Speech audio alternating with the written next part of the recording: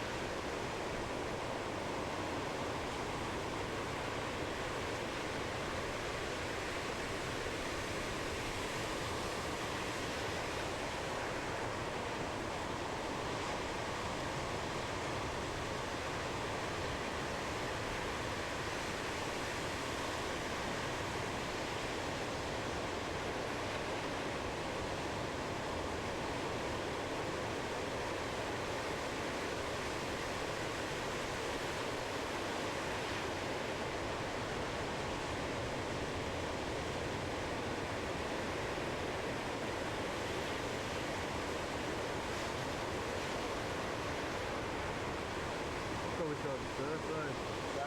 Looks like a fucking surf.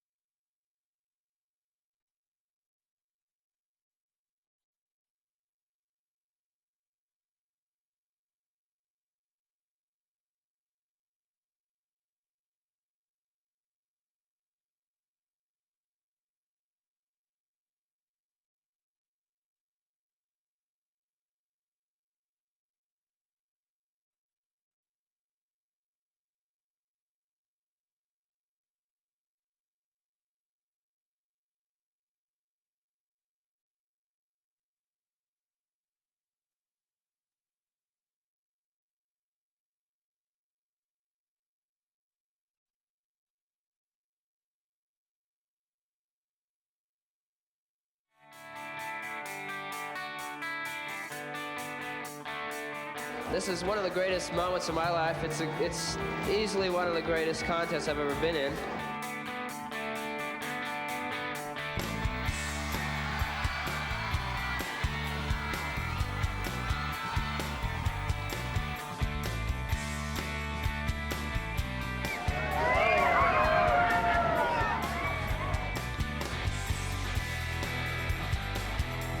BHP Steel International goes to Damien Hardman.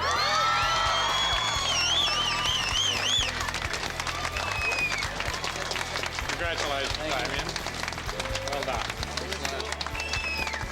Good.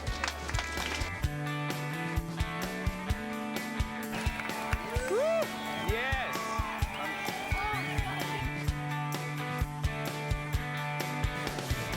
I'm just the happiest person in the world at this stage.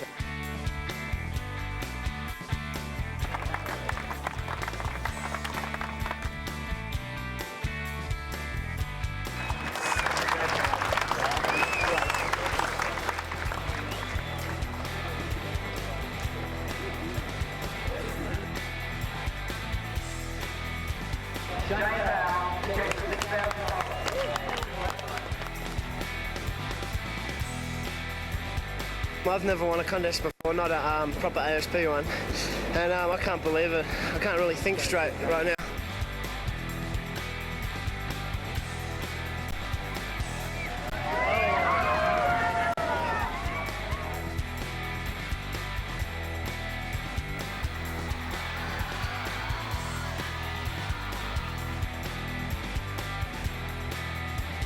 A staggering 12 years ago, this man won Surfest, and he's done it again in 1998. Mark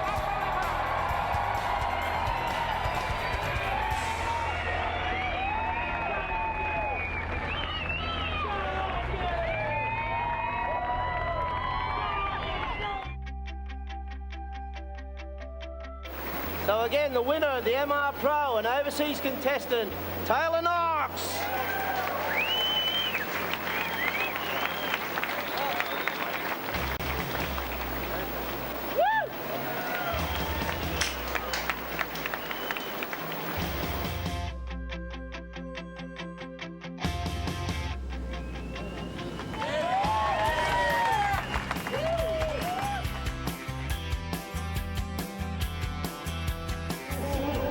And that means that the man in black from Port Macquarie, the goodly footer, Mick Campbell.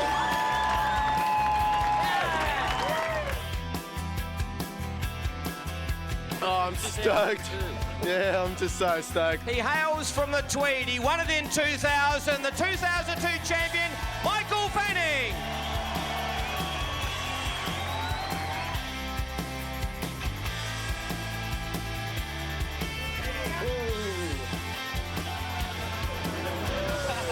And gets a bit of a champagne shower.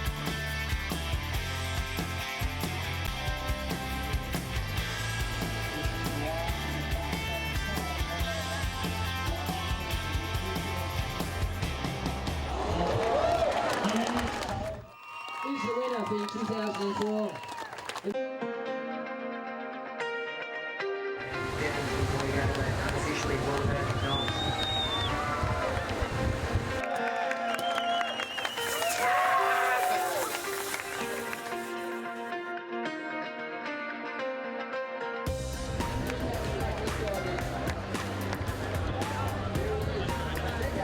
The general manager of Vodafone for New South Wales. Hold it nice and high like a true champion.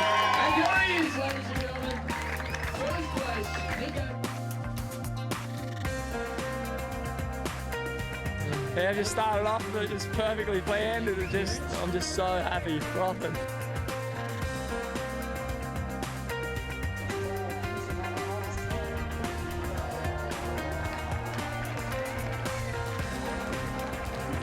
That's the best feelings, you know, like awesome to me, like first time coming to Newcastle, and now we're in the first event, so yeah, definitely we'll come back next year.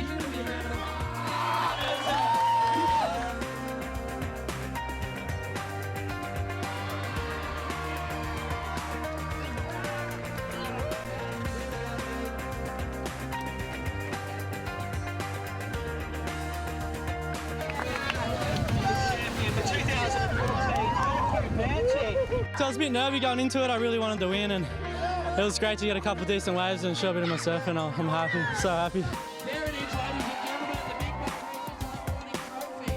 That is going on this one.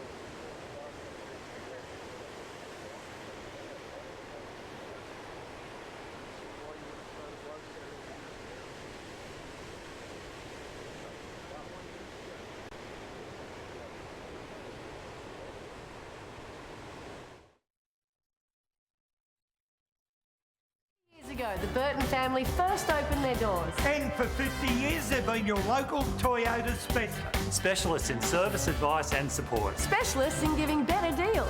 Specialists across the entire Toyota range. They're multi-award winners. And 3 times Australian Toyota Dealer of the Year. But most of all, they're specialists in looking after their customers. For the complete Toyota experience. Talk to the trusted Toyota specialist, the Burton family. Maitland and Port Stevens. We're running all the time, we're running all the time. We're running all the time, we're running all the time. More and more people are discovering the ease of Newcastle Airport. It's an effortless drive, easy parking, and before you know it, you're checking in. Start your trip with a smile. Newcastle Airport, now offering more services and flights every day. Newcastle Airport, connecting people, connecting places.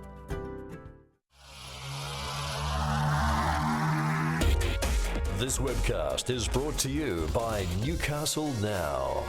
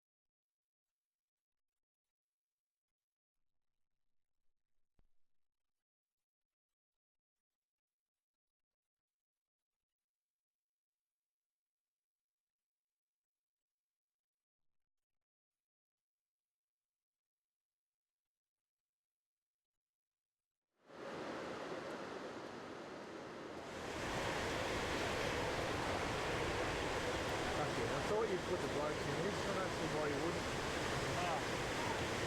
Well, they've done that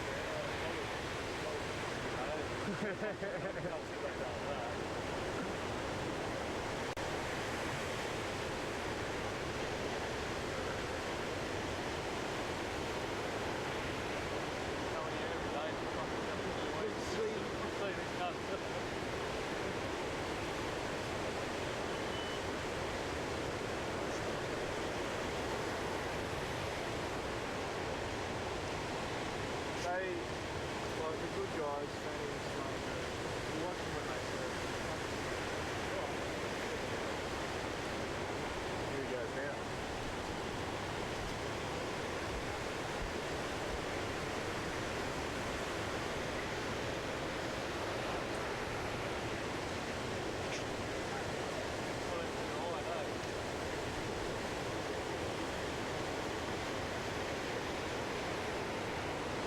I think he's just having a muck around.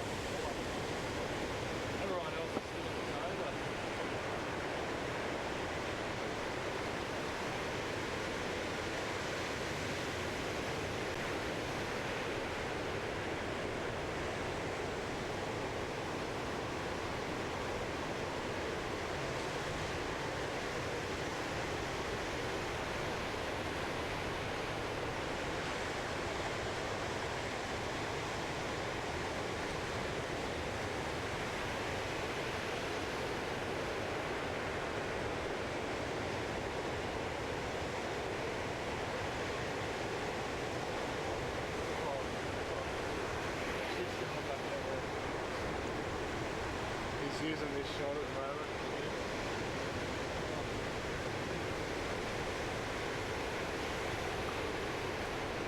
Or is she still trying to get out? No, she's caught one in.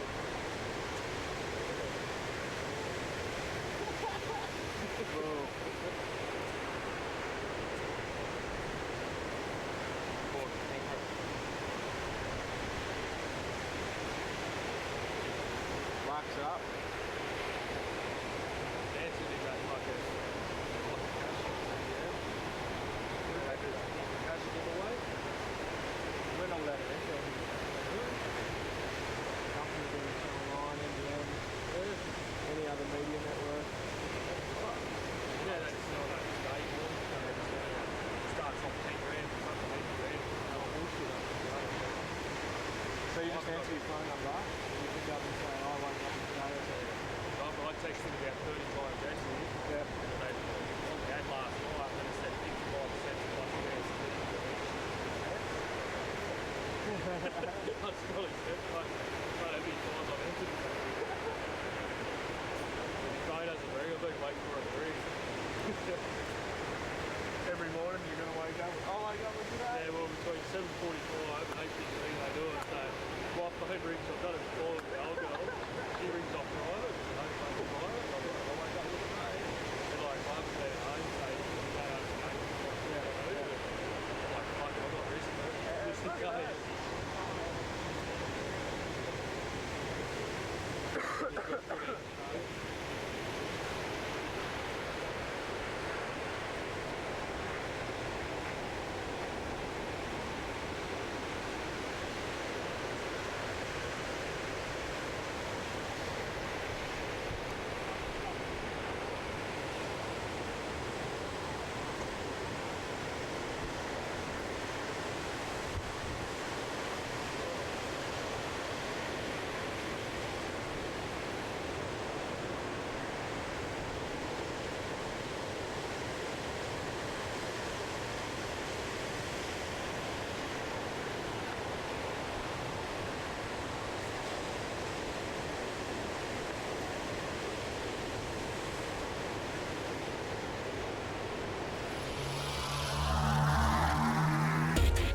This webcast is brought to you by Newcastle Now. 50 years ago, the Burton family first opened their doors. And for 50 years, they've been your local Toyota specialist. Specialists in service, advice and support. Specialists in giving better deals. Specialists across the entire Toyota range. They're multi-award winners. And 3 times Australian Toyota Dealer of the Year. But most of all, they're specialists in looking after their customers. For the complete Toyota experience. Talk to the trusted Toyota specialist, the Burton family. Maitland and Port Stevens.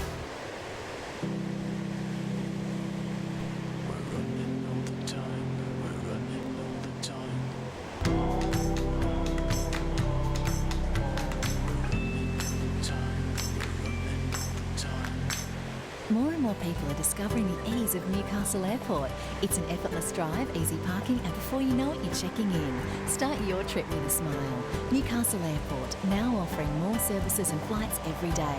Newcastle Airport, connecting people, connecting places.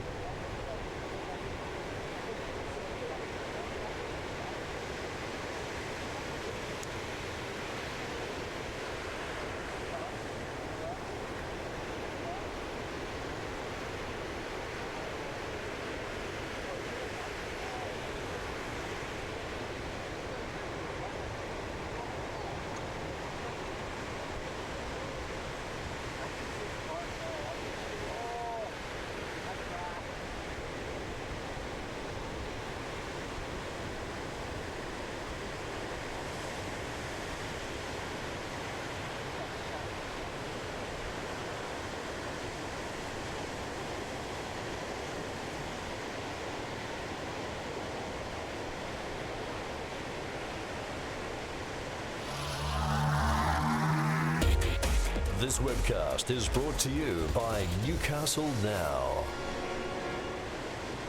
50 years ago, the Burton family first opened their doors. And for 50 years, they've been your local Toyota specialist. Specialists in service, advice and support. Specialists in giving better deals. Specialists across the entire Toyota range. They're multi-award winners. And 3 times Australian Toyota Dealer of the Year. But most of all, they're specialists in looking after their customers. For the complete Toyota experience. Talk to the trusted Toyota specialist, the Burton family. Maitland and Port Stevens.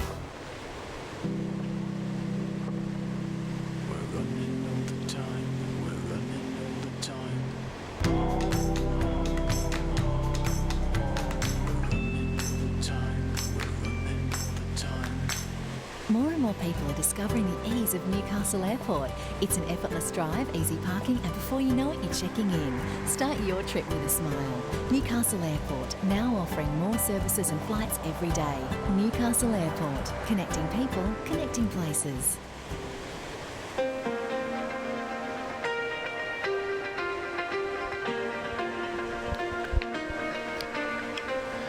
Well, welcome back here to Surfest, folks. It is the Burton Automotive Pro, and you can see that it is a misty little scene down here in Newcastle today as we welcome you back to the webcast here at the 30th anniversary of Surfest. Welcome back also to Matthew Hoy. How are you, matey? How are ya? Yeah, that's Whoa. Hey, never show Matthew Hoy with his glasses on. Unless he's going for an interview, because then you'll be worth an extra $5,000, because clearly people that wear glasses are worth more money because they read more. Really? That's what I always thought. Can't read. Semi-illiterate. I love it. But I tell you what, he has got he's a special brand of I'm telling it how it is commentary, and that's why we love this guy, Matty Hoy, who does one of the best hacks in the business. So welcome along to all those people watching on the Oceanic Surf Channel in Hawaii as well. I guess you guys are cracking up at the accents and stuff, so we'll try and slow things down. Oh, bitch. Speed him up. Now speed it up and let him go. We have just kicked off the first heat of the day, and it's going to be a cracker, folks. Have a look at this for a heat.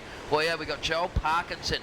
Porco is in the red singlet. Dave Silva from Brazil is in the white. Kalani David is in the orange, and Wade Carmichael, young bloke from the Sunny Coast, is wearing the black singlet. It's going to be a cracker. This is a heat too. All international event too. Here he is, Kalani David. First waves. He's been. I told you the other day. His dad told me he hasn't skated for months. Went to the bowl in Manly, got 6th in the bowl. Went nuts down there. Then hasn't surfed since then, and now he's surfing again. He's surfer extraordinaire. He is an incredible talent. I wouldn't be surprised to see that young guy qualify in the next couple of years. Well, that's his plan. He wants to. He's more into the. He wants to qualify. He said he's supposed to skate the Bolorama in Bondi this weekend. But he said this takes precedence. Okay, well, that's good.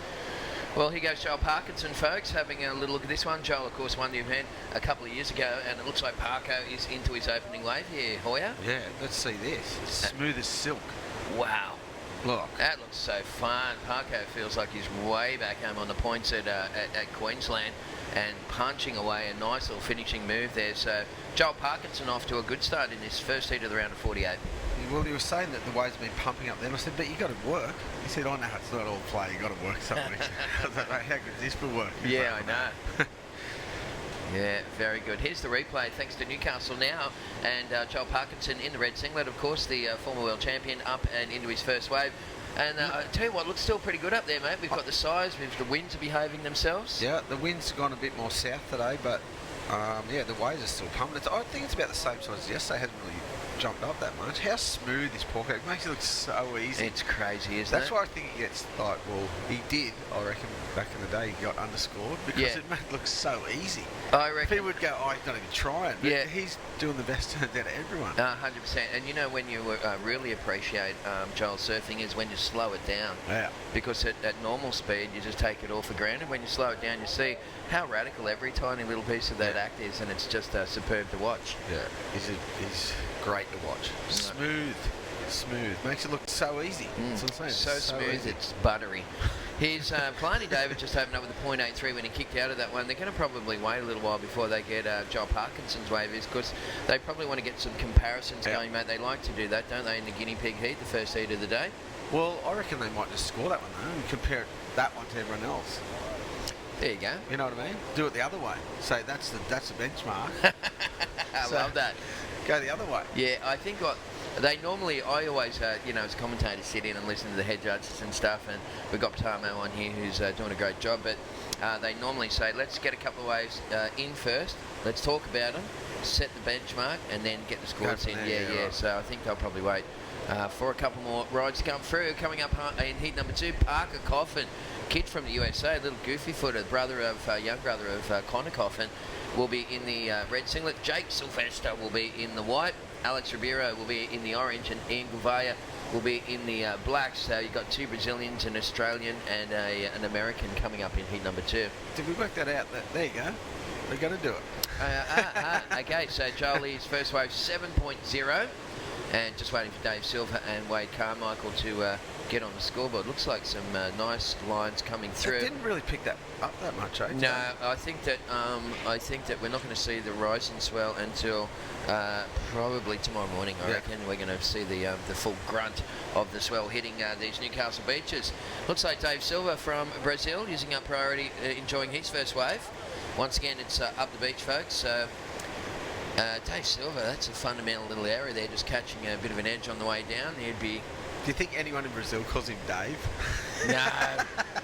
It's the best. It's spelled G-E-I-V-I-D, so it's Divad. Divad? Yeah, David.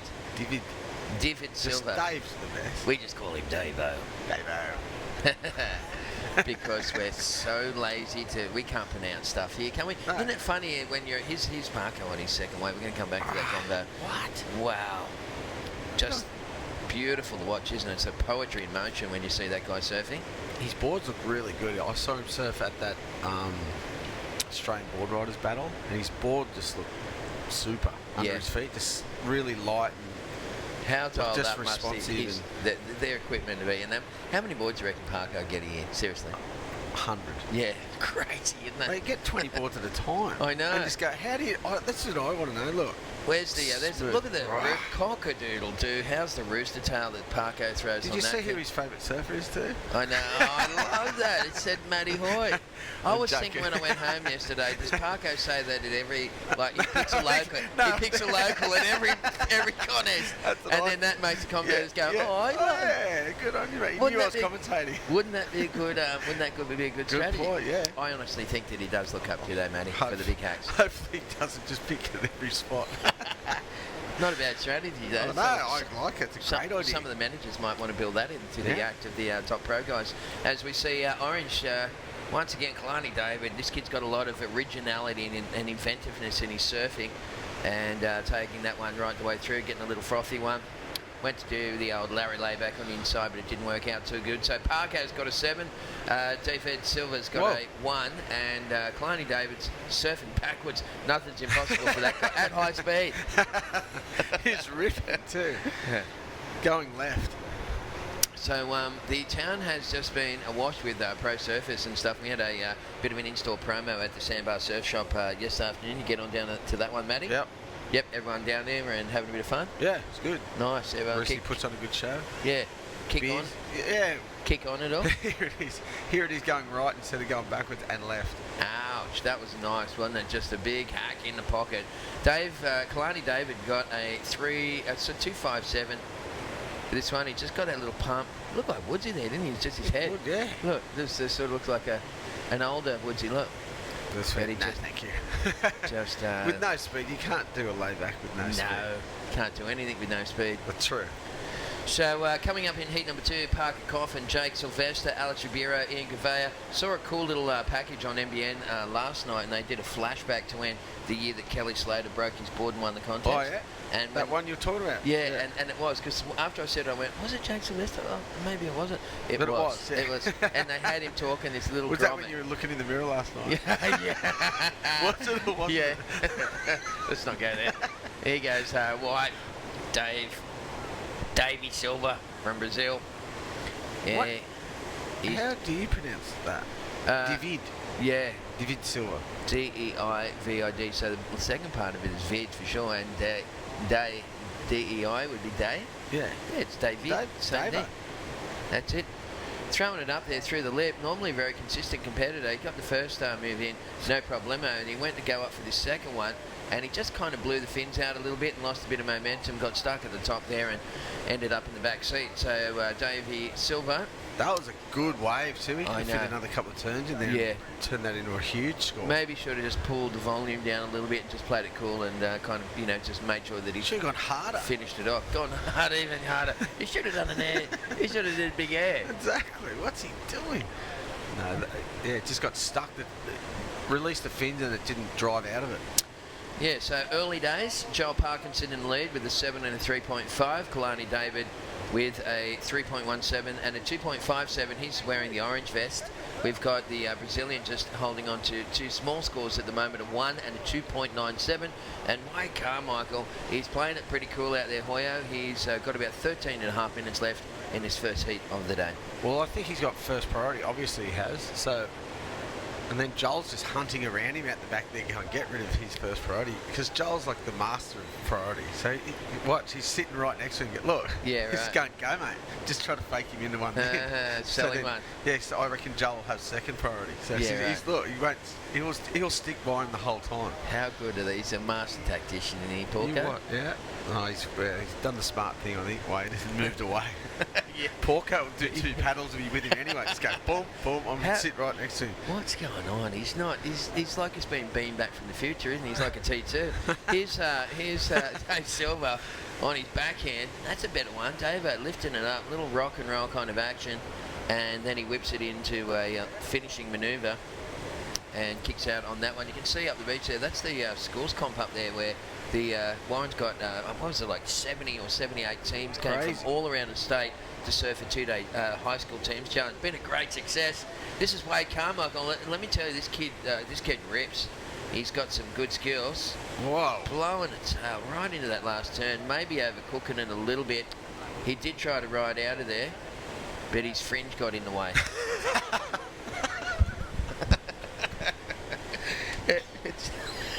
Yeah, are you right, Matty? You're supposed to hold the cough button down, mate, when you do that. Sorry. Here's the take us through the replay, mate. You'll be able to see there. Trying to. Yeah, he gets up, and good first turn. The wave looks good. They're going left again today. I think the swell's straightened up a bit today. It's not as north as what it has been. Yeah. So the left's a little steeper. There it is. Yeah. Great. He just over-rotated a little bit, and look, you'll just see here when he goes to get back up. It looks like here it is here. Yeah, it looks like a film clip from like Flock of Seagulls or something. Look at that, just there. That's an 80s look, isn't it? Isn't it? That's awesome. That's hair fun. So we'll get that score in the system. We'll give you the update, folks. We are coming down to about 12 minutes left on the clock with Matthew Hoy, Tessa McKenna taking you through the first couple of heats of the day, as we quite often do. And coming up later on, we've got Luke Kennedy and Ben Mundy, of course, with their journalistic experience working for the Surfing magazine. Jesse Adam, local legend. Jesse Adam, and of course the gorgeous Paige Haggerston will be doing the interviews on the stage, hopefully, because it's got a bit of rain here in Newcastle today. Just a little bit, but what it's done is it's left the playing field very smooth and clean. Hey, I did an interview with David Collins from KO at FM yesterday in the Arvo. I've been doing them daily updates at 4:40 every Arvo, and he brought up an interesting point. He said, does it worry the competitors about the Sharks? And I said, well, look, some of the young kids... What was that? Yeah, we're not allowed to say the yes word. I said, mate, but the reality of it is that we have the most dangerous and dynamic playing field in the world of sport, don't we? Yeah. And then I think I said something like, yeah. So we know that when we're going in there, so that's cool. And I said, but you know, it sometimes you forget that. You know, because obviously the football and a bear run out and grab the fullback, right? You'd think it was pretty strange. But we don't think about that here if the old man in the grey suit comes. So the quick answer to that is no. We don't think about it because we know that's the environment that we play in. And, it's like being struck by lightning or something. And so at the moment, what do we got? About 10 minutes left on the clock. Joel Parkinson is... Did you like the way I just got out of that? Just farted. Yeah, sweet. Get back to what we... David Silver's in second spot. Kalani David's in third. Wade Carmichael is in fourth. And here goes Parko on this one. Hoyo. Mate, watch this. Just effortless. Effortless. Listless. I wish I could say that word. Oh my goodness. Just stop it. I know. Stop showing off in Newcastle, Joe. No, I love it. I love it. He, you know what? He enjoys it so much in Newey. He said, I'm not going to Manly, I'm going to Newey. Of course he is. He goes, Mick Fanny, you go to Manly, mate. Yeah. You like signing autographs. Go on down there, Mick. You're a nice bloke. I'm going to Newcastle. Yeah. I'm going to have a couple of beers with Yeah. Boyo. Here he goes. This is the replay. Watch this front side wrap. Oh, goodness, that's just beautiful, isn't it? And straight into that. I love that. Straight into that. Full figure 8 arc, wasn't it? And then that last one. Oh, wow. Yeah. That is just, look at the landing and that. That is just incredible. They're going to look at that in 1,000 years and come back at it and go, that guy was like the cat, you know. He was the man of the moment, wasn't he? With this, as far as style goes, just smooth and makes it look so easy. That's what sucks. He's got a very distinctive It's hard style. to do. Yeah. Here goes the replay for Dave Silva from Brazil. Also, Dave surfing a little further up the beach there and getting himself some nice big Good walls. looking wave here for that. Good turns to start it, and then I think he's sitting on the right of the bank, like on the shore there. Wow, Dave Silva was he just wore the lip around the head like some kind of bizarre fashion accessory. That was. We'll see what the judges thought about that one. He's sitting in second place at the moment. So Kalani David's had a very quiet heat, and watch this kid go. Wade Carmichael from Australia, go off the back. In and out. Yep. So not much going on in that one. Just going to take a sip of your coffee. Well, you talk get like, it in you, mate. It's good for you. What did you say yesterday about yawning? A yawn is a silent scream for a coffee. It's good, isn't it? I liked it. Yeah. Never heard it before, ever. No, I read it on Facebook. Didn't make it up. Don't make anything up. All I do is... the story? What was the other story? That was hilarious. Fair income story. Oh, the fair income story. Oh, no. Did anyone speak to you? No, heaps of people got fair income. Yeah, we heard it. Yeah, that's gold, isn't it? Oh, Tezza told the story and then went, I just made all that up. Yeah, no. That was... I was just saying, oh, really? Yeah, no. I just wanted there to be like some substance in the actual origin of the phrase fair income, so I made up my own story about it. I loved it. It did sound good, didn't it? It sounded amazing. I know. I believed every minute I of wish it. it was true. Until you went, I just made that up. I went, what? You had me hook, line and sinker. That's good. I'm like an encyclopedia of like useless information. But anyway, that's the best. Somehow they're putting up with us. Oh no, it's unreal, isn't it? They're calling us the 18. We might get cut in today. Well, Joel Parkinson is in the lead. He's once again sitting 6.77 for that last wave. Matty, so he's sitting pretty sweet. Parker with a 7 and a 6.77. Dave Silva still hanging on to second position, but only just because Kalani David needs only 3.35. This is the Brazilian goofy foot. Whoa, oh, wow. Great first time. If he finishes this one off, get out of here. That's going to be the best wave of the day so far. Is he going to put the finishing touches on it? He did. And that is just champagne surfing, isn't it, Matt Hoy? It is. That was only the 10th wave of the day, so hopefully it's the best. It's the best wave I've seen all day. It's the best wave of the day so far. That's a 9. He surfed that wave perfectly. Yeah, I can. Great looking wave too. Wow. Watch this. Yeah, watch the first turn, and you watch the spray that comes off this first turn, ladies and gentlemen. He's just done a triple pump. Watch this. Oh, it looked like he popped the cork, didn't he? You know what happened then too? The backwash looked like it hit it right at the perfect time. Perfect timing, and then he climbed it up and just glided over that section. You know what? That's smooth as silk as well. He's making it look as easy as porco. And then finishes with this. And then just threw it up on the suds there. Man, that is... Yeah, give him a little one of those little golf claps. Yeah. That was awesome stuff from Dave Silva. Good looking wave. The waves are pumping again. That's the best wave of the heat so far. Hands best wave of the day. Yeah. Well, here's the instant reply from Joel Parkinson. Still in the first heat of the day. Ooh. Parker almost found himself a little cheeky tube ride on the inside. That's what I thought he was going to do. So these other boys... Also, Kalani David in the orange singlet. Kalani David, take us. This is really? Look at this. Wow, I love that. I love that little move. He's going to do a big air. Watch this. Get out. Oh my goodness, no.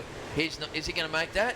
He hit the end zone on the way down, and he's gone down a gurgler. Wow, that was a heavy section to do that. Yeah, but he's going to snap his board on that. He's going to snap his leg. His board's in one part. So that's a good start. Wow, that was huge. Punting into that's the good thing about Kalani David. He's back at the back. He's no worries. He's back in the saddle. He's ready. a skater. He falls way harder than that. He falls onto concrete. Yeah. He gets goes, I'm sweet. Do you reckon when he falls off in the water that he gets slide on his knees when he's like that? Probably. It wouldn't surprise me. They know how to fall. They do. Hey, those guys. I respect those guys so much. And they just get up. See him slam that hard, just get up and go, I'm sweet. Yeah. You can't show pain. I'm very impressed with how there's a hierarchy at the skate park. Yeah. Like you've got the little kids with they got all the guards on and that ankle guards. They've got the elbow and knee guards and all that. And then you've got the cool cats that just come along with no shirt on and a pair of jeans. Yeah. And they're the ones that carve. Here goes, speaking of carving, Wade Carmichael. That is nice stuff. He needed that. That's last wave of Davo Silva from Brazil in the white. He's 8.33 for that one. We knew always knew it was going to be the best. Yeah. Best wave of the heat, yeah. They can't... He ripped that wave. It was a perfect wave. And he timed it so perfectly, the whole wave. That's right. Let's have a look at this one here for Wade Carmichael. Good strong bottom top turn combo. Sets it up. And this is where he commits here. Throws it up into the lip, hits that one just perfectly timed, laid back a little into it as well, and then got that cool hand drive as he rides down and out of it, and a very nice exit. So we are down to about just under 3 minutes remaining in this first heat of the day. It's Joel Parkinson is holding on to a slender lead now over David Silva from Brazil. The Brazilian needing a 5.44 to take the lead. Kalani David, his last wave score, not enough. He needs an 8.7, and we're just waiting for scores for Wade Carmichael to come on through, and we'll be able to give you a bit of an update on that one. Wade needed that wave. He just had a 2.9 and a 0.57, so he needed to get that one under his belt. That's going to be a good score, though. 2 big turns.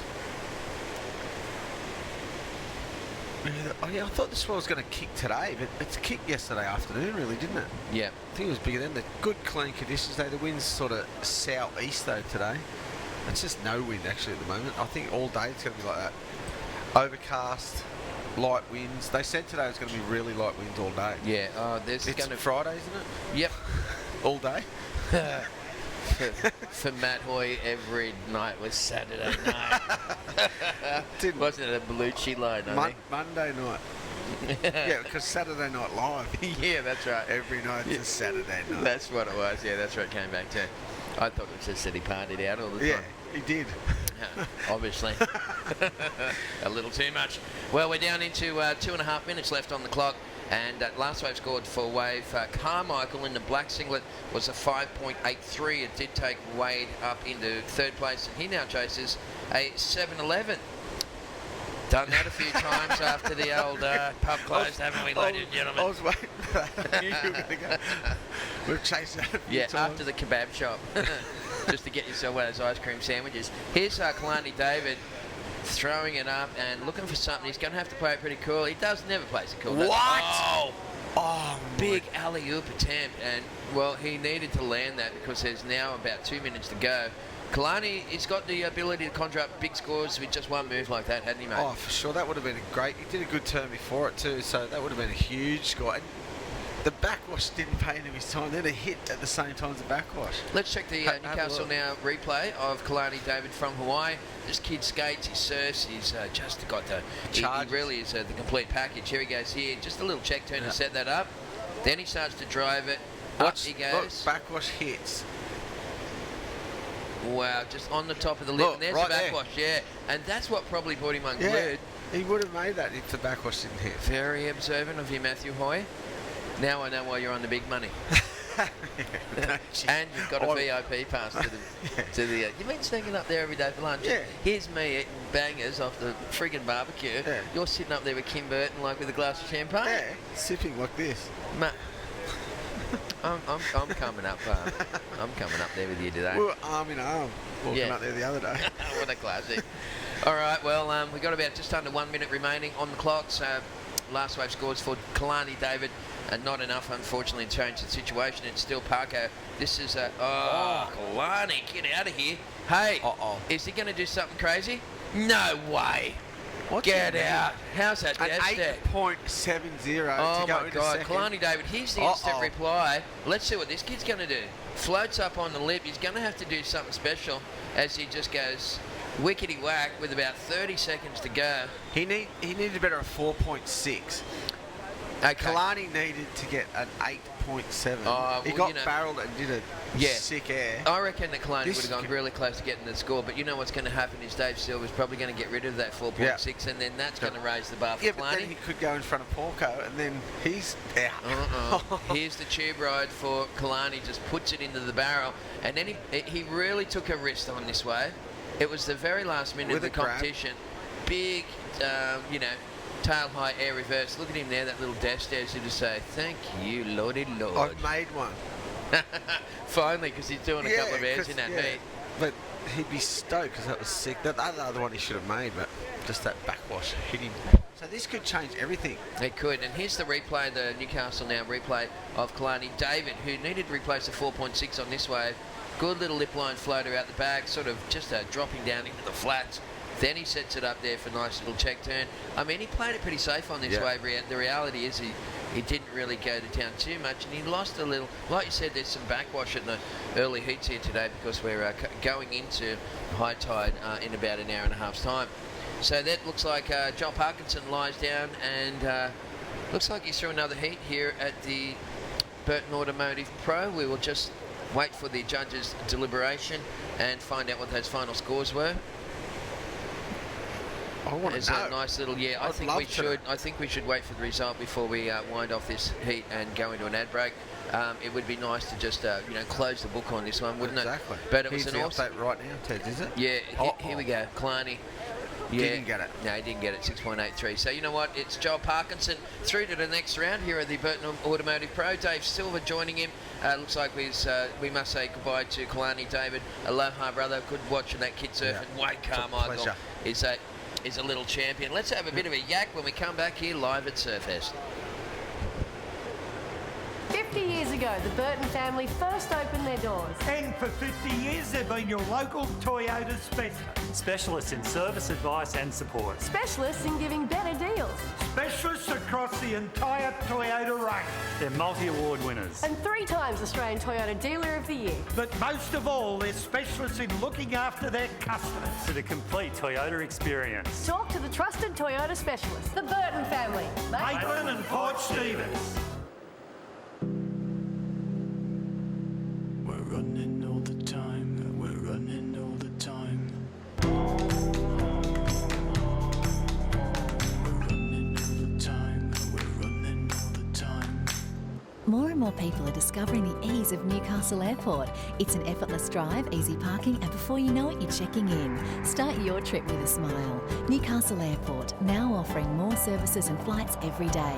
Newcastle Airport, connecting people, connecting places.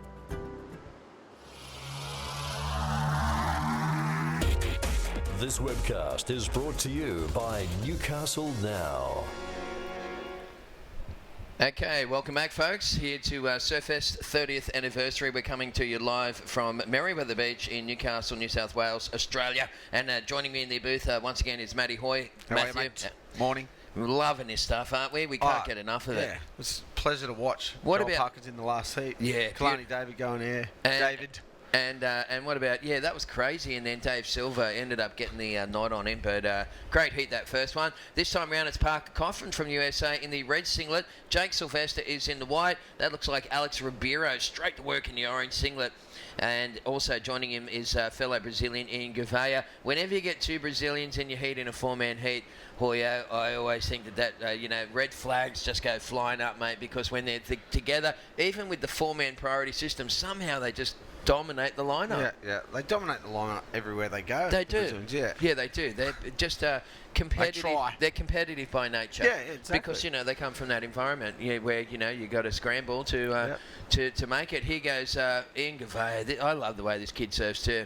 Did we work out if it's Fabio's son? I think it is. Yeah, is it? I'm pretty sure. Sick. That's How the best about ever? He'd be stoked. Yeah.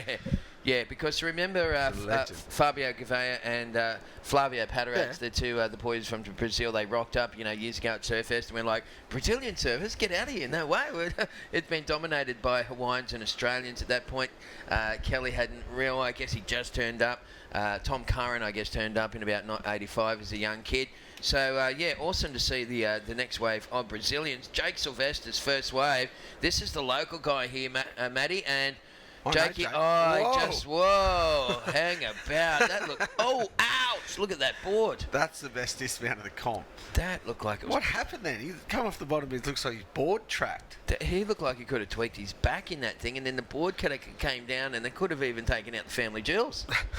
Looked friggin' dangerous. It was dangerous. Went backwards too, that's the worst thing you can do. Yeah. Jake Sylvester taking a wipeout.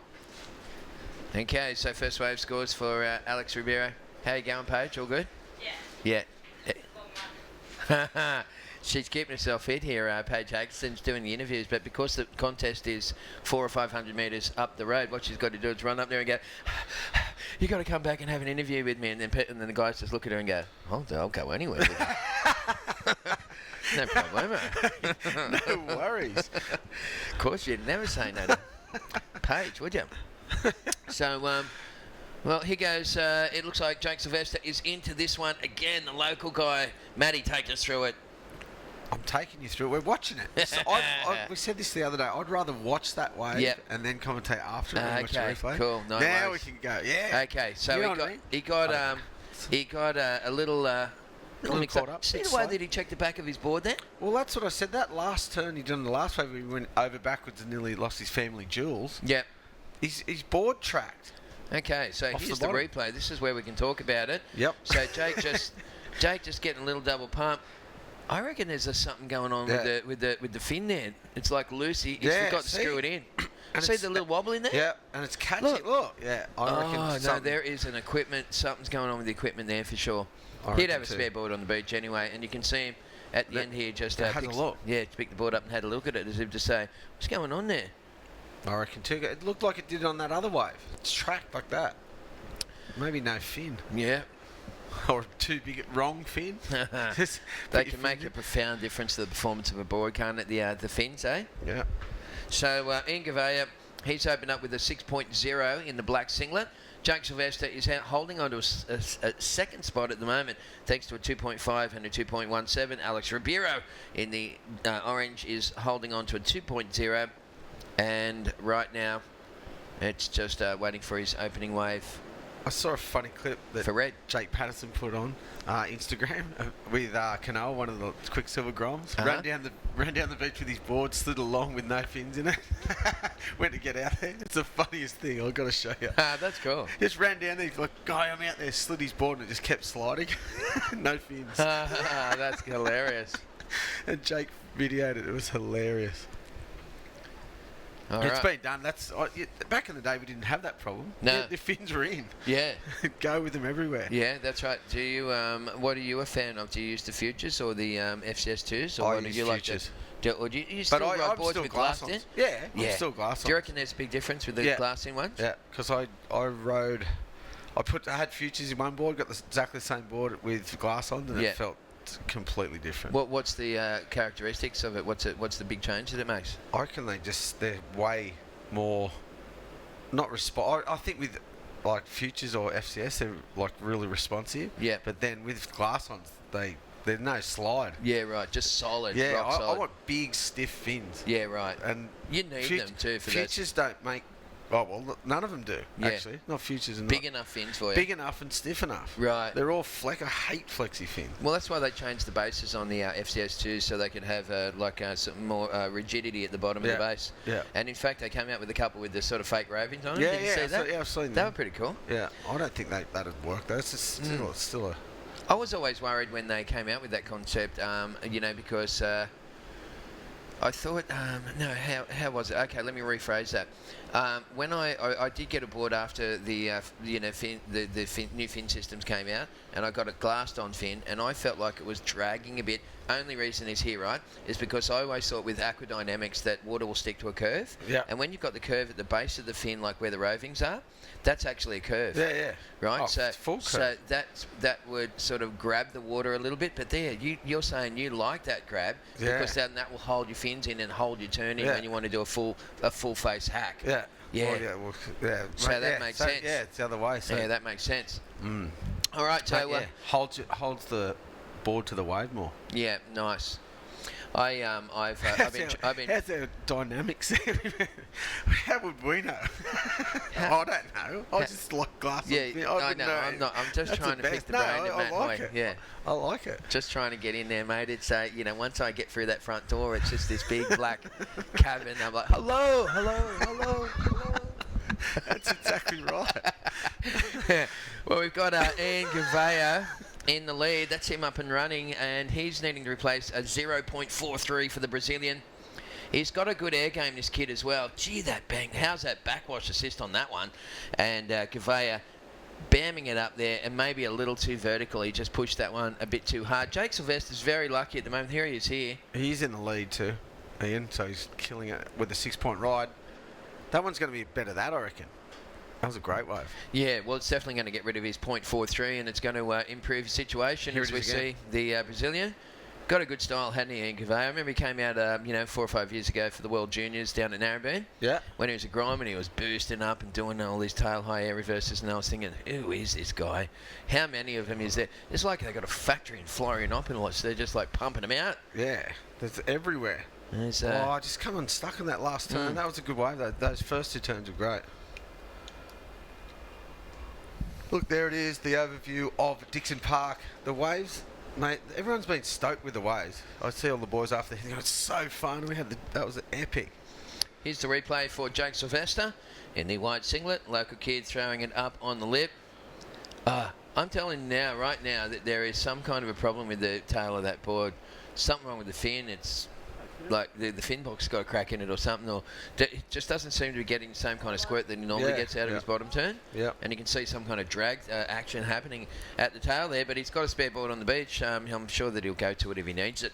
So Ian Gouveia's last wave score is still yet to come through, folks. You're watching heat number 2 of the day here at the Burton Automotive Pro.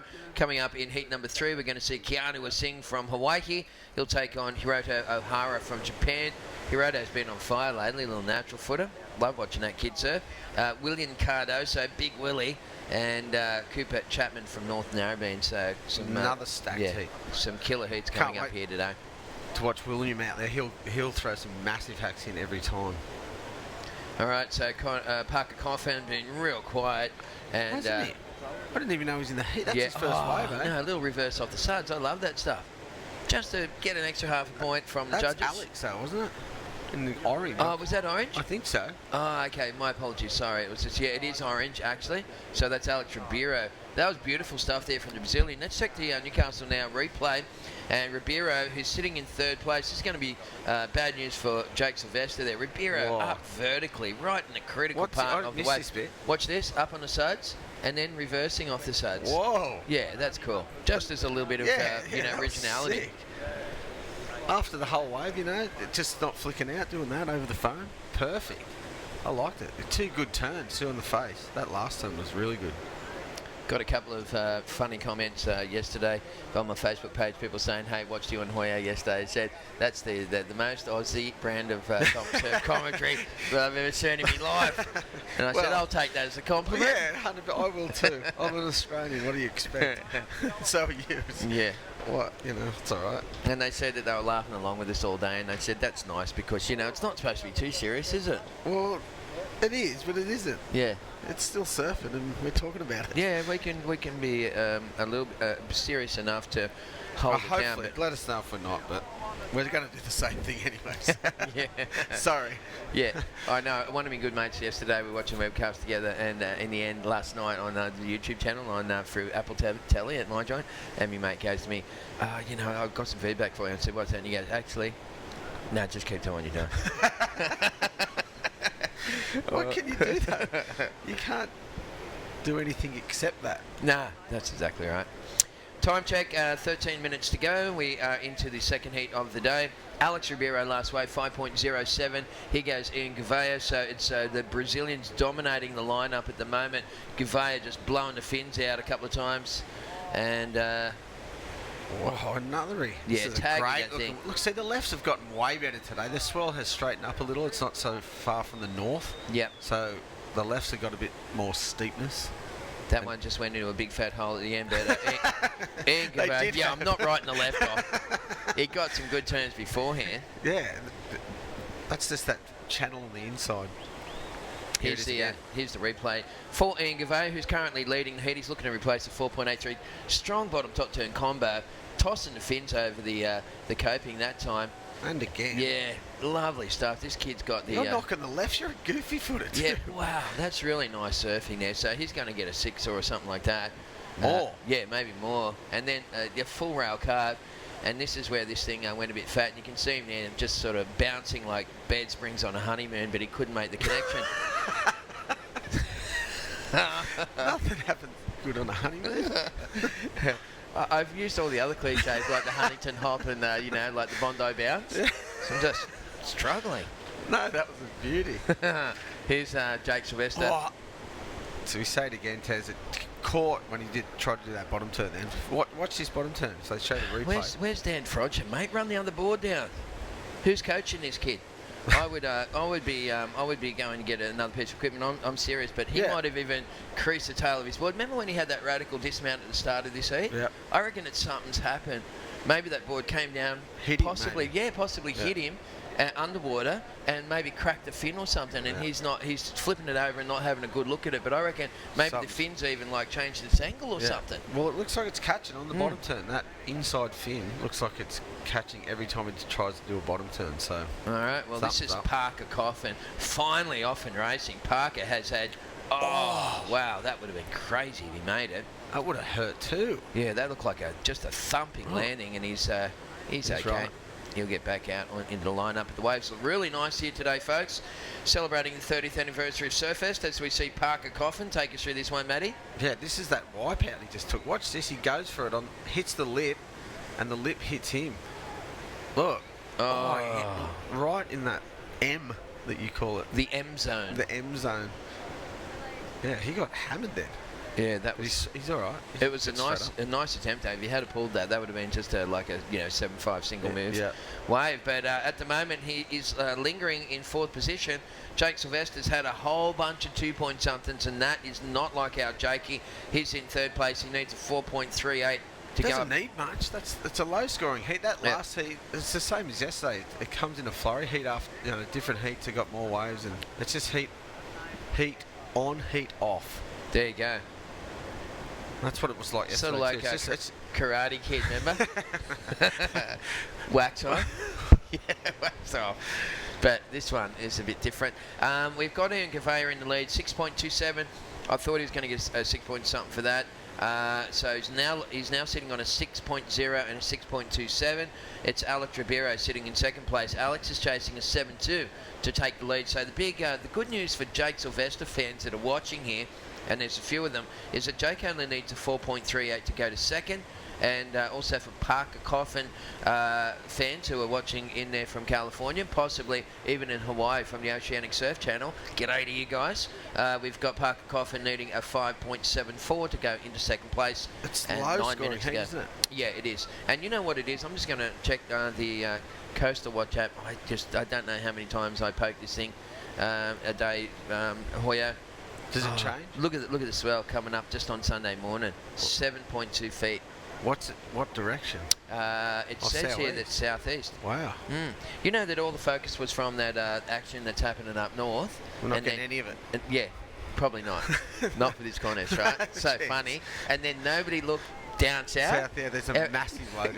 Massive. Yeah, and so that's where the big stuff's going to come from, the south, not from the north. Yeah, that's perfect. We'll probably get some north later on in the week, but yeah, it looks that's what we want from Merewether. It could be pumping. There's so much sand. So let's check the wind. So wind is going to be south-southeast, and the it's perfect. direction is southeast. Merewether's going to be firing on Sunday. 8 foot, my God. third reef. That's That'd going to be cool. epic. That's what it needs, you know. It Bring does. it back out the front here, and then there's heaps of sand, so it'll be really good. As long as it's got a bit of south in it as well, so it's the bank right. Well, why we came here in the first place was, of course, folks, we used to be set up at Newcastle Main Beach for many years, and it was a fantastic venue. But one day we had this massive swell, it was about 8 to 10 feet. Smithy said, we're going to go around to Merewether. I said, oh, let's do it. And we packed up all the stuff. We came here. 10,000 people came and watched that day, and Nico Paderat's got this big shack out the back, and Smithy came to me and he nudged me in the ribs and he goes, I'm just going to stay here forever. So I'm not going anywhere. And it should have been like that from the start. Yep. And I said, fair enough, you know, it is the home of the king, the 4 times world champion Mark Richards. The event's named after him. That's why they keep coming back. Here goes Ian Gavea, just a short little throwaway wave for Ian. That'd be sick though. 30th anniversary, and out at Merewether, the 8-foot Merewether. No way. Third reef, and that'd be just top it off. That'd be classic, wouldn't it? Hopefully. It looks like it's going to happen, so hopefully. That'd be so cool. I wonder if MR still got that silver victory wetsuit, or we can maybe squeeze into that and get him out there for a couple of hacks. Storm Riders days. Here goes Jakey. He needs something. He needs something special. And Hoyo, you tell me. Nah, I'm not saying it again. Nah. We know. Yeah, we know that there's a malfunction in the tail of that board there. I have no doubt about that. It looks like it's a different board. Do you reckon he's got a new one? I don't think it was... No, not in the heat, but from what he was riding the other day. Ah, there you go. Maybe... Because the other days it wasn't doing that, was it? It was just flowing, it was ripping. This is the replay, and he only needs a 4.38. It's just a... No, it's not... It can't be. Yeah. I don't know. But he did well, but it looks like the board's got something tweaked out with it when it comes off the bottom. Yep. Not driving like Have you ever surfed a heat, and then during the heat you've been thinking, my board's going really weird, and then turn your board over and like a fin's missing or something? No, I always check to be for it. Like just in case. When it happens in the water. Yeah, right. No, I was never one to come in. Right, and swap boards. a board? No. Just deal with it. No, I don't. I just hate swapping boards. Just get out of the water quickly. I hate swapping boards to begin with. I got a quad and I've got a tri-fin. If I jump on my quad, I seem to go pretty good straight away. As soon as I get back on tri-fin, feels like the back fin feels like a 16-footer, like it's just dragging and then going slow. And so it takes me about, I reckon, half a dozen serves to get back into thruster mode. For sure. So I don't like swapping them much unless I just ride the same thing. Yeah, that's right. Yeah, for sure. It's hard. That's what I mean. People get 20 boards these days. How do they know the difference? Yeah. I would not have a clue. No, that's right. If they're all exactly the same, and I'd just go, that one goes better. Wouldn't be able to tell you why. Just, this one goes, this one doesn't. Well, last wave scores for Jake Sylvester, 4.07. He now needs 3.01 to go into second, but Alex Ribeiro has had a super quiet heat, folks, and he's only hanging on to a 2 and a 5.07. Ben Mundy just dropping the tax in the commentary booth. Pommy Shower just changed all his kit. He what been a out classic, all night, eh? Haven't you? Look at him, the cheeky little bugger. Oh, there he goes. He's still in his shadow boxing routine again. Psyching up. He looked like, remember Laurie from Balmain, that supporter that used to do that? Yeah, I used to love those little ones that used to do on the sideline. Remember those ones? Just every time, Flash to him every time. Yeah, that was so good. God love him. Rest in peace, mate. He was a classic, wasn't he? So that was a bit of a wave there for Ribeiro. We're getting down to the closing stages of this one. Alex needed to replace a 2.0. Tell me if he's done it, Matt. I don't think he did. Yeah, he did. I think if he makes it, I think he fell though. No, he didn't. Eat your hat. He definitely better than 2 points. Okay, of course he did. Now what's going to happen? See, Jake was in third, and he's going to. That's his best wave. Yeah, he got a 5.07, so. That's a 6.5 or 7, isn't it? Yeah, for that you'd think so. So Jake Sylvester there. Prior to that wave of Ribeiro needing a 3.01, but Alex Ribeiro, he just busted that air reverse there. He makes it look so easy. And Ian Gavea is currently in the lead. Parker Coffin Parker's down in fourth. He only needed a 4.35 before that wave for Ribeiro. It all hinges on Alex's what they're going to score that single major move for Ribeiro in the orange. And that will determine the outcome and the score required for Jake Sylvester in the white from Australia and Parker Coffin from the USA in the red singlet. So that's what's so heavy these days. You can be killing it in the heat, and think, you know, you're surfing waves and then a person could just do an air like that. Yeah, and it's over. I know, it's crazy. It's good how they can award the big scores for single major manoeuvres. And here goes Ian Gavea, and Ian. Oh, how did he pull that back? That is just stupid. That's how. Yeah. They pull that sort of stuff. Incredible surfing, wasn't it? He actually went over the back of the wave and he got his foot on the deck of the board and kind of pulled it towards him to make the board come back down on the wave. Let's see if we can get a replay on that, because that was so radical. And Ian Gavea is just looking to replace at the moment a 6.0 on his second best wave. Let's have a look at this one, Matty. Thanks to Newcastle now. It's a skate move, is it? You know when you throw your board away, what are they called? Look at that one. You watch this, it almost goes over the back. You watch how he drags his foot to drag it back.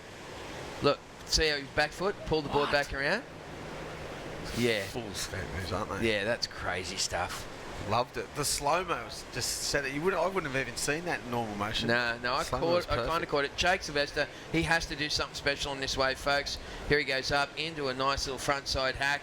He's had a bit of a slow heat here, Jakey, on his standards. He's been ripping his way through the previous rounds. Gets on the front foot, and maybe the body language there suggesting a little bit of frustration for Jake Sylvester, the local bloke. Still really wobbly. What time's high today?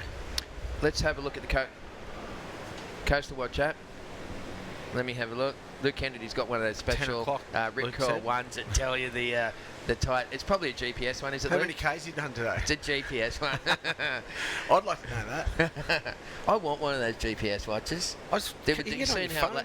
Yeah, well, it links to your phone, it shows where you paddled and all that sort of stuff. Luke's got one, just borrow his. Maybe if I say the word rip curl enough, then Flan's probably listening. He might post me one. Payola, alive and living here in Surfest. So high tide is at 10:15. It's a 2 metre high tide at 10:15. Perfect. Last wave scores for Jake Sylvester coming through. They're not going to be enough. We had Ian Gavea just hacking on that last manoeuvre but falling off. Unfortunately, it looks like it's going to be the boys from Brazil. We said this at the start of the heat, Hoyo, when you get two Brazilian guys in your heat, just red flags go up all over the shop. It's, you know, even when you get two Brazilian guys in the lineup at Ulu, it sends red flags up. It's hard to get waves, isn't it? Often. It's so good. They're so quick and paddle around. Here goes, that's a little wave there for Alex Ribeiro.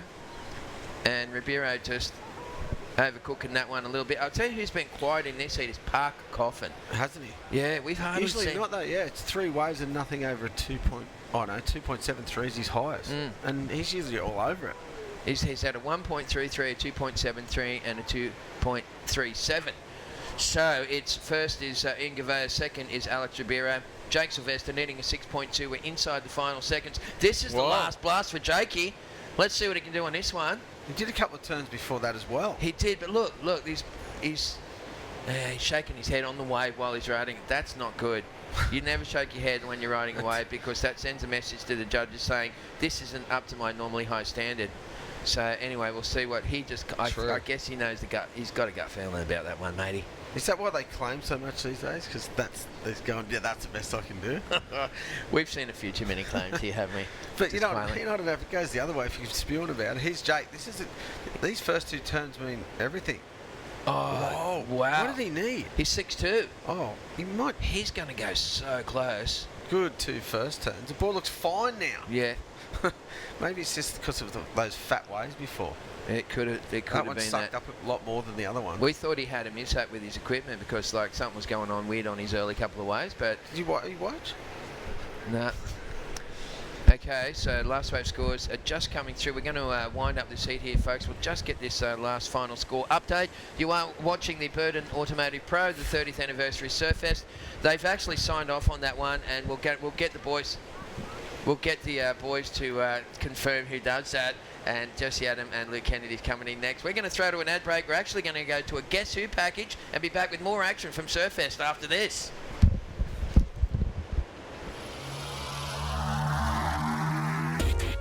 This webcast is brought to you by Newcastle Now.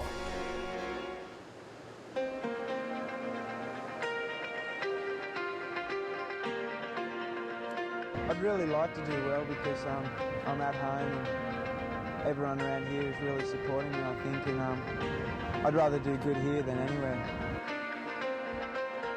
The top 16 women are surfing really good, you know, at least that many. And there are a couple who have bad luck who don't get through that also surf good. But the main event's going to be pretty good, yeah.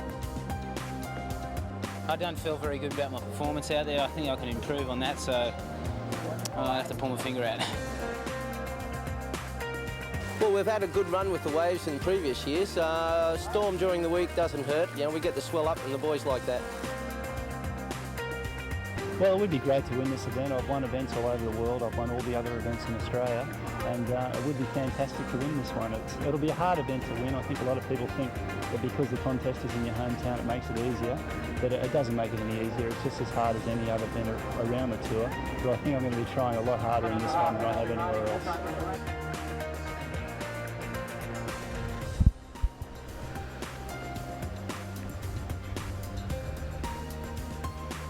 Well, there we go. A little look into the history of this, well, seemingly ancient event now, 30 years into this massive surfing festival that is Surfest. My name's Jesse Adam. Next to me, Luke Kennedy, and we are here to take over from those crazy guys that just took you through those last couple of heats. Hi. It's a slightly different morning this morning down here at Merewether. It's a little bit colder. We've got the jackets out. There's a little bit of rain and there's a little bit of weather, and that is bringing in some much-needed swell for these last couple of days, and we're pretty excited to see this round number 3 of this QS6000 event, the Burton Automotive Pro. Yeah, a little bit of history in this heat also, Jesse. We've got William Cardoso, who's a former winner of the event, Big Bill, and also Keanu Singh from Hawaii. He's a graduate to the WSL Tour this year, so an exciting prospect for the Hawaiians. Hiroto Ohara from Japan, and Cooper Chapman from Australia. Yep, it's another very hotly contested heat coming our way, that's for sure. And as you said, William, a past winner of the event, and he'll be looking to emulate that result here in 2015 as we see that surfer in particular up and riding, William Cardoso. And there's that big, strong, powerful stuff we're used to seeing from Big Bill, as you say. Yeah, he's got to be in definitely the 90 kg plus range, maybe even up around 100. But I think all the big guys out there who surf love having someone to cheer for. Yeah, that's for sure. He's got to be up there, one of the biggest, not in terms of he's a fit, bigger bloke, but he's got to be one of the heavier surfers on tour, you'd have to say. That's right, and he definitely fits into that power surfing category as he demonstrates on this opening wave. Blasts so much spray with that first turn. Wraps it back into the pocket. Looks for the inside connection, hits the backwash. And the wave runs out of steam, but Big Bill finishes strongly. Yep, manages to get one more manoeuvre there on the inside. That's the camera angle looking from down at Merewether Beach up towards the contest bank at Dixon Park. So we are up at the Dixon Park area again today. It's about 4 days running. Most of the event really has been up here on this bank. And well, it likes those north swells, Jesse.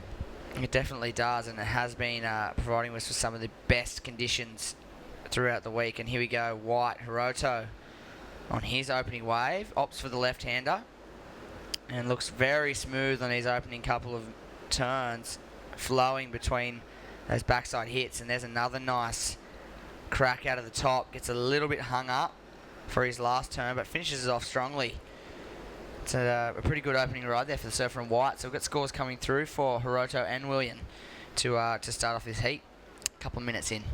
Yeah, I had a scramble on that bank last night, Jesse, and I tell you what, it's a lot of fun out there as we see the dolphins going past the screen, out wide beyond the surfers. Yep, a little bit daunting.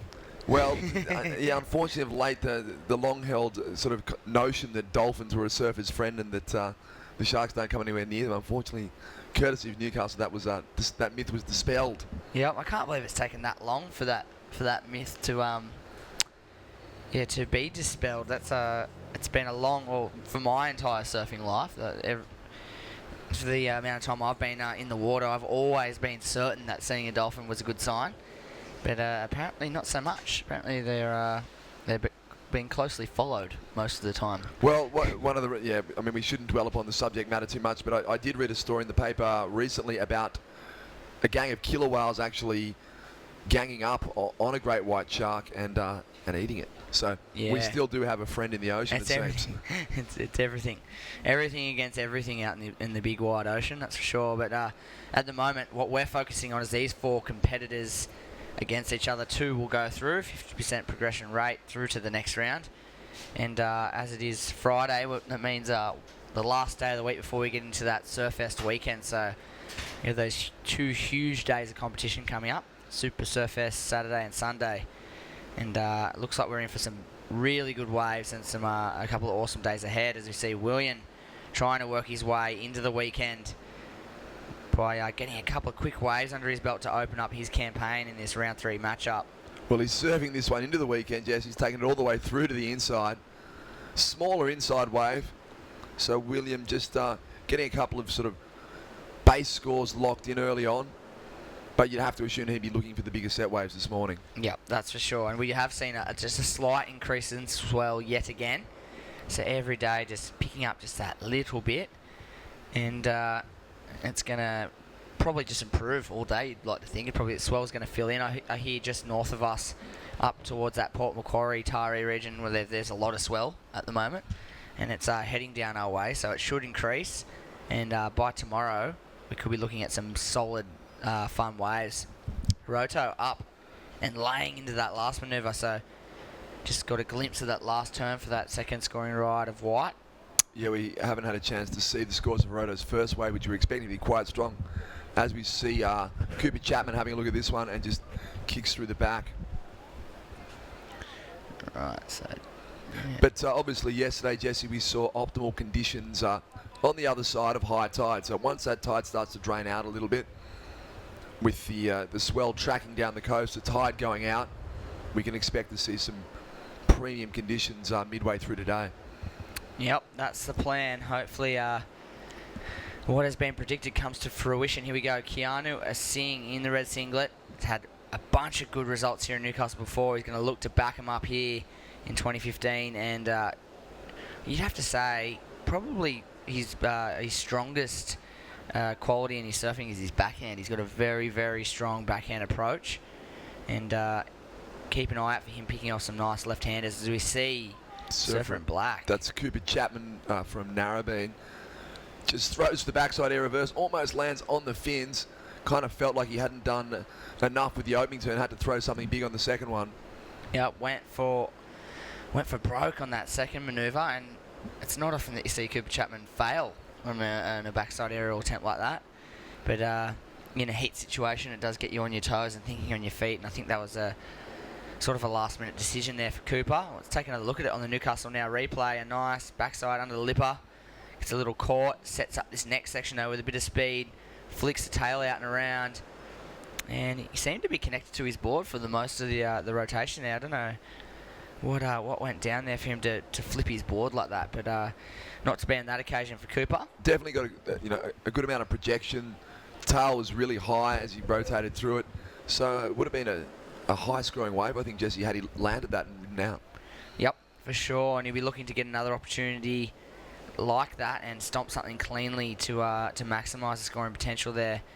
And while we're just waiting for our system to load up scores, you'd have to think it's got to be William Cardoso out in front at the moment with a couple of decent waves. As we see Cardoso having another look at this one. Huge airdrop floater, disappears in the whitewash and just gets bobbled off. Here's William Cardoso again, swooping off the bottom, bogs a rail, kicks out. Yeah, so a couple in and outs there. That was a pretty crazy float attempt. Keanu Asing almost got folded in the bounce there, the little sort of backwashy looking section when he came down. I hope he's okay. I hope he hasn't buckled his board. It looks like he's stroking back out into the lineup.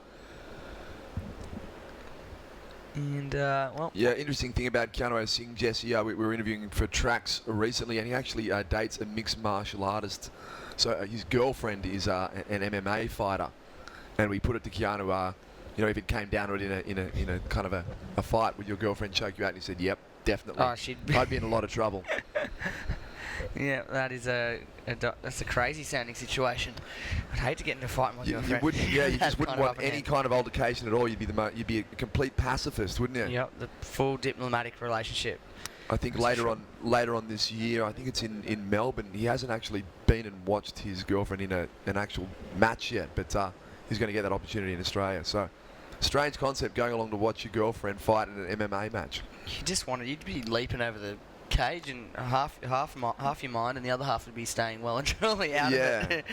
Here's Keanu up and riding, backside, and lovely stab up into the lip there in that second manoeuvre. And just that float backside re-entry combination for Keanu there. Yeah, a little bit more success with the floater, the opening floater on that occasion. So we're still waiting for our scores to load up. And get old Tech Wizard in here and get these scores lining up for us. This is going to test our own capacity of judging. Yeah. So with the contest bank moving north up to Dixon Park, we have to shift majority of the contest set up there, and a lot of the cables and wiring and everything that comes back to us here in the commentary booth is basically not with us. We don't have any screens showing us scores or any time updates or priority or anything. We just have a little monitor, basically like a laptop monitor with the live action that you see at home. So we get our iPads and our iPhones and all our little tech gadgets and try and log into some Wi-Fi and get the same score updates that you guys would be getting in real time. And as for the minute, the scores are not exactly working for us. But like Luke Kenny has just said, we'll just have to put our judges' caps on and have a good crack at it.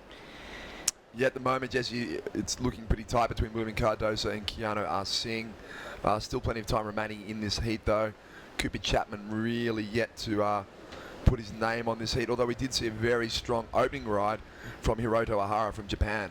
Yep, so it's going to be that battle between those three surfers for the moment. Still plenty of time on the clock and plenty more waves to be ridden throughout this one.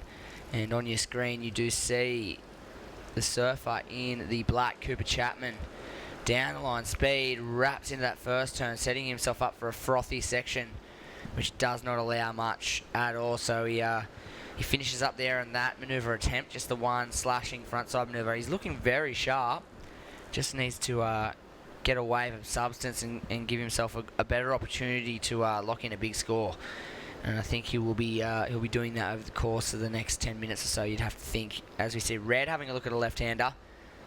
And as we were saying, very strong backhand style. Keanu Singh pulls through the back of that one. And I'll be excited to see him get a wave with that holds up a little longer and has a nice open face to really unleash that backhand style. Yeah, he's only a small sort of diminutive frame, Keanu Singh, but very powerfully built and a very... he'd probably actually fit into that category of a power surfer. Yep, for sure. Definitely. You think he'd probably have to be the shortest surfer on tour this year, you think? Yeah, I think that's probably a fair call. As we see William on the other end of the spectrum, slicing in that first section, up and over and floating that next. Be probably safe to assume he rid out of that. He had a complete ride out of that last manoeuvre there, and that looked like a very nice, sharp combo for Williams. It doesn't look like they make those contest jerseys big enough for William. You can see it's always riding up. Turns into a midriff when Big William puts it on. Alright, no Wi-Fi for the boys in the box. Here we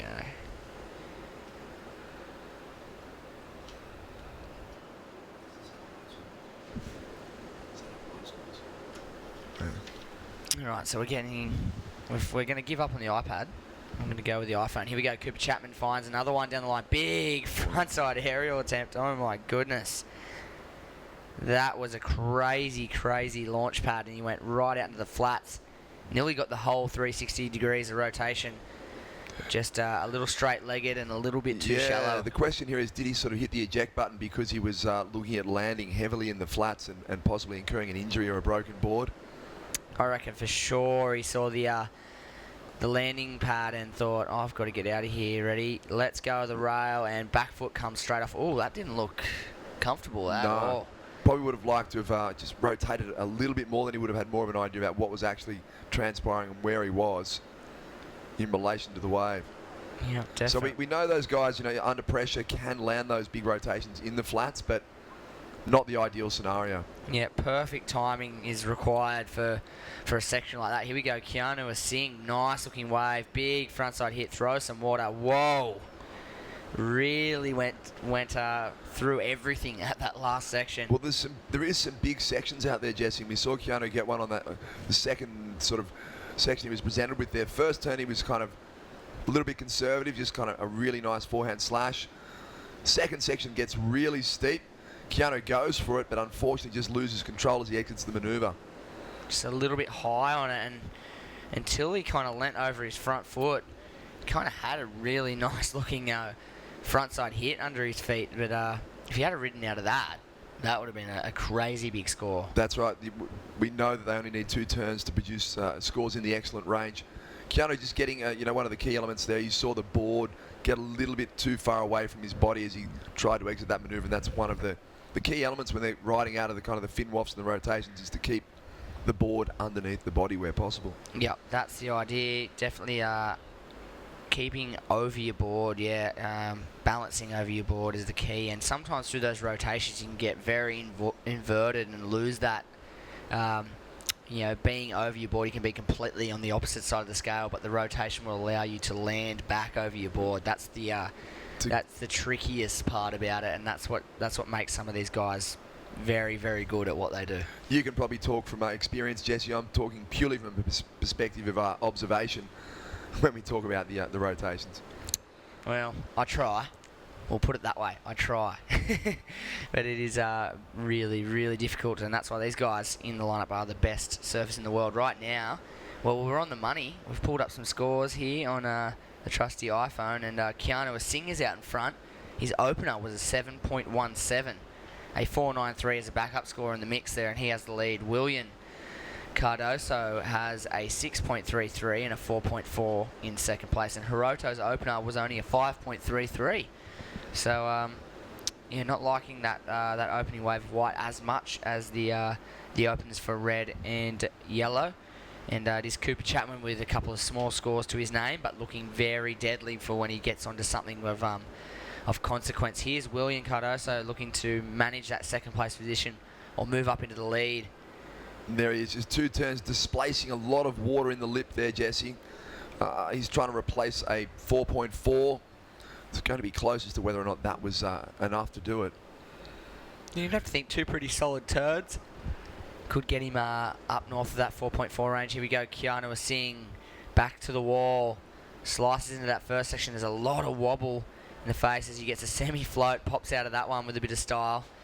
And just so much wobble and burble on the face of the wave, isn't there? Yeah, we're right around the peak of the high tide at the moment, so we're getting a bit of backwash offshore. Keanu never really looked comfortable on that wave. So he's in the lead, so he's kind of trying to drop that 4.93. So there's not much point in him really engaging in a wave that's not going to better his position at the moment. Yep. It has to look like it's going to be more than 5 points when he's paddling in. It's got to look like it has that potential to be worthy. It's got to have a big number 5 written on it. Yep. At least, more like a 7 or 8 written on it, really, as it rolls through the lineup. That's what you want. That's exactly what you want. You want to get north, like if it's anything like yesterday, you want to get north of that 13 to 14 point total, which would require another 7-ish sort of score for Keanu. So you'd have to think he'd be looking for something in that region. I guess most of these guys would be looking for something north of sort of 7.5 every time they paddle out. Really. Yeah, well, based on the conditions, there are high-scoring waves available out in the lineup at the moment. The banks are pretty good, conditions are good. We've got a building swell, so you hope that we're going to start seeing scores locked in that excellent range. So far this morning, things have pretty much gone to form. Joel Parkinson progressing through his heat. Keanu Singh now WSL surfer. You'd have to think on form would be a favourite here. Cooper Chapman, he's looking to make a big upset. Layback slash, throws it back off the white water. And just sort of not quite as smooth as he might hope to be. A little bit wobbly through the middle part of that wave, but his first turn was really sharp, and he really laid into that last manoeuvre too. So the first and last manoeuvres, they're really going to leave a good impression in the judges' minds when scoring that last ride. We'll wait for it to come in, and there you go. Surfest 85. Where were you in 85, Jesse? Were you in Surfest 85? I was 4 years in the making. Oh, your dad would have had you. Really? Your dad would have had you down here, just out of the stroller. I was 4 years.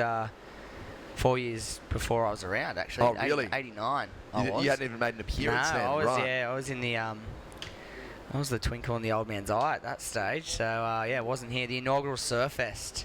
Look at all the signatures in that one. And see a Sonny Garcia, did I see? Yeah, you're like Richard Cram. Pam Burridge. What else have we got there? Barley Kasim. Joel Parkinson.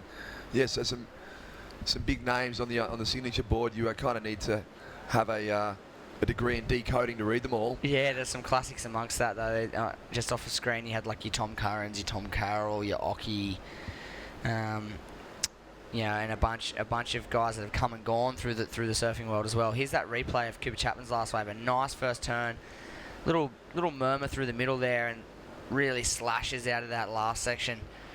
Really, just that opening turn is where all the money's going to be at for that one. You'd have to think, and he's definitely going to improve on his situation, and only need to better his 3.33 as his backup, and not looking for a great deal to jump up into second. So, danger wave about to lock in for Surfer in black. The surfer out of Narrabeen, Cooper Chapman, and William Cardoso in the orange singlet, currently holding down second, is going to be looking to grab onto something a little bit bigger to make himself in a more comfortable position coming into the back end of the heat. Yeah, as it looks like William Cardoso now making a dash to almost another section of this bank. So seeing some strategy come into play as we get down to these final 3 minutes. Yeah, well, actually, Cooper's in the black, so he's looking to replace 2.43. So he's certainly going to do that. Here we go. Well, look at that one, Jesse. This is the one-off Mark Richards hand-shaped surfboard, Surfest surfboard with Who's doing the forehand slash there? That's the big question. Who's it modelled on, do you reckon? Yeah, I think that's Lincoln Taylor. Lincoln Taylor? I'm certain. Yeah, they've just modified the board a little. I just don't know why they didn't use a local surfer. It just baffles me. But you know what? Photoshop skills, one of one, original artwork, and even putting MR himself on there would make a lot of sense. But Peter McCabe's been floating around. Luke Egan, Matt Hoy. Hoyo's been in the booth. Jesse Adams, anyone local. Ryan Callanan, Jake Sylvester, just about out of the event. He was one of the most successful local surfers in recent years in the event. Jacko Baker had the wild card. There's Philippa Anderson. Tons. Philippa's won the event before, and she's looking probably like deserves it more than anyone. Has a chance to win it again this year. She should be on there. Put her on there. Big front side grab air. Philippa Anderson should have there should be a plaque or a sculpture at Newcastle. Yeah. First Newcastle surfer to win Surfest. Yeah, she should be up there. We'll lodge in for the Newcastle City Council's next meeting, saying this is what we want. Yep. The Board Riders Club wants it. And on screen, having a look here, surfer in the red, Keanu Singh on a very average looking wave. He's got to be thinking to get out of this one. Although, yeah, I think this is just his wave in. Perhaps, Jesse. There's only kind of a minute and a half to go. Although once again, there didn't seem to be much logic in taking off on that one, unless he was blocking another surfer with his priority. I think he was just going in. Joel Parkinson, world champion surfer 2012. So already got there just a big front side grab. Photo print signed by Joel. Down at well, there's plenty going on down here in Surf City at Surfest in the basically in the blocked off section of the car park here at Merewether Beach. If you get an opportunity to get down here on the weekend, there's going to be tons going on for well, as they call here, Super Surfest Saturday, Super Surfest Sunday. Big days, probably the biggest weekend of the year here in Newcastle. And we're expecting crew from far and wide to get down here and enjoy the finals day action. Yeah, they'll be coming from north, from south, from inland, just to be at Surfest. As we see William Cardoso up and riding, throwing a lot of spray off the top, bangs it up into the lip again, and a nice crisp turn, just so light on his feet for a big man. Yep, definitely really pushed the envelope on that last manoeuvre there, and he was only holding a 5.1 as his second highest score. You'd have to think he's going to improve on that. Well, look at that smile through the moustache, little clench of the fist. I think William knows he's through that one. We only needed a 5.78 to go to the lead. He can go and take that midriff off now and be kind of well pleased with himself. Yeah, I reckon he's going to take the win with that last wave. 5.78 required. You'd have to think he's going to go somewhere in that vicinity, that's for sure. Slow and not an eventful heat for the surfers in white and black, Hiroto Ohara and Cooper Chapman. And unfortunately for those two surfers, not a lot on offer, but we will see William Cardoso and Keanu Singh. Probably two of the favourites in this side of the draw. Moving on through to the next round. Let's shoot off to a package with Oki in a moment as we see, what's that, Davey Cathles. Up and riding, that's the next heat beginning, and look at that well, maneuver. Throws the fins on the last manoeuvre, Davey Cathles. Goodness. All right, well, we'll let that score lock in. We'll bring you this current heat in the water straight after this package. Enjoy.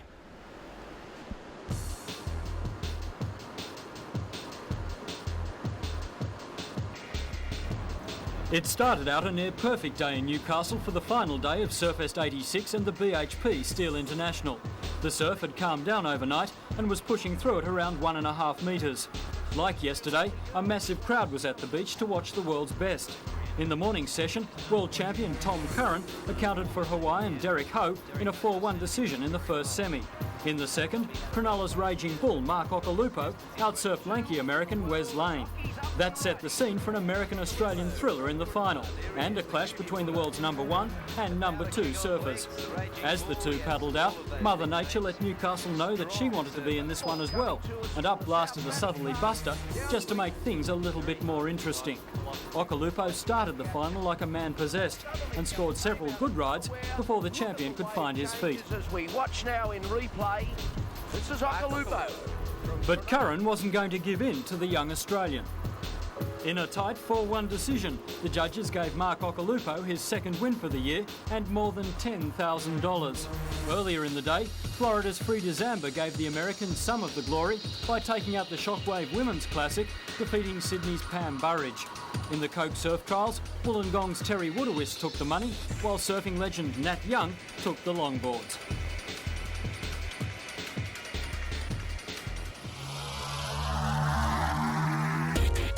This webcast is brought to you by Newcastle Now. Alrighty, welcome back to live action here at Surfest. This time around, I'm joined by Ben Mondi. How are you, mate? I'm well, and look at those lines just marching in. There's a big backhand whack. Yeah, the swell's coming, the wind's light, the crowds are building. Yeah, I'm very good, thanks, Jesse. How are you? I'm well, and well, pretty hyped to be watching this this current heat in the water, heat number 4 of this round 3 here. Burton Automotive Pro QS 6000 rated event. So some big names dropping in the mix. This one, Keone Yarn, Davey Cathels, Miguel Tudela, and Dimitri Ouvre in this one. Ouvre. So yeah, an international mix of competitors: Tahiti, Australia, Peru, BLM. We figured that out. We figured this out the other day, didn't we? Dimitri Ouvre, he spent a lot of time in France. Yeah. I'll tell you what, he's a really good in the juice. He's an amazing barrel rider and an amazing big wave rider. We wrote it down. We wrote it down where he's from. Yes. St. Bart's. St. Bart's in the Caribbean. Yes. A French-speaking territory. Yeah. I see. Yeah, Dimitri, he's a wild card. He's, as I said, look at those dolphins out the back there. Yeah, he's known for his big wave and his barrel riding. Well, today's big. It's 5 foot. Yeah. What do you reckon? Look at those dolphins there. I was just having I hate the name drop, Jesse, but I was just having a little chat to Parko. Oh yeah. Just as I do. Yeah. And regular basis. Yeah. And he's saying there's dolphins in his heat, which he progressed. He said there's like 30, 40. They're all just going mental, like arcing and screaming and scratching and paddling. And he said, yeah, it was pretty wild. Yep. They were sending in messages. Here comes a wave, Parko. There we go. Yeah, that was Keone Yarn from Hawaii just going down the gurgler. Yeah, so the first wave for Davey Cathels, we just prior to that little great package on Occhi and Tom Curran in the final, we saw Davey Cathels get a 6.67. Huge backside hit on that wave. He didn't get much on the outset, but that last manoeuvre, he really just pushed the tail around, and yep, that's why he's generating that score, 6.67. He's out in front. Really good start. Yep, great way to start your heat. Quick wave, jam it, lock in a big number, and you're on your way. Yep. And we've got next heat, Conor O'Leary, Stu Kennedy, fresh off a semi-final in Manly last weekend. Chao Ibeli, the Brazilian, he's an electric surfer. I love his aerial game. Of course, Matt Banting, last year's winner, defending champion of this event, and also a WCT rookie this year. Yep. So yeah, I'm quite excited about that heat. Yep, it's going to be a big one indeed, and pretty much all 4 surfers there, air game through the roof. Conor O'Leary, an incredible aerialist. Stu Kennedy threw down arguably one of the biggest frontside air reverses we've seen in a while in competition. He did. In Manly, and well, we know about Kyo and Matt Banting, both similar in approach in terms of their aerial game, and very, very high strike rates. Pretty much land just about everything they try. on your screen right now, Ben, Davey Cathles. Yeah, first was a nice wraparound car. Geez, he looked stylish and really smooth at the moment and confident, and that was 3 really nice turns. Linked together well, no loss of speed. His transitions were good. He surfed it really well, and that was his, he's already got a 6.67. Surfing smart heat thus far, just on 19 minutes remaining. I'll tell you what, Davey Cathles has been doing exactly this since he was 14. Surfing. Yep, he surfed this good. Yeah. He was a massive standout as a youngster, and not to say he hasn't progressed since then, because he has, but he's been one of those guys where you kind of can't remember how old he is. Yeah. Because he's been winning for so long. You kind of like, well, is he 15 or is he 18 or is he 14? I'm not sure, but no, he's definitely he's older now, isn't he? He's in the qualifying series. He's out of that junior phase, and he's trying to transfer that winning form he had in the junior days to the qualifying series, and he's looking very sharp here in heat number 4, and looking good for a victory to progress through the next round. We'll wait and see what happens to the rest of the heat. Yeah, that's right. Yeah, in terms of talent, Davey Cathles is right up there. His age group, his peers. Just in pure surfing performance. His potential is amazing. Yeah, and you're probably right. He probably hasn't quite really realised it yet. But you know what? He's just starting. Last year he got a few results at the back end. He looks on point in this event. Hopefully he can really start to get back to that level that we've seen qualify. That's what all the goal is for all these guys. If they're at this level, if you're at the 6-star event, the ultimate dream is to qualify for the 2016 WCT. But I tell you what, last year I think 6 new guys made it. So only a handful of all these hundreds and hundreds of surfers that all want the same thing, the same dream, and only 5 will get it. So that's how. Well, the year before there was 2. Yeah, well there you go. Cruzy and Mitch Cruz, Dion Atkinson were the 2 fighting out for Rookie of the Year last year. So yeah, it's not the 12 or so that actually get on, because majority of the time it is CT guys that are preventing themselves from falling off tour, staying on tour. And here we go, Keone Yarn, Tahitian surfer, not quite riding out of that last manoeuvre. But looking very strong. Here we go. Davey not messing around, not waiting. Whoa, backwash. Yeah, he just got a backwash. So he had a 4.83 was the last way to go with his 6.67, and then just had a right hander, but he just got a bit of wobble. Kind of just on the full high tide now. This is Keone Yarn's wave. He just stuck it. He looked like he was fine there, and then just the foam came down and grabbed him. Yep, lost balance. Ankle tapped, even he was off. Yep, so incomplete last manoeuvre there for Keone. Davey Cathles sitting in the lead with a 6.67 and a 4.83 for that last wave. And Dimitri, a 5.90 for his second scoring ride, sees him up into second. Miguel Tudela from Peru, holding on to a 5.67 at the moment. And here we go. Let's take a look at this replay of Davey Cathles' last wave. Unsure if it's going to come into contention here, but nonetheless. Oh. Yeah, take a look at it. You need to be proven a 4.83. I don't think he will, because we saw that smooth surfing netted in 4.83. That way, just got sort of rodeoed, properly boomed off, bucked with a big old sort of wobble on that. There, you see the inside there. There's just a bit of water moving around. There's so much swell pouring in to this stretch of beach. The high tide's about right now. It's still breaking really well, so peaking up. I think on the mid tide we're going to see some real big scoring potentials. Yep, what do you reckon, Jess? Sure. You know the beach? Yeah, it's just a little bit too high. That's all we're waiting for, a bit of tide to move on out. Not that it's not fun, it's already pretty fun, but it is proving to be a little bit difficult, just as we see on screen. Just riding out those last manoeuvres, there is a bit of a wobble in the wave. And as that tide moves on out and we get towards that mid-tide, we're going to see some epic conditions down here at Dixon Park. Yeah, that's right. Yeah, Dimitri Uvra was just the last one there to get sort of bucked off with that bit of bump. So you've got the Surf Aid Cup just down the beach as well here at Merewether today. As we see, a nice looking wave here on his backhand.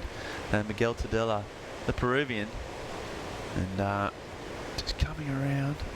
You don't see that many blonde Peruvians, do you? Yeah, no, interesting one. I've seen a lot of web clips pop up around the place of Miguel lately. Really? And looks like Vulcan's been pushing him a little bit as well, and he's been surfing incredibly well. Some bigger waves, some nice barreling waves, and his air game's looking pretty on point as well. But right here we see him put to work his backside approach, and nice and vertical on that second manoeuvre. A nice two-turn combination, and goes a little flat for him here. So really just those first two sections that he really capitalised on. Yeah, he went pretty 12 o'clock in that second vertical, didn't he? That was straight up, bit of fin release. Yeah, that was good surfing. So he was in second place. He needs to improve on a 4.33. So we'll see how we go. Just on 14 minutes remaining. Yeah, 14 minutes on the clock. Miguel Tudela goes up into second. He has a 5.67 and a 4.33 at the moment. Dimitri back into third. Well, he now needs a 4.1, and Keone needing a 6.83, and that man on your screen holding down the lead, Davey Cathal's in a rhythm. Yeah, Davey Cathal's just, as you say, rhythm. It's so important that he set the stall out that first wave, got it on the buzzer, and sometimes you just have those heats where, I mean, I've never had one personally, but I've seen, guys have these heats where they just get off buzzer, good wave, get the confidence, and then just get in the rhythm. And here we go, Davey Cathal's. Yep, everything seems to be going his way at the moment, and there's a nice vertical foam climb to open up. Slides off the top, and then this last section gets a nice little kick of the fins out the back to finish up. It's interesting to see whether that one surpasses his backup score. I'll be very intrigued to see. I'm not sure if it's going to quite get there. Yeah, no, it's yeah, exactly right. It's sort of two very different waves, weren't they? One open face, loads of sort of long swooping calves up against that one. It was a bit more frothy, but he was sort of in the lip and a bit of busting the fins out in that last. Yeah, it depends whether they're going to appreciate those more vertical sort of fin release sort of stabs in the pocket versus those nice open face drawn out sort of carving manoeuvres. We'll wait and see whether that goes north of that 4.83. I think actually 4.83. Pretty low. They might go north of that. They might go into 5-point range, maybe. Yeah, potentially. I think it's around that mark. He's as we say, he's in rhythm, but he still hasn't got much of a lead. He's on 11.5. Miguel Tudela on 10.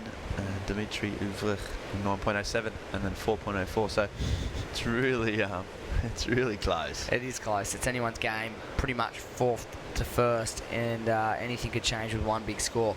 And with 12 minutes on the clock, we are surely going to see some quality waves. We see orange up and a nice backhand whip. Oh, that's what we're going to see. Some wipeouts. Ooh, wipeout. That'll get always the NBN highlights package loves a wipeout, don't they? They love it. Okay, almost so as much success. We're talking about that wave at Davies was the open face calves first the wax in the pit in the lip, and it was a 6.17. This is Miguel. He is caught up, and that's a thick lip straight to the blonde Peruvian bounce, and he goes down. And I, for one, love that type of stuff. Yeah, that was classic. He looked like he's going to come out of it sweetly, and then just for a split second, just hovers himself just that little bit too long. That's all it takes. Doesn't he just get caught up and then split second decision, and he's gone. But I don't think he was too concerned with riding out of that manoeuvre. He doesn't want a one manoeuvre wave like that. He wants two of those would be prime time. If he could manage to get to fit in two manoeuvres in that section, he'd be looking at huge numbers. But right now, still sitting back in second, the surfer in orange, white out in front. He's extended his lead with his last wave. And, well, here's red looking at the backside this time. And sharp on that first turn, but not a lot on offer on that wave. Just two quick backside hits for surfer in red, and really wanting this tide to run on out. Give these guys some better scoring opportunities, because at the moment it actually is looking a little bit tough. Yeah, there's just that bit of a bobble, and they're not running off sort of like the other waves have previously to the tides. Yeah, you're right. I think just a little bit of tide will come out. It'll get better. It'll pick up a little bit higher out the back. So it was a nice looking left. But this first thing, he had not a lot of work with. It was a bit of a stiff turn. He finishes it, but he's got 3.33 and a 3.17. I kind of think that'll be another wave around that mark. Yeah, needs to really look for something that opens up for him. He can improve on that scoreline. He's going to need a couple of sixes at least. Men QS 6000 in the round of 48. You need more than that to progress. You got to go big. So he's back out. He's got plenty of time. 9.5 minutes. Right, let's take a look at this replay. Miguel on the backside again, and nice stab into the lip, straight back up into another little foam climb. Sets up this section here and lofts over the top of the lip, but unfortunately that time around just a little too far off the back. If he had stuck that last manoeuvre and come back down the face of the wave, you'd think he'd be looking at a great number. Here's live action now. Geez, he's busy though. He doesn't muck around. And he's just going to finally, he's going to finish that one, is he? Yeah, so that's a much better what he effort. needed on that other wave. Yeah, exactly. It's almost like a carbon copy, as we see Jan just going for it again there on the same left. So the boys are sticking to the same sections of the bank. And they're just, so far it's working out. The rights are working out rather than the lefts. I'd be sticking to the rights. If I was a coach, I'd be like, you know what, most of the scores we've seen today have been on the rights. I think the stats show that they'd probably just offer a bit more scoring potential. Yep, a little bit longer and a little bit more punch. The lefts are just that tiny little bit fat. They do offer that nice end section to work with, but just a little bit flat in the open face for these lefts. And this right-hander for Miguel, he stabs in the pocket there, gets up for a quick foam climb, and this is the big finisher that he can't quite pull. It's a little too far off the back. He followed that up with another wave, which he managed to complete, and it did go up into his top two. A 4.43 narrowly increases his scoreline and gives him maintains him in that second place position. But you've got to help but feel it's only a matter of time before black or red get into something that's in that mid-range. Here's an attempt from red. Nice little hit out of the top for that first foam climb, and then a vertical backside snap to finish. He needs to fit in three of those manoeuvres, I think, if he wants to get in that mid-range. And even those two, they're just a bit late. He surfed it so well because he didn't have a whole lot of time. He had to get up there and get him in. But yeah, his wave selection's been poor.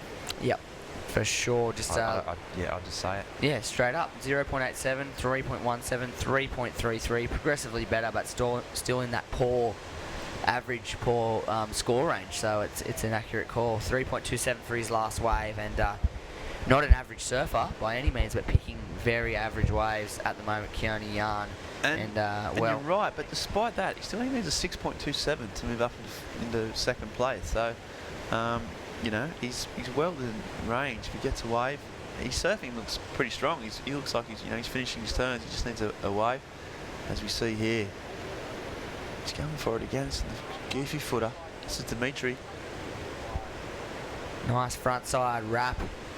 And again, it's just not a lot on offer on those lefts at the moment. I don't feel like there's enough scoring potential on those frothy, flat-looking left-handers. And for this heat in particular, there hasn't been much scoring potential at all. And those guys looking at those left-handers sitting in third and fourth at the moment. This man quickly in and out of that right-hander as it shuts down. That's Miguel Tudela sitting in second. That's another Peruvian goofy footer as well. Yeah. You know about my theory about Peruvian goofy footers? Forced at birth. Yeah. The natural foot. Oh, that's a nice, strong, swooping carve. And he finishes it off here, Dimitri. Yeah, he needed a sort of 4. He kind of got stuck a little bit in that, but completed. He needed we got a 5.37 is what he got. That meant in second place. So while I was my brain was freezing, Dimitri was ripping, the judges were scoring it, and he now moves into second. Davey Cathel's out in first. Miguel Tudela, the goofy footer from Peru, is now needing a 5.61. Keone Jan needing a 7.44. Yeah, Peruvian goofy footers. Back to my story, back to me, Jesse. They what I've heard is they natural footers, they get them from birth, they take them inland to some type of forced camp. They make them build things, and that's it. That's my theory. They make them kick soccer balls with their left foot and train them up to be goofy foots.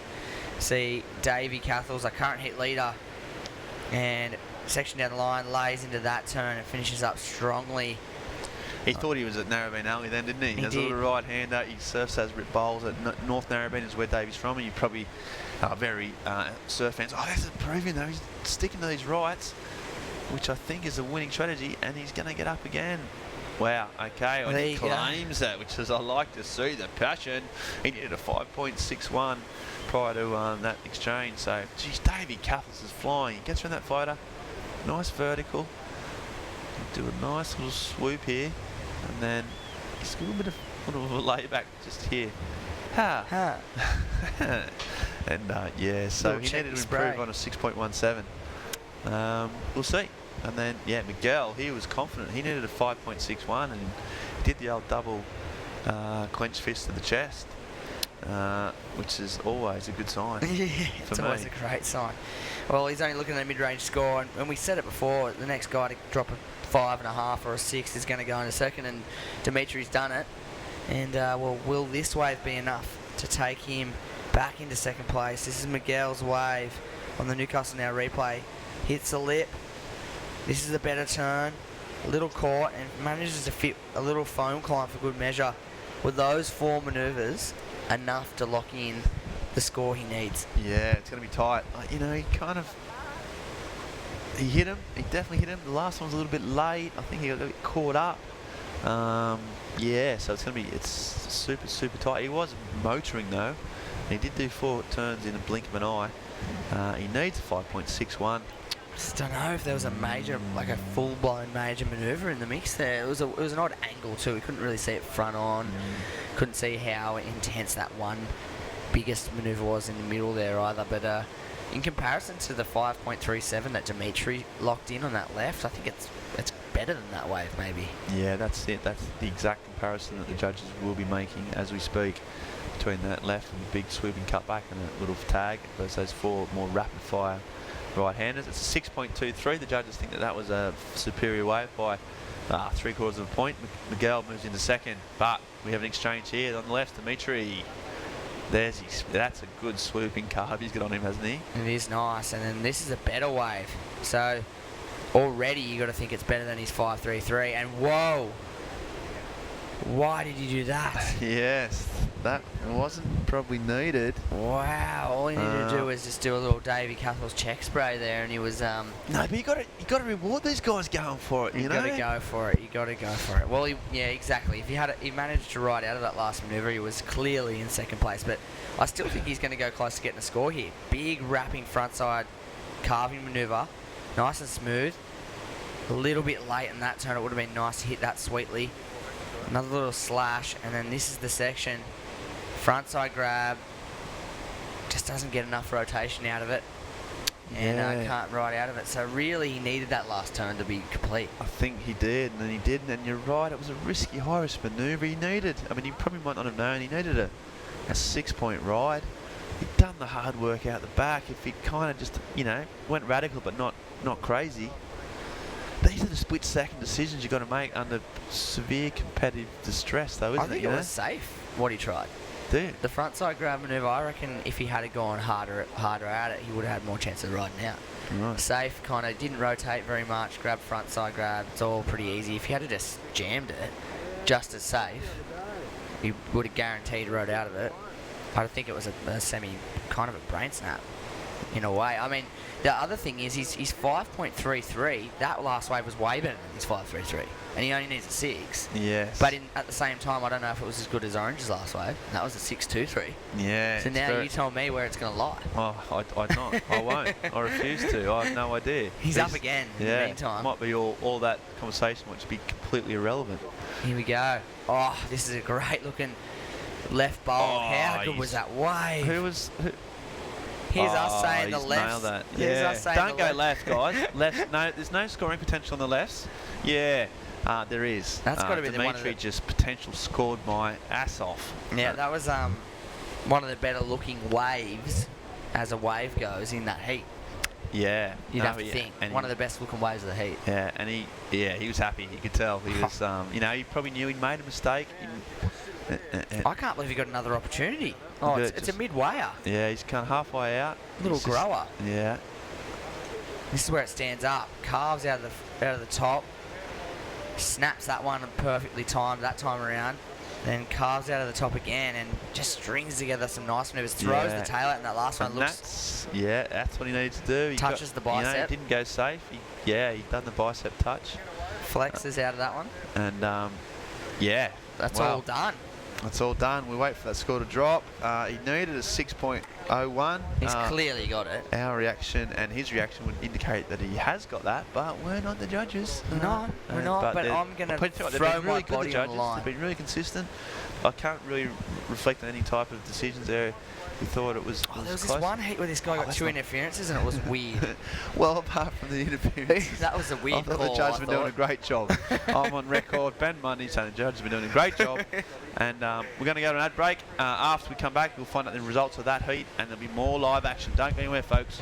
It is pumping. 50 years ago, the Burton family first opened their doors. And for 50 years, they've been your local Toyota specialist. For the complete Toyota experience. Talk to the trusted Toyota specialist, the Burton family. Maitland and Port Stevens.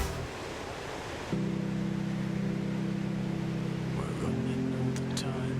We're running all the time. We're running all the time. We're running all the time. Happy 30th birthday, Surfest.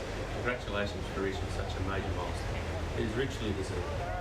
I reckon it's proud to be a Surfest supporter through sponsoring the team challenge, and we're delighted to help bring a piece of Surfest to Stockton.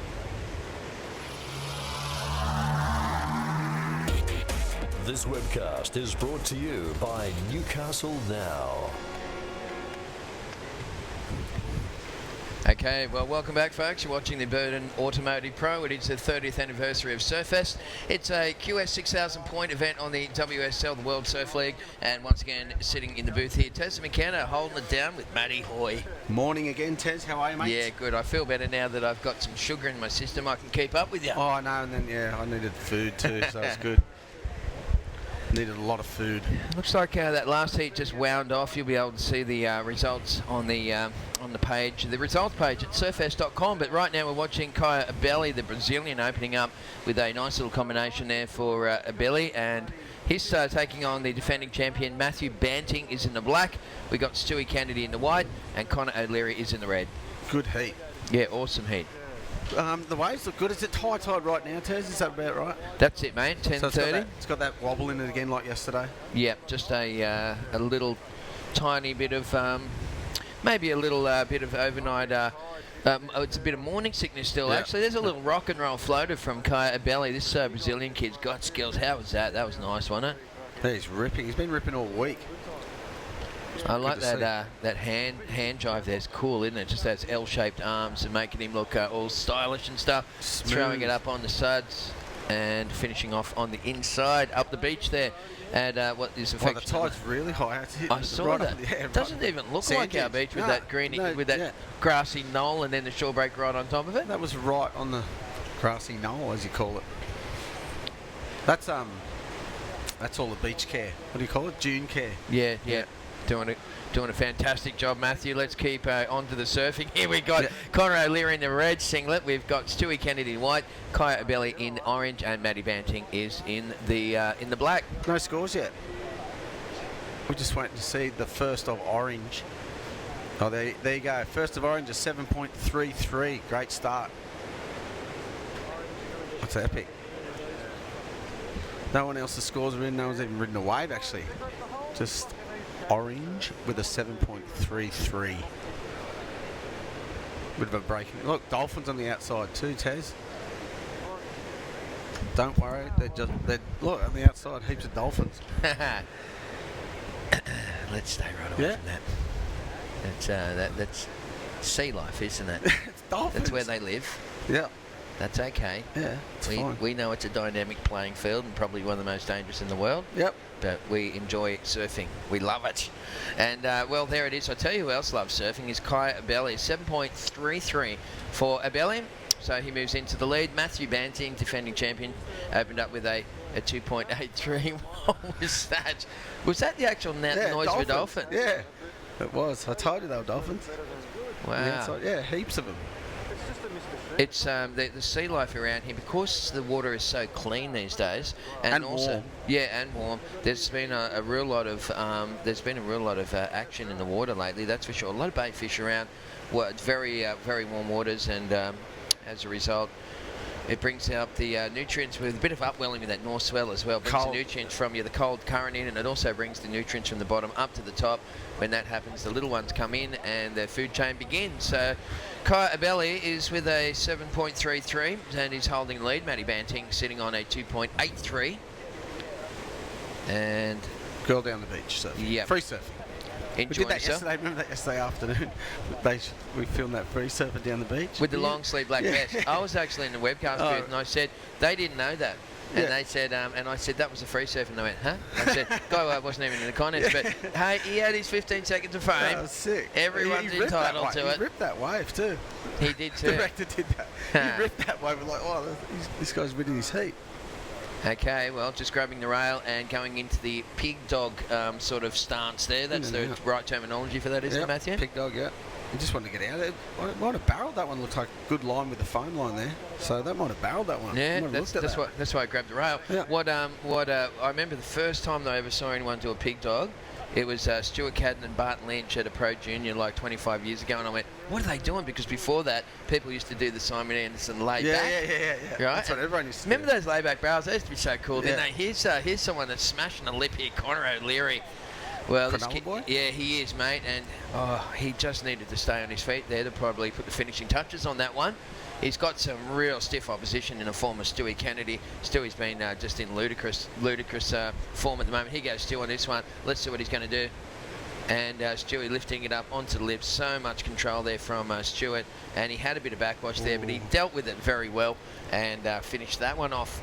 Yeah, Kaya Belly. Matt is in the orange, Matt Banting is in the black. We've got Stuart Kennedy in the white, Connor O'Leary in the red. These heats are just crazy hard for you. Stacked, aren't they? Well, it's a business end of the draw, you know. Getting through a few heats into 6 stars, good points. So everyone's got to be at that high standard. Here's another replay for the last of red, and you can see Connor O'Leary just digging deep on those bottom turns. I like the way Connor surfs. It's really, really dynamic and energetic. Just unfortunately couldn't hang on to that one. Coming up in heat number 8, we're going to see Jack Freestone from Australia will be in the red singlet. Goni Zubizarreta from Spain will be in the white. Evan Geiselman, USA, in orange. And Thiago Camareo from Brazil in the black. That's next heat in the water. Waves are looking good too, Tez. The swell hasn't. I thought it was going to kick today, but they're saying Sunday now too, from that low down the bottom, not even from the storm. It's weird, isn't it? Because there's the weather's very dynamic at the moment. There's big tropical cyclones up at in Queensland, and then we've got a deep low pressure system down in the Tasman. There's white once again, just a little having a bit of trouble with the backwash. Stu Kennedy in these first opening waves. Yeah, it's just that high tide. It's got that wobble and backwash. It's so the beach is so steep too. It's just creating that hole in the middle there. All right, well, this looks like black. Having a look at this one, defending champion Matthew Banting from Port Macquarie up and riding, and this is a good-looking wave, Matty Hoy. Yeah, he's ripping. Just qualified for the tour this year too, so he'll be looking for a big result before he starts up there at Snapper. It's nice to have, to come off to get a good result at the start, although. Confidence boosting. Yeah, it is. You know what's funny though about pro surfing that I've noticed over the years is that sometimes some people's worst results come after their best result. Have you ever noticed that? Yeah. Like, say, for instance, Ryan Cullen, right? You got a third, and then you're coming off a real high, and then it's hard to keep that going. Yeah. Real champion guys know how to tap into that and keep it going. Yeah, But sure. the thing is that I can't tell you the amount of times that I've seen someone win an event, go to the next event, and then bob out in the first round. Or, like you said, the good ones win the next they one do, as well. They do, because they know they just lock themselves into that winning sequence, and they go, you know what, I've dialed into the rhythm of life, and I'm onto it. I'm going on to the next level, and they can just keep winning. But for the Joe average guys, like us. It's a once in a lifetime experience. Here goes put scores in for Stewie Kennedy, 4.0 and 4.4. We got Kaya Abelli holding on to a 7.33 and a 0.73. Matty Banting has had a couple of throwaway scores so far on Matt's standards, a 2.83 and a 3.23. And Connor O'Leary sitting on a 3.50 on his opening wave. We're just going to have a bit of a chat to one of the guys who had a big, long history in the Surfest event. Yep. We'll just get him over here in a sec, and we'll have a bit of a chat to him. So just a shout out to the guys in the 180 van. That we'll have 3 people in the commentary booth shortly. Here's Kaya Belli Stu Kennedy moved momentarily into the lead, and the Brazilian only needed less than 1 point to take first place. Oh, just slips on the end there, though. I think that he may have actually done that. What we're going to do is push these two chairs together. You might just have to, yeah, you might just, don't worry about sitting down, Lambo, you might just have to. Stand up, mate. Yeah, you just have to kneel down. Go get a chair. Kneel down. Yes, sir. That was gold, was it? Kneel down, mate. Let's stay away from that. Hey, there's Orange smashing away Kaya Abelli. Nice little replay, all thanks to Newcastle Now, and this was enough to move Kaya Abelli into the lead. He's just waiting for his last score to come through. Judges just you know, starting to punch in those early scores, but indications look like he is going to go into the lead. There it is, 3.37. Okay. So situation change. It's Orange first, White second. Third place is Matty Banting in the black singlet, and fourth place is Connor O'Leary in the red. All right, so we are just going to, what have we got left on the clock? About 15.5 minutes remaining. Hope you're enjoying the action here, folks, at the Burton Automotive Pro. We've got a special guest in the studio here in the webcast booth. And, yeah, and this guy, this guy came in, he finished in the quarterfinal. It was one of the most prolific performances that we've ever had during Surfest. Jamie Lambert, welcome to the microphone. Thanks, Tez. Thanks, yeah, Toyo. squeeze in, mate. I'll move over next to you guys. This crazy team. Yeah.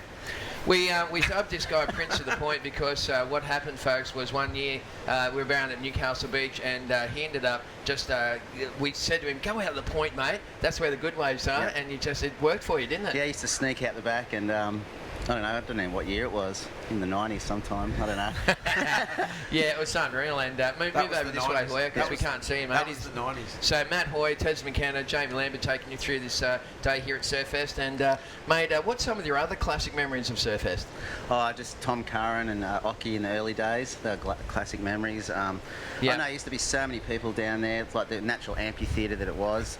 And I don't know. It's just been every year. Just been loving it. Yeah, good stuff, mate. No, it's unreal. You were there from the start too, eh? 86? Yeah. I think I went in 86. Yeah. 85. Year. I didn't go. Did you go in 85? Yeah, 85. Yeah, I went the year after. I think Tez was the same, weren't you? Yeah, that's Did right. Did you quit in 86? No, yeah, I think I retired. Retired in 1986. Defeated. I know, there's so many memories. I don't know where to start, you know. Like I said, that one year I did really well. Just kept going back out the point, and sneaking out the back, and the other guys were surfing down the beach, and I just... Like, I'd wait till like about 3 minutes left to start when they'd even paddle out, and then I'd run back around. That was my running fashionably late, getting your name called a couple of extra times. That's it, eh? Jamie Lambert, last call for Jamie Lambert. Just want to hear it again. Yeah, of course you did. We all do. Sounds gorgeous. But yeah, no, it was a good run, and I don't know. I've had heaps of great times at Surfest. Mate, they used to call you Idol. Why was that? Billy Idol. Right. It was like the blonde locks. Oh, you had the woolly blonde hair, didn't you? It was sensational. Yeah, that was awesome. Did you ever like get out on the dance floor and like dance to Rebel Yell and that with one of those fists sort of clenching things? 100% probably did. I'm sure I did. I can't really remember, but I watched it. Look at these ones coming through. Yeah, this is back to the surfing, and we got Connor O'Leary from Cronulla, and this kid's got some skills. What? Sick. Let's let Lambo call a couple of moves here, because he was I used to commentate with this guy in the old days, and I tell you what, he's got some skills as a commentator. So Kaya Belli is in the lead.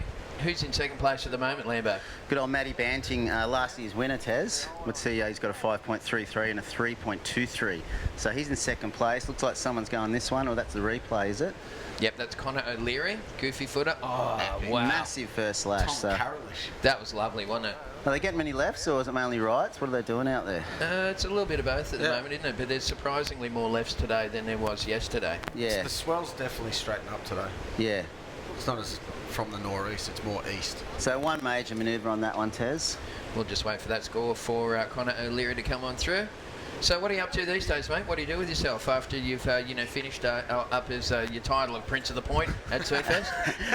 You're back in the palace now, just sitting around by the pool with your cocktail? Yeah, well, still in the surf industry. I've got a surf shop, Breakaway Surf in Newcastle. I've had that for 10 years. So, that's going good. It's a good little business, and, I still love it. Still love going to work every day. Still surfing heaps, not really competing in anything. And you're a dad these days. You've got two gorgeous kids. Yeah, I've got 3 kids. Yeah, that's we right. won't talk about the other ones. I'm joking. Only joking. That's just a cliche, ladies and gentlemen. Yeah. There's no truth in that at all. Yeah, live with 2 kids. I've got a 5-year-old and a 3-year-old. And they're amazing little children, Ocean and Mahalo. Oh, wow, cool names too. Yeah, I just dropped them off to school before and one's in daycare. But, loving being a dad, and that's probably, that's taken a big focus in my life at the moment. Yes, good on you. As well as a business, so trying to run the whole thing. Yeah. Well, you're still looking fit and beautiful, and you're rich and famous. So we're happy for you, mate. Thanks, mate. We are. No, I still having heaps of fun, and I know hanging out with you guys is always good fun. I'll tell you that much. It's Matt Hoy. It's something about him. I don't know. Don't blame it on me. I was listening to you guys yesterday. I have to always blame it on Hoya. Yeah, exactly. Blame everything on Hoya. That's what we do. We've always done that. Of course we have. Yeah. So that score for Connor O'Leary, a 4.5. For so that, what's for the that situation at the moment, Leva? Well, situation is current heat leader from Brazil, Caio Abel. What's his name, Tez? Caio Abelli. Caio Abelli. He's leading with a 7.33 and a 3.37. Matt Banty in second position. He's got a 5.33 and a 3.23. So he's sitting in second. Stewie Kennedy, who went really well down in Manly, has only got 2 scores, a 4.0 and a 4. So, he needs a 4.17 to go into second place. Connor O'Leary needs a 4.07. So anything can happen. There's 10 minutes left in this one. So I don't know, Tez, who's this one? This is a replay now. Yeah, this is Caio Abelli, current heat leader from Brazil. Take us through this one, Levo. Nice left, massive backhand snap. Oh, and someone on the outside. Connor O'Leary went right on that one, got 2 good turns. That's right. We saw that a little earlier, and we're back to live action now with Matty Banting. Look at this. Oh, huge air reverse. So I don't know what he did before that one, but it's a good finisher anyway. Lovely. Does that in his sleep. He does. Yep. Awesome, mate. And, geez, I tell you what, he's very professional reading our scores out before, wasn't he? I thought I was my job on my yeah. Sort of used to beach commentary when you're actually talking to the surfers. Yeah, that's right. No, it's nice to be You need a 3.55. Yeah, any drongo can do that. Look, this is what you need the real talent for, Lambo. That's it, I know. No chance. Yeah, no, I'm only joking. Of course, that's what I specialise in. This is the first time that they've ever let me in the booth so people could see my colourful personality. And I tell you what, it'll be the last. Me too. Me too. Yeah, how long have you been commentating Surfest for, Tez? Oh, like 27 years or something, I think it is. Or Since 20. you retired surfing? Yeah, that's right. Since the 3rd one, whatever that was. Yeah. But we're just going to, once again, say thanks to Jamie Lambert. So he's right here. You're on camera, Lambo, so puff up, mate. Hello. Hi, there buddy. we go. Single too, by the way, ladies. Yeah. He likes long walks on the beach, holding hands. Seems on Facebook. Listen to him. So, still waiting for sorry, scores, it's finally stuck for words. I don't know what's going on. No, it's all good, mate. We're hey, it's been awesome having you in here, Paige. Haggerston actually has to do an interview with that cordless microphone. Right. Any parting words about Surfest and its 30th year and all that sort of stuff? Yeah, it's just a great thing for Newcastle. It's always fun. Everyone comes here, has fun when they come to Newey, and just gets everyone together, all the community, and I love it every year. And, good stuff. Thanks to all the crew and everyone. Yeah, good on you, mate. You're a good father, a good bloke, and a good surfer. You guys are doing a really good job. Thank you. Okay, I'll catch you later. Give him a hug. All right, we're just going to get one more little shot in there. Squeeze it in, boys. Squeeze in tight because we want to make sure that you say goodbye to Jamie Lambert, folks. And the Prince of the Point did Newcastle proud there a long time ago and still out there ripping today. Good on you, matey. Thanks, Tez. Thanks, Hoya. Sweet, mate. See you guys. See you. All right, yeah, it was nice to have Lambo in the booth there. Thank you very much to Good Paige. history with Surfest. It was good. It is. It's always funny hanging out with Lambo. He's a crack-up, mate, that guy, and he's still blazing as well. I saw him out there the other day, and he's still ripping. So right now, ripping in this heat is Caio Abelli from Brazil. He's had a 7.33 and a 5.83. Connor O'Leary's in second. Connor's left-hander that we saw earlier was a 6.07. That's put him in the second place, and he now needs a 7.1 to take the lead from the Brazilian. Matt Banting, defending champion, on the back foot, but look at this, Hoyo. Banting only needs a 5.25. Yeah, easily. And Stewie Kennedy is chasing a 6.1. That's in his sleep he gets those. Of course he does. And Stu Kennedy needs a 6.17. Stu will just do a little cheeky air and get that. So this heat's still wide open. We're just on 7 minutes left on the...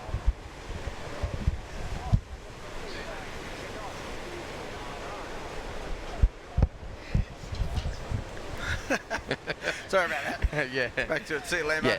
We just had to talk quickly to Jamie Lambert's lawyers then, because there might have been just some deflammatory comments about the legendary Prince of the Point, but that's okay. We'll sort that out in court. Here we go. Here's Orange. Woof. Sick big hit there from Kyo Belly. Finishes here. Wow. That was lovely. Hey, that first turn was sick. He's ripping that kid from Brazil. So that's going to lift the bar a little bit for Conor O'Leary and also for Matt Banting and Stewie Kennedy.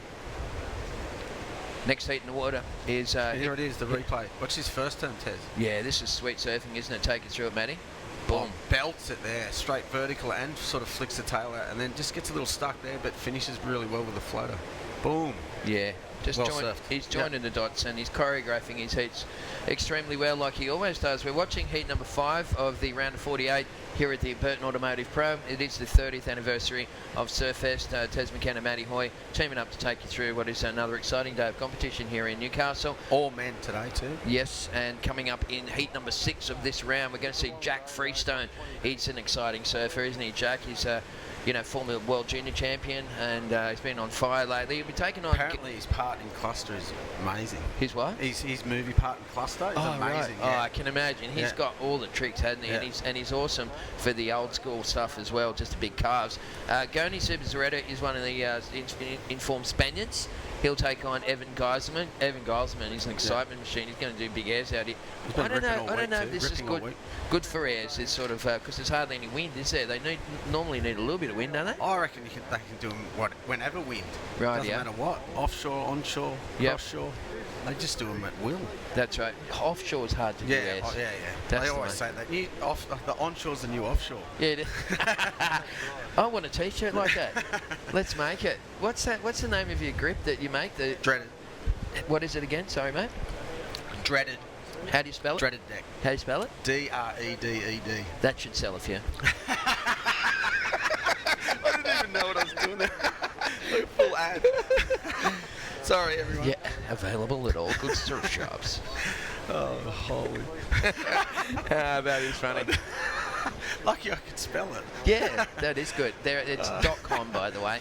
And yeah, good on you, mate. No, it's great to have you in the booth here, mate, and hanging out and stuff. Yeah, it is. It's fun, isn't it? It's funny.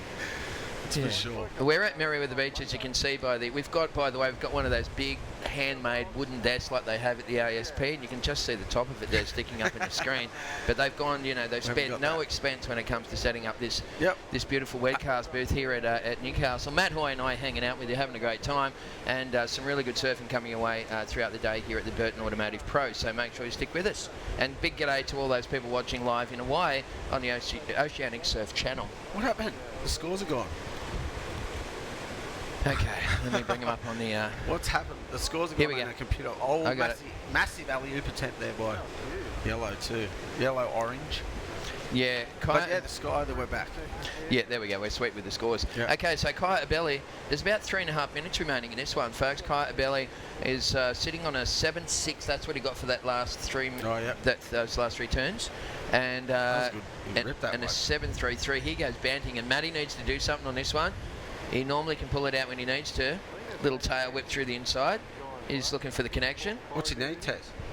He needs 5.25. He's going to go close to getting that. Yeah, he's going to go close. I reckon that's a 5.5. I reckon he'll just get that. We'll go back to a replay to confirm it. Orange. This is a replay of orange. So Kyo Belly, this is what he got the 7.60 on. Oh no, this is the alley-oop attempt on the next one. Oh, okay. Yeah. Yep. Wow. That would have been gigantic, but he just overcooked it and over-rotated a little bit and landing in the back seat on that one for the Brazilian. So 2 minutes 45 on the clock. It's orange first, Conor O'Leary in second, and waiting for scores for Matt Banting's last wave to rock on through. Yep. There's an overview from down the beach a bit, so like 100 metres down the beach, and the contest is another 100 down from that. Bit of a cloudy day. It is. It's got to stay glassy all day, then, eh? Yeah. Bit of a cloudy day in Newcastle today.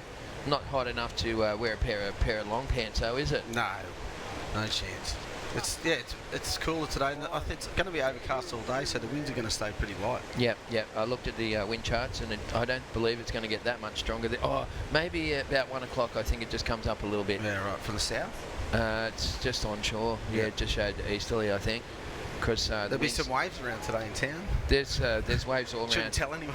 Yeah. Sorry, boys. Yeah, there's waves all around town at the moment, but we're watching right now Kyle Belli. This guy is winning the heat at the moment. The Brazilian, he just tried to lift it up and over, but once again, that one not conducive for that sort of manoeuvre. 1 minute and 40 seconds remaining on the clock for this one. I'm going to jump on the Facebook page again at Surfest, so it's SURFEST. Just search for it. You'll see Matty Banting's photo as the on the title page there as the defending champion. And we're going to jump on and ask you... Where you at? Where you at? Where you looking at from? Twisty Stewie Kennedy. Oh, good turn there too. To got the end. What's he need? He's in 4th, and he only needs. Well, I can't read that. Says that far away. 6.17. Is that right? Yep. Mate, I think that's it. Do you reckon Stewie's done it? Yeah. He's in 4th place. He can go straight up into 2nd. Connor O'Leary sitting on a 4.5 and a 6.07. So watch this wave. They're going to replay it. Hopefully. Well, this is in the final stages of this heat. In fact, it's only a couple of seconds remaining, and that was a critical moment in the heat. Matty Banting's last wave was only a 4.8. It wasn't enough. But let's see Stewie Kennedy. Stewie was chasing a 6.17 on this one, Matt. Yeah, watch this. 2 big turns. Wow. Well, that's a good start, isn't it? Ending. Look, that's it, isn't it? Oh, that's got to be close to it. Poor Connor O'Leary. Oh, no. We're just going to wait for this score to come through and see. He didn't need much of a score, though, being in 4th. So 6.17. Yeah. It's because Connor's top scores was a 6.07 and a 4.5. So he was hurt for a second good wave there for Connor O'Leary from Cronulla. And traditionally, holding on to a 4.5 in second place, they can come back and haunt you, can't they? Well, it's going to, I think. Stu Kennedy's going to get that, I think, on that wave. Let's just refresh the page here and see if we can come up with the result for that one. Beforehand, judges do like to have a long think about it because the accuracy of the scores is far outweighed. It far outweighs rather the speed of delivery. Like you know, it's quality. It's the quality. You want to get them right. You don't want to get them fast. Don't speed them up, fellas. Just get the numbers right, and that's what judging. That's what judging all about. Is all about. It is. Sometimes the surfers forget that on the beach, mate. They're waving their hand, and I'm going, mate, it's not instant scoring. Yeah. It's live scoring, right? But let these guys make a proper decision and have a look at the replays and get it back. It's tough as a surfer. It's difficult. So just waiting for Stewie Kennedy's last wave score to come through. As you can see that there's no heat on there at the moment on the webcast because the heats are on hold here while the judges get this last score in. For Stewie. It's not coming in, is it? What's happening? No, I don't know. Maybe what we might do, we might go to a little package and stick around, folks, and watch this package because this is going to feature some of the best rides that we've had at Surfest, and we'll be back after the break.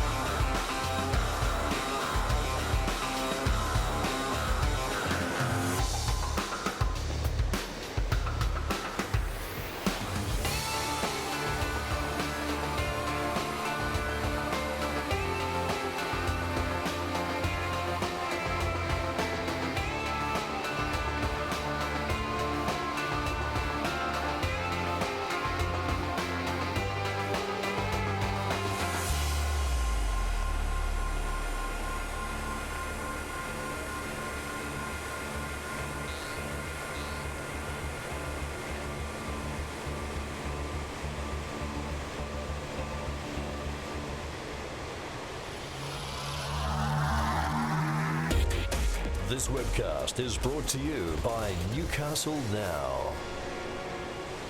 Okay, so good morning, folks, and welcome back. You can just see one of the ships passing in the background there, which is a very familiar scene on the horizon here at Newcastle. You're watching the Burton Automotive Pro, the 30th anniversary of Surfest. Enduring almost... And hanging out here with Matty Hoy. Someone trying to sneak in on the action. That clip. What about the sound clip? I felt like I was in some kind of 70s cop movie. That was awesome. Oh, classic. It's the who's who of surfers in Newcastle, though. That was classic. Yeah, that was a good flashback, yeah. And all the boys from everywhere. T-Ray, did they have... Ross Clark Jones, we're going to get... It's classic. Here's Thiago Camarero. This is a replay of what we missed in the interim there, folks, and whipping the tail into that one and then throwing it up again. So nice little wave there for Thiago. And he's from Brazil. He's taken on Jack Freestone from Australia, the former world junior champion in the red. Evan Geiselman, the high-flying American, is in orange, and Goni Zubizarreta from Spain is in the white singlet. Another stacked heat. It's on again. Love it.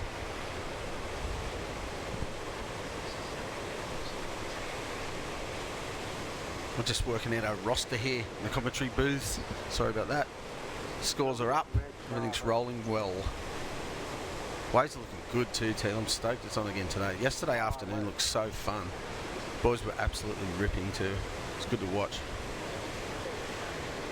There's a lull in the action here. That nostalgia test is hilarious.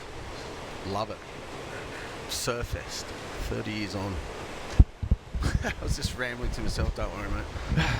What were you waffling on about? No. Nostalgia and Surfest 30th anniversary. Nothing really. What a classic. Sorry, mate. This is a good looking wave. Evan Geiselman. He blew the fins over the back of that thing and he rode out of it. That was sweet, wasn't it? He's been ripping all week. He's been killing it. I was just talking with Luke Kennedy there, who's with Ben Mundy. Ben Mundy's been surfing. What's going on, mate? How can they go surfing? We can't. I've been surfing all week. Here's the replay of Evan Geiselman, I should say. What's this one, Evan? Little foam climb just to set it up out the back. Then he gets plenty of open face here. And watch the fins just bust out the back there. Yeah, that's pretty sweet. Turn, wasn't it? It was lovely. Sick. Through the tail. Showing the fins a bit of daylight at the back there. So Evan Geiselman will get his score coming through. We've got Goni Zubizarreta from Spain who's posted a 4.33 so far, and just waiting for Jack Freestone to get his campaign underway. When the heat, you used to watch the guy from when you're out the back and see what they were doing on the wave? Well, I tried not to because it would psych me out. He's red. I'll come back and explain it why. And then he rides out of there. See, I was just thinking that then. Like watching him from behind and seeing the fins go out every turn. It makes you depressed. It's like when you're in the 1500 sort of metre run at school and you'd see the back of someone's head. Yeah, you just can't get there. Yeah, I know, it's horrible. So you feel like you're behind if you see someone going in front. But I used to surf a lot up at Port Stephens. Here's the replay of red. So this is Jack Freestone on his opening wave. He's a great surfer, this kid. Throwing a nice bit of spray, and again he looks like he's opened up with a 6.67, so that's a good score for that one. Yeah, back to what we were talking about. I used to surf up the coast as in a sort of it was a remote sort of area for surfers, really. So I used to get all the waves up there, right? And then I used to come to the com, and I used to freak me out. I used to freak me out because like there'd be other guys heaps better than me because I was a kook. And anyway, and then I'd go, I shouldn't be here. I'm not good enough to be here. I'd always talk myself down. Yeah, right. And that, so I never used to watch him from behind because I just thought I've just got to bring yourself down more. Yeah, bring myself down more. That was before sports psychology existed. Just had your own. Yeah, exactly. Used to do the worst the worst like self-talk to myself in the heat. I used to just go, "You're a kook. What are you doing here?" You know. That's not the way to win heats, kids. It's not, no. And you know now they have all this stuff like visualization. If you're in a heat and you're struggling, use a bit of visualization as a positive remedy for yourself. You look at a wave with no one on it and you just picture yourself sort of surfing the wave perfectly, you know. You say to yourself, you're always a better surfer from the beach. Yeah, that's right. But you can use visualization as a really powerful tool for sports psychology, and also to just think positive and talk positive and think, there's 3 minutes to go, I can get 2 waves in 3 minutes. You've got to keep it all. I wish I knew that when I was competing, because I used to be the worst down talker to myself ever. Yeah, you can't be like that in any sport. No. No, that's right. But they're very professional now. In fact, a lot of these athletes here, the surfing athletes here at this contest at the Burton Automotive Pro, they work with surf coaches and probably sports psychologists as well. Some of the fittest people. Yeah, absolutely. Yeah, it's unreal. Sure. And you've got to be surf fit too. It's not just fit. If you don't surf a lot, you're not surf fit. It's a completely different fitness. No, that's right. It's funny because I used to run a surf school here in town years ago before Reese had it and Frodgy had it at Nobbies. So and I remember I did a big promo. I brought the Newcastle Knights footy team in for a free surf lesson, right? So I could bring NBN on it, and none of them could paddle. They were buggered by the time they got out the back. Here goes White up and into this one. Wow, look at those waves, Matty. Mate, it's looking real good. And they're ripping again. Yeah, the Knights, that's why Andrew Johns was so good, because he was surf fit as well. That's what I reckon, the 8th. Because he was surf fit as well as rugby league fit. That's why he's the freak that he is. The 8th, we call him now. The 8th immortal? The 8th immortal, yeah. Yeah, so just the 8th. That's gold. It's like sort of Henry the 8th. Just the Andrew the 8th. That's good. There's a nice little combination there for Goni Zubizarreta. He did, and he managed to stay on his feet at the end of that one, and it's going to help his campaign because he was lingering in 4th position, only needing less than a 4-point ride. So just on 16 to go, Burton Automotive Pro is underway here in Newcastle. It's a QS 6,000 point event on the World Surf League, and hope you're enjoying the action here, folks, with Tez McKenna and Matty Hoy taking you through the last couple of heats. And that there is Evan Geiselman once again. Going left this time. That was pretty sweet, wasn't it? That was a nice combo, wasn't it, for Geiselman? You could sit and watch that kid surf all day. Yeah, I think we've just watched him go right the whole time too. Yeah, it's nice to see him on his forehand. It's a complete package. Yep. He's from he's from Florida way, I think. Is he? I don't know. I don't know. I think so. I had a feeling that we talked about that earlier. Maybe I think it was saying how he how good the guys. It's the fact that Florida's got hardly any waves, and then you got Kelly from Cocoa Beach and that, and some of the best surfers everywhere, in the world, because they appreciate a wave. They don't just surf it good. Yeah, they surf it really good. They're going, what? I've never seen this much face in front of me. I'm going to cut loose. Florida's not renowned for surf, is it? But it does get some good waves down there as well. Right season, eh? Yep. So this season's been pumping. Here's the Newcastle now replay. Geiselman almost lost it on the bottom turn. Wow, great recovery into a big front side wrap. Then he punches a nice little clean sort of check turn, and then he sets it up for this final one, straight up and through the lip. Nice compressed landing. Kicks out of that one, and you can just tell by the way that he's holding his hands that he's pretty happy about that ride, that he's sort of taken the pressure off him, and he's got himself a decent sort of a score. It should be coming through any moment. What do you reckon for that? Well, it has come... There's not really any scores in... Oh, yeah, 6.57. Yeah, Jack Freestone, he's been kind of flying under the radar, really. Haven't really talked him up because we haven't seen much of him on the broadcast. But Jack Freestone's got a 6.67 and a 6.73. Gobi Zubizarreta. We only saw one of those waves, though. That's right, yep. So we have, once again, the fact that NBN are doing their webcast. It's a local television network here, goes from Newcastle to the Gold Coast, and they're doing a 5-star job. This is an award-winning team, but of course the contest is up another like 500 metres up the beach. Again today we've left the main area to get the better waves for the athletes. We have a reduced camera. We only have the two sort of angles, and the third one, of course, on the commentary team. But which is the real bad one. I might get some Vaso and put it on the lens and give it a. Apparently, that's what they do on the Today Show to make themselves look gorgeous. Really? Something like that. Weird. Yeah, it's an old Nat Jeffrey trick. Here we go, there's White going to town, Gobi Zubizarreta. Well, Evan Geiselman, that last left-hander, was a 5.87. So it pushed him in the second spot. Judges, I tell you what the judges have done today, I reckon, Matty, is they brought the scale down a little bit. For sure. Do you reckon? Yep, yesterday's was really high. It was, no, they've definitely worked on there. But they deservingly high, because the surfing was amazing. Well, what you've got is a very experienced head judge here. Patama, of course, Arendt is the head judge, and he would have said to them, look, as we go into the next round, let's pull the level down a bit because you're going to have to leave more room to move. Here we go with the replay for Goni Zubizarreta. Oh, took a bit of rail. The board skipped out a bit there. Yeah. And again, it's a bit flat at the top of that wave. Yeah, this is not all-time Goni. He just went through the motions and a bit of 101 surfing for there. He's always good. He's always good to watch. I asked what 101 was yesterday, didn't I? Yeah. It's just the beginners class. Yeah. Standard. Yeah. True. There's the ships out the back there, folks. As we said, the boats here always waiting. Not always waiting. Sometimes, Matt, we've had up to like 50 or 60 boats out there. That was just a big lineup, eh? Not proficient enough. We've got more coal loaders now, so we're able to fill the boats quicker as we see the replay. Jack Freestone. And Jack just laying into a front first turn, and there he goes, throwing the tail over. He is a good trickster, isn't he? Yeah, that was and look at that little hand drive coming out of that. Thiago Camaro, big backhand hack on the outside section. Linking this little left up, it's become more of a feature live today. Action too. No replay there. No, that's so we haven't seen much of Freestone. Hey, it's been under the radar. That's only the second wave we've seen. Yeah. That's good. I like it. Yeah. Well, there's Rosie. Yeah, Rosie. Rosie the rocker. And, of course, Ian Rajendorf. He's the drummer from the Screaming Jets, the cheeky little Rose. He still looks like he's a grommet. Yeah, doesn't he? He surfs a lot. He does. He surfs a real lot. And of course, he's got the Rosie School of Rock. And you know what else, which is like the Jack Black kind of classic sort of School of Rock. And they go over there, grung with the guitars and singing and that. But he was on the front page of the latest White Pages. Really? Yeah, he's on the front page. Check it out. I'll have a look. Yeah, that's classic. The local telephone directory. Yeah, here we go for Thiago Camaro dropping into this one. Look at the spray coming off that first turn. He knows how to move some water, this kid from Brazil. Wave just flattens out in the middle, though, eh?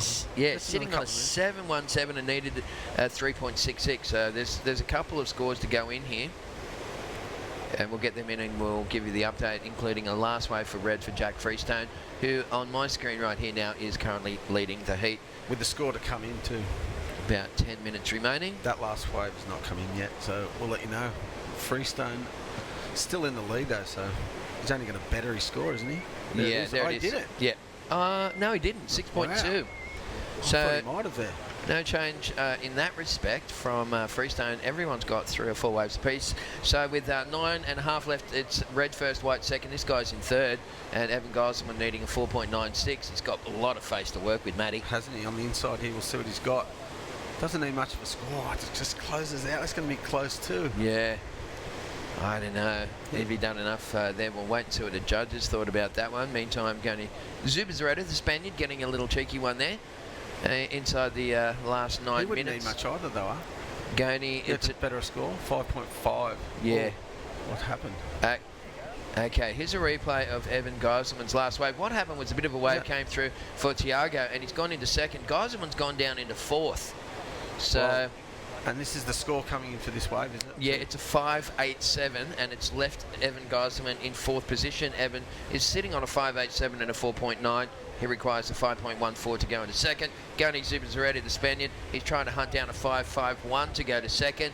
In second spot is the Brazilian in black, Thiago Camaro. 6.23 would take him into the lead. Currently held by Jack Freestone. This is Thiago. That's nice start. He held that one right the way through, didn't he? And another. And again, that board looks good, doesn't it? Oh, wow. Get out. He was running way too late for that last one. That last turn got him in the wrong spot, didn't it? It did. And I tell you what, he copped the lip right in the head, didn't he? It was like the wave said, don't mess around with me, Thiago Camaro, kaboom! Take that, Brazilian kid. It was like one of those big jiu-jitsu sort of boom. I wouldn't like that. I wouldn't like it either. Scary. No, it looked very heavy. But, well, he was only trying to replace his second best score, 3.83. He's done that because he did some big front side wraps on this. Let's check it out thanks to Newcastle now. And this is the Brazilian. Really good look. That was nice, wasn't it? Carving. And the next one? Yep. Yeah, held it on rail twice. Even though the cutback is not a very high scoring move, he got that one. And look at the lip. Take that. Went over backwards to the worst way to go. Yeah. Lip pushes the salt water down your schnoz. Yeah, hate that. My ears get sore. All right, well, 7.5 to go. We'll get that last wave score coming through for Thiago Camaro. He may well take the lead from Jack Freestone. And as we said, Jack has almost flown under the radar in this heat. We've seen, a flurry of actions from the other guys. But Jack is in the lead, 6.67, 6.73 so far. Thiago Camarero has the best wave score of the heat thus far. We're just going to refresh the page here and see if it makes a difference with his last score. He's going to go in first. Oh, is that it? I don't know, 4.63. I've got a feeling that was it. Maybe there's going to be no change here. Jack Freestone right now on our screen in first, Thiago in second. Goni Sebezreda, he needs a 6.31 to go to second place. And Evan Geiselman, 5.94. It's still wide open, and there's, and there's plenty of time remaining. Just under 7 to go. Plenty of time in this heat.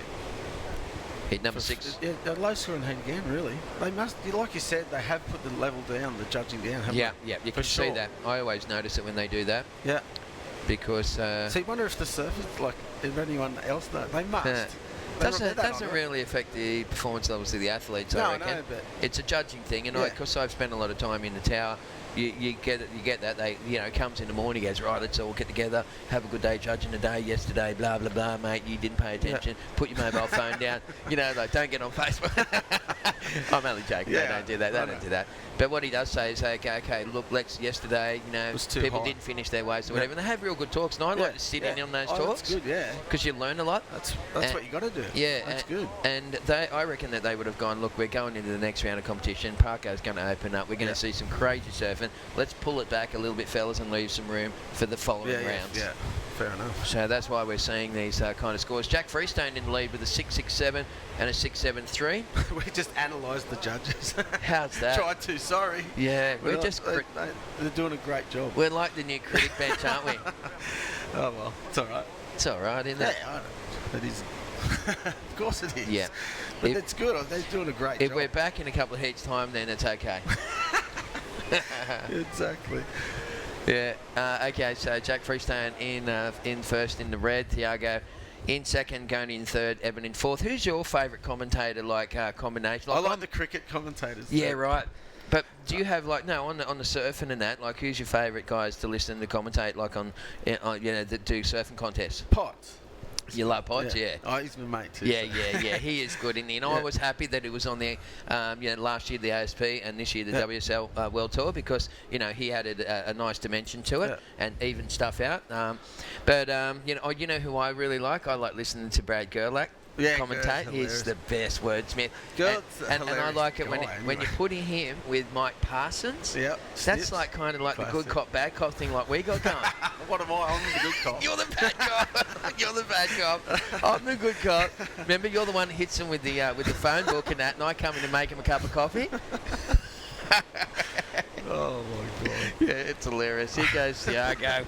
I thought I was a good cop, really. You're a bad cop and you'll always be a bad cop. Oh well. It's not too bad. Too late now. So yeah, I liked Gerlach and Mike Parsons together. They did a few contests together and I just thought that was the best thing because you had the flair and the colour of Brad Gerlach, who to me is the best storyteller in the world. And then you've had the analytical side, the brain of Mike Parsons, Snippet too, analyses absolutely everything. So together, these guys were just the Jekyll and Hyde of world surf commentary for me. They were awesome. Yeah. Good blokes too. Oh, best blokes ever. Mike Parsons won the contest. Yep. And Ger used to come out here in the old days and used to come and stay with me up at the back. Yeah, for sure. You would have been a classic. When he had those little white wet gloves on and that. Oh, God. He's a funny bloke, isn't he? Isn't he? You would have been formidable, you two. Oh, that's why we got on like a house on fire. And here goes Jack Freestone. He's on fire and he throws it up on his backhand, but he's not going to better his 6.2. That's his second best wave. 6.67 is his second best wave.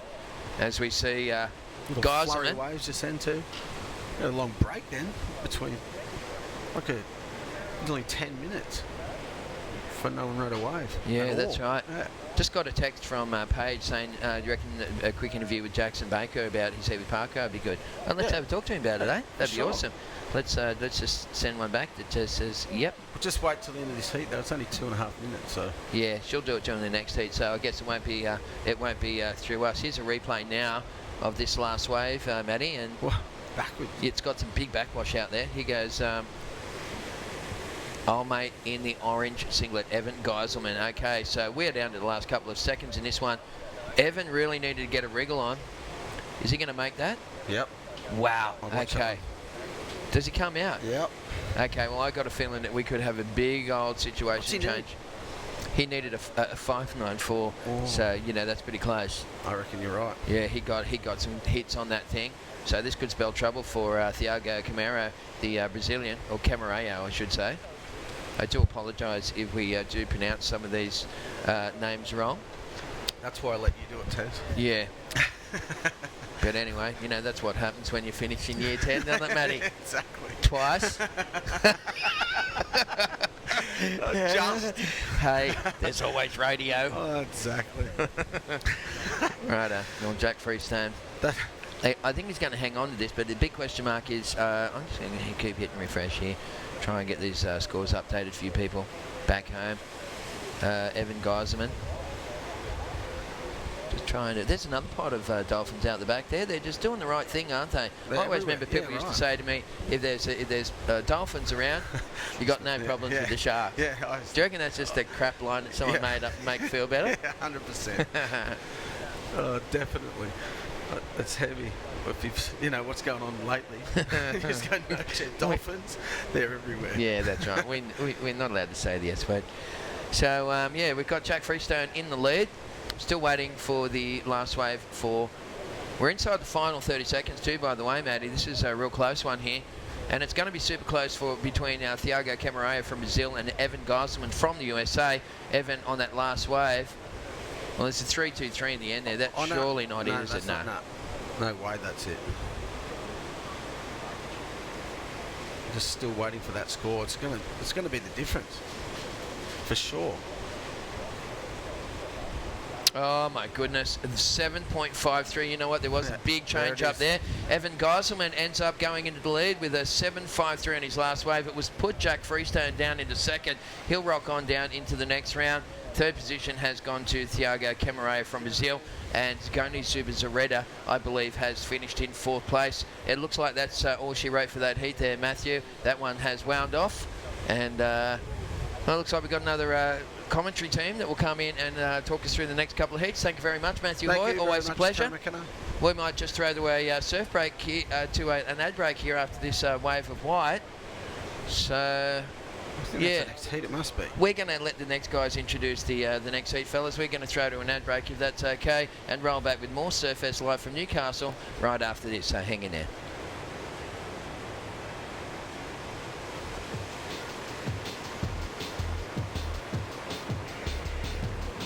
After enduring almost a week of wicked weather, Surfest organisers finally had their day in the sun. More than 15,000 spectators lined the shores of Newcastle Beach as the sport's 12 world champions paddled out to play. For the first time ever, surfing superstars all hit the water at the same time. Local hero Mark Richards inspired by his peers. The man who stole his world title record, Kelly Slater, was in fine form on an MR twin fin, and he later found time to give a local youngster the surf lesson of a lifetime. Meanwhile, reigning champ Mark Occhilupo also thrilled the big crowd. He was knocked out of the contest proper in the quarterfinals, leaving the way clear for some young guns to start firing. 18-year-old Gold Coaster Mick Fanning had surfed his way through 9 sudden death heats on his way to becoming the youngest man to ever win the Mark Richards Pro. Got all amped and I started to win and I was like, ooh, and it all just paid off and stoked. Taj Burrow took second, with Byron Bay's Danny Wills in third. Bruce McKenzie, NBN News.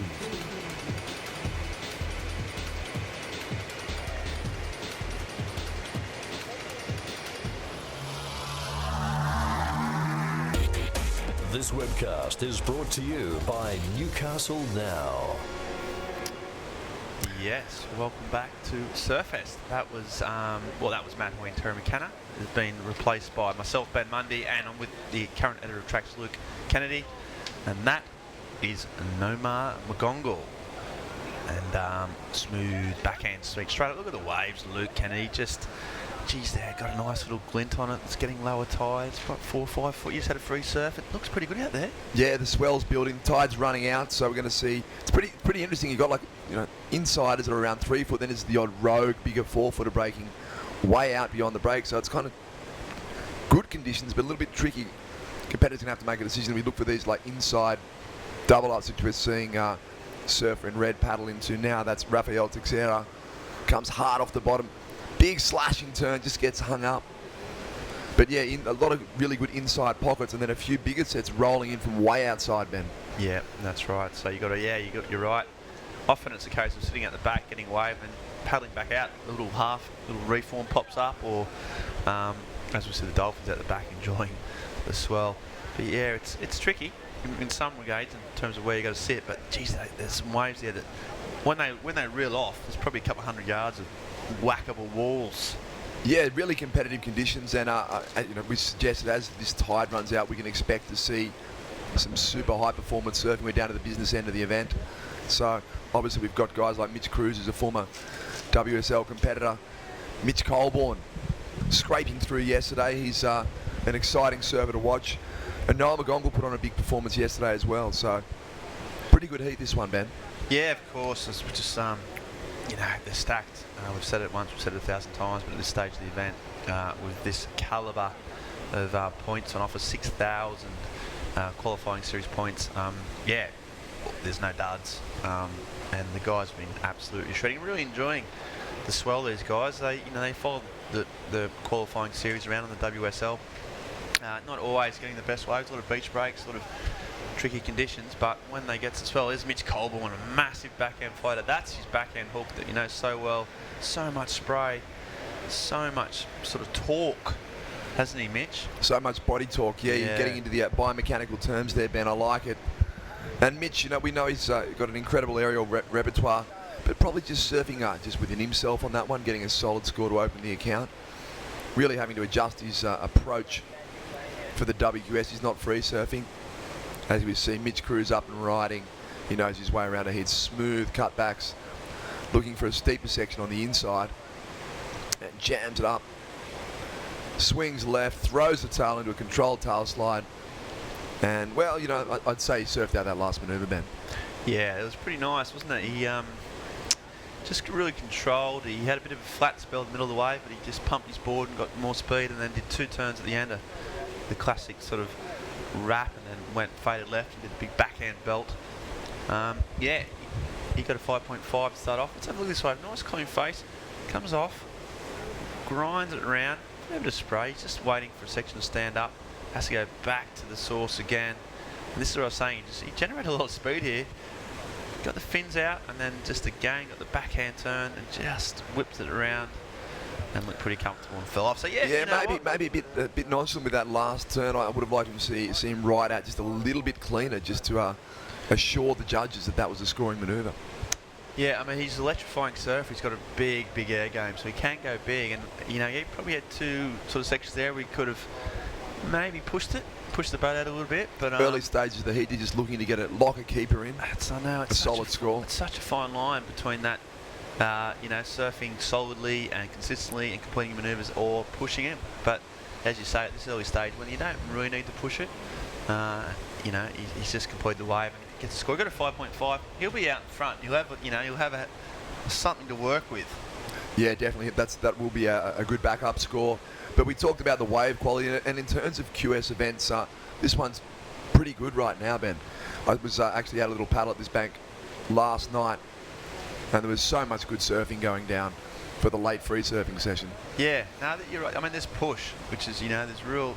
this is a building swell. It's not a dropping swell, it's a building swell. Yeah, and, this beach handle size, that's depending on the direction, of course, but, this exact stretch where they're surfing now can hold 8 to 10 foot, and it can chew with its head. So, it's got a bit of, it can hold the power. And, as we see, Mitch Colborne streak on a left-hander, just so much anticipation when he takes off on a wave. We know what he's capable of. He's, and we've talked one of the most, probably close to the most potentially exciting surfer in this event. Yeah, when he gets his act together, you're right. He's just fins out, isn't he? The backhand and forehand hooks that he's got, they're always fins just out every sort of turn. Hard man to track down, though. He's got, yeah, he is. He's got flow, he's got speed, and you know, he's come really close to qualifying over the years. So 3.63 was that last wave for Mitch. So the judges kind of thought that, yep, it was a bit safe and wasn't rewarded. Mitch Colborne's wave before that, I think, a 5.33. So yeah, just fives across the board. We're waiting for that bit of spark, Luke Kennedy. Just a bit of action. We've got more to come. You know, we're looking at sort of heat scores in the vicinity of 14 plus, really, to progress. That's what we want to see. We want to see waves in the excellent range. That's what we've come to Surfest for. Yeah. Wow. That vibes. So you see Mitch Colborne up and riding on his backhand. Whips it up into the lip, generating speed down the line. Just throws up in the white water. Gets hung up and looks like he rides his boards that slightly, you know, a little bit lower volume than some of the other surfers we see on tour, Ben. So some of those climbing whitewater manoeuvres can be tricky. And there's Noah McGongle just with a strong finish. So he saw the kind of contrast there. Mitch Colborne falling on his last turn. Noah McGongle just powering through that closeout whitewater section. Yeah. Nomar McGongle, I should correct myself. Nomar McGongle. It's a very impressive name. It is. And Nomar from, is it Costa Rica? So we said the Costa Rican surfer here. Of course, we've seen his fellow compatriot Carlos Moniz sort of setting the world on fire. And it looks like the Costa Ricans are coming through. Another country with real talent, just starting to show through the young ranks. And yeah, Nomar's one of those. Have you put some time in Central America, Ben? I haven't had the opportunity, unfortunately. I've done a little bit through there, yeah. More Mexico stuff, but I visited Costa Rica. But yeah, it's an incredible country. It's beautiful, absolutely beautiful. Two coasts, of course, Pacific and the Atlantic. And as you see, Mitch Cruz swooping, cut back, and comes out. Yeah, it's got, as I said, two coasts. On one side of the coast for 3 months a year, it's offshore every day, guaranteed.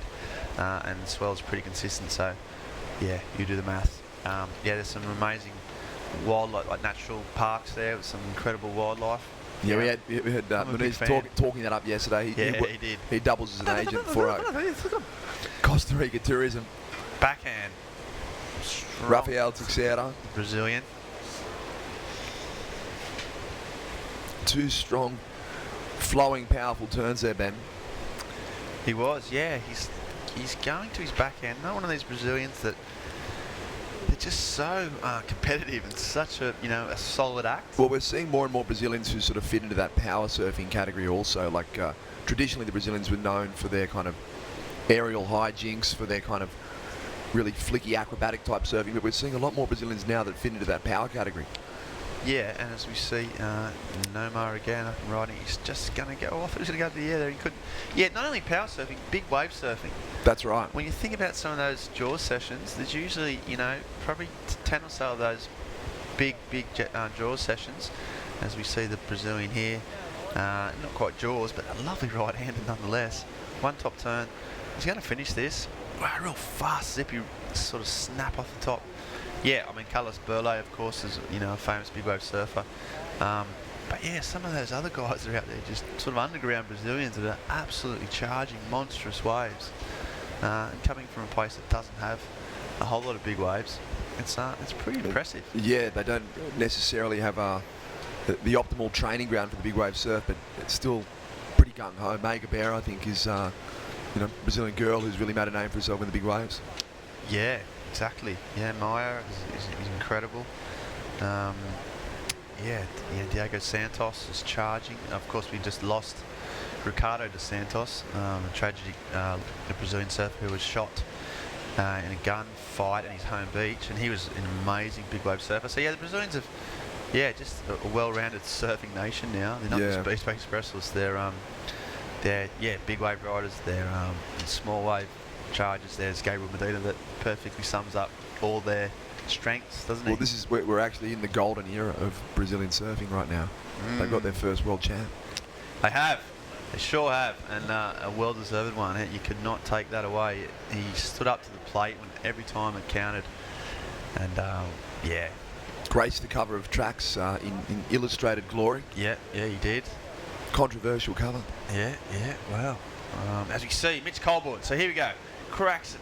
Nice swooping turn. Loads of spray. Another one. He's got a little stab. Quick stab. He's going to try and finish it off here.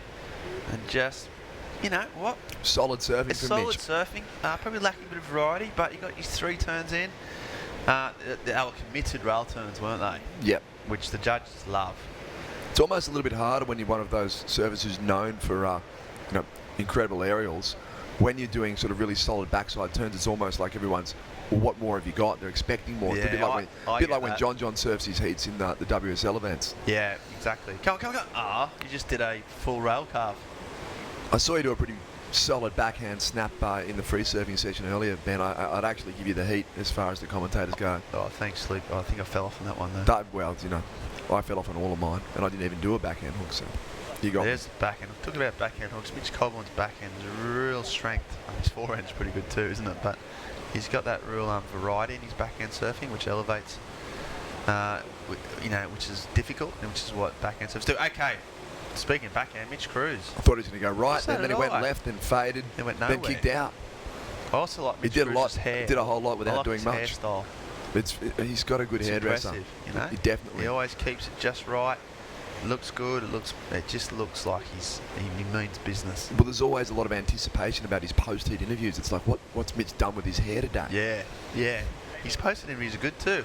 He's a real funny guy, Mitch Cruz. I reckon he's got a real good sense of humour, and him and his mates that travel around. I was sitting up there with. I think he's a roommate with Jack Freestone for a long Jack time. are really good mates. They're really close, and he's up there with Luke Davis. They're good mates. They've been travelling together. But he's just got a good take on the world. He's always looking for an angle for a laugh, always looking for a bit of fun. Yeah, he's got that kind of cheeky kind of very Gold Coast kind of grin, you know. Got the I everyman like his attitude, and he had a tough year last year. He didn't get a whole lot of results, but tell you what, he always came through, and I personally, this is just my opinion, thought he carried himself well with that. To his credit, and hopefully, this is the start of his comeback to get back on there. Yeah, let's being an Australian, we want more on there, don't we? Let's be honest. I know this is going out worldwide. It's getting televised live in Hawaii on the Oceanic Surf Channel. But if all our millions of fans out there beyond the Australian borders, just bear with me. We want more Aussies on the tour. Well, we have dominated surfing for probably 40 years, so I think next year's the 40th year celebration of professional surfing. Wow, that was incredible surfing from Mitch Colborne. Let's leave our bias to one side for one moment. Let's be subjective. Objective, shall we? Yeah, let's do that. We're just being subjective. Yeah. Well, let's stop being subjective and be objective. And Luke, Kennedy, just take us through this wave when we get the replay, because to me, that looks red hot. Yeah, Mitch Colborne, he's been pretty busy. Just waiting for a replay to come to our screens. Here we go. So he gets really low through the bottom turn, kicks the fins out with the first turn, maintains his speed into the next section, right on rail for the cutback, slight controlled tail slide, generates the speed again for the final turn, once again throwing the fins, just giving each turn that slight point of difference. And that's going to be worth, every time he does that, he gets the fins free. It's worth slightly more than just a general snap.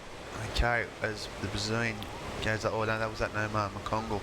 What Mitch Colborne's got, he's got that real, he kind of puts his hands down when he drives through. He's got like a real distinctive hand placement. He's got the a real kangaroo distinctive, paws. Yeah, exactly. Thank you, Luke. That's exactly what I was actually making the hand signals. You were playing charades in the commentary box, and I guessed right. That was it. Yeah, no, that's what teamwork makes the dream work. But what it is a real distinctive style. As soon as he's up and running, you know who it is, and that's often the sign of, a surfer that's got something different when their style is immediately recognisable. Don't you love that about surfing? Mitch Colborne could be 300 metres down the beach, and you could spot him take off on a wave. Yeah, that's Mitch Colborne. It's true. Every surfer has it, and even at your home beach, if you look up, and often I'll be with, my wife or my dad, and someone will catch a wave. Oh, that's Jonesy. Oh yeah, that's Pork Chop. Or that's Robbo. That's Robbo. And within like a second, someone stand up, just from their style. And other people can't believe that you can do that. Yeah, surfing's a brilliant thing that it's expression of your individuality. Everyone's got their own style, Luke. Yeah, it's like a thumbprint. Yeah, I enjoyed that. Okay, backhand whack. Wow, that was pretty vertical. Goes up again, and another one. He's quick fire, this kid. Absolutely grease lightning. Pierre Tosti Well, on ice. Rafael Teixeira looks really smooth and solid on the backhand. I love the way there's no chink in the turn. Flows so smoothly. And there, oh, okay, well, that was a big turn. It was only one, but it was big from Nomar McCongle. And yeah, the score was putting through. So 7.33 for the left-hander, Mitch Colborne. Still waiting on Rafael Teixeira. Yeah, that's two backhand blast. The last wave I think was also a two-wave at turn right-hander. It was a 4.87. Similar wave, really. I think better though. I think he improved on it. Ben Mundy's gone out there. He's playing judge. Well, no, I don't. I never do because I just don't think that I know any more than those 5 judges. But right now, I'll tell you something that does know about a lot of stuff. It's Paige Axton. She's got the last, I think he winner from the last heat. Take it away, Paige. Hey guys, don't have anyone from the last heat, but I do have our local boy Jackson Baker. He competed against the top seed in this event, Joel Parkinson, yesterday. So not too much luck in that heat. How is the pressure competing with someone like that calibre? I didn't really change my approach in any way. Like surfing a heat against Parko, like it's really hard. Like you pretty much gift him first place. Like Parko surfs that good, he's that unbelievable, and he got a 9 first wave. It shows. So I was just going out there, just thinking no pressure. I've got nothing to lose and more to gain. So just went out there and I got a good start, and then I don't know, I just couldn't really get in sync with the ocean and find the waves. But if I got the opportunity in the end when I had priority, I would have given it my best shot, but I didn't. So I know sometimes that happens, and it's all a learning curve for me. Well, you definitely gave him a run for his money. You surfed incredible out there, and being only 18 years old, you got to be happy with how you went against him. Yeah, I was really happy. Like to get a 6.5 first wave in a QS, like get my feet in the wax, I was super stoked. I was like, oh, it could be a good heat. And then like, I think we were on the bottom of the tide, and the tide dropped down, the wind picked up. Like, still really surfable, but I was watching the waves that I wanted to get, and they weren't really out there when I was out there, except for the first one I got. So kind of had to change my strategy, but it happens, and you just got to go with it and learn from your mistakes. And so for the rest of the year, are you continuing on the QS tour?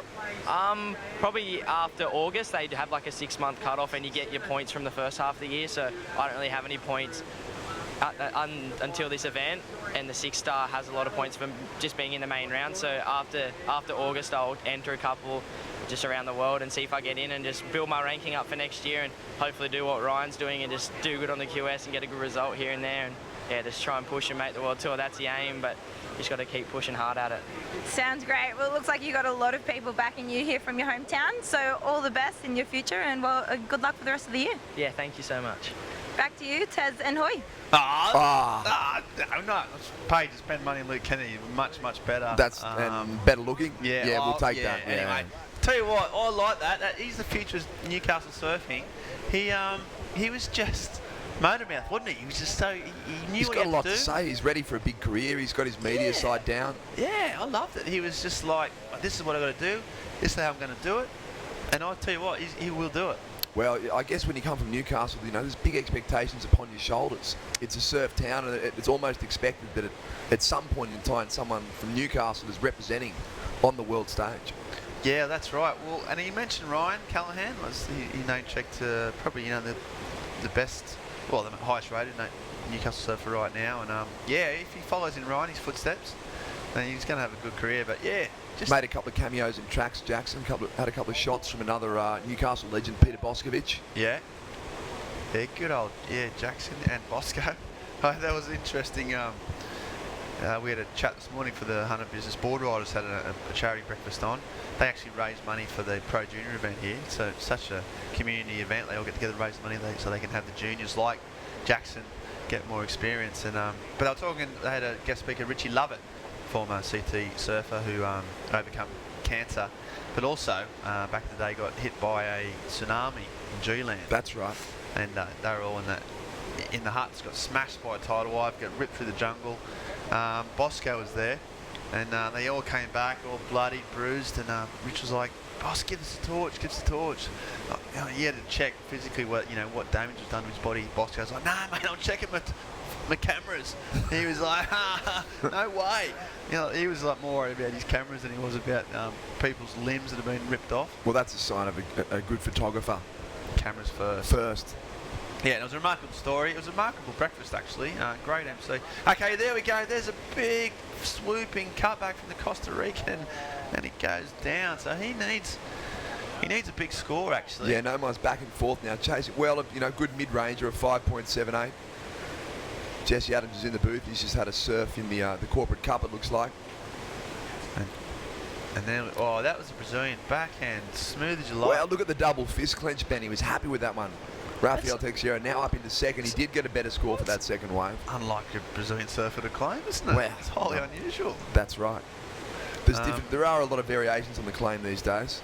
Yeah, there is. It's a bit like watching American football. It's a whole new subset of the sport. It's like having a touchdown routine. They spend a lot of time in their training on it. I've been told they allocate a good sort of 20 minutes per session. As we see, backhand whack. Wow, he's so quick in that top turn and that release, isn't he? And that's another little smooth turn. This is his third and finishes it. There was a little bit of a yeah, there it is. He's happy about that. It was more of a personal claim, that one. It's more like, I'm happy with myself. Wasn't telling the world about it. It was just like, I'm happy with that one. Yeah, well, that's the thing. I've talked to guys about this, and sometimes it's just, natural reaction when they do well. Sometimes it's a bit of a pump to try and get some points off the judges. Sometimes it's just a bit of a G-up. Bit of a Leighton Hewitt, come on. Yeah, for their own personal benefit, you're right. Well, we've gone on a dolphin cam out wide as Mitch Cruz was on an inside wave. Dolphins, eh? Dolphins. No one gets tired of watching dolphins on the screen. Dolphins all day. I sent someone a text talking about the surfing, and I got a response, loving dolphins. Loving dolphins. Yeah. The cameramen are onto that. It's something about dolphins that just scream just calmness, serenity, ocean loving. David Rastovich, it's all, everything. They're great. Yeah, we love dolphins. And the current heat situation is Mitch Colvin out in front, 13.2. He needs to improve on a 5.87. We've got Rafael Teixeira. A 6.13 was that last right for his double fist pump. So 10.43 for Nomar McConville. Well, Nomar just went over the handlebars on that one, looking for the whitewater takeoff. Missed it. He knows he's only got just over a minute to go. Needs a 6.46. Oh, that was some in the area. I heard yesterday that one of the surfers was fined for surfing in the competitive area. Was that one of the surfers in the QS, or was that one of those? Was that one of those school kids in the school? No, there's a school kid fined for surfing in the area too. Was that? Yeah, in the school's comp. Wow. 5 people got fined yesterday for surfing in the area. One of them was Scuba Chapman.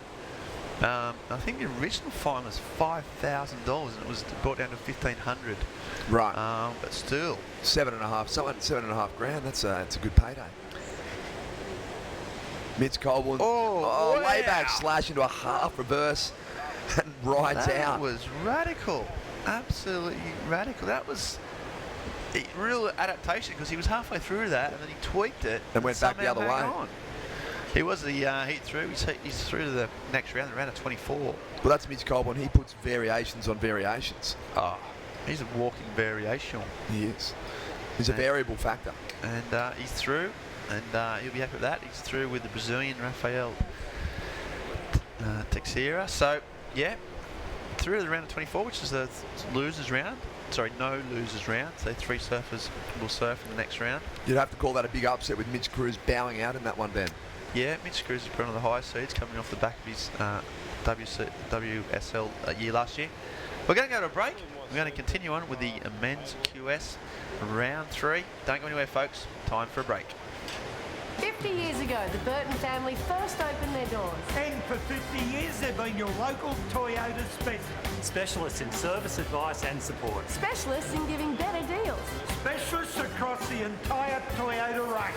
They're multi-award winners. And 3 times Australian Toyota Dealer of the Year. But most of all, they're specialists in looking after their customers. For the complete Toyota experience. Talk to the trusted Toyota specialist, the Burton family. Maitland and Port Stevens.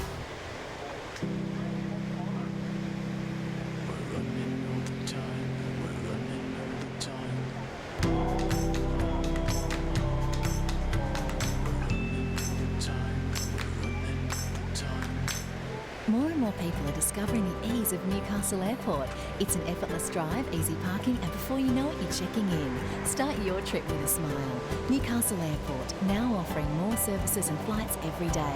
Newcastle Airport, connecting people, connecting places.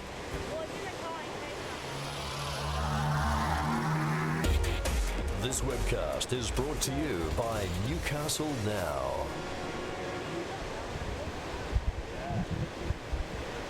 And yeah, we're back live here. That's Merewether Beach right there. Ladies in the foreground. The pool's heading south. We're just slowly panning out in an easterly direction. That is the Surf Aid charity competitions going on there. So a lot of guys are raising money for Surf Aid, and fiercely competitive little competition here that was part of Surfest.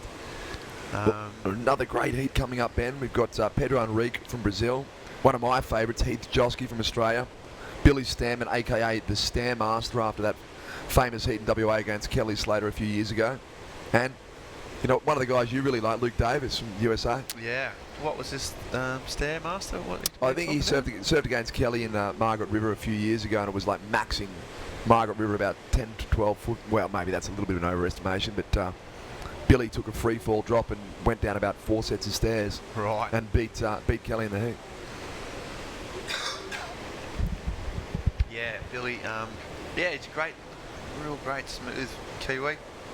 Had some really solid results last year under the wing of Tommy Whitaker, and yeah, be eyeing off qualification this year to join his fellow Kiwi Ricardo Christie, who That's right. of course made the top 32 or skipping his teeth. Interesting story about Ricardo. He actually crowdfunded his WQS quest, so he put it out to his Kiwi bros and said, "Look, guys, you know, struggling with sponsorship. I'm really committed to this tour." Did it professionally, put together a few video packages, and basically sold himself to the internet to, well, in one sense, to make his way around tour. Yeah, and I tell you what, those investment was rewarded handsomely. That's right. Now he's got a big fan club that have been almost like invested in him, who are very passionate about following him on the tour next year. Mind you, he didn't do it the easy way. He actually had to wait for the results of the Pipe Masters to come through before Ricardo actually knew that he'd qualified. Yeah, that's right. He was reliant on, I think, was it maybe Julian Wilson knocking out a few people. That's right, which he did. He went on to win the event. And the Triple Crown. And the Triple Crown. And by courtesy of Julian Wilson's results, yeah, Ricardo straight in. And I tell you what, he's a dark horse. He's got such a good all-round act, really powerful. Confident in big waves. I just think he's one of those guys that's got the technique to really, you know, make a difference on the tour. Yeah, well, hopefully we see the rookies perform well on the tour this year. Last year, rookies Mitch Cruz and Darren Atkinson got bounced straight away. So the plight of the rookie is not an easy one. Yeah, and I mean, this is a good. Yeah, these rookies. Another Brazilian kid called Wiggly Dantas. I think he's another rookie that I think is going to be there for a while. That's my prediction this year. Yeah, Wiggly, he's not an overnight success. He's been a bit of a journeyman on the WQS for a while. Yeah, he's had 5 or 6 years. And he's going to value that position on the tour. Yeah, he has got that all-round act. You know, he's really confident at pipe. He's one of those Brazilians that lives for Hawaii, but he's also got a really strong air game, and he's just his professionalism and his preparation is he's at a CT level. So yeah, I think, you know, like, there's only 2 rookies last year, Dion and Mitch, and I think they were both maybe not quite prepared, you know, for what it was involved. Mitch was relatively inexperienced. Dion had been around for a while. Had a couple of really close results, Dion. Performed really well in Tahiti. Yeah, a couple of big moments in Chopra. Yeah, that was brilliant. That was the highlight of his year. But also struggling. He didn't have a whole lot of support in terms of funding. But anyway, that's all to come at Quicksilver Pro coming up soon. Right now, Luke Davis smacks it off the top. Smooth stop. Nice bottom end turn, and then cracks another one. Oh, and he just missed it. He'd be disappointed that. You could see him lying off that last section. Something went wrong. Whether he slipped his foot or... Yeah, that was a solid wave. He had to be really quick and on his game to get that final turn up. Still going to be a good opening ride. He should have. I mean, most times Luke Davis would have nailed that. He just got caught. Let's have a look to see what happened, because it was pretty interesting. It was a nice looking right-hander, wasn't it? Yeah, great looking wave here for Luke. Swoops off the bottom, throws up the floating re-entry. Nice bottom turn again.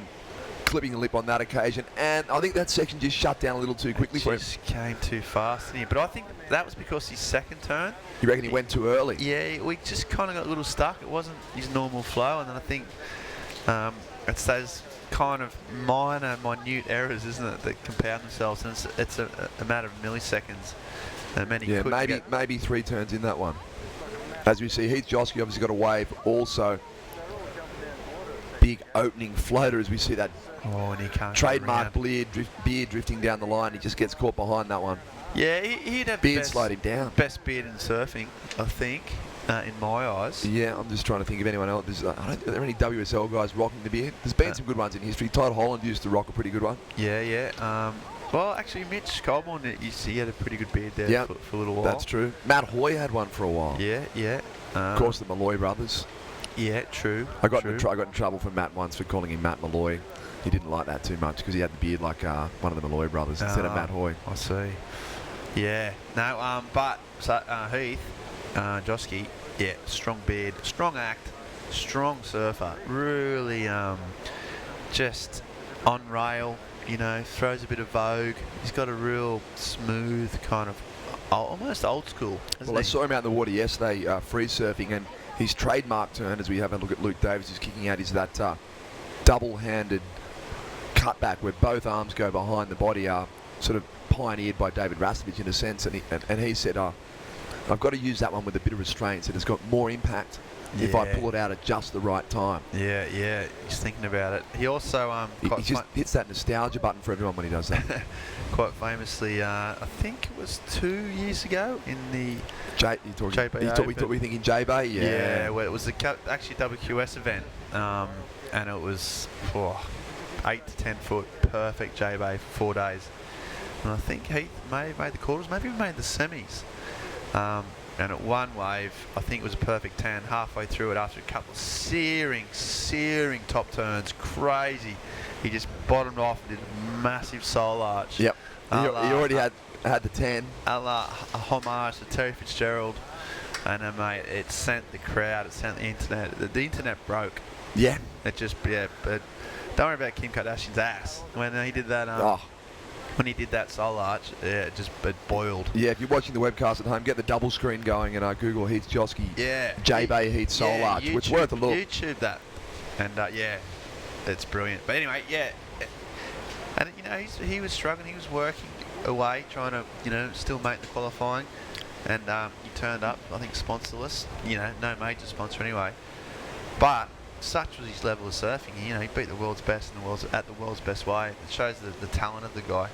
As we see Pedro Enrique whipping it up and just kicks out. And he was another one of the guys out there free surfing frantically yesterday afternoon.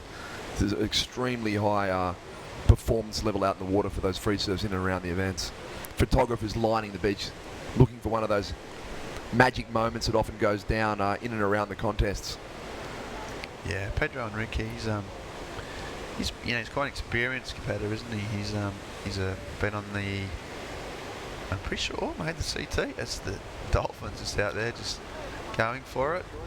Really enjoying the swell. Gee, Freddie Patash is happy he's on the plane home, isn't he? Disappointed to have lost, but I don't think Freddie would have been those Dolphins. If he was in this heat, he'd be a bit unsettled. Yeah, they're just been hanging out there the whole time, haven't they? Having a great time.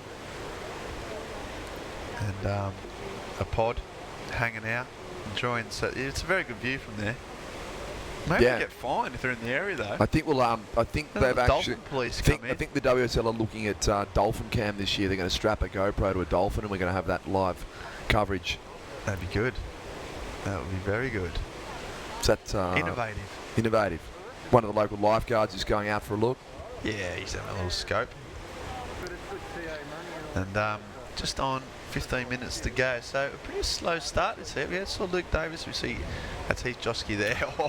Well, it was always going to be a difficult turn to ride out of that one. A great vertical snap, but as he started to make his descent, you just sensed that board was going straight down. Yeah, it's just it had nosedive written all over it. That's it. Let's watch it. We love a wipeout. So he's eyeing off his section, And he just goes off hard. Oh, it's a good opening turn. Geez, if he made this. Throws it up, and yeah, maybe not just getting the weight transfer quite right. I'll tell you what, that from first front turn, foot to back foot as he came out of that manoeuvre. First turn was sick. And yeah, but yeah, a little bit disappointed probably, Heath. There's an opportunity to go into a commanding position because no one's really laid claim to his heat as yet. That was a good-looking wave. He had a solid opening turn. All he needed to do was back it up with that crisp forehand snap, and unfortunately couldn't keep the nose out of the water. Yeah, and he went down. So we talked about last year, and things may have changed. He was in South Australia. I don't know if Heath has... Yeah, he's relocated to South Australia. Met a girl from South Australia, moved over. He's currently trying to build his dream home there, and working intermittently on the prawn trawlers. Okay, and I think his girlfriend might be a teacher, is that correct? That's right, yeah. Actually done a bit of work, wrote a couple of short stories for tracks a few years ago, yeah. Quite a talented writer. Yeah, well, he's been no doubt getting barreled off his nut in South Australia. Yeah, there's a couple of waves that he won't talk about down there that he's... Oh, the Dolphins. Dolphin cam. Okay. Oh, they just got a couple of 7.5s there. Look at that. Awesome. So yeah, they're loving it. It's just, that is such good footage. The Dolphins is going mental here at Dixon Park. And yeah.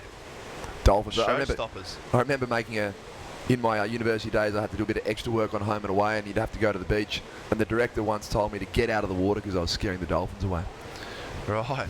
So you did an extra on home and away? I did a little bit of cameo work through the just to make my way through uni van. Were you like sort of like the cafe, like guys having a tea at the cafe, or just were you more beach sort of extra guy? More like just run across the screen with a surfboard under your arm. Right. Yeah. Hope that someone saw you. Yeah. What was the going rate for extra words back in the day? I don't know, about... Oh, we got dolphin replay. Dolphin replay. This is, look at that. That is, yeah, well worth a replay. And, yeah, they are shrouping. Speaking of shrouping, that is Billy Stanman. Oh, he's got, can he get around this section? He has. Another fast one and another one. Yes, solid finish by Billy Stanman. Nothing too outrageous. Realise that no one's really posted a high score in this heat. And really solid surfing and a strong finish. Yeah, that's right. He was absolutely motoring down the line there. And we thought he got caught, but he got round and finished off. Here goes Heath Josky. Yeah, swings on an insider, straight up into the lip, and he's buried the nose again. Seems to be trying a bit too hard. I know that's an easy thing to say, but he's been really aggressive, you know, really forcing the issue. And so far, he's just kind of each time he's just been a little bit out.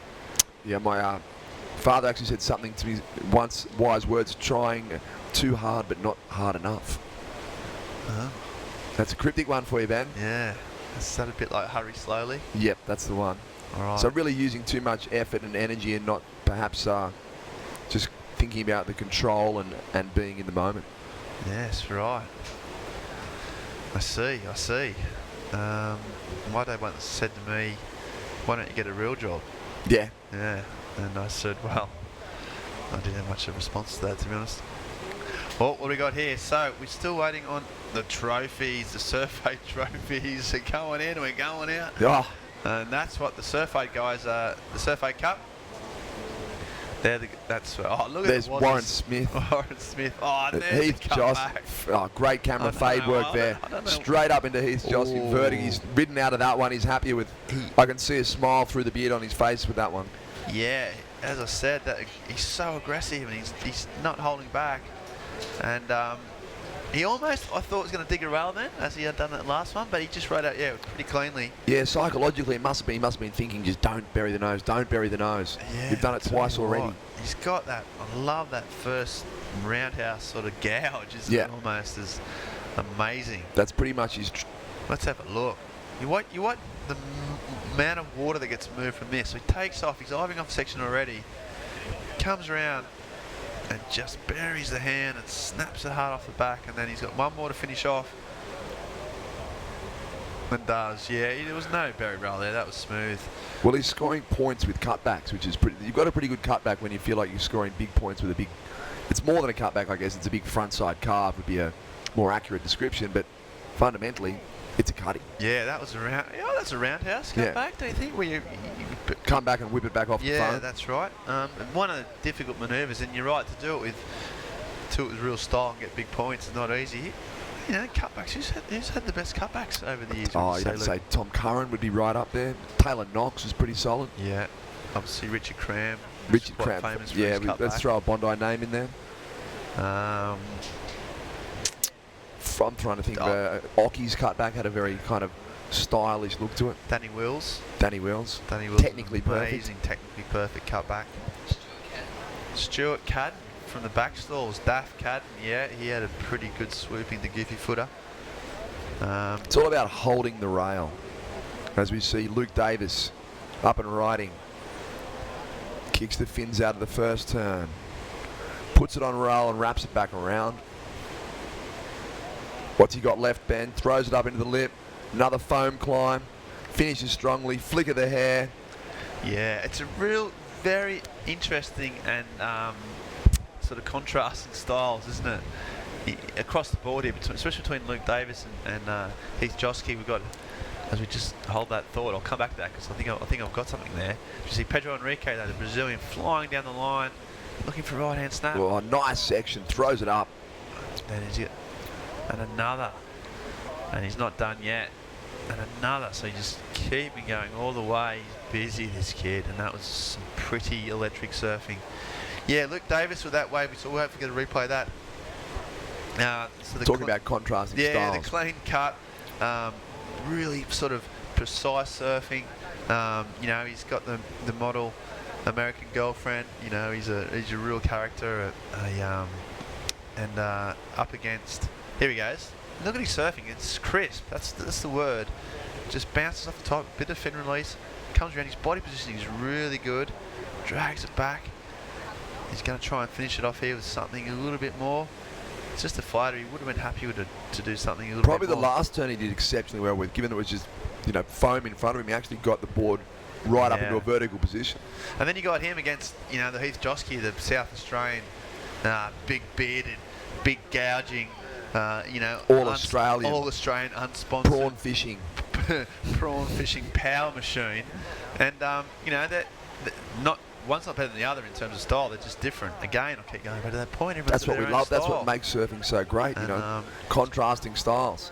Yeah, that's right. And I love them both. I really like their styles and the way they go about it. Of course, Pedro Henrique, he was sharp here too. This turn here is very electric and fast. Just like cracks the whip 3 times. 1, 2, 3. Bam, bam, bam. Classic, probably Brazilian style surfing, you'd have to say. Yeah, that's more the traditional, you know, super fast, super critical, lots of turns in a short space of time. And he was in 4th place. He needed, you know, a 5.84. We'll see how that dropped. Heath Josky's last wave was 6.27 for that cutback combo. Cutback to slash. And also, so we've got Luke Davis in 3rd and Pedro Henrique. They were in 4th. So those two guys both got waves. They're going to put pressure on these guys. Yeah, Billy Stammen, he's been a bit quiet for the last 5 minutes. He's currently in front. You see Luke Davis keeping busy. Jams a little check turn, waits for the wave to stand up, slashes out of the lip. As the wave flattens out, he's back in the pocket now, looking for a little inside section. What's he got left? Frontside air, doesn't ride out. Yeah. Okay, out the back, Heath Josky. Looking to throw the kitchen sink at it again. There it is. Big top turn carve. And again out of the lip. Puts it on rail. There's that signature double arm cut back. Heath Josky and finishes strongly. You can see the smile, smile on the caveman as well, couldn't you? The surfing Wookie, there he is. Just. And look, he's not done yet. Is he riding his own boards too? Does Heath shape his own boards? I know he does ride Dan McDonald boards. Right. DMS, but yeah, he flirts with his own shapes also. And yeah, left. Okay, this is once again we're going to contrast and the style. So this is Luke Davis. Just slides it out nice. He had a bit of a wobble in this wave, but he still waited for it. I was kind of hoping for just a bit more fin release or something. He's got in his locker. He's got some real progressive moves. And here we go. Here's his section. And that's his bread and butter. He really should be finishing that off, Luke. He'll be disappointed he didn't nail that. Yeah, that would have, it would have possibly transferred away from, a good score into an excellent one. So his last wave was a 5.93 prior to that. He needed a 5.25, but then... I think we're going to see some bigger scores for Heath Josky now. He's actually back in 4th now after that last shuffle, looking for a 4.90. And there he is, straight back into first position at 9.8. Here he goes. Here's a 9.8. This is what it was. So it just floats over. He's just waiting for this. Drives here. Drives so hard. This is his big turn. Gouges it. Comes back again. Off the top. And then here we go. Wait for it. The double drag. That's his trademark. He's not over yet, though.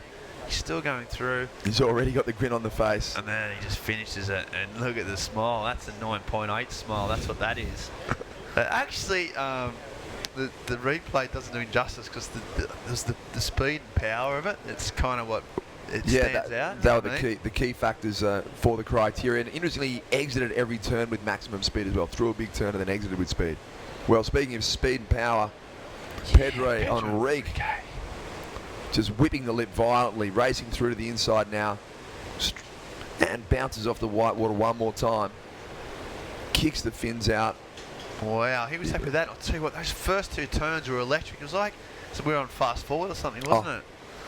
Just stepped up another level. So the wave prior to that was a 7.67. So, you know what? This is a high scoring heat. You said it would catch fire, didn't you? You did to that, Luke Kennedy. Yeah, it's blazing. I hate to say you're right. Blazing right now. This like the classic twice a day on a stop clock. It's not often that I'm right, but I might have been once. Yeah, so that wave of Pedro Enrique. So he was looking for he needs a 4.59. Well, he gave himself the double clap claim. Clap claim. Yeah. Gave himself some applause. I think it's a good motto, isn't it? If no one else is going to clap for yourself, why not? I think, well, he's needed 5, and from his reaction and from those first 2 turns, I think he's going to get that. It was pretty electric surfing. 2 minutes. So still waiting for that score to drop. Gee, we've seen the leaderboard shuffle. Billy Stammen was coming first about 3 minutes ago. Now he's back in 4th, chasing a 6.74. So it was only a 5.23 that wave for Pedro Enrique, but that was enough. But it was enough to get him into 2nd significantly. Okay, so now the current situations. We see this wave here of Pedro's, the replay. So we're getting a little look at the free surfing. Here's Pedro. So that not too vertical on the first turn. A little bit deep, but that's the turn. Kicks the fins out, gets the board vertical beforehand. Wraps it into the pocket. I think that first turn, it was amazing, but it was only done, sort of started from halfway up the wave. Yeah. Just the way, not because of he had no choice, the wave hadn't bottomed out, so he kind of did his turn from halfway up the face. Still did a lot of spray, but it didn't have that deep bottom end turn to like crack. The second one did, that's right. Why he got the 5.23 out. Yeah, not a high that's score. pretty good analysis there, Ben, I have to say. You're paying attention. Yeah. We're really breaking it down to the nitty gritty now. Every now and again, I'll surprise myself and actually and watch it. Okay, so another one there from that's like the current heat leader. He's 9.8. What a wave! He's going his backhand now. Just smokes a bit of heat off the foam, then climbs up again. I don't think that's going to go into his top 2, but he's bit of a speculator there from Heath.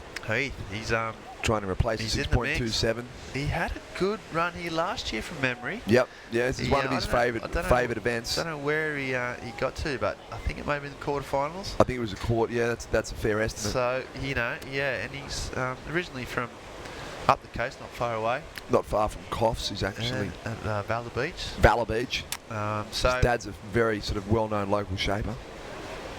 Okay, and Pedro. He's not going to. He wants first position. He's vote for Pedro. Well, he's campaigning right now. Throws it up into the lip. Exits the final turn solidly. Yeah, no, that's Pedro. That's pretty much the heat, and it looks like Heath Josky and Pedro. Although Luke Davis down the point, can he do something massive? He can't. I thought he was going to get barreled there, Ben. Didn't make it happen. Okay. Well, you'd have to say, possibly a bit of an upset that heat too. Yeah. Okay, so let's go through the 9.8 again. I can watch this on repeat till the day I die. Well, as we've encouraged him to jump on also after this one, Heath Joski J-Bay, but this had a, shades of that in a way with the first 2 turns. Comes hard off the one and swoops. Big Wookiee noise, sound effects from Ben Mundy. There it is again. A little bit of onomatopoeia to make it sound better. And then, I love that little smile just there. Look at him. He's loving life. It's amazing that you can see a smile through all that hair, but you actually can. Yeah, it's there, all right. And apparently Spielberg's just been on the phone. He wants him for the Wookiee in the next Star Wars. So he's going good. Amazing surfing, amazing, powerful on-rail, bit of variety, bit of flair, and the trademark 2-hand drag. Okay, so we're going to go to a break right now. I'm going to give you a bit of taste from 10 years ago, 2004. Let's go back in time, folks. We'll see you for live action after this.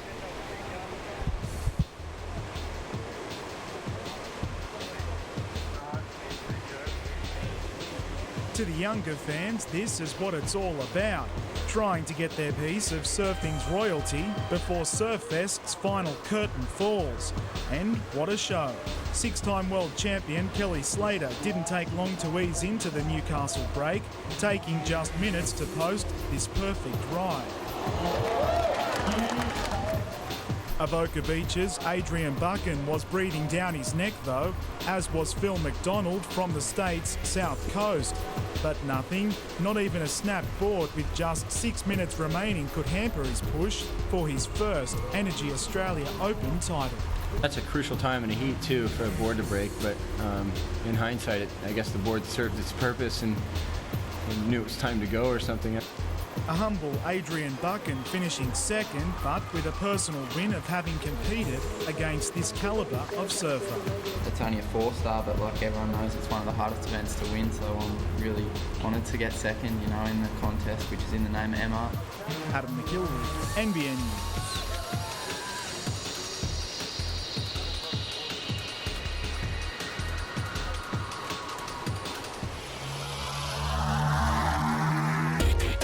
This webcast is brought to you by Newcastle Now. Okay, well, welcome back to Surfest, folks. Matthew Hoy, Terry McKenna taking you through the afternoon here at the Burton Automotive Pro. We've just passed lunchtime and the waves are still looking pretty fun out there, Matty. Yeah, it looks great. It's an overcast day. The wind's not going to come up too much either, so it's going to stay good all afternoon. Well, Navarro from Brazil. That was an exciting way to start your heat, wasn't it? Yeah, I heard Heath Joski went nuts in that last heat again. He missed it. I'm spewing. I know, doing a big two-handed layback gouges that he does. Yeah. Yeah, he's killing it, isn't he? Mate, yeah, he is killing it. Yes, that other heat he went nuts. I'm spewing, I missed that one. He doesn't just surf good, but he's got a good beard as well, hasn't he? And hair. Yeah. Here we go. This is the first one for Matthias Navarro from Brazil. You're watching heat number 9, round number 3 here at the Burton Automotive Pro. It's a stacked heat too, isn't it? Yeah, and Navarro's got off to a good start. He's taking on Dale Staples from South Africa in the red singlet. Brent Dorrington from Australia is in the white. Nathan Hedge, Australia, North Narrabeen is in the hog. Yeah, he's in the orange. The hog. Hedgehog. He's ripping. He's fit. He's always fit. He looks so fit all the time.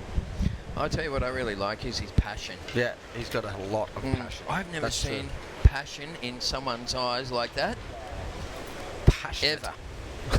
He loves it. Yeah, it's really cool, isn't it? So we got plenty of scoring stuff all around us here, Hoya. We shouldn't be able to mess up. You're actually going to put this one down on your end, look like that. So you got your own. I can see, yeah. Is that good? Yeah, way better. Yeah, that's heaps good for you, isn't it? That little screen. More dolphins too on the outside. They're everywhere. They're everywhere. Okay, so there's a nice little panoramic shot of the lineup here at Merewether. Right. Yeah.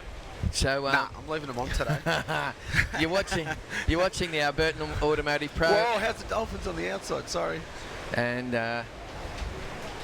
thanks, mate. White up and riding. Nice start, two nice hooks. Who is that? Oh, yeah, Brett. Of course it is. Dawes has been on fire. Wow, get out of here. What a rip that way. Great combination of moves that was. We're just doing some alterations to our very, very expensive mahogany desk that we have here in Surfest. If you're watching on the Oceanic Surf Channel live in Hawaii, then aloha to you guys. Aloha. There we go. You can see just the top half of it there. It's very ASP, old school ASP. Yeah. It's WSL now, of course, but. Exactly. It's a new improved. Yeah, we are Merewether Beach. We are in Merewether. That's correct, It's that Matthew. last replay of Doz's waves. Good wave. Waves look fun again. Wow, that does not look like Dixon Park, does it? That is one of the best banks we've seen down there for a long That's time. going to be a big score. Brent Dorrington going to town on that first wave. And I don't mean that he used it as a mode of transport, Matthew. I meant that he went absolutely. He did. He went for a mode of transport as well. Well, he probably went from the cliff almost down to Dicko. Yep.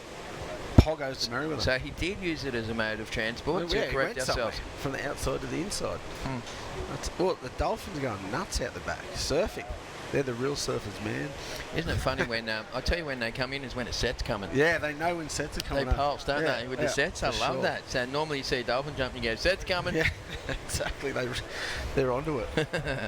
Here they go. Look, there's always a big hit. They're taking over the lineup.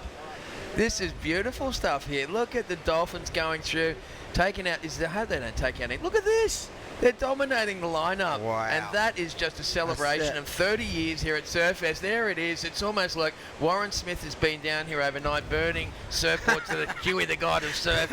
And it's all happening right in front of us. They're going nuts. I can't believe that. And also, they're in the background. The shot? Hopefully someone gets a shot with them. I tell you, oh my goodness, look at them putting on a parade. Do you think that they're trying to tell us something? I don't know. I hope not. Well, there's Matthias Navarro just getting a little... They were going nuts though, weren't they? That was awesome. Ripped. That was one of the best dolphin displays we've ever seen in a contest. Yeah, at the same time. They haven't finished with it. Epic. That is so cool. Well, you are watching the Burton Automotive Pro here at the Hog too. Surfest. There's the Hog.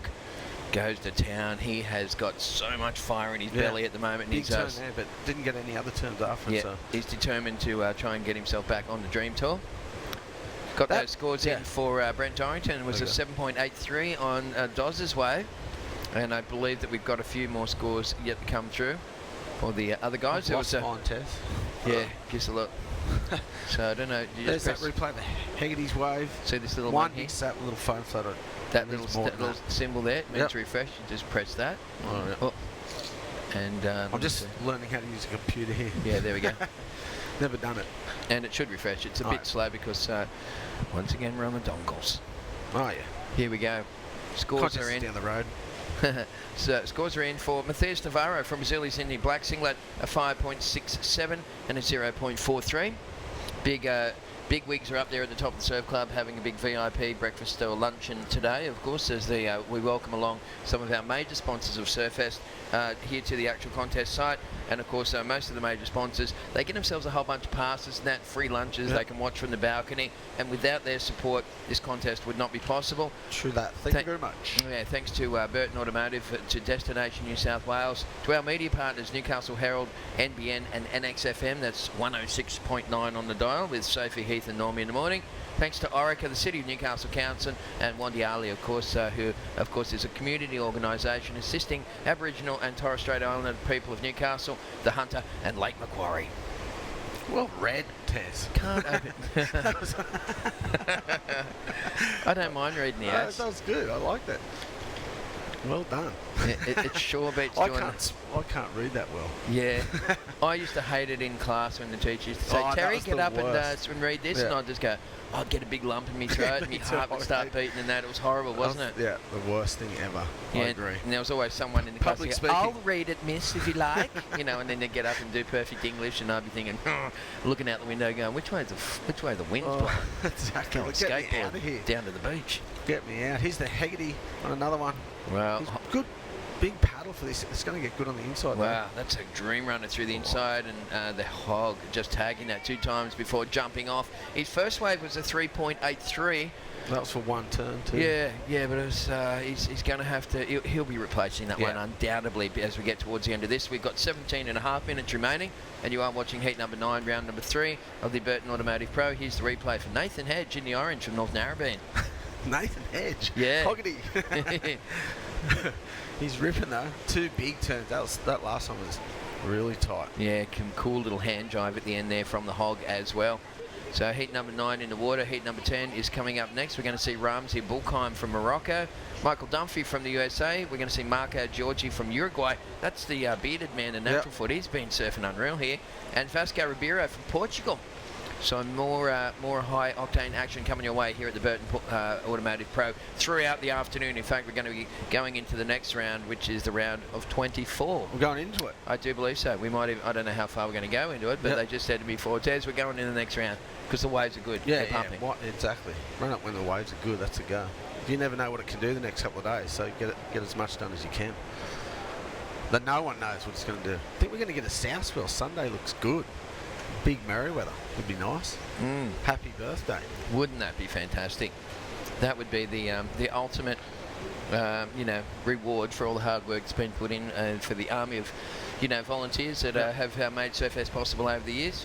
And to Warren Smith and his gang who have poured their heart and soul into this concept, since its inception. Thanks very much to some of the original people that were there, including Nat Jeffrey. Yep.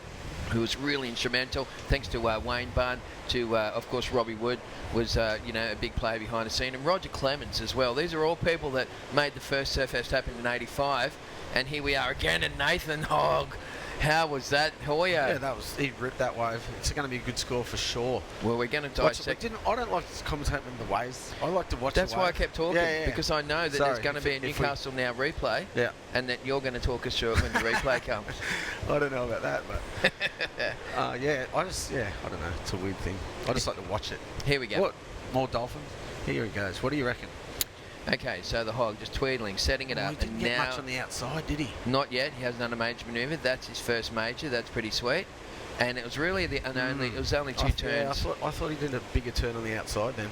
His previous wave was a 6.23, and he got a 3.83 on his opening wave. Right now on our screen, it's Nathan Hedge in the lead ahead of Brent Dorrington. Dodds has had the best wave of the heat so far, 7.83 on his top score. He now needs a 2.23 for White to go into the lead. Matthias Navarro from Brazil is sitting in third spot. He's trying to hunt down a 3.5. He's in the black singlet. And Dale Staples, did he check in? He's he hasn't got a wave yet. I haven't even seen him in the lineup. No. Let's see if we can pan back and find Red as we go to the replay. We might first right up. Now. Yep. There we go. There he is. How was that? Asking thee shall receive, and Dale Staples just blowing the back out of that one. Don't think that's it. Oh, well, he's got that's his first wave. So. Yep. Don't think he's going to score very highly. Well, it's clearly his best one so far. Exactly. One wave in, it's his best. I don't know if... Oh, yeah, I don't know. I had a discussion with Travis Logie last night. Oh, yeah, what about? Surface. Just about a few things. I don't know if I can say what they are, though. It might have been secret. It is. It's that secret man's business, you know mate. We never talk about that stuff out of shop, is there? And there's lots of other subjects that we stay away from. And remember the talk we had this morning? So he's the new Surfers rec, but for the World Surf League. He won Surfest as well. Yeah. And I love Travis Logie's surfing, and he's a smart kid too. Yeah, exactly. There's a couple of Novocastrian spectators loving the action. That guy's got a good beard on him, hasn't he? That's Coco. Is it? Yeah. That's a biblical magnitude. Yeah. He looked like Great Moses. Here's that replay of Doz's last wave. Two big turns there. Oh, just comes unstuck at the end. Okay, well, Nathan Hedge on his last wave, folks, posting a 6.77. Then the runner-up from last year is looking to goods here at our Surfest for this Burton Automotive Pro. Hope you're enjoying the action. Once again, jump on the Facebook page and let us know where you're watching from. I did put a little post up. No way. Going again. This is crazy. I thought that Look at these guys. I wonder if these guys are freaking out. That one was close. Yeah, I tell you what, you want to have your brown board shorts on, wouldn't you? Here's Black up and riding, and that is Matthias Navarro just cranking off a couple of backside turns. Oh, some good ones there at the start. And here he goes, Matthias, looking for a little link up, jumps on the there, just kind of taps it away. Should have flicked out. Seen some really nice backside airs throughout the competition, Matthew, and I was only thinking the other day, this morning actually, the last time that I did a big backside air was underneath the doona this morning. That's rank. It's an oldie but a goodie. Thought I'd recycle it. We're a bit bored. Here comes Nathan Hogg's wave. Wow. Look at that replay. going nuts, though. They were surfing. I can't believe that. That is going to be on NBN News Highlight tonight. I have no doubt about that. The boys are already chopping that one up for the newsroom. Oh, for sure. And we're also catching the tail end of Matthias Navarro from Brazil. Was that his last wave or another one? I think that's his wave number 3 for Navarro, so we'll let that one come on through. And there was also a bit of a wave there for Dale Staples. Yeah, Matthias Navarro last wave, 5.27. Moved him into second place. Dawes is down into third and needing a 3.11. It's still wide open this heat with 11 minutes on the clock, and Dale Staples having a bit of a slow start in this one for the South African. Very slow start. 1.93 only. Here he is. This is his replay of that first wave. It must be, is it? Do you reckon? I don't know. Maybe it's not. No, that's a good. No, he didn't do that on the first one, did he didn't do that. Look at this kid get going. He thinks he's at J-Bay. Oh. Don't we all? Don't we all wish we were at J-Bay? Exactly. Nice big open-faced gaff there for Dale Staples. He can get some man turns going, can't he, when he gets on the move? That first turn was good. So we'll just wait for... Is he from J-Bay? I don't know, mate. I met him the other day. I don't know if he's from J-Bay, Durban. Okay. Cape Town. Yeah. What's your favourite part of South Africa? J-Bay. Yeah, awesome around there, isn't it? Yeah. Yeah. I like Durban too. It's pretty fun too. Have a good time there, you know. My sister's lived over in a little town called Knysna, which is just out of Cape Town, about 40 minutes up the coast there, but it's pretty sharky. Yeah. Let me tell you. Here we go. The hog. Don't doubt it. Everywhere is sharky. Well, yeah, it is, isn't it? That's where they live. It's all Not good. here. Dolphiny here. Very dolphiny, isn't it? Well, they're just cruising, aren't they? I can't believe that they've just come to get in on the 30th anniversary of Surfest like that without asking Warren Smith for a pass. Oh, they had a pass.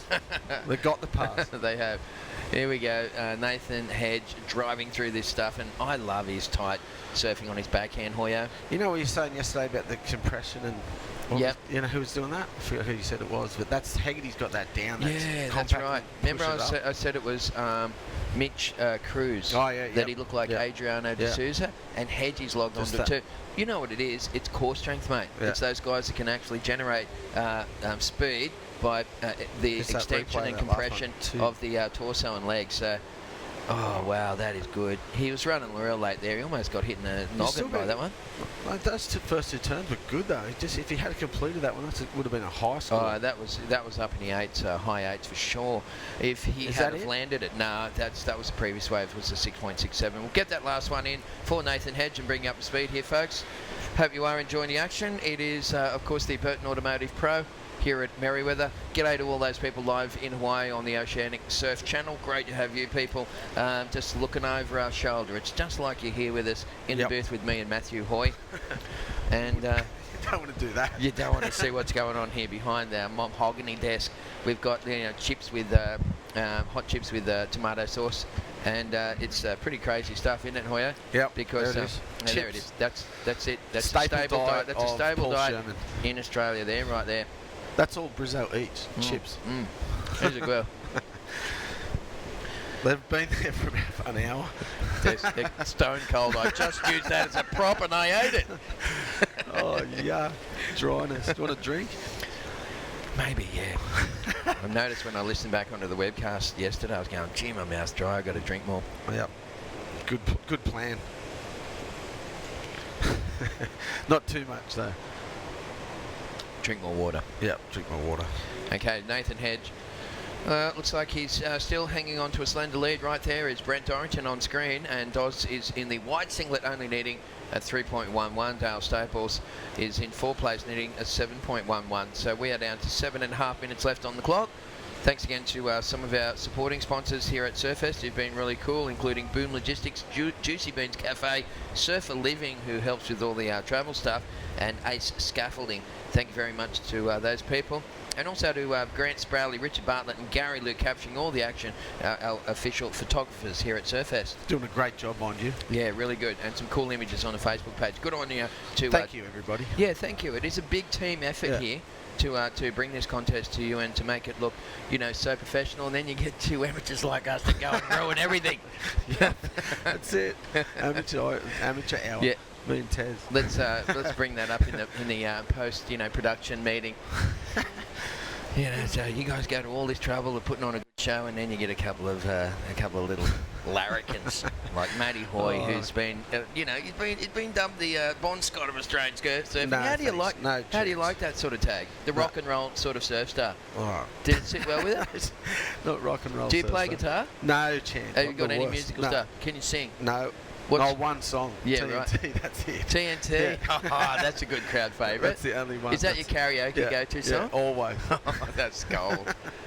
Can't wait to hear that. You know what? They've got karaoke on Sunday night at the after party. No, I'm not. No, I'm dragging you up. No chance. I'm going to back you up. My singing career is over. Awesome. That's my surfing career. It's all good. You're still ripping out the rocks, matey. That's all that matters.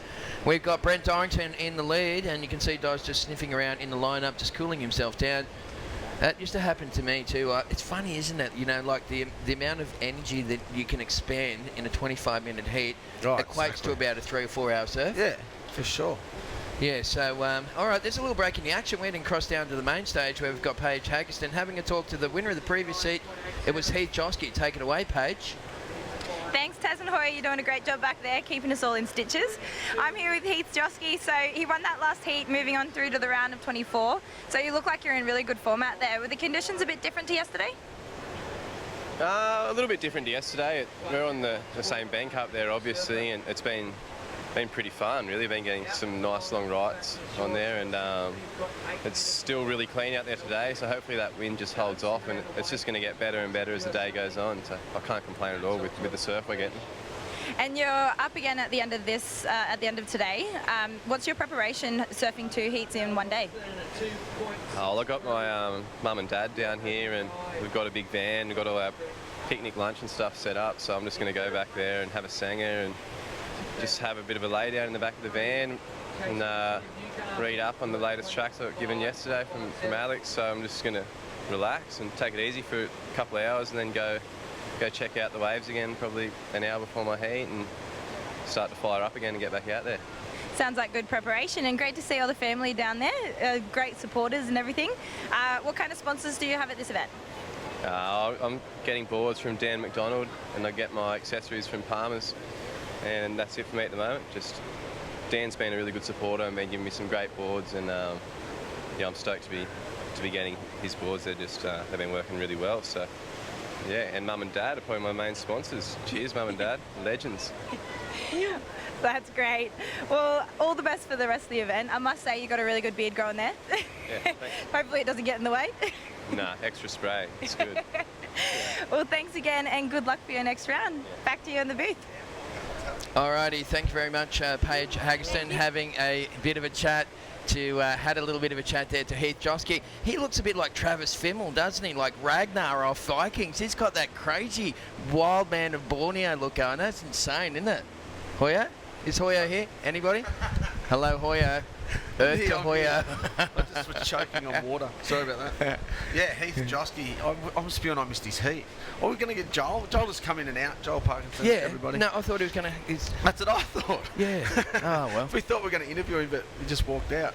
Perfect. Yeah, but yeah, Heath Josky looking dynamite, isn't he? Like I said, Travis Fimmel, he played Jesus in the that Who? Christ movie. Travis Fimmel, he plays Ragnar on Vikings. He's the sexiest man alive.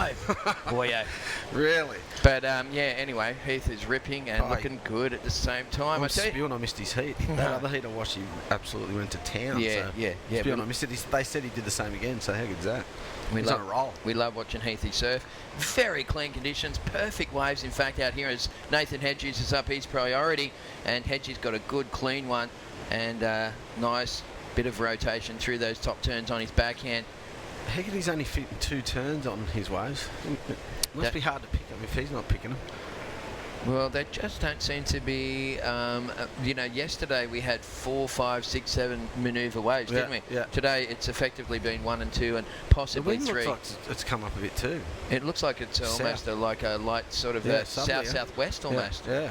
Might get really clean this afternoon. We're going to see some good surfing as we see Nathan Hedge just blowing the back out of that thing 2 times, just giving it a hit, getting down nice and low. Was that a little sort of claim then? Pat the cat, when he sort of did that, he sort of came down like a crouching tiger. Yeah. As we had a look down too. Yeah. Oh, it does. Whoa, he's in the lead. He can afford to do that, mate. There's about 2 minutes left on the clock. So Brent Dorrington, Nathan Hedge in the lead, and chasing scores Matthias Navarro from Brazil in the black, and Dale Staples. There's Navarro. In and out, quick in and out. Yeah, kicking No out of there. score Dale needs like 9.71. He's chasing some pretty big numbers, folks. So I hope you're enjoying the action here at the 2015 Surfest. It is the 30th anniversary of the tournament, and there's a lot of stuff happening in and out of the water. Surf all day, party all night. That's Surfest for you, Hoya. Exactly. Everyone loves it. It's good. It is. It's so good. much fun. It's a good town to do that. It is. It's awesome, and so get yourself up here to Newcastle and have a beer with us. We've got heat number 10 coming up next. We've got Ramsey Bulkheim from Morocco, Michael Dunphy from the USA, Marco Giorgi from Uruguay, and Vasco Ribeiro from Portugal. Have a look at that. That's a real internationally flavoured heat. It is, isn't it? That's going to be a good one too. Yep. So inside the final minute, keep your eye on black and red. Both those guys chasing extraordinary scores. In fact, Matthias needs a 7.73. That's doable. But Dale Staples here in the red singlet. Dale's going to get into this one with a couple of seconds remaining. He needs 9.57. He's going to have to do something redonkulous. Isn't he? Near perfect score. Oh, he surfs good. He's usually pretty busy. That other heat he got a heap of waves. He just couldn't find it there today. It's like that, isn't it? You know, you're either in rhythm or you're not. Somebody else probably works all that stuff out for us anyway. Hoya, I'm just on the blocks and somebody else moves them around. That's what I like to say.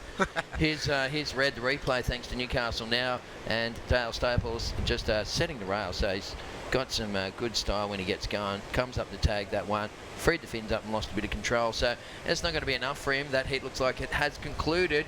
And I don't know if this wave was... No, that's real time. It's not a replay. So massive. It's after tail throw for after the hooter though. Was it? Okay, for Navarro, and he needed big scores. Yeah, it's live, so it's after the hooter. There we go. After it. So it looks like Brent Dorrington from Australia in the white singlet. Nathan Hedge, his fellow Australian. Couple of Aussie blokes moving on through at the expense of the Brazilian. Matthias Navarro in the black was in third, and Dale Staples from South Africa was in fourth place. We don't go anywhere, folks. We're going to have...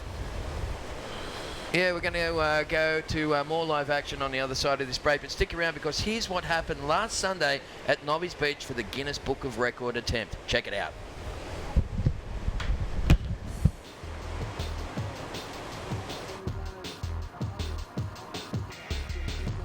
From 7 a.m, the crowd started rolling in, and excitement was brewing among those taking part in the record attempt at Nobby's Beach.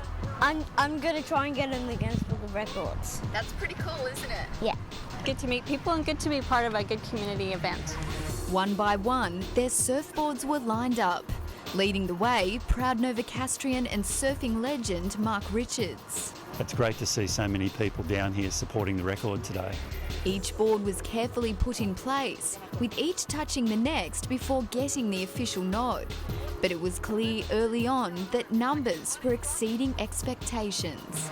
During the week we were taking registrations and sort of watching the numbers grow, but this is way beyond what we thought. We thought 500 would be a massive number. By 9 o'clock, the previous world record of 398 set by Onka Paringa in South Australia in 2013 was matched. Before Newcastle set a new benchmark of 608 surfboards, stretching 1.2 kilometres. A fitting way to celebrate the 30th anniversary of the city's Surfest competition. When someone sets a record, there's always someone that wants to try and beat it, so we shall see, but hopefully this one will last for a few years or so. Renee Feder, NBN News.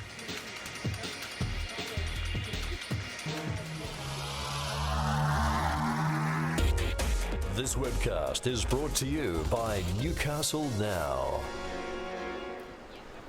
Okay, so welcome back, folks, and a very good afternoon to you. Coming to you live, of course, from the Burton Automotive Pro. It's here in Merewether in Newcastle, and of course, the 30th anniversary of Surfest. A massive celebration is underway. We are just going to, Matt Hoy joining me in the studio. Matty, how are you, champion? Oh, I'm very well, thank you. You're looking dynamite, matey, and I tell you what... Not feeling dynamite. No, you look like you're about to explode. That's what I meant by dynamite. But anyway, we're going to cross down to Paige, who's going to have a talk to Joel Parkinson. Take it away, Paige. We tried to do that. Thanks, Matt, and thank you, Tez. Yes, I'm here with Joel Parkinson. He was in the first heat of the day, surfing on fire as usual. You've been here for a few years now. What keeps bringing you back to Newcastle?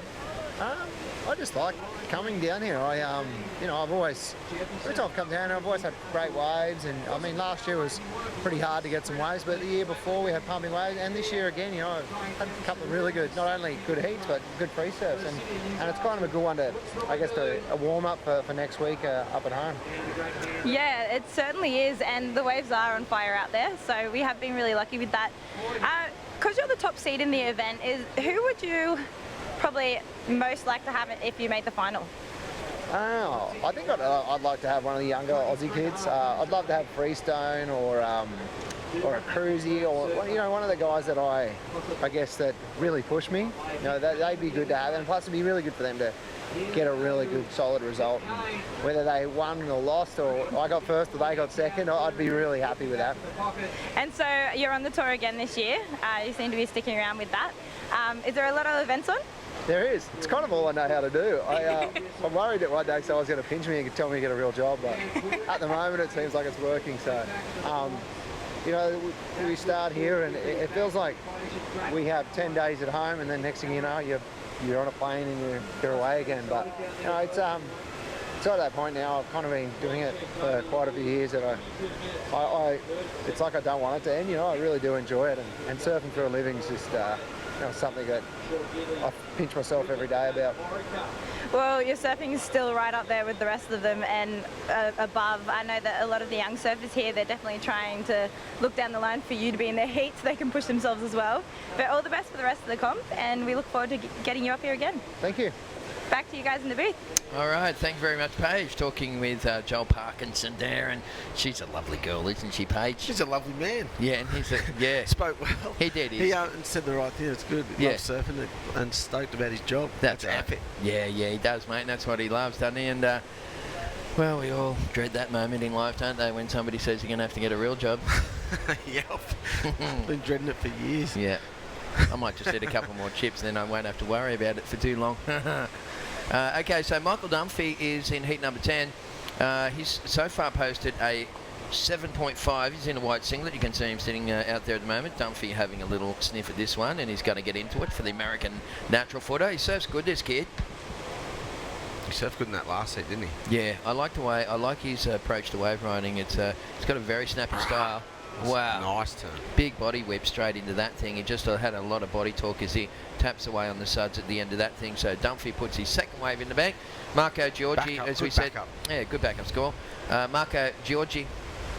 Oh, this is his first wave, 7.5. Yeah, well, let's see what he does on this one. He's got a lot of face in front of it. And nice big wrap there. Yeah, very good surfing. Good strong bottom top turn combos. Real tag. Kind of that was a good turn front side round. A good snap in the pocket. Perfect. Could have been more, maybe. Maybe not. Well, we got Ramsey Bulkheim in the red singlet. He's representing Morocco. G'day to all those people over there. A lovely little part of the world. And Vasco Ribeiro from Portugal is in the black singlet. There's the Surf Aid people getting a couple of shots there with Parker. He's a busy man, isn't he? He's always obliging too, isn't he, eh? Yep. He's probably the most easygoing of the pro surfers. And mix the same, yeah, mate. They're all Cooley the same. kids Most are all... Most of them are like that, you know? Yeah. Not many that aren't. No. Because they're all surfers. Mm-hmm. Good blokes. Some of them. We won't go into names, but you know who you are. Yeah, so Not really. about 11 minutes remaining. What a classic. So Ezekiel Lau, well, we saw him in insane form in the previous heats over the last couple of days. We've always enjoyed calling his heats. We're back. He'll be back in the next one. Carlos Munoz from somewhere in the Caribbean is in the white. Costa Rica. That's what I was trying to think of. That's in the Caribbean, isn't it? Yeah, of course it is. Yeah.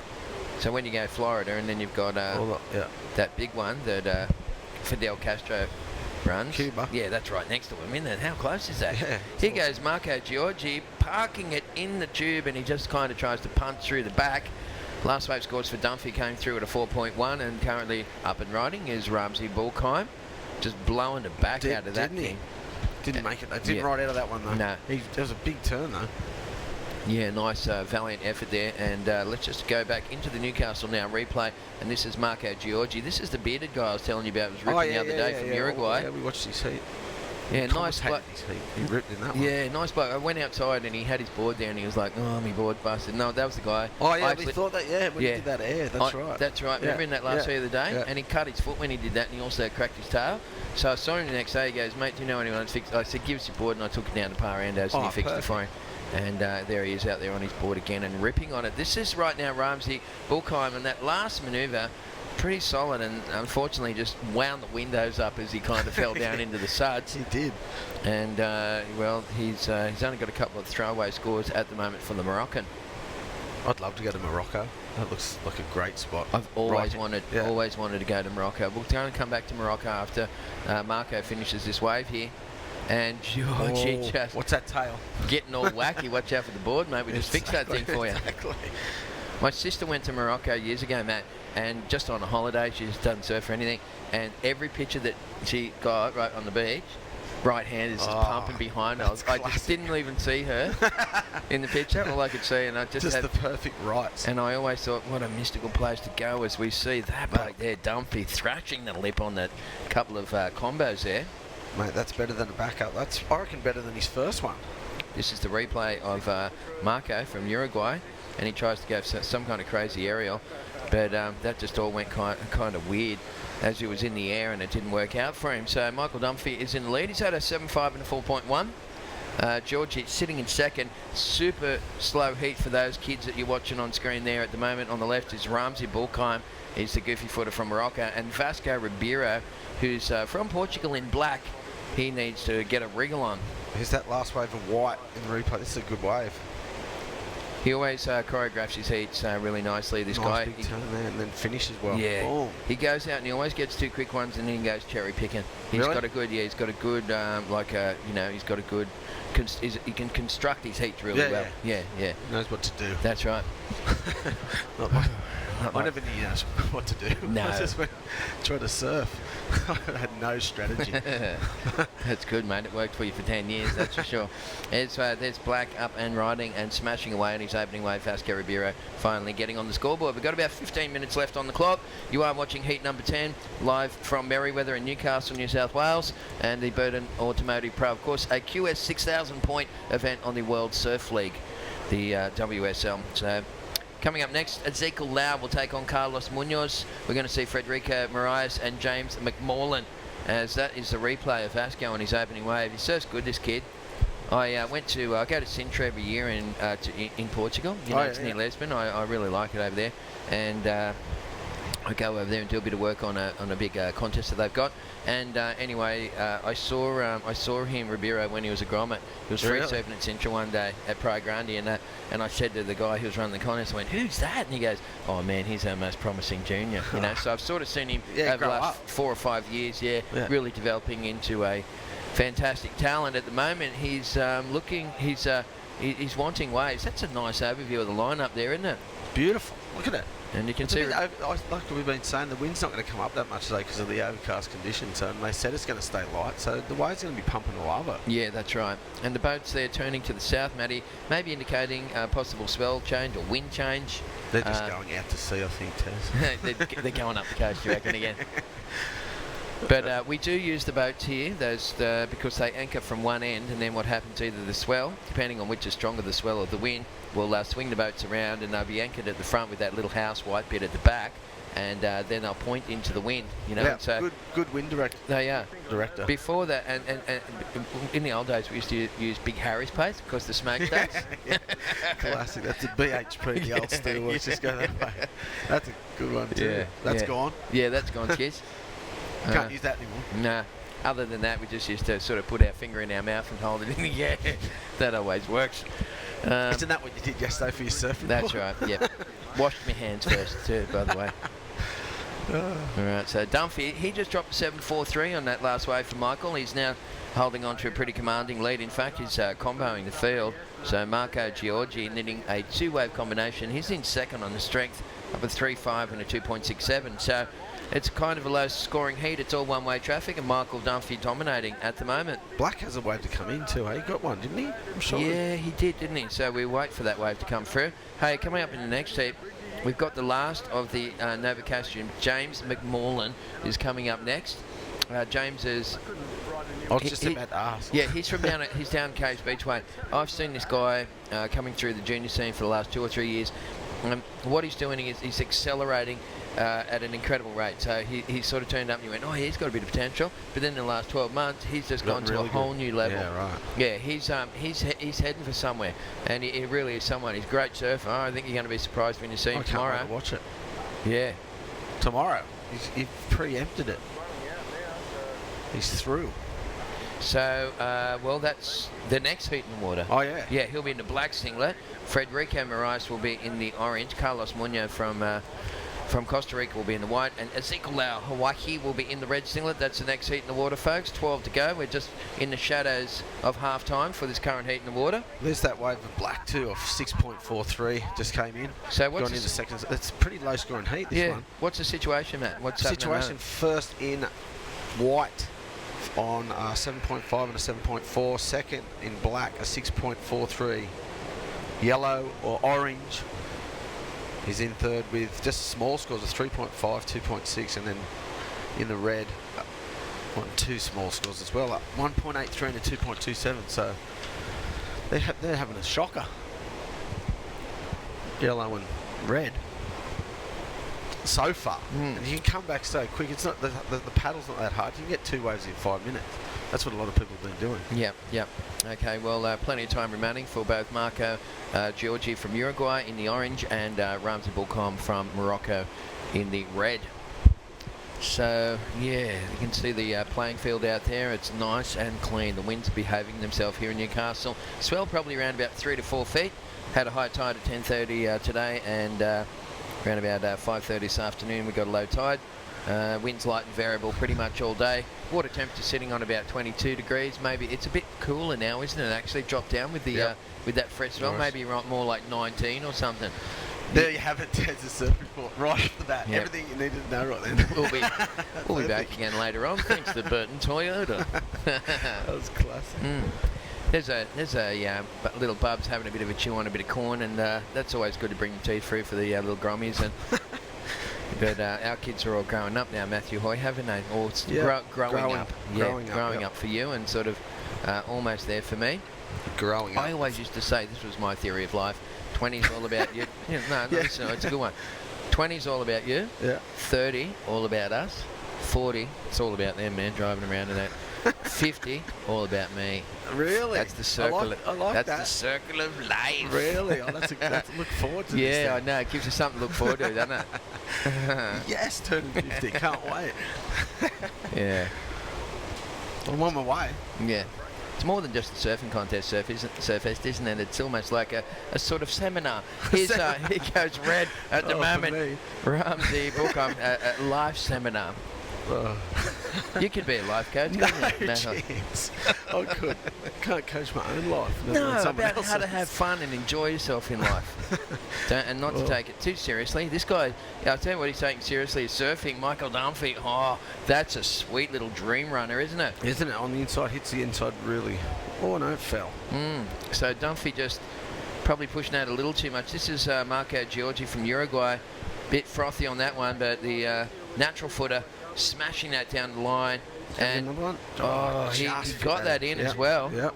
He liked it too, I reckon. Yep. So that is going to be interesting because Marco was lingering around in third spot, and Vasco Ribeiro was in second. Let's check the replay on Michael Dunphy here from America. That's a good section right there, Matty. Great first turn. He just comes unstuck on this last turn. Just it sort of flattened out the wave too. Had a high lip. There's the Dolphins again, mate. They're just cruising, aren't they? I know. I think, a great day. You know what I think? Warren Smith has been out there with these doing his orca speak, like with his little sort of. Remember in Flipper how they used to put that thing under the water and turn it like an egg beater? Yeah, used to come. That's Smithy up at the pools at night time, bringing the Dolphins in. Look after the surface. Yeah, Surfest is on. Yeah, they'll be right. Oh, classic. That's so funny. Flippers that people wouldn't even know what it's. Well, people in America international. would. Yeah, exactly. It's an American chain. Yeah, exactly. It's about a dolphin. I used to love running home to, to some of those old classic cartoons. I mean, I'm a lot older than you, so I used to come home to like Gilligan's Island. I love Gilligan's Island. Yeah, Flintstones. Flintstones. How good was that? I love Gilligan's Island. Yeah, it was good. Couple Wasn't of hot girls on there too. Yep. But all those classic sitcoms. I used to like the Partridge Family more than the Brady Bunch because the Partridge Family were loose. They used to cruise around in a bus with peace signs on it, playing music and that. Hippies. Yeah. Reminded me of my family. Yeah, it probably was. I don't watch the Partridge Family. I watch the Brady Bunch though. Yeah, right. No, the Partridge Family were a bit looser. Watch it now. Yeah, they were a bit looser. David Cassidy. Wonder what he got up to. Okay, so we've got Michael Dunphy. Is currently in the lead. He's got up to some pretty good scores. He's got a 7.5 and a 7.43. We've got Marco Giorgi's last wave 5.5 puts him into second. Vasco Ribeiro, keep your eye on the bloke in the black with 7 minutes remaining. Ribeiro is chasing a 2.57 for black to go into second, so there's nothing in that one, Matty. Yep, nothing. And the Moroccan needing 6.73 to go to second, but Ramsey rips, and that's doable. Vasco's only ridden one wave in 20 minutes. That's crazy, isn't it? I know. It's a 6.43. That's why it needs such a small score. Just to pass yellow. That's easy gettable. He only needs a 2.57. You better get one though. It's 6.5 minutes remaining. So yeah, well, this is heat number 10. He's been patient. He has been very patient. Here he is. And speak of the. No, this is red. Yeah. So Ramsey just whipping it through on his backhand there. Ramsey only needs a 6.73 too. There's some real good surfers coming out of Morocco. I mean, they've got some awesome waves down there. And the Moroccan Surfing Federation do a fantastic job. They look after, the longboarding, the surfing and bodyboarding down there. It's the king. Have you been? The king. No, I haven't. I've been invited twice, and I didn't take it up to do a world bodyboard event down there years ago.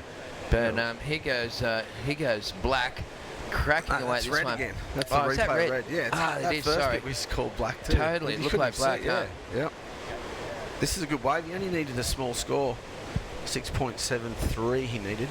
So that's not too bad. It is very close. No, very good. Or get it. And what's going to happen as we approach the 5-minute mark is that Dunphy's probably going to stay in the lead, but Marco Giorgi, he's got two guys coming at him in the form of Vasco Ribeiro in the black and Ramsey Bullkheim in the red.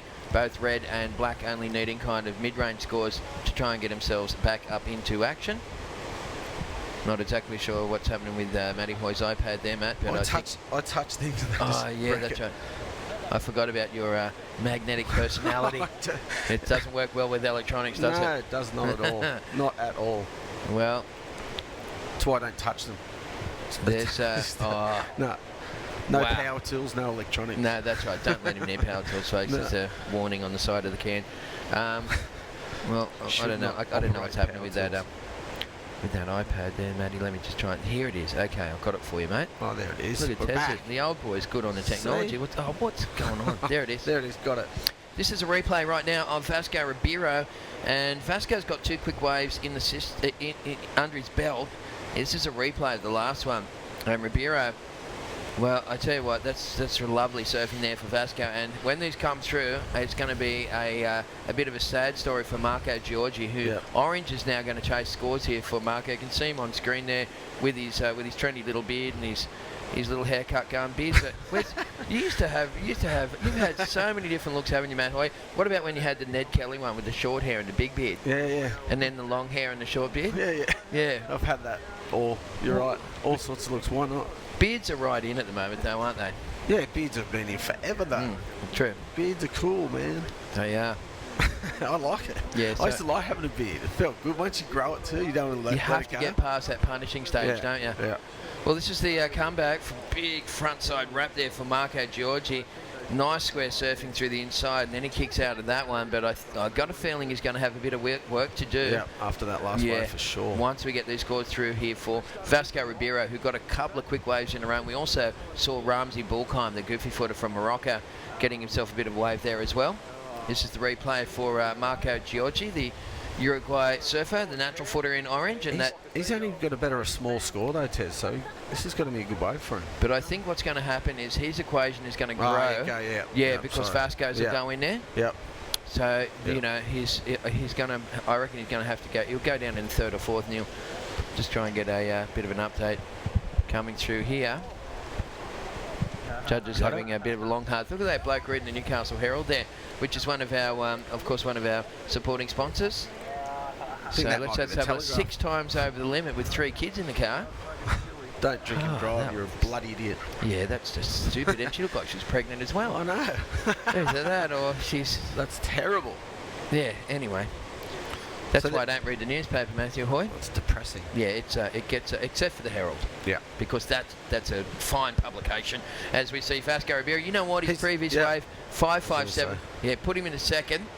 Giorgi has gone back down into third, and I reckon we're going to see another score come through for Vasco. That was only second wave. Remember, he got 2 quick ones. Yep. This is the replay of that third one, I think. Isn't it? This is the one that hasn't come through. There's this one and the one before it yet to come through on the scoreboard. And nice turn there. Just goes a bit. That first bit was a bit flat and then falls on this one at the end. Yeah, well, that's clearly a throwaway score there for Vasco Ribeiro. I'm just going to once again refresh the scores there and see if we can get those numbers up for you, folks. Ramsey Bulkheim, last wave 6.23. He's still sitting in second place, needing 5.78 to go into second.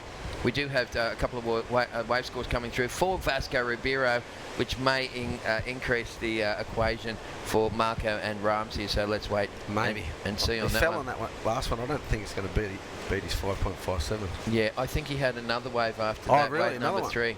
Oh. Yeah, that was his 4th wave, I'm pretty sure, if memory serves me right. Sometimes I get a little bit mixed up because I'm a bit slow. You're talking to me now. I know, I think I've got a chromosome missing. Something's really going on. I 100% have. Well, here's a lady enjoying herself at Surfest.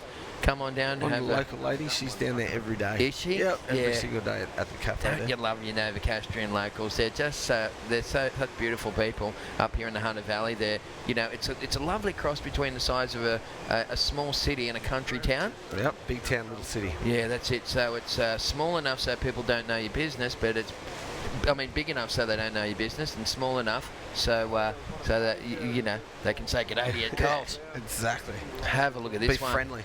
Marco Giorgi, wow. He needed a score, then he only needed a 6.5, and he claimed that. Oh, you know what, Giorgi? I reckon he's going to get it. So do I, because you know why? There's only about 30 seconds or 10. That's it. Yeah. That's the end of it. Yep. He's got that before the hooter. Yep. And this is going to be super interesting to see what happens here for Marco Giorgi from Uruguay. And that wave, he only surfed 3 waves, Black. So this is going to get him into the second spot, back in the second spot. Wow. Okay. This is maybe. Very interesting. Needs a 6.5, so. Well, I think he's done enough on that wave to get a 6.5. Look, climbed up over that section. He threw it around. He got another one here too. Yeah, a little mini connection through the inside. He worked very hard. Got an good ending too. Boom. Nice little ending to that one. Stoked with it too. Look, we're just going to leave that one with the judges to deliberate. Hopefully Benny Monday and the crew will be able to give you an update when we come back. After the break here, folks, we're going to roll back with more at Surfest, live from Newcastle, right after this.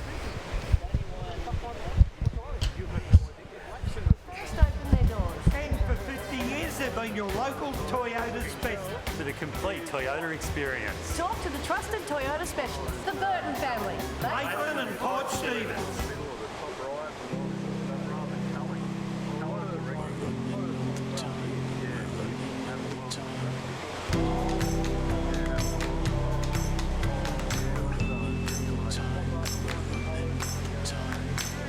Happy 30th birthday. Congratulations. I reckon it's proud of this surface. We're delighted to help with this surface.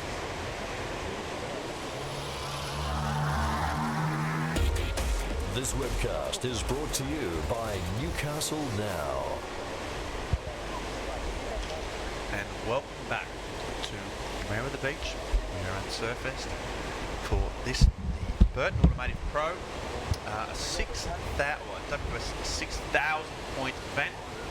And my name is Ben Munn. I think Terry McKenna and Matt Boyd for their dulcet tones their, well, rugged good looks and their local knowledge. It's a pretty impressive combination.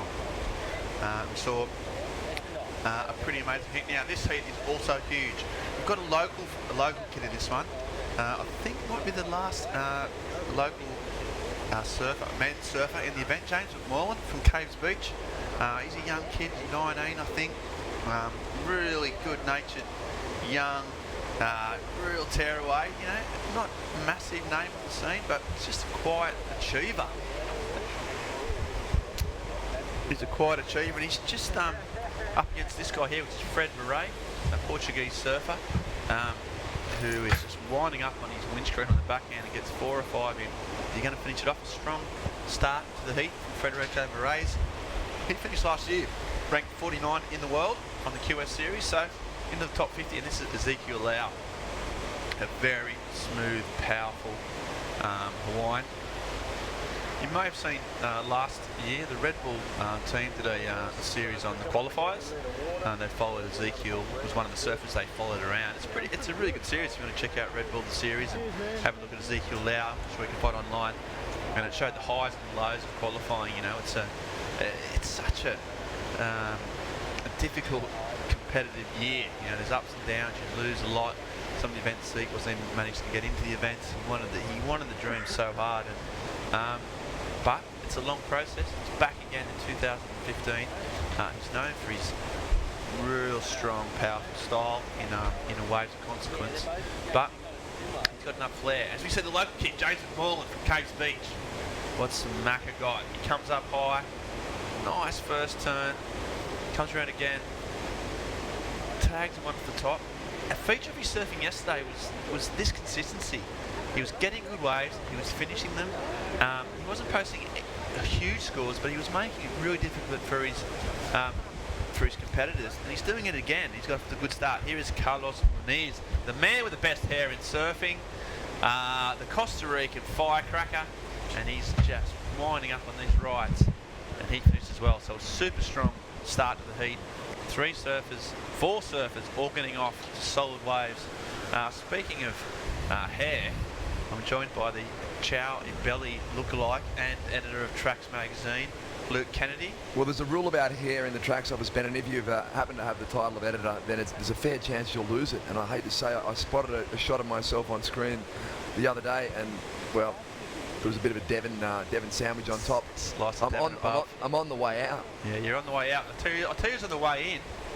The way in is James McMorland. He's just smashed 3 solid turns there. He's the wild card for the event, yes, yeah. Ben. Yeah, we're talking about him last night with a couple of the judges.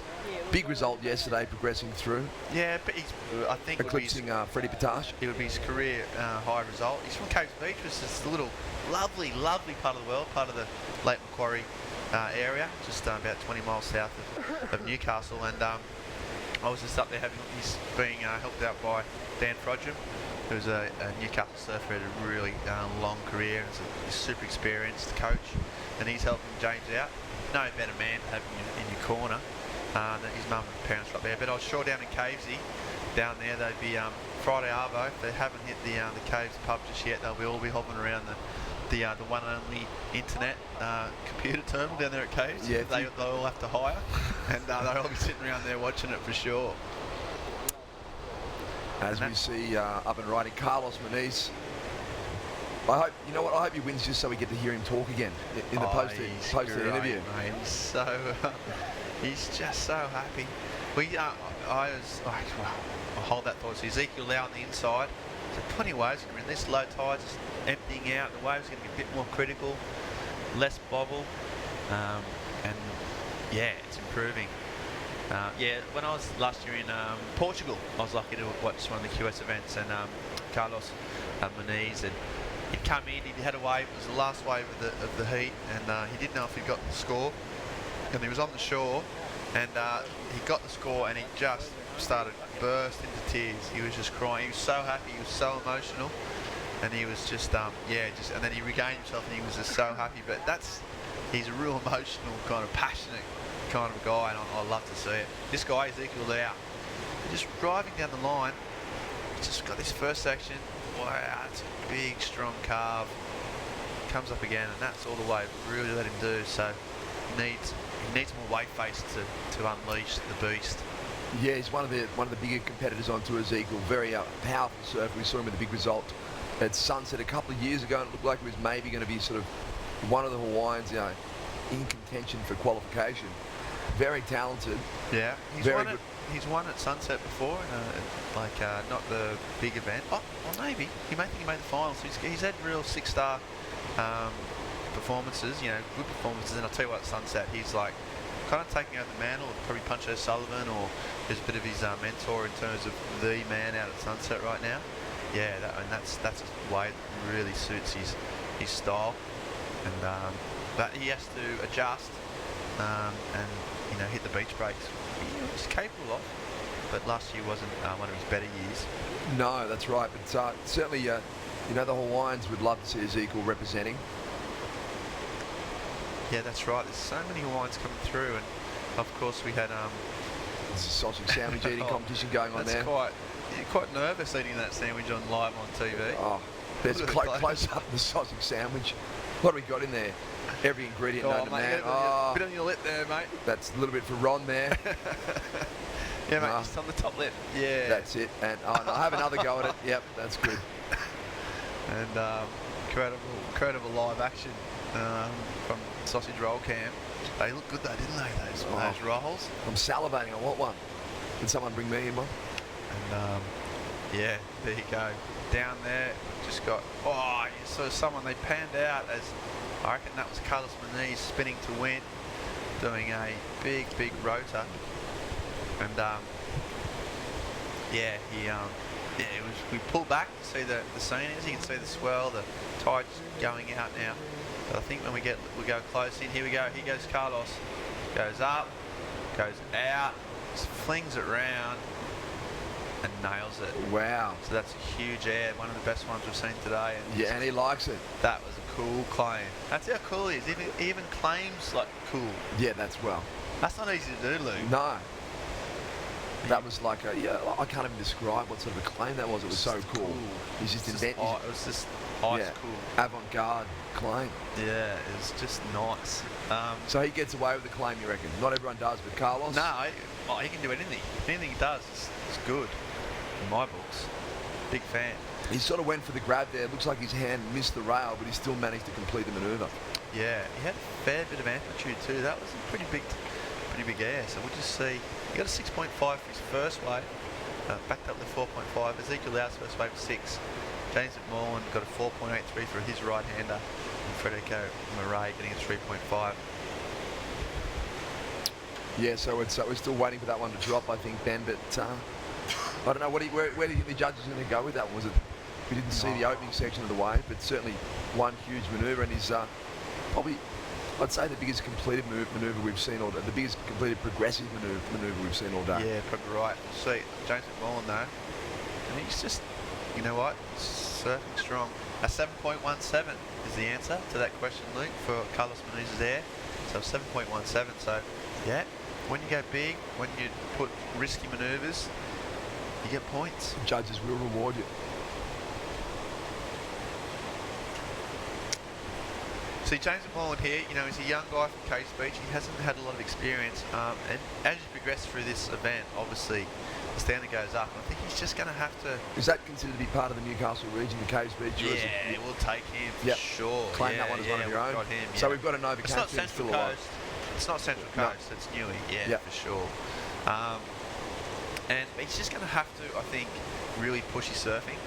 You know, it's not good enough now to... He's surfing, you know, really strong, and he's surfing really smart, but I think he's going to have to put a bit of element of risk into his surfing. He's going to have to go beyond himself, maybe surf better than he's ever performed before. Potentially. You know, you've just seen Carlos, what these guys have got in their locker, and, you know, it's early days in the heat. He won't have to adjust too much, because he's still within striking distance, but, yeah, I'd just like to see him maybe just a bit more fin release, a bit more action. See Fred Murray from Portugal. Nice crisp top turn there, Benny. And a solid finish. He's a bit of a no-fuss kind of surfer, Freddie Murray. You know what I mean? He puts it on rail. He's quite clean, quite sort of out of the Tiago Perez mold. mold. In lots of ways. Really, and whenever there's power, he really comes in. He's been coached by Richard Marsh, and that's a pretty good tactician to have in your camp. So he waited a long time for that turn, but he did nail it, and then he had one more. He just waits for it. Just got the fins out, so we'll see. He needed, to improve. And here he is, Carlos Muniz up and riding, looking electric, throwing the fins on that last turn. Oh, another cool claim. See? Was that a cool claim, or was that sort of like a self-mocking claim? Mocking his own hand job. I don't know, because it looks cool. It does. Anyone else did that? Yeah. Looked terrible. Carlos does it. Looks amazing. I'm going to go out there and say he's not just a surfer, he's an entertainer. Exactly. As you see Ezekiel Lau up and riding, generating as much speed as possible down the line, and decides no. He is an entertainer. You're right. That's the right word. We need more of that. We need a bit of flair, a bit of. We want guys who are fun in and out of the water. Yeah. I mean, all-round showman. Of course, we talk about competitive surfing. You should just be judged on your strictly on the criteria. It's not the way surfing works, though. The fans out there, you guys listening, both of you, you guys, we want to see characters in the sport. We want to see a bit of honesty, a bit of passion, big bit personality, of humour, even big personalities. Yeah, I like to see that. Put yourself out there. We put these Don't guys be afraid of doing the wrong thing. Just have a go. We put these guys on a pedestal. That's probably not the right thing to do, but we also like to get insight to these people. And yeah, Carlos, he's one of those guys. He's pretty charismatic. He's pretty bubbly, and he's got some good claims going on. And he's got the surfing to back it up too, Ben. Yeah, of course. Yeah, he's A grade. He's in that mix of the potential qualifiers for 2015. I think. You'd have to admit he would have been out and about in Newcastle the last few nights. Oh, for sure. Sort of frequenting some of the pubs and clubs. Yeah. Shaking the dreadlocks around. Yeah. On the dance floor. Yeah, he loves a good time. He's also, but on the other hand, he's also he's quite professional. Right. Yeah, he's got his boards down pat, prepares well. He's pretty committed to his dream. You can tell that. So I think he's got a good mix. That's the key, and that's probably the crux of getting it right. It's a very difficult fine line that to be able to win and have a good time while you're doing it. That's the goal, isn't it? Yes. Yeah, exactly. Well, we saw you speaking about professionalism. We saw you having a chat to Joel Parkinson out in the car park. I did, yeah. I think you were asking about his favourite culinary interests. I think I heard the word Caesar salad mentioned. Yeah, I did. We're just talking about our favourite recipes. When me and Joel get together, we just often talk about dressings and whether we're putting too much vinegar in, too much salt. As we see, Fred Murray, that was a pretty well ridden wave. Yeah, he had the right. It looks like he had the right recipe for that one. Definitely. Oh, nice. I like what you've done there, Luke. Yeah. Yeah, he did some big wraparounds. It was a long wave, plenty of scoring potential. He's currently he got a 5.4 for his last wave, which is that 2 manoeuvre wave. He needs a 5.78 to move in second. So it's going to be interesting. Ezekiel Lau currently, he's the nice sort of check turn. Look, he's just patient here. Just drifts past about 30 yards of whitewater there, made it look easy. Wraps it back around in the pocket. That's his signature turn right there. There it is again. Yeah. A little bit of plenty of body torque. Gets kind of a low road, high road scenario here. And so really the big two arcing turns that are going to be the scorers. Yeah, it'll be interesting how they score, and the fact that they were fairly similar. That's true. Might hold against him. But I'll tell you what, they were really well executed, weren't they? Right in the pocket, real power. And a lot of speed through the turn. Yeah, a lot of spray and a lot of style. So, he needs a 5.78 moving up to second. So we see some nice lines moving through the lineup. Really fun sections down there, Ben. Yeah, I just rode up there on the Hoy mobile.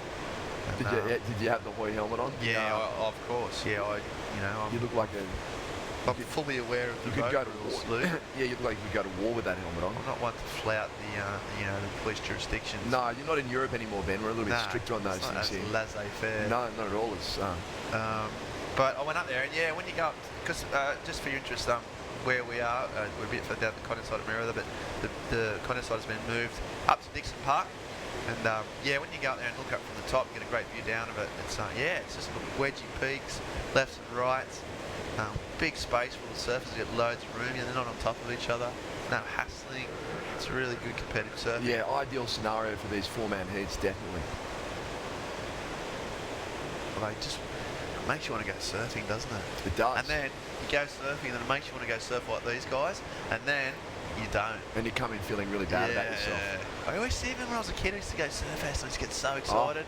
And I'd just go back, and you'd be so frothing to go surfing. You try it. Maybe you get like, I can you get a signature. Yeah, you get a couple of autographs. Oh, yeah. Watch a few heats. See the final, and then that first surf after the final was you were recreating what had just transpired. It's very true. In your head.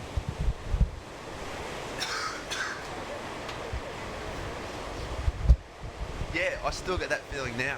I really do. It's a good feeling. Carlos Menes is, he's conducting the wave as he surfs. He's pointing to where he wanted to be. Lay back on takeoff. Constant entertainment. He's the excitement machine, isn't he? He's always giving, even if he's not surfing, he's giving us something. That's right. He's pointing where he wants to be. I want to be there. That's where I want to be. I'm actually, as I said, if he stays in the lead, which he is now, I've got obviously a soft spot for James Moreland down in 4th position.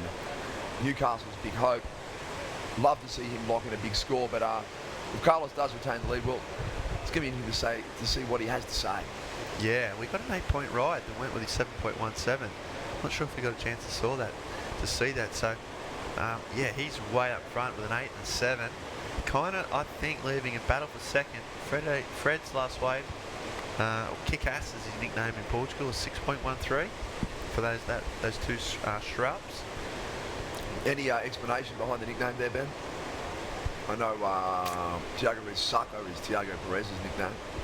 I don't know what Kick-Ass is. I think it might mean little kid. Little kid. But right. I'll have to find out. There's some research on that. Some Portuguese translation. Big hello to all the Portuguese fans watching. They will be too. Trying to interpret our English. Yeah. 1:30 on a Eastern Standard Time Australia. So it's about midnight in Portugal. Right. So some keen fans. So they're just going. That's his dinner then. Yeah, they're going out for dinner. Yeah, that's dessert. Yeah, they'll probably just watch the Kick-Ass heat and then go out for dinner. Speaking of shout-outs, I should throw a quick one to the boys in the tracks office. Ben and Maddie toiling away on the magazine while we're up here at Newcastle having a good time. Yeah, well, someone's got to bloody do the work, don't they? Not the editor. No, that's the job of the editor is not to be there, basically, from what I can gather.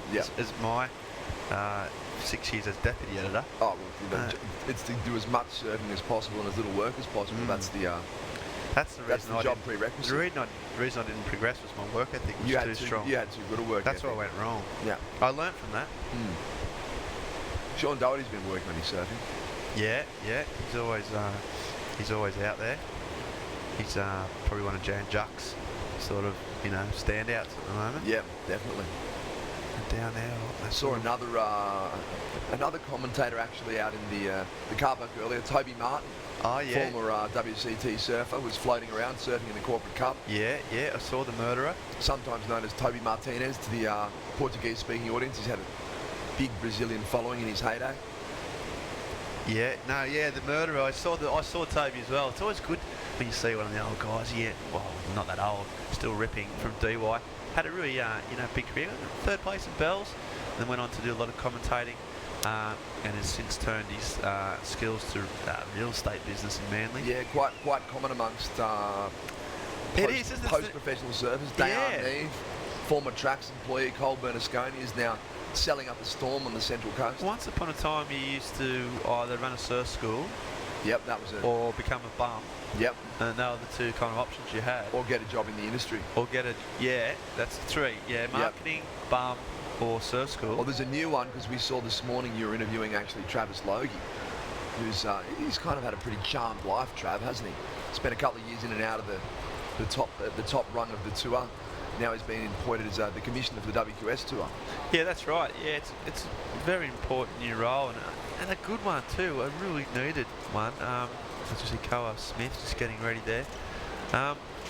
Basically, so he's in charge of the competitive integrity of all the events, effectively, and he's the link between the surfers and the WSL. and on the qualifying series. So, well, he's a guy with integrity. He hit the nail on the head there. Okay, here's the wave of Ezekiel Lau. Wow, big layback snap, and another big fan. Not a big wave, but I'll tell you what, he put everything into those 2 turns. He only needed a 5.54. Yeah, a lot of water displaced in those 2 turns, man. Yeah, there was. That layback snap was pretty brutal. He's going to ask some questions of the judges with that wave, no doubt. They're going to be contemplating, a smaller wave but bigger turns. Yeah, that's right. So yeah, back to Travis. And the other thing is, okay, let's wait for this. Okay, Black. This is the Caves Beach crazy kid, James McMullen. Big wraparound cutback. He's eyeing off the section here.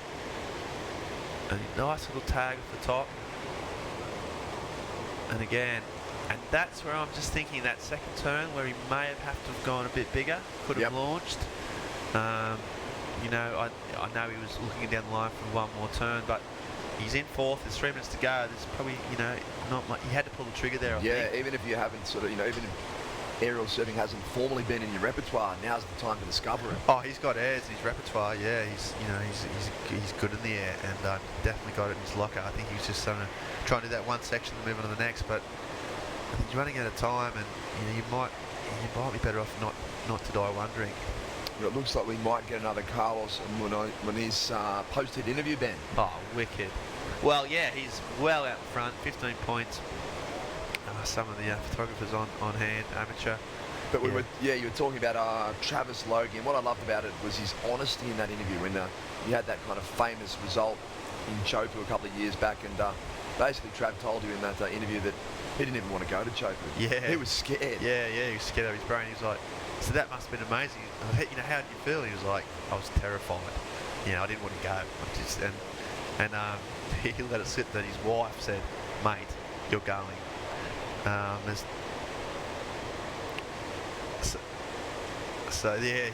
was like, nah, the wife was like, mate, you're going, this is your chance to re-qualify. It was the last event before the cut. That year they had the half year cut off, and he said he was absolutely terrified. He was injured. He said it was like going to war. He kept getting hurt, he kept going. But not hurt enough to knock him out of the game. He was disappointed. He was. He's really a funny guy, Chad.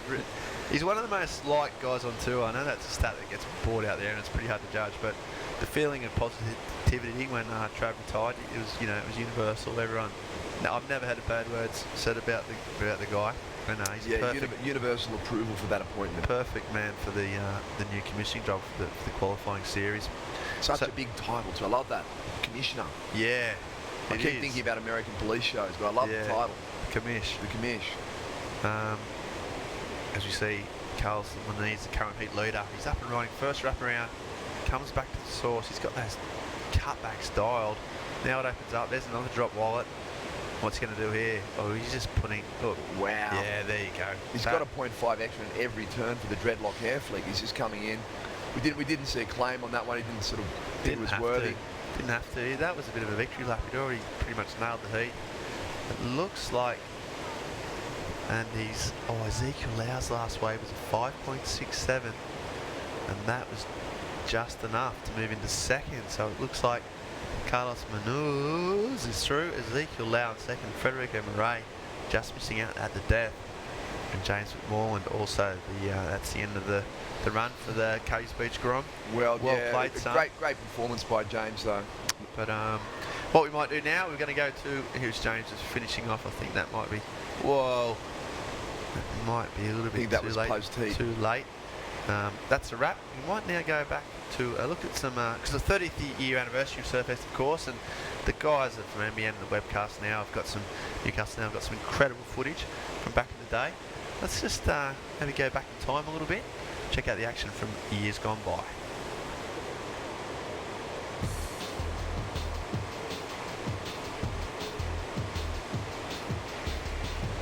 Ever since the great Mark Richards put Newcastle on the world surfing map, the city's premier event has become a must-attend, even for those who've achieved everything the sport offers. The winner here last year, most would have preferred six-time world champ Kelly Slater to have attempted a title defence, and when you saw him in the expression session, you could only agree. Once fierce rivals, Tom Carroll joined Tom Curran on the same wave. as past winners wound back the clock. But it's the new breed that featured in the final, Mick Fanning in particular, and he started well in the four-man final, riding into the lead. A former world grommet champion, teenager Ben Dunn stood tall in his first senior final. Tour veteran Nathan Hedge was finding waves as well, but Fanning stole the show with a 9.6 ride that sealed him a third title, a record for the Newcastle event. Chaired up the beach, Fanning was showered in typical winning fashion as he continues a remarkable return to pro surfing after injury.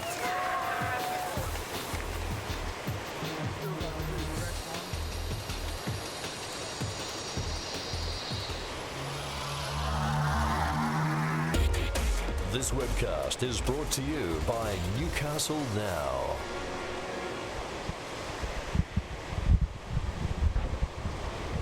Wahoo. Whoa.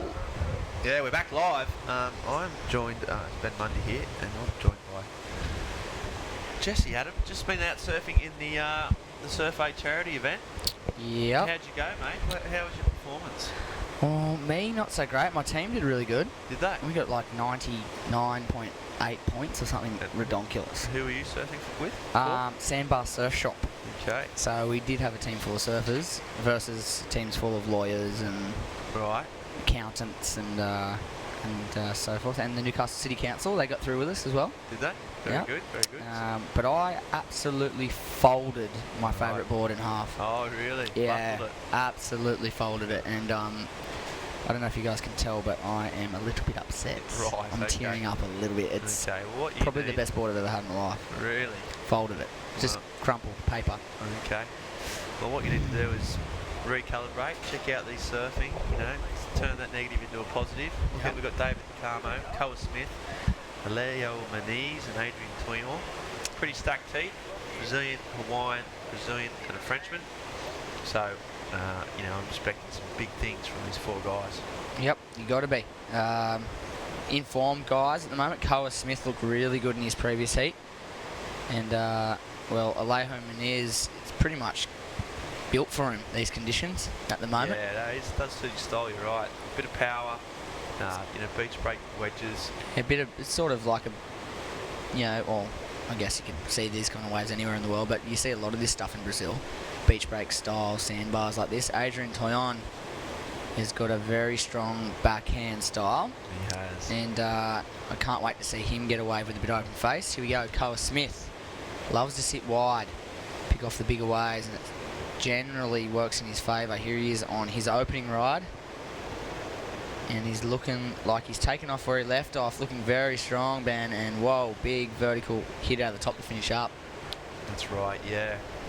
We were watching him last night or in the afternoon, and yeah, those backhand blasts were his go-to. He was nailing those big turns on his inside. He's done it again. The first two turns, you know, a bit, you know, they were strong, but they weren't critical. The last one was pretty steep, and you know, rode out with the amount of style. Okay, and here we see David DeCarmo. Whoa, big backside. One up and downer there for David DeCarmo. Yeah, and I think David had a good result in last year's Burton Automotive Pro, from memory. I think he made it the quarterfinals, so he knows his beach well. He won the expression session too, I believe. Here we go. Alejo grinding out a couple of frontside wraps into the lip. Flares out of the top on that second last move. I really like his style. I think he's got one of the more technical and stylish surfers on tour. I really believe that his talent, his technique is top level. Of course, he had a few years on the elite level, World Championship Tour, WCT. Just fell off last year, which is a bit of a surprise. Wow, that's a nice looking right-hander. And that's it's got to be a previous heat, isn't it? It's the last heat. Yeah, I'm not quite sure who that is, to be honest. Yeah, that's it's not from the Surf Aid charity, was it? It's one of the. Anyway, yeah, it was a good wave. Yeah, whoever that was. That was a replay from previous. Just sometimes they just see and they're amazed. Let's put that on. That was amazing. Yeah, that looks cool. Let's chuck him in. What heat? Where are we at here? We're in round 3. We're in heat number 12. That's right. This is the last one of the round. Well, that wasn't even the last heat. I don't know where they've plucked that one from. That one's... Tell you what, though, the next heat looks pretty good there. Eyeing off the heat number 1 of the next round. Joel Parkinson. You heard of him? Maybe. Yeah. I'm pretty sure I've seen him before, yeah. He's from the Gold Coast, I think. I think he's from the Gold Coast. Yeah. Yeah. Ian Gouveia, who is, well, he's the son of Fabio Gouveia, for starters. And then we've got, of course, William Cardoso, Big Willie. This is Carl Smith. This is the current surfer in white in this heat. Big sort of backhand gauge, comes around, trying to generate anything out of that wave. And here it stands up. And he's eyeing it off. And just goes up. Bit of a free fall, feet off the deck. Rides out. And he got a, well, we're just waiting on the score to drop for that, a 5.67. Yep. Was that wave scored. Leo Maniz got a 4.67. David DeCamo a 3.5 and Adrian Toyle with a 0.5. So opening exchange and a 5.67 is the score to beat. Yeah, Leo Maniz. Oh, wow. I hope he's alright. That looks like a board to the face. He seems to be alright. If he got his oh, wax. That's making the NBN bloody highlights package, I reckon. I love that stuff. And Adrian Tion, meanwhile, whoa, just gets smashed by the foam. So it's all going on, but can we just have a look at Leo Maniz? His foot slipped. One of those where it looked like it cracked him in the face. Clearly it didn't, because that never happens. Yeah, well it does, but if it did happen, he wouldn't have been moving quite so sprightly. It always looks like you get smacked in the face, but you always get your hand just in front of your face, just in time. Humans are good like that, aren't they? Don't even think the reaction works. Bang. Yep. Reflexes kick in, so hopefully we can gear up at Newcastle now replay. Here we go. Bang. Whoa. Arm just got there. Let's do it again. Let's do one more. Yeah, can we have that again, please? We'll try and get one more. Can we just put that on loop till 4 o'clock? Yeah, let's loop that for the next 17 and a half minutes for the rest of the heat. Yeah, but he looks fine. He's back out there, the Brazilian. He got a 0.57 for that. Well, I thought that would have been more. Should have been more. Should have been like... No, it's because his hand got in the way. If his hand got in the way, it should have been like a fall. Hey. Wow. Oh, he's got you might have a sore forearm, though. Yeah, elbowed that thing. I reckon he's forgotten his top coat before he went out. Here he goes. He's back up again. Straight up into it. Look at this wave. Rats. Wow, cars. loads of spray. Yep, pushing it, and then there's, whoa, another big frontside hit. He is looking very solid outside of that one little burble. Looking very strong indeed.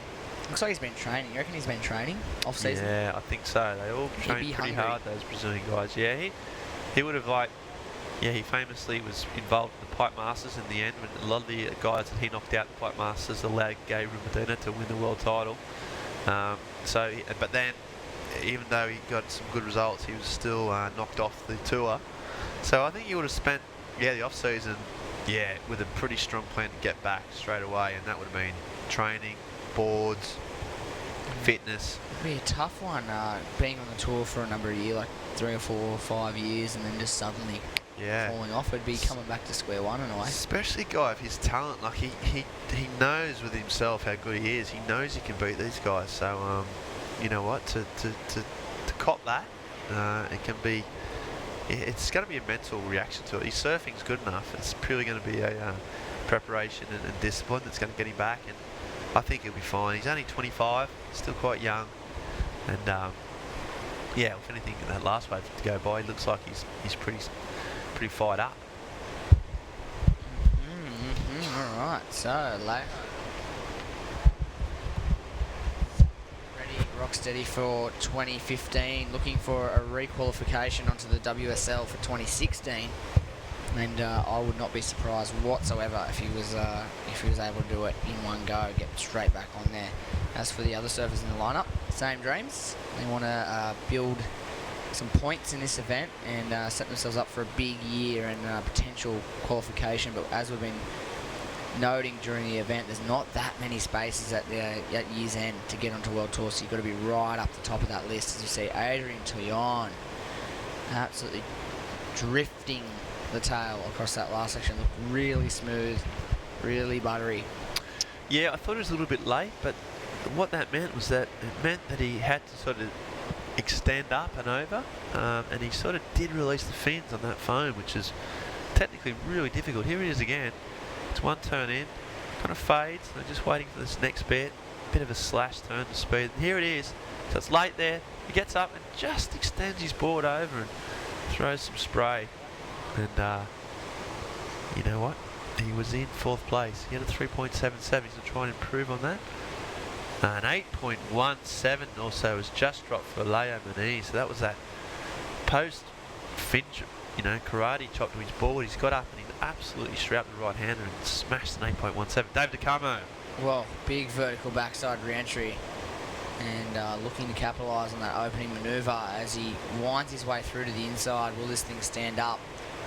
And just continues to carve away and kicks out of that one. He's back into 4th place. He has a 3.5, and I have to say he's going to improve on that score on this next ride. He only needs a 3.65 for second, so it is a bit of a jumbling leaderboard at the moment, but the clear front runner at the moment after that 8.17, as you said, Ben, is Alejo Menez, rewarded for that previous ride. Check this vertical re-entry of David DeCamo. Hey, very crisp. Yeah, that was right in the pocket, wasn't it? And then he comes around again, trying to generate so much spray. Cuts back and he's just waiting for another sort of section. Here it is. Just side swipes it. So yeah, David DeCamo. He won a heat as a wild card in Rio last year, didn't he? That's right. Yeah, Pretty sure he did. It was true. He got into the WC2, the Billabong Pro in Rio, and yeah, caused a bit of a disturbance. Yeah, I think he might have won the trials maybe, and then I think he had a blinder of a heat, one of the heats, maybe his first heat. I'd love to check on how far he went in that event, because pretty sure there was a major upset involving David DeCamo. Last year here at Surfest, he took out the expression session with everyone was trying aerials, but he actually went for a big sort of almost half layback, half sort of nose pick, finner looking thingy, majiggy, sort of made it up on the spot. Yeah. And rode out of a really crazy manoeuvre that we kind of haven't really seen a lot of, and took himself home a cool check for his efforts. There you go. Just a bit of icing on the cake, because he'd surfed really well in the event as well. Yeah, smooth goofy footer, really composed, solid stance. Doesn't make many mistakes. Didn't get a 5.93 for that last wave, so it's into second. Yep. Still close. So we've got Alejo Mani out in front, courtesy of that 8.17. He needs to improve a 4.67 to increase his lead. David DeCamo in second. That leaves Adrian Toyon, surfer in black from France, needing a 5.67. Carl Smith, a solid start, just a one way, a 5.67, and now needs a 3.77. 12 minutes on the clock. Anyone's heat, really, isn't it? Yeah, it's really close. I think Alejo's obviously in the box with that 8-point ride. Means that if he backs up any wave, he's going to be hard to beat. That second place is wide open as David DeCamo tries to make it a bit more difficult for his competitors to get in there. And that's not going to do it. Yep, not enough on that wave there. Unfortunately, it didn't run off down the line. It sort of flattened out. And hopefully we start to see less of that as the tide continues to run out, Ben. We should be seeing some improving conditions as we approach that middle of the tide. Still a little bit full, still a little bit bumpy. I thought it was going to shake this morning sickness vibe that it kind of had, that burble and wobble in the face of the wave, but still a little bit of a wobbly swell we have in our hands. Yeah, it's a bit chunked up, isn't it? Even though the winds stayed quite light, as you can see by the pretty smooth faces, Adrian Toyon's racing down the line and just smacks a big first turn. Has he got another? Oh, wow. And that was not... Oh, he was so close. That was a crazy That was radical. Meanwhile, Ali Muniz, the heat leader, oh, wow. He just got the fin out, laid it back, couldn't bring it around. So they're going for it. That's what we want to see. A bit of action, a bit of craziness. Hard to judge those sections, aren't they? It sort of really looks easy to miss-time something. Here, let's take a look at the replay from courtesy Newcastle Now here of Surfer in Black. Big first turn, a little late again. And just really whips up and slashes over that section, and kind of looked like he was going to ride out of it for a split second. For a split second, he really did. It looked really strong. He just couldn't quite get it. And then there's Carl Smith. He's been consistent. He's down there with the Hurley gang, just part of sort of a little crew up there with, I think Mitch Cruz is hanging around and Luke Davis. And Dunphy, Michael Dunphy, Evan Gosman, yeah, a little real sort of red hot posse of sort of Americans and all natural footers. Yeah. I know, Carl was a goofy, of course he is. Okay, so meanwhile down to Leo. Was this the crazy turn? So he comes up, sees the section, bangs it, fins out, lays back, and even then I thought the boy was going to spin around and he was going to be able to buckle back up, but he didn't. He needs to improve on a 4.67, so that wouldn't have helped. But I like the fact that he's going for it. Yep, charging at sections. No remorse on that last attempt. Here he is in live action. Alejo Menez not stopping anytime soon, keeping busy. Kicks the fins out over the top to finish up on that wave. Super strong surfing. Trying to improve on that 4.67. We'll see it. He is trying to get a situation update on the inside there. Must be getting difficult to hear. What's going on? Well, what's going on, mate? You're out in front in 8.17, 4.67, and maybe that could have even improved your score. It's the final heat 12 of this round of 48, so we're down to 24 surfers, or will be after this heat. The next round features 3-man heats where none of them get knocked out. It's called the no losers round, and the winner of each heat goes straight through to the next, skips around, while the 2 losers face off in round 5. Do you get that? Understand that? I didn't explain it very well. Basically, the next round is a way of giving everyone a second chance, and also the winners get the incentive of skipping around if they win. Yep, that's how it Straight works. So through if the you quarters. lose, you go to round of 16. Don't you? That's right. If you win, you go into the quarters. So that was up, and of course we've got Joel Parkinson, Ian Gavea and William Cardoso in that first heat number 1 of the round of 24 of this, the Burton Automotive Pro, a QS 6,000 event, so 6,000 points, rating points on offer, and a whole lot of cash as well. Yeah, that's for sure. 25 cool ones. 25 big ones. That would be good, wouldn't it? Imagine coming to Newcastle for a week, surfing great waves all week, having fun, and then someone said, here's 25, and for all your hard work, you get 25 grand. Amazing. That would be good, wouldn't it? 6,000 points. And 6,000 points. You're on top of the leaderboard on the WSL. And the keys to the city. Yep. Because once you win at Newey, that's it. Yeah. New Italian Elms, high fives, you're on stage. Yeah, you get literally, you made a lifelong, Novocastrian. That's probably the biggest incentive of all, to be honest, to have that accolade as, you can't put a price on it. Yeah. Or the 25 grand. Oh, whatever. Yeah, you get both. So, yeah, it's big points, there's big money. VIP membership fannies. Yeah, you get... No, that doesn't exist Yeah, anymore. but you get retrospective VIP access and all future if it ever does come back. Yeah. So that's what's the prize on offer. That's what these guys in this heat are sort of striving for at the moment. Alejo Menez is out in front. David DeComo in second. Adrian Tion needs a 5.67. He's a surfer in red. Callum Smith, we're just waiting on one more wave from Koa. He only needed a 3.77 to get into second place. And he scored a 5.60. Meanwhile, David DeComo scored a 6.83. So that's a bit of a readjustment. And it means that Alejo Menez is out in front with a 7.87 and 8.17. David DeComo is in second. Callum Smith now in third place. He needs a 6.17. He's got 6 minutes to go. Adrian Tion, the Frenchman, needs a 9-point ride or a couple of big scores. Yep, work cut out for the surfer from France. Adrian Tion in the black. He needs an 8.99 or better on this next wave. Or, like you said, a couple of 6 point somethings would do the trick, as well as David DeComo in second place, who is up and riding. He's sitting on a 12.76 total, looking to better it here. Big section in front of him. Whoa! That was cool. Look at the Frenchman winding up that back, and geez, he's got an electric backhand. I really like this guy's style. I think he's a cool guy. I like his backhand. There he goes again. He really winds up, and Doesn't leave, and he's liking that, and he needed a 9-point ride. The boys are pumped. So now he's right back in there. Meanwhile, this is the replay. So it's kind of a softish turn off the foam. Comes around again now. This is a pretty vicious snap, and then a whoa! Oh, I like it. I like The it a hand lot. drive was the weirdest ever. I Maybe the weirdest ever. But I wonder if he's going to improve on his 5.93. Meanwhile, Adrian Toyota was racing down on those right-handers. You got to think he's going to go well and truly That was a big turn. potentially into the excellent range of this score. And he winds up. He's just waiting for it again. And then he gets another one in. Bang.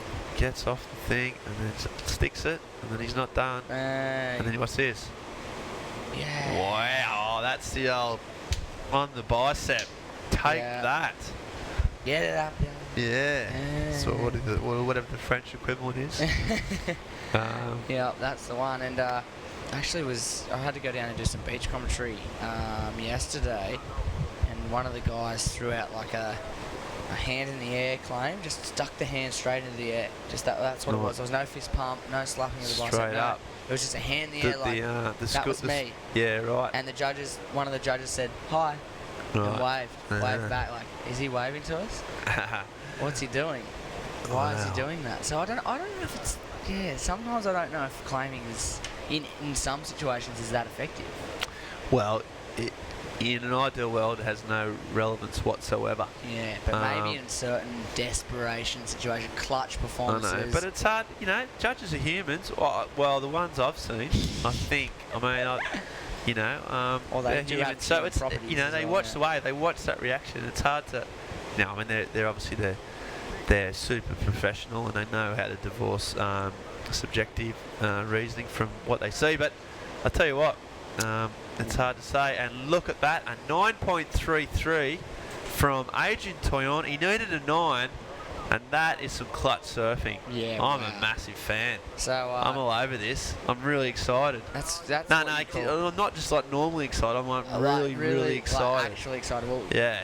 You know what? That was is that a valid claim then? Yeah. That's considered he's not to be done valid. Yet. Here he goes again. So he's just warming up. He's got that backhand on rote.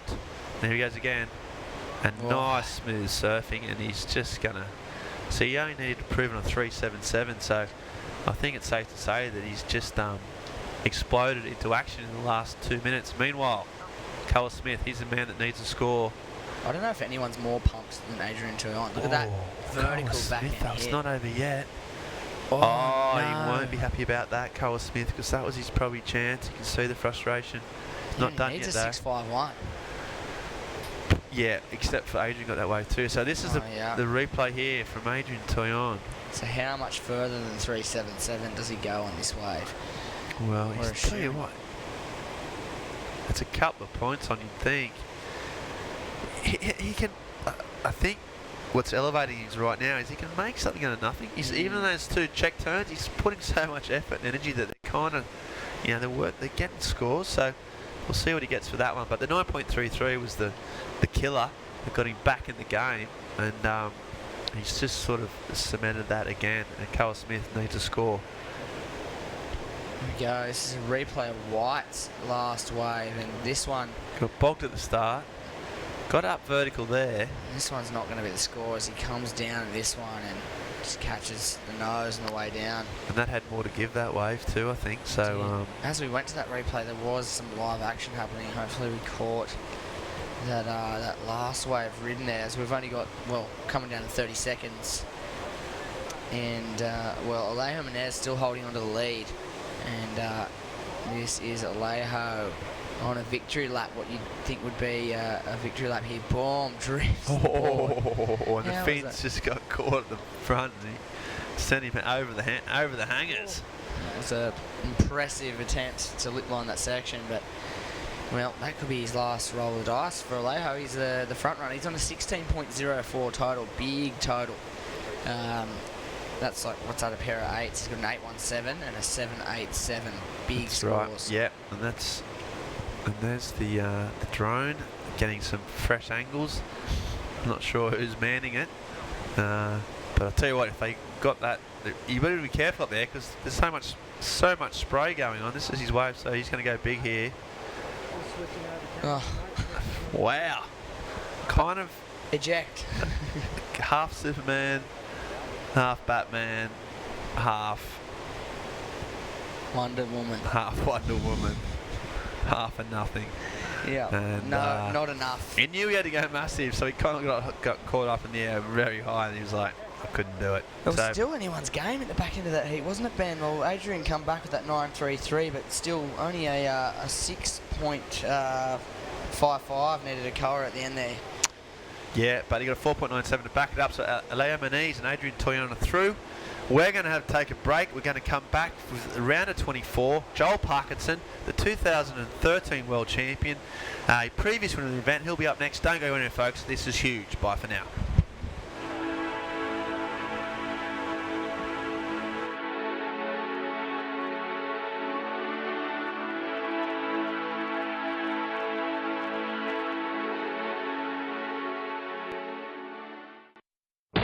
Hunter's newest 4x4 accessories store is now open. 4x4 Accessories Maitland, specialising in ARB and all the major brands, backing itself on product knowledge, range and the best customer service. The Hunter's newest 4x4 accessories store, Melbourne Street, Maitland. Burton Family Toyota, proud to support local events like Surfest and Steamfest. Charities and community service groups. Plus local sporting teams and lots more. Support the dealership that supports the community. The Burton Family Toyota. Maitland and Port Stephens. This webcast is brought to you by Newcastle Now. All right, back live at Dixon Park, just north of Merewether Beach.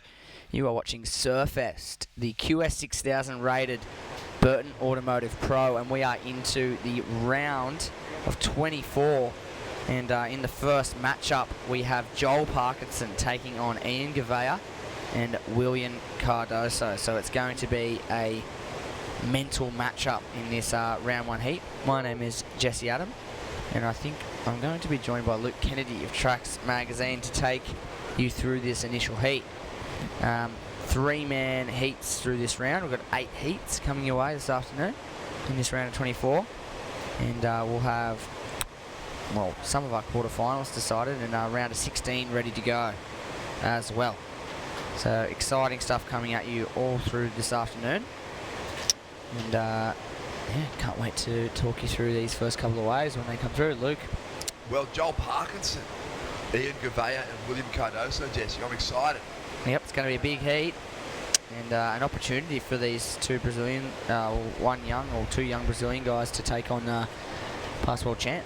I probably should know this, but there's got to be a link between Ian Gavea and Fabio Gavea. Son. I'm assuming.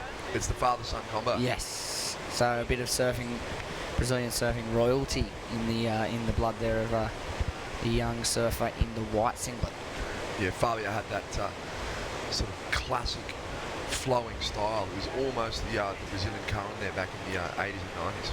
Yeah, and you can see it. It's evident in Ian's style. Very smooth, fluid surfer, and but powerful and stocky and low centre of gravity, and seems to kind of never fall off. That's handy in a surfing contest. Very, very dangerous competitor, young Ian Gavea. This is William Cardoso, and doesn't want to wait around. In the orange. Again, yeah.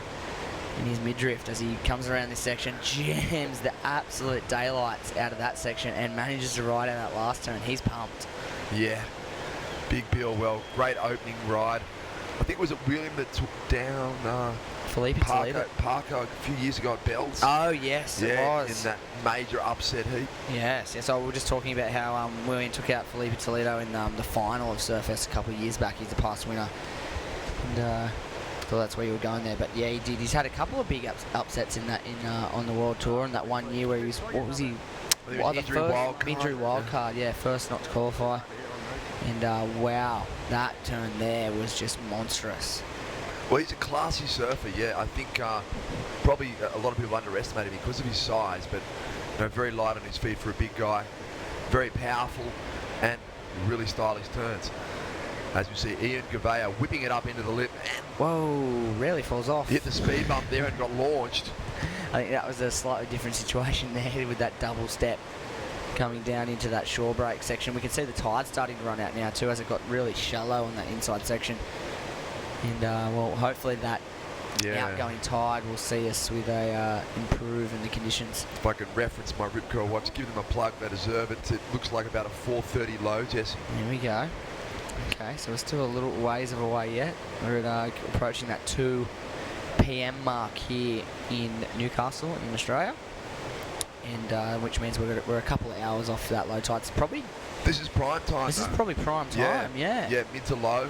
It's got this odd wobble in the swell. It's like a new swell. It's got a little bit of seasickness out there, and I thought it would have disappeared with the outgoing tide, but it seems to still sort of hang around a little bit. Look at the smooth flowing approach of Joel Parkinson here on his opening ride. Yeah, getting into this wave really early. It's a little bit flat to start with. Very fluent, but racing down the line, looking for a section to stand up, and just floats with a little bit of extra body torque thrown in to sell it to the judges. Yep, so just an average sort of wave to start off for Joel, but nonetheless. Yeah, you'd have to say William Cardoso got the better of that exchange. For sure, yeah. His wave stood up really nice on the inside and allowed him to get off one really major critical manoeuvre and a nice finishing manoeuvre, which I think is going to score highly with the judges, whereas this one here on the Newcastle Now replay was a little bit flat throughout, and nonetheless looking very sharp on his board, looking very smooth, very fluid, as always, Mr. Joel Parkinson. Yeah, looks really solid, and you know, dealt with this inside section very well. I'm just thinking about going to the air for a moment. That's right. We don't see Parker go to the air as much as we once did, but he's definitely capable. Yeah, he looked like he had some intent there for a moment there. Here we go, Ian Gavea. Backside on this wave, a smaller, flatter looking wave, but it could stand up here. Here he goes, jams that section. There's the sucky bit. Whoa, how was that backside float? Yeah, just air dropping out of the exit. Whipped up the turn prior to that. So Ian Gavea, we're still waiting on scores to drop for all the surfers, but we've had a flurry of waves ridden just in this first 6 minutes. Yep, so we should be seeing some pretty good scores coming for all three surfers momentarily. This is the replay of the last of white. Nice little stab into the foam to set it up, and just gets moving in this flat section. This turn gives him a bit of speed into this last section. Big air, nearly an aerial out of the lip there. Yeah, he had the nice wide stance which gave him a stable landing, and certainly made the most of that wave. I love the way that they're able to get into the waves super early on this bank, Jesse, so that by the time they hit the inside, when the wave face steepens up, they've got lots of speed, and they've already set themselves up for big manoeuvres. Yeah, makes them super ready to take on that really deceptively shallow section, because it does go from a pretty full, flatter section and then just picks up in that last moment. And the ones where you can get those two good manoeuvres before it closes out are the ones where you get those extra points. On that occasion, Ian just had that one big steep section, but he really made the most of it. It'll be interesting to see that score. Yeah, I just guess there's nothing like a roll-in. Yeah. Rolling waves are so much fun. Yep, exactly. And look at we go. Scores are in. William Cardoso a 7.33, Joel Parkinson a 4-point ride, Ian Gavea a 2.83. And while we wait for these next couple of numbers to drop on in, let's take a look at what happened yesterday down at the Gold Bowl at Bar Beach. This is Tony Hawk, who just showed up by airplane and grabbed MR and went for a surf, and then took some time to hang out at the Gold Bowl for a skate. Yeah, it's a pretty big day in Newcastle when Tony shows up, isn't it? Just randomly too. I don't think anyone was really expecting him to show up. He just landed on the water in the harbour on his seaplane and just rolled down to the bowl as you do. Well, he probably knew it was the 30th anniversary of Surfest, Jesse. He's like, I gotta be there. I gotta Surfest's on. Bang. There he is. Was that the signature McTwist manoeuvre? Yeah. Tail tap. Whoa, very wow. Tony is kind of like the Kelly Slater of skating. He's probably a similar age bracket, but still powering, still one of the best in the world, you'd have to say. Yeah, technically, very, very solid skateboarder, and one of the best, if not the best. Puts on these demos all around the world, and yeah, just a great ambassador for skateboarding and for action sports. Yep, that's for sure. And then this is where MR took him down to the beach, went for a paddle on his retro twin. You reckon he's sort of talking to MR about how to do McTwists, and MR's going to hit the bowl later on and try a couple? I reckon that's exactly what they're thinking of doing. Here's Tony. We've got Tony surfing. Here he goes. He's got a good little left. Watch him go for this McTwist here. I heard it's massive. That front side trim. He looked like he wanted to do an air though, didn't he? I think he wanted had to. that. He had that like skatey style where you could see it. If there was a little section there, he was going to boost. Yeah, for sure. Look at MR's classic green to yellow fade. Nearly all his boards have that. That thing's like a lightsaber. Yeah, classics MR style. Well, that was pretty cool. Got some cool vision. Great little segue. Yeah, so back to live action in the water, and is surfing getting close to throwing down stuff like that? McTwists, body varials. We're seeing some varials. We're seeing some, rodeo clowns, some spins with flips, alley-oop, backflips. Some corkscrewed backflips. Yeah, so maybe we might see someone go backside into a McTwist one day. Here we go. Joel Parkinson floats that first section. I don't think there's much on offer down the line. So he just sort of flops off that wave there. We do have that last wave of Ian Gavea, that big airdrop floater, a 6.0 it comes in at. So that takes him up into the lead in this early stage of the heat. 15 to go on the clock. And it is William Cardoso with the best of the early exchange, a 7.33. Yeah, as we expected, that's still the highest green wave of the heat. So William in a good position as he drops into this one. Bit of green face out in front, puts it on rail. Now waits for it to just stand up through the inside, Jesse. Oh, there's that, and then one more for good measure. So, yeah.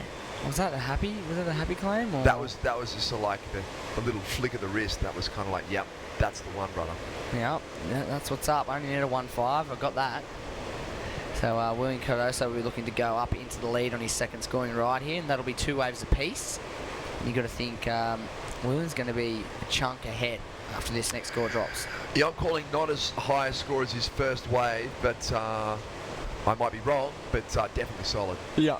I reckon you're right there. He just wraps back into the pocket. It's a little bit fatter this one, but he does make the most of that section there, and then fits one more snap off the foam for that last maneuver, and he's got the little finger click. You're right. So yeah, he'll definitely be surpassing that 1.5, and he'll be going up into first place. 13.5 to go in this one, and I guess the priority system for me makes a little bit more sense in these 3-man heats. The 4-man ones get a little bit rattling, if you ask me. But yeah, I think even for the surfers, determining who has priority at times must be really challenging. Yeah, so it's starting to probably come into play a little bit more with less people in the water too. A bit more selective, take more time to sort of pick the eyes out of it. And I think right now that man on screen, White, having first priority. He'll be looking to grab onto something decent to back up that 6-point ride he opened up with. Yeah, and it's interesting out there. It is kind of a long period swell, so at times there'll be like a 3-foot insider, and there'll be a lull, and then out of nowhere there's sort of like a 4 or 5 footer break way outside of the bank, Jesse. So positioning in the lineup can be really tricky. Yeah, that's for sure. There's a few little shifty peaks. There's a wider peak to the north, to the left of screen, that's got a nice little running ride on it.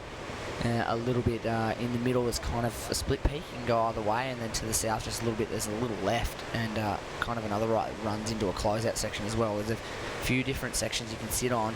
Yeah, there's long left, short rights, punchy sections, so a lot of options for the surfers, and you can really kind of choose the way that best suits your particular strengths. Yeah, that's for sure. Even if you need to get away from one of the guys that's sort of giving you a hard time in the heat, you can shift down the beach and hope that something comes your way down on that bank. But at the moment, all surfers sitting relatively close together. And last wave, William Cardoso comes in at a 6.4, so he jumps to the lead. This man on screen back into second place. Ian Gavea now chasing a 7.73, a really solid score.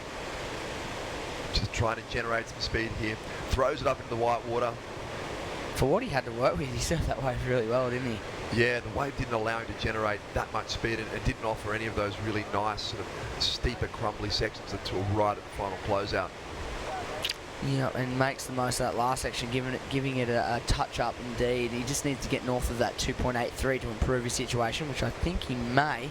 Let's take a look at the replay of this one.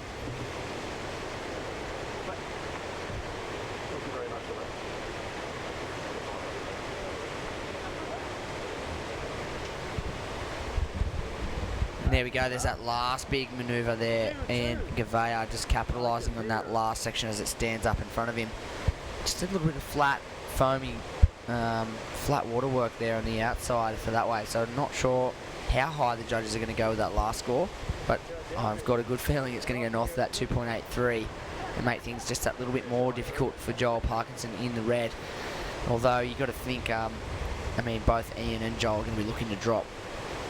Probably, the 2-point rides, both of them each have like a score in the 2 to 3 range. They'll be definitely looking to dispose of that. Well, there you go, 4.0 last of White. He disposes of that 2.83, makes it just that little bit harder for Joel Parkinson, needing a 6.01. Yeah, Eagle Bay's got a 10. Not a perfect 10, not a single 10, but he's got a heat total of 10. Yep, and you got to think he's going to have to go fair whack north of that to maintain his second place position by heat's end. We've got 10 minutes to go. And to get a 10. I don't think we've seen a 10 all event yet, have we? No. The judges don't give them out too easily anymore. We see a real high 9 in the girls. I think Isabella Nichols got a high 9, and I think Stewie Kennedy's had a 9.67. Yep. With one manoeuvre, one frontside grab. One move, 9.67. Yeah. So there's 10s out there. So there's UFOs out there too, Jesse. I think I just saw one on the screen. Yeah, we've got the quadcopter out there, the drone getting the extra angle. Get closer. Come on, drop down a little bit. Who's going to be the first to put a drone inside the barrel? I know. Might be an empty barrel. Have you seen the blades on those things? So you wouldn't want one dropping on your head. Yeah. They're pretty solid. The extra big size ones are like, it's kind of pretty serious stuff. Yeah. I want to see one of them go down the face and ride on the foam ball at Chopes. Yep. Imagine. Yeah, on an empty day. There's a challenge for all the drone pilots out there. And it'd be an incredible The feat. Chopu Challenge, the annual drone flying competition, could be held at Chopu. Deepest in the barrel wins. Imagine Love that. to see it. Put a device in there that reads how deep it is in the tube, so you just know for sure. Yep. No judging. And the footage would be pretty good, wouldn't it? It would be. I wonder how many you'd drown. You'd drown tons, wouldn't you? In the course of the event. A 10 grand exercise every time you drown it, I guess. It's okay. Someone's got that kind of money to throw away, I'm sure. Yeah. They filmed the pizza out there. Surely they can get a drone in the barrel. Yeah. Kaloa Andino. Here we go. I'm not sure that was one of surfing's finest moments. Yes, Willingo, so obviously is his priority. Holds off Joel Parkinson on this wave. Wants to make the most of it. A lot of speed down the line. Check this section. Bam. Geez, in good form, Jesse. Big layback slash and a solid floater to finish with. No claim this time, but just a quick exit. It's solid surfing from William. Well, that one's going to be close to, I don't know if it's going to be his highest score, but it may knock out the 6.4. That first turn, a lot of water displaced, fully committed, speed throughout, and plenty of flow also. Yeah, I'd love to see a pulled back version of that maneuver because he pretty much filled the screen and spray went shooting everywhere. I'd love to see how big this fan of spray is. He gets a bit of down the line momentum, puts the foot on the accelerator and then lines this up here. Bam! Yes, the fan of spray goes way beyond the screen. And then here it is, it's the closeout floater to finish. And yeah, it's interesting. I love it. Like you look at most surfers when they line up a section for that long, it's mostly the aerialist looking for an air section down the line. Yep. But William's just looking for a big calf section. Yeah, he wants to lay, rail and soak it. And, Hoya would be proud of that. He would. He would be proud of that. Team Hoy, Heath Josky and William Cardoso are heading up Team Hoy at Surfest, definitely. Yeah, yep. Get them down and surf for Hoy's team at Surf Aid at the charity event out the front. Build a little team. They'd probably do all right. They would. You reckon? I think they might they'd give it a nudge. They'd give it a nudge. That's for sure. Well, they're looking to have a nudge in the back end of the heat would be this man on the screen in the red, Joel Parkinson, yet to find anything of consequence, really. A 4-point ride is his top score, is not a common sight for Joel Parkinson with 6 minutes 50 on the clock. And, well, still plenty of time. Enough time to sneak 2 waves in, that's for sure. We've seen it happen. Well, he only needs a 6, and, that's a walk in the park for Parko. But you think there's only a matter of time before Ian Gavea drops another 6-point-plus score, and then that's going to spell double trouble for Joel Parkinson. Yeah, he's going to have to get something further north of that. So you think he'd be looking to drop that 4-point ride as one of his keepers and locking in something in that 6-7 right. plus. That's a valid point, Jesse. Carrying a 4 is probably too low a score to make to progress through one of these rounds. Unless you've got a 10 on the other side of that 4, then you might be getting through. Maybe. 14's pretty good, I'm thinking. Yep, 14 heat totals there. That's a 10 and a 4. If he can pull that off, he's fine. Wouldn't be unlikely. No. 6 minutes to go. He's been waiting a while for a good quality wave. He's won at Newcastle before. He won here a couple of years ago. Yeah. I think he locked in a 9 flat, did he, in his first heat, in his opening heat? Oh, okay. He's been fairly dominant throughout so far. Yeah. I think it was a 9-0, but maybe it was a little bit north of that, 9 something. I know it was a 9-point range, and so he's not shy to those near perfect scores, that's for sure. We're actually trying to determine if this is in fact if there's a repecharge option in this heat. Yeah, because on the World Tour, on the WSL World Tour, you have this free pass round basically, where you have 3-man heats, no one is eliminated.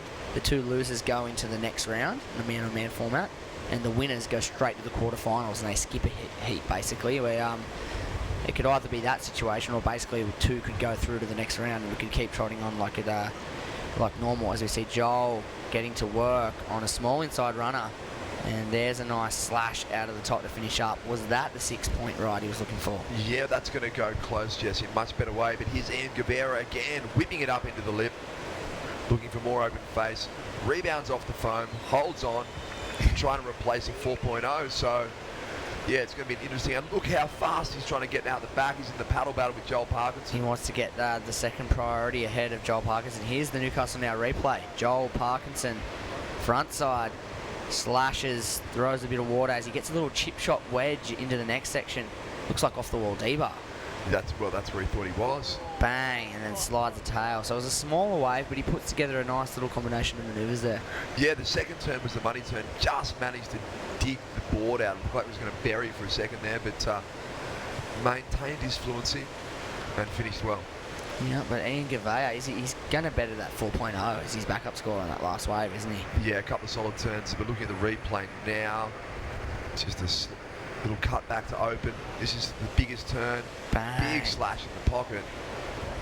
And well negotiated end section. Yeah, he's gonna better that 4.0. Joel's gonna need more than a 6.01, and I'm not sure if he's gonna go up into that score bracket with that last ride. I'm thinking he's gonna need another wave, and that's exactly what we're expecting to happen. Yep. Only a matter of time before Ian Gavea improved on that 4.0. Yeah, both surfers are going to improve their position. Joel Parkinson is still likely to be in third though. We're thinking that way. We'll see how their scores drop in, however, and we'll get a better indication of what's going to be required of which surfer with 3.5 to go. William Cardoso's gone a little walkabout in the latter stages of the heat. He was very busy early on. He's dropped a 7.67 on his so third. He's sitting down there thinking, well, why am I going to catch a wave that's not going to better my 7.33? Yep. So he's got the luxury to wait for a bomb. It's exactly what he'll do for the remainder of the heat, and if one doesn't come through, he'll probably just go in. He's got his 15-point total. Well, the other alternative, I guess, is to go and try and sit on one of the other guys and make life a little difficult for them if he can snatch that priority. Stitch up Parker and go sit on him and let Ian take the pick and the litter. Be a bit intimidating, wouldn't he? Big William sort of just growling. Hey, Joel. Yeah. How are you? All 100 kg of him. I'm going to sit right here while Ian goes for a paddle. Are you okay with that? Yeah. Yes. Yes, I am. He's a bit of a BFG though. He's a bit of a big friendly giant though, I think. He is a really, really nice guy. Here's Joel Parkinson, drives out of the top in that first turn. This is a better looking wave. Carves back into the source again, and just not enthusiastic enough to get up into the lift on that last turn. Yeah, he would have had to have been... it would have been... He had to kind of exit the second turn a little earlier to get that third turn up, so... Here we go. You see Ian Guevara. And a quick in and out, Superman off the back. Well, scores are in. 7.03 last of Ian Gavea. And that's his best score. Wow. Yep, and well, Joel would have got the score. He got a 6.2 on his second to last wave. That now leaves him needing a 6.84. What's this wave going to be? Is this a 6.84? Two... Do you reckon if he got up... turns. If he got that final little clip in, maybe. Maybe, yeah, interesting. Was there maybe what was in that little final turn? A point difference, which could... It's going to be interesting to see. Yeah, I don't know. I don't think he's going to get it. 6.84 required with just over a minute to go. You got to think Joel's going to be hunting down another wave in this this last section. Here we go. Ian Gavea is going to head left on this wave, opting to take to the sky and try and pull out a miracle score. Yeah, just didn't get quite the amount of projection that he was hoping for. Got to be swallowed up in the whitewater. And he said, that's it, he's going to call it a day. Oh no, he's looking for a little insider. He's going. He's not stopped. All right, well, under a minute now, and Joel needs to get moving quick if he wants to go up into second place. A 6.84, not a huge task for a surfer his calibre. Needs to get a wave, however. Needs to get a sense of urgency in his game right now. 40 seconds less on the clock. And, well, look at the last score of red. Oh, my God. Well, maybe we saw that wave from a different angle, Jesse, but the judges have dropped an 8.23. Jeez, an so 8.23. I think we were looking at the camera angle from down the beach. And what about William Cardoso? Oh! A 9.07 for that huge thing where we lost him out of screen because he threw so much water. Is that wave? I'm guessing, unless he got one that we didn't see. And here he goes backside to finish up with a bit of a victory lap here. A past winner of the event, 2 past winners of the event in that heat, and I think the 2 past winners are the ones that progressed through to the next round. That man on screen, William Cardoso and Joel Parkinson. What a heat! Fantastic heat, and unofficially William Cardoso taking it out, and congratulations to Big Bill, another giant killing effort. Yeah. Yep, and I think that, well, as we were saying earlier, that might be the second time he's dusted up, Joel. Yeah, I think it was at Bell's a couple of years ago. Yeah, wow, he might have a 2-0 record, Joel Parkinson. That's pretty impressive. Wow. Yeah. Not many guys have got that. I don't think hardly anyone's got that. Alrighty, well, we'll let you stew on that info, and we'll take you to the next heat shortly. We're going to have David Silva, Alex Ribeiro, and Keanu Asing coming your way after this short break.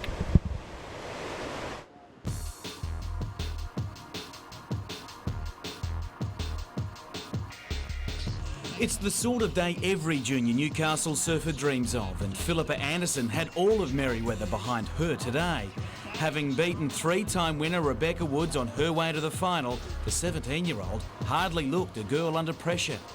Any nerves wiped away with a first-up effort, as she rode a wave of confidence to take an early lead. A national under-16s champion, a senior title win was only a dream a few days ago. Yet with each ride it moved closer to reality, and the whole beach could sense that. But what a thrilling finish. Dimity Stoyle had beaten former world champ Sofia Milanovic to reach the decider and almost stole it on the last wave. Surviving that to score a fairy tale win, Anderson has also claimed a rich piece of local surfing history. A bit of tears came out actually, because this is the best result I've ever had, and to win it here, it's like family and friends, it's really amazing. And what a story to tell at school tomorrow.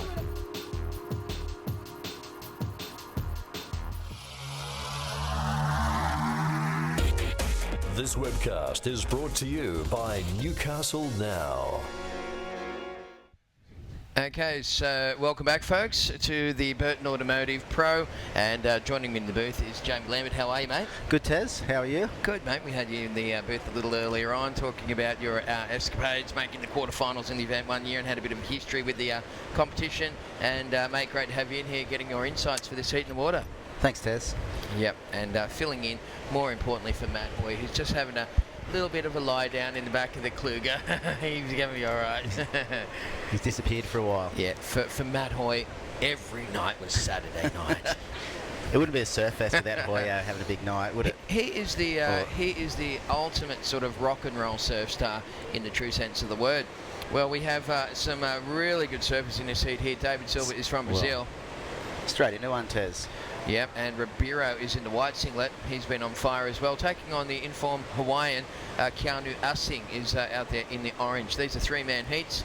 Of course, the first and second go through the round of 16, and third gets equal 17th place and 1,050 points on the World Surf League. Of course, it's a QS 6,000 point event here on the WSL in Newcastle. Yeah, so Joel Parkinson will be through to the next round from that last one. Yeah, and William Cardoso, Big Willie, as we like to call him. The 2 former winners of Surfest.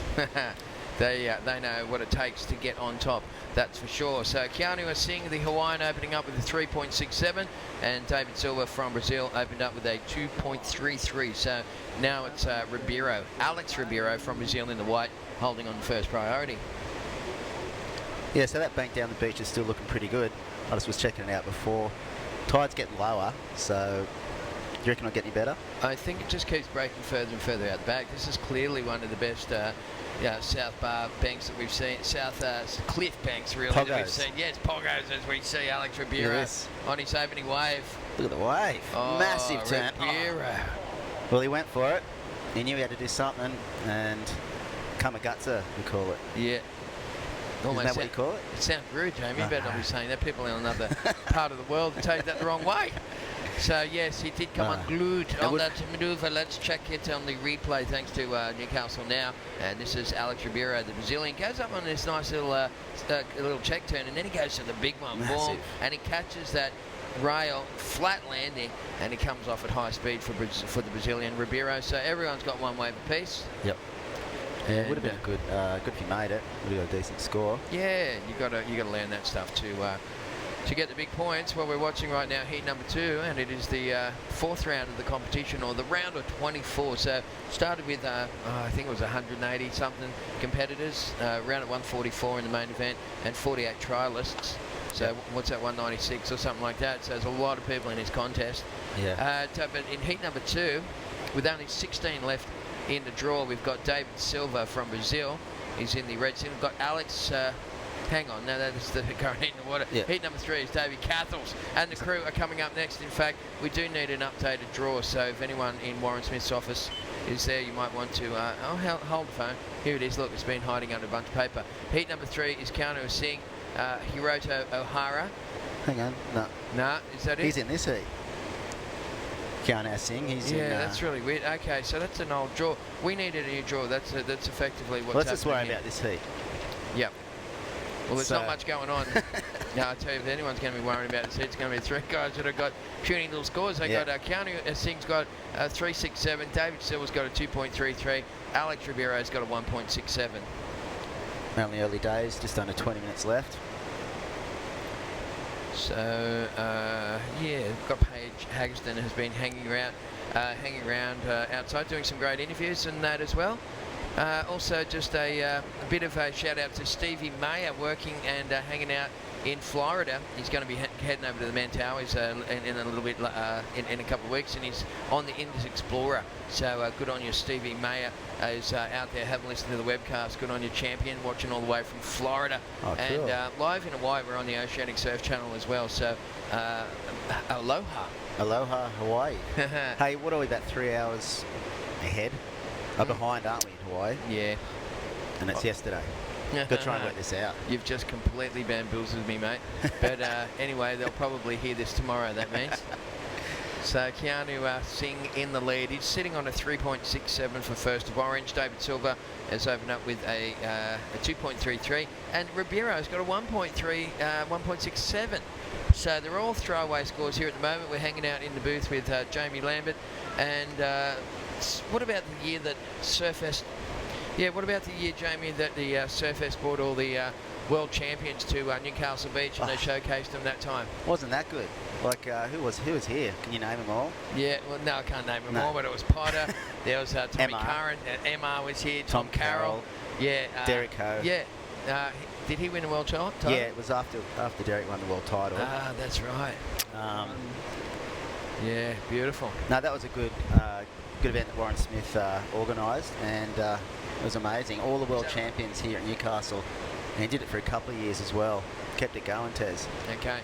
So just having a bit of a talk to Paige Haggerston, who's out there doing the interviews and doing a fantastic job as we watch the replay now, thanks to Newcastle Now. And Paige was just saying we're going to go through to the end of the round. So we have around about 7 more heats remaining in today's competition, folks. We're going to push through, and that's only going to leave, well, what are we going to have, 13 heats? 12, yeah, it's only 12, 13 heats left in the contest, so it's going to have a lot of room to move. In fact, we do expect a big swell to come in overnight, and that's why the organisers, getting rid of as much as they can, and just leaving the cream of the crop there, so they can only surf big long heats with long paddle out times and stuff like that across the weekend to deal with those mammoth swells. Well, we've got a lot of time up our sleeves, basically. What's going on with this swell? Everyone's talking about it. It's going to be here on Sunday. It's going to be here Saturday night. Do you know much? I know a little bit about it. I know that at the moment it's just breached the coastline up there in Queensland, and they've got some big problems up there. Severe flood warnings for southeast Queensland and also northern New South Wales and the northern tablelands. So yeah, it's quite a vicious storm, and it's called Marsha, which is not a really vicious name, is it? Because I always think of I think of Marsha from the Brady Bunch, and I think, well, that's not that bad. You know what the other one's called in over in the other side of up the top, the top end of WA, up near, you know, the other side there, northwest Australia. Yeah, it's called Lan, tropical cyclone Lan. That's my daughter. That's why I call her Lan. If that's called tropical cyclone Lan, batten down the hatches. It could get nasty. Well, we've got around about, 16 minutes left on the clock at the moment, and Keanu Asing is sitting in the lead. It's been a very low-scoring affair. We might need an updated draw if you can help us out too. That'd be fantastic. Yeah, he got a 4 for that that last ride we saw earlier, so he's in the lead. He's got 2 rides, 3.67 and a 4. So not much going on yet in this one. No one's posted a decent score yet. I mean, there's waves out there. Look, there's not much wind. It's pretty glassy. It's a good bank. Really good bank, and we've got some incredible talent.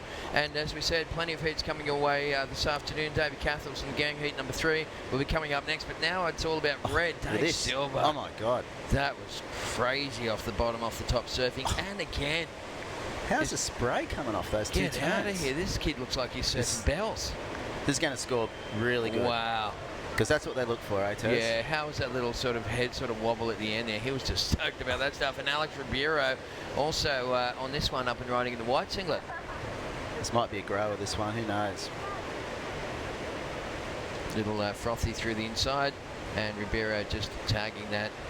Still going. Yeah, these kids from Brazil, they're so well-rounded competitors. They are consistent too. They rarely fall off. They do radical manoeuvres, they take a lot of risks, and they get a lot of rewards. So Keanu Asing, he was sitting in first place prior to that exchange. We're going to wait for those last wave scores for David Silver in the red and Alex Ribeiro in the white to come on through. Let's check the replay, Jamie. Take it through us. Here's David Silver off the bottom, a massive first turn off the top, throwing bucket loads of spray. And just does a second and tags that lip. And that's number 3 on this one wave. It's a good size wave as well. That's 4 major turns, so we know what the judges like, so... I don't know, you've got to be thinking that's an 8.5 at least, isn't it? That was very good score surfing there from David Silva. He's had a good time here, hasn't he? He's had a great time. He's a fine surfer. He's put on some excellent performances leading up to this round, this 4th round of competition here at the Burton Automotive Pro. Yeah, we're waiting for the scores to come through. I just noticed the goofy footers out there, Tez. They seem to be able to come a bit lower and nice and tight off the top. Yeah. Like the natural footers are still getting the good waves, but there's something about the goofy footers there with this is, mate. Look, bank. I'm goofy foot myself, and I must say that they've always been better surfers since the beginning of time. Come on, mate. You know what I like to do? This is what I like to do. I like to watch Kelly Slater surfing video, and then I'll hold a little mirror there so I can see him doing anything goofy. I used to do that with Oki, because I'm a natural footer. Yeah, right. You wanted to surf like Oki, and you used to do that? Yep. That's Hello awesome. out there, Oki, if you're listening. Oki would be listening for sure. Watching, listening. Yeah, he loves his stuff. The big raging He's bull. not coming down, is he? I wish he was, because I'd love to have a beer with Oki. Hey, how's that score at David Silver? We knew it was a good wave, Tez. 9.40. Yeah. Hey, how was that? Yeah, it was always going to be 8.5 plus, and that was just champagne surfing from the Brazilian. Keanu Asing also dropped to 4.0. Alex Ribeiro, he had a 5.67 on his way for the last to white. So what we've got now is 13 minutes on the clock, and who's in the lead? Well, current heat leader is red, David Silver. He's got a 2.33 and a 9.4. Keanu Asing, he's got 2 waves, a 3.67 and a 4. He's sitting in second. Alex Ribeiro, that last wave of 5.67, not a bad score. In his first ride of 1.67, that one he fell on. So, you know, he only needs a 2 to get into second position. But I'll say that, I mean, we know it's going to change a lot before the end of the heat. I think both those surfers need a decent score each, orange and white. David Silver in the lead, he just needs another backup wave, you know. That 9.40, Tez. Yeah. That's insane. We've seen How some high are the people in the scores? competition. It's funny sometimes when people post a big score like that. What happens is they get a false sense of calmness over them. Or security. Yeah, security. And so what they do is they just sort of mellow out a little bit. And sometimes they'll get like that. They'll get a big one and a real tiny one. And some kid will come through with 2 5.5s and beat them. Yeah, they don't get. Here it is. He's Keanu Singh from Hawaii. Panned away from him. Well, here he is. We picked him up here now. Beautiful camera work from NBN television guys. We've got Look at this section. Beautiful section through the inside. And Keanu was seeing that was just the colour coordination between the board and the race vest was just outstanding. He finished that one pretty well. You were sitting in second place before that one, so he's only going to improve his position. Yeah, that's going to be his best way. We might go back into the hard drive here and see if we can diggle up the old replay. Thanks to Newcastle now. Big first turn for Keanu as he drops down into this one. Lots of force coming out through the feet on the bottom turn. Gets a little bit of coping there. Gets a bit of a slide, Lambo. And what's he going to do on the inside? Well, he lines this one up and smashes it. And he finished it really well. So, there's a couple of good manoeuvres on that wave. A couple of solid turns. The judges are going to reward him, I reckon. And there it is. He got a 7 for that test. So that was a good wave. We knew it was going to be a strong one. And, that could be in his top 2. Towards the end of the heat. Keeper, we call it, don't we? Yeah, that's a keeper for sure. And Alex Ribeiro, he's on the back foot now, the Brazilian in the white singlet, rather needing a 5.34 with 10.5 minutes left on the clock. Once again, you're watching the Burton Automotive Pro. It's the 30th anniversary of Surfest, so we're partying out big time here in Newcastle throughout the week and celebrating what is, just the best sporting festival in Newcastle. Davey Cathals is coming up next against, he'll be surfing against Caio Abelli from Brazil and Jack Freestone from Australia. Oh, cool. Jack Freestone, that'll be good too. Yeah, there's some talent in that heat, isn't there? All the young guys that blaze, so that'll be awesome to watch. So Dave Silver in the lead. Everyone's kind of got their one okay wave in the system at the moment, so they're looking for their second best score. This is Singh from Hawaii. Yeah, straight into another one. Does a good first turn, but no. Not much happening after that, so he's out of there. Cool name, isn't it? Keanu. Whatever happened to Keanu Reeves? This is like still one going. of us. I don't know. Is he all right? Yeah. Are you sure you've been in contact with him lately? I rang him the other day. He's still doing all right.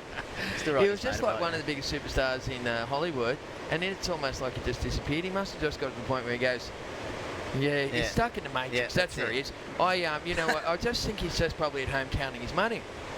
I don't know. I think he's had a few rolls lately, but I think is he from Hawaii? He's got Hawaiian roots or something. I think so. Yeah, for sure. He looks like he has. But anyway, the other Keanu has picked up. What was Howley Reeves. Remember what's his name? Yeah. That was his cousin. Was he's it? that bodyboarder from That's Hawaii. right. He was a classic, Yeah. wasn't he? Yeah, so a he's big Hawaiian. shout out to that guy. He is a crack up. He's red up and snapping it at the moment. Wow. So Dave Silver from Brazil, he's got that 9.4 on the previous wave Lambo, and he's picked up where he left off. Yeah, he needs a good second score just to consolidate. And he's found a pretty good right-hander and, tags that last section. I think he got a few turns in on that one. Wasn't a lot of open face, but... No, but it's going to replace the 2.33, that puny little pint-sized thing he was hanging on to. Now we can, breathe a little easier, although with plenty of time on the clock. With 9 minutes remaining, he'll be looking to even improve and throw away that one. So I hope you're enjoying the action, folks. Coming up in the next one, we're going to see David Cathals, Caio Abelli and Jack Freestone as we see the replay, thanks to Newcastle now. This is Dave Silver. And Lambo, he got busy on the inside on this one. Well, he did that first, good backhand turn. He sort of stays with it, just sort of keeps hitting. He went a little bit wobbly there. And he sort of regains it and gets this last couple of sections. So, not a bad little finish on that one. It's not going to be a big score, but like you said, it's going to replace his 2.33 without a doubt. Well, there's who knows? I'm not a judge. That's a good overview of the playing field. Look at those big foam. They're kind of they're a bit burgery, but they've got so much face on them, and you can just get a lot of speed out of them. That second one there, also rattling through and just holding up out wide. It's a weird swell. Like it's it looks pretty small when the sets come rolling through. It's coming from a long way away, obviously. Yeah, and that's right. It is long period. Yeah. So, but there are some really good waves out here today, and we've seen some real high-performance surfing here at this year's Burton Automotive Pro. Alex Ribeiro from Brazil gets a little froth burger on the inside. He's got a bit of open face to work with here. Really good backhand snap. And another finisher. So That's going to score pretty well too. That's good surfing, isn't it? And Yep. you know, he just seemed completely not bothered by the texture on that wave face, and it had a little bit of froth on it, like you said. And Ribeiro just got up and into that one, and he went to town on his backhand, didn't he? The Brazilian. He was in third place prior to that. Only needed about a 5.34, so I think that's a no-brainer. He's going to get in excess of that. A couple of big hits there like that on his backhand. So we'll wait for the judges' decision on that one before we give the outcome, folks. Here's the replay. Take us through it, Lambo. Yeah, nice big long drawn out bottom turn. Just a tags at the top. Didn't really hit it that hard. So the opening move wasn't huge. Second turn was good. A lot of spray getting thrown. And that was the money turn, as we call it. So it was like 3 turns, 2 major ones and a little extra one at the start.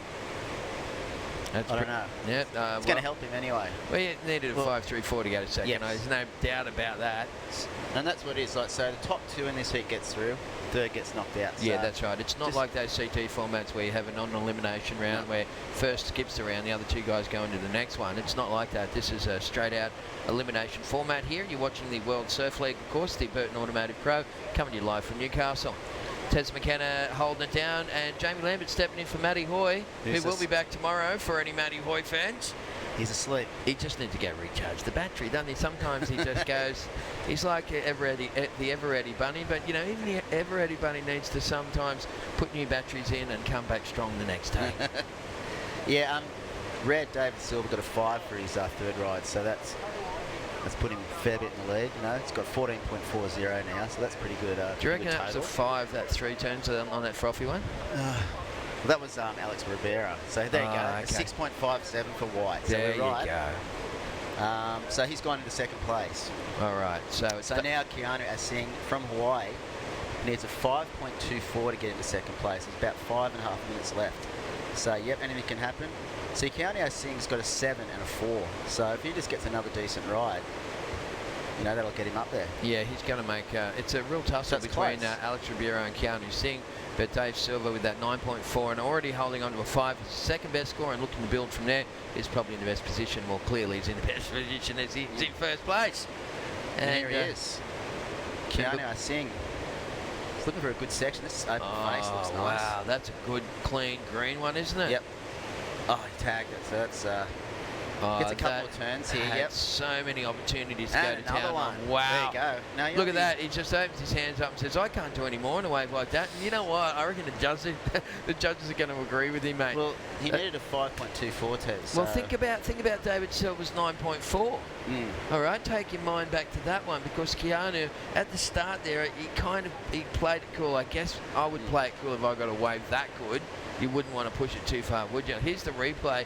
Let's go through this one. He set this up with a nice standard cutback. Then he froze it up, keeps it tight in the pocket there, still playing it kind of cool. And now he starts to let fly. And now he knows he's got some points under his belt.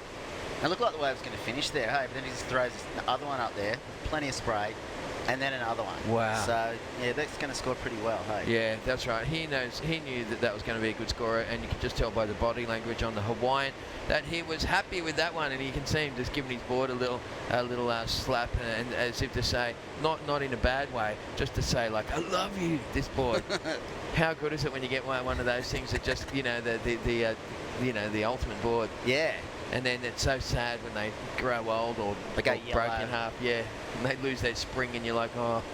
I do ride boards to the death. I really like a board. I'll ride it till it's yellow. Yeah, you don't change boards too much, do you? Not like a guy who's got a quad and you like to ride the same board. Well, that's what we were saying to Matt Hoy earlier on, because some people change boards all the time. If I jump off a quad and onto a thruster, it takes me 4 or 5 surfs just to get used to surfing thruster again. Some people can switch around really easy, but no, not for me. There it is, 7.77. There you go. Situation change. What's the go now, Mr. Lambert? Well, the go is Keanu Asing from Hawaii is leading the heat. He's got got a 7.77 for that ride. So there we go. He's now in front of David Silva from Brazil in red, and now it's up to Alex Ribeiro to get back into the top 2 positions. You know, he only needs White only needs a 7.84. So you know, definitely can get that. There's only a bit over 2.5 minutes left. So, you know, pressure's on him at the moment. The other 2 guys are doing all right. You know, David Silva, if he gets another wave, it's going to, like, push him a bit further out, isn't it, Tez? He'll skip into the lead real easy, Dave Silver, if he gets anything in excess of 5.37. So, he'll do that if he gets another wave, probably. And, well, Ribeiro, 7.84, he drops them regularly. This heat is not over by a long shot, folks. We've got just over 2 minutes to go. At the moment, it's Keanu Singh who's holding on to a 7 and a 7.77 is in the lead. But then the guys who are chasing him, they've got pretty good scores. 9.4 for Dave Silver, still the best wave of the heat, and a 5.0. And then you've got Ribeiro who's holding on to a 6.57 and a 5.67. So that's the one that's hurting Ribeiro, that 5.67. He needs to get rid of that, swap it up for a 7.84, and he'll go into second place. And we're down to 1.5 to go. Yeah, not much time left, but we'll see what happens. So anything can happen. We got you in to do a couple of heats to fill in for Matty Hoy, who would have been in this next one with Benny Mundy. Do you want to stay on and commentate the next heat with Ben Mundy? Yeah, it's up to you, man. Yeah, mate. No, I can't. Got to go back to work later, but I'll be right. No, that's all right, mate. We brought you in for 2 heats. That's what we wanted. It was just helping out here. Of course, Jamie Lambert, a former quarter-finalist in this contest at Surfest, and I forget what year it was, but mate, it was a great moment for you, wasn't it? Yeah, I had to go through, I don't know how many times I surfed, about 7 or 8 times or something. Yeah, it was brilliant. It was just brilliant from the guy who was coaching you at the time, who to send you out to the point. Wasn't it Wasn't that a great tactic? Right. It was good. Good coaching by you. But it was all the good surfing from you, my man, that got you into the quarterfinals. And well, this is Dave Silver. Dave just whipping through some turns. Golly, they've got some good style. He wants to replace that 5.0, so that's 2 pretty solid turns. I don't know. I reckon I would have felt better about it if he had to put a bit of magic sauce on the end of that one. Dave Silver kind of just fell off at the end there. He's coming in anyway. Yeah, I think this heat is very close to winding up. We've got just about 20 seconds left on the clock, and we will see if Alex Ribeiro can magically pull out a 7.84. He's going to have to do the full-on Houdini and reach into the hat there and pull the rabbit out if he's going to get out of this one. Yeah, that's about it, eh? Okay. So Keanu Singh from Hawaii. Well, looks like he took that one out, Tess. It did, mate. It looks like Keanu Singh and Dave Silver. He didn't get his last score in though, David Silver, so... yeah. Well, either way it's going to be those two guys that go through into the next round. That's easy for you to say, isn't it? I'm just going to put my teeth back in and let Ben Mundy come in here and straighten everything up. Yeah. Listen, we might actually go to a bit of a break here. It's time to highlight our sponsors. We're going to be back real soon with more live action from Surfest. Hang in there.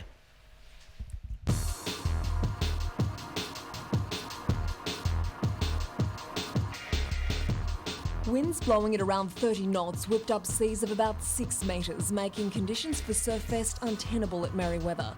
Organisers moved the international event to Newcastle Harbour for the first time in its 28-year history.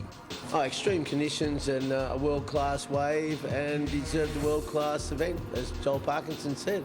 The decision required the consent of Newcastle Port Corporation, which today denied claims made earlier in the week that it intended to block the move. No, that's not correct. Newcastle Port Corporation admires the Surfest, and Warren Smith's got a heart as big as Farlap. The conditions that are applying today to ensure the safety of everyone are the same conditions that we talked about a few days ago. Those conditions were that spectators couldn't go beyond nobbies on the break wall, but that didn't deter those keen to catch a glimpse of the world's best tackle the testing tubes Mother Nature delivered. Definitely over the 6-foot mark, so it's very testing. There's been some very fantastic wave riding and tubes and that, and there's been fantastic wipeouts. An average of 100 millimetres of rain fell in the 12 hours to noon today. The downpour is set to continue well into the night, but the SES says favourable tidal conditions are helping drain the catchment. At the moment, we're really monitoring the Patterson and Williams rivers, anywhere down from Dungog and right through to Raymond Terrace, but mainly in the sort of Hinton areas. Pathlanders, NBN News.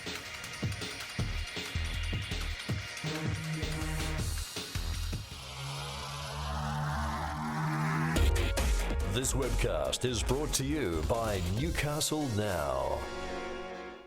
Yes, we are. Welcome back live. Yes, my name is Ben Mundy, and I'm here with Jamie Lambert. Tell you what, what about that old school package there, the flooding in the Patterson River? Can you remember that? That was only a few years ago, that one. Yeah, that was when in the harbour, eh? Yeah. What about, I love the call. Warren Smith's got a heart as big as Fowler. That was my favourite quote of the thing. And yeah, he made it happen. I wasn't. And you know what? The harbour is still there as an option this weekend. If it gets massive, everyone's talking about it. I think everyone's hoping it's going to go to the harbour. Yeah. But right now we're at Dixon Park, and the waves are good. It's pumping. Not absolutely complaining. Pumping. Yeah. I went up to the top of the balcony there to get a bit of better view, and yeah, I just watched. There's peaks all over the place. The right-handers are paying off. There's lefts as well. Yep. And this heat, I mean, all the heats, you know, at the risk of repeating myself, being stacked. Davey Cathles, Chower Belly, and Jack Freestone. These are three super exciting surfers. I can't wait. It's going to be big. So it started. We'll have to wait and see. Has anyone caught a wave yet? Davey Cathles has. Here he goes. Straight into a massive first turn. Tags lit for a second one. Nice big foam climb. These waves just keep going, hey? They do, and he finishes it. I tell you what, I've had the good fortune to watch probably the last 4 of Davey's heats, and every time he's coming out of the blocks so sharp and so smart. He's looking really confident, and he hasn't made a mistake. Yep. He's just had the real competitive head on. Don't hex him. And he's I know. But and backed by that type of incredible surfing, he's he's looking really confident. That was a super start to the heat. Where's Davey from? Davey's North Narrabeen lad. Yep. And one of Australia's top juniors a few years ago, and now he's been on the QS. He's had a few years. It's kind of that stage of his life where it's like, right, it's either now or never. Yeah, and it looks like he's really put his head down. He travels with his girlfriend. Yeah. He's got good sponsors behind him. He's sort of he's got an air of calmness and just composure that you might not have had previously. Like a lot of guys, as they sort of mature a little bit more. Composure, and it's not one of the, when you're a 20-year-old, it's not something that comes in. So, and he's been ripping. So, that's Davey Cathles. Well, his first wave looked pretty good. I mean, we haven't had any scores come through yet, but a few turns. Huge. Yeah, they were big. They were big scores. Okay, he's, of course, Jack Freestone, as we see. Chower Belly. Well, you can't paddle any harder than that. I couldn't get over that lump. Don't you hate when that happens? Wow, that's a lot of energy for a loss of priority, wasn't it? And he couldn't get it. And that is. Yeah. So Chower Belly from Brazil. He's already had a 3.67, so he must have missed that one. He's got a crazy air game. This guy. Yeah, he's really good in the air. Have you seen him surf previously in this event? I've seen him, this event. I've seen him loads. I've heard last year I followed the QS quite a bit, and both on the webcast and watching live. Yeah, he's electric. He's a previous world junior champion. Okay, there you go. That says enough. Yeah, and his girlfriend is Lisa Cuizon, who's a oh really? Yeah, young Hawaiian girls on the top. Yeah, so they're a power couple, and they hang out and travel. And he's been on fire. So a 7.33 was the first wave for Davey Cathles. Like you said, straight off the bat, a good score. And Jack Freestone as well got a 5.83. So we're about to see. Well, there you go. You want to see Jack Freestone, you want to see Ben Mundy and Jake Deland. Here we are. It's not that much of a decision, is it really? Well, there you go. Yeah, it is a bit. Yeah, no, that's us in the booth, and having fun. Here at Newcastle. Surfest. I love this place. Well, I mean, we're a bit biased, aren't we? Grew up here. We are. But the vibe's great out there. I've just been watching the out the front too. There's a charity cup going on for Surf Aid, raising money for Surf Aid. Good cause. Just saw Toby Martin. Who was, Toby. Yeah, he was picked first by one of the teams as their sort of star pro surfer. Yeah. And mate, he smashed it. He got 2 waves in like 2 minutes. Got the highest score of the day. So no way. They picked well, and he's not even a pro. He's bloody 9 to 5 real estate agent. Yeah, that's what he does now. Yeah, he's killing it. So out the front, that was Toby Martin. The Merewether was still doing the business out the front. But we're just waiting on these 3 guys out here to do a bit of business. I think Jack Freestone, I'll tell you what, Jamie, I don't know if you've seen much of him surf. I have. Like, that's, he's got a pretty good name, obviously, with Billabong's had a lot of marketing and coverage. And he's done, has he been a world junior champion? Yeah, he was too. Yeah. Here we go. It's Chower Belly, just look behind him. Oh. And just, that was that, didn't he? That was a throwaway. He just looked behind, couldn't see much. He's kind of got to reset his heat, I think. He went for that big long paddle. As we see, that's Jack Freestone in the corner. Yeah, he's got a pretty good air game as well, hasn't he? Yeah, Jack Freestone. He's got it all. I really think you know, his air game is, you know, when he won that World Junior Champion was at Karamas in Bali. Yeah. And mate, he put on a show. This is Chow. He just sort of Hail Mary, really. He was like, right, there's nothing doing here. Just went for something. Yeah, stalled at the top and thought, why not just throw it around. Nothing left on that one though, so probably good that he got out of there. Yeah, still ain't pretty early. We've got 18 minutes left in this one. David Cathal's with that first wave, a 7.33. Jack Freestone's got a 5.83. We haven't got that last score coming through. And Chow Belly, he's got two sort of small scores. Obviously just a 1 there and a 3.67. So still only early days. And here's Jack Freestone, right, Ben? Yeah, that's Jack. Winds it back off the corner. A little section here. Just smashes it around. A little slash to the tail. Parko-esque in lots of ways. And then back around.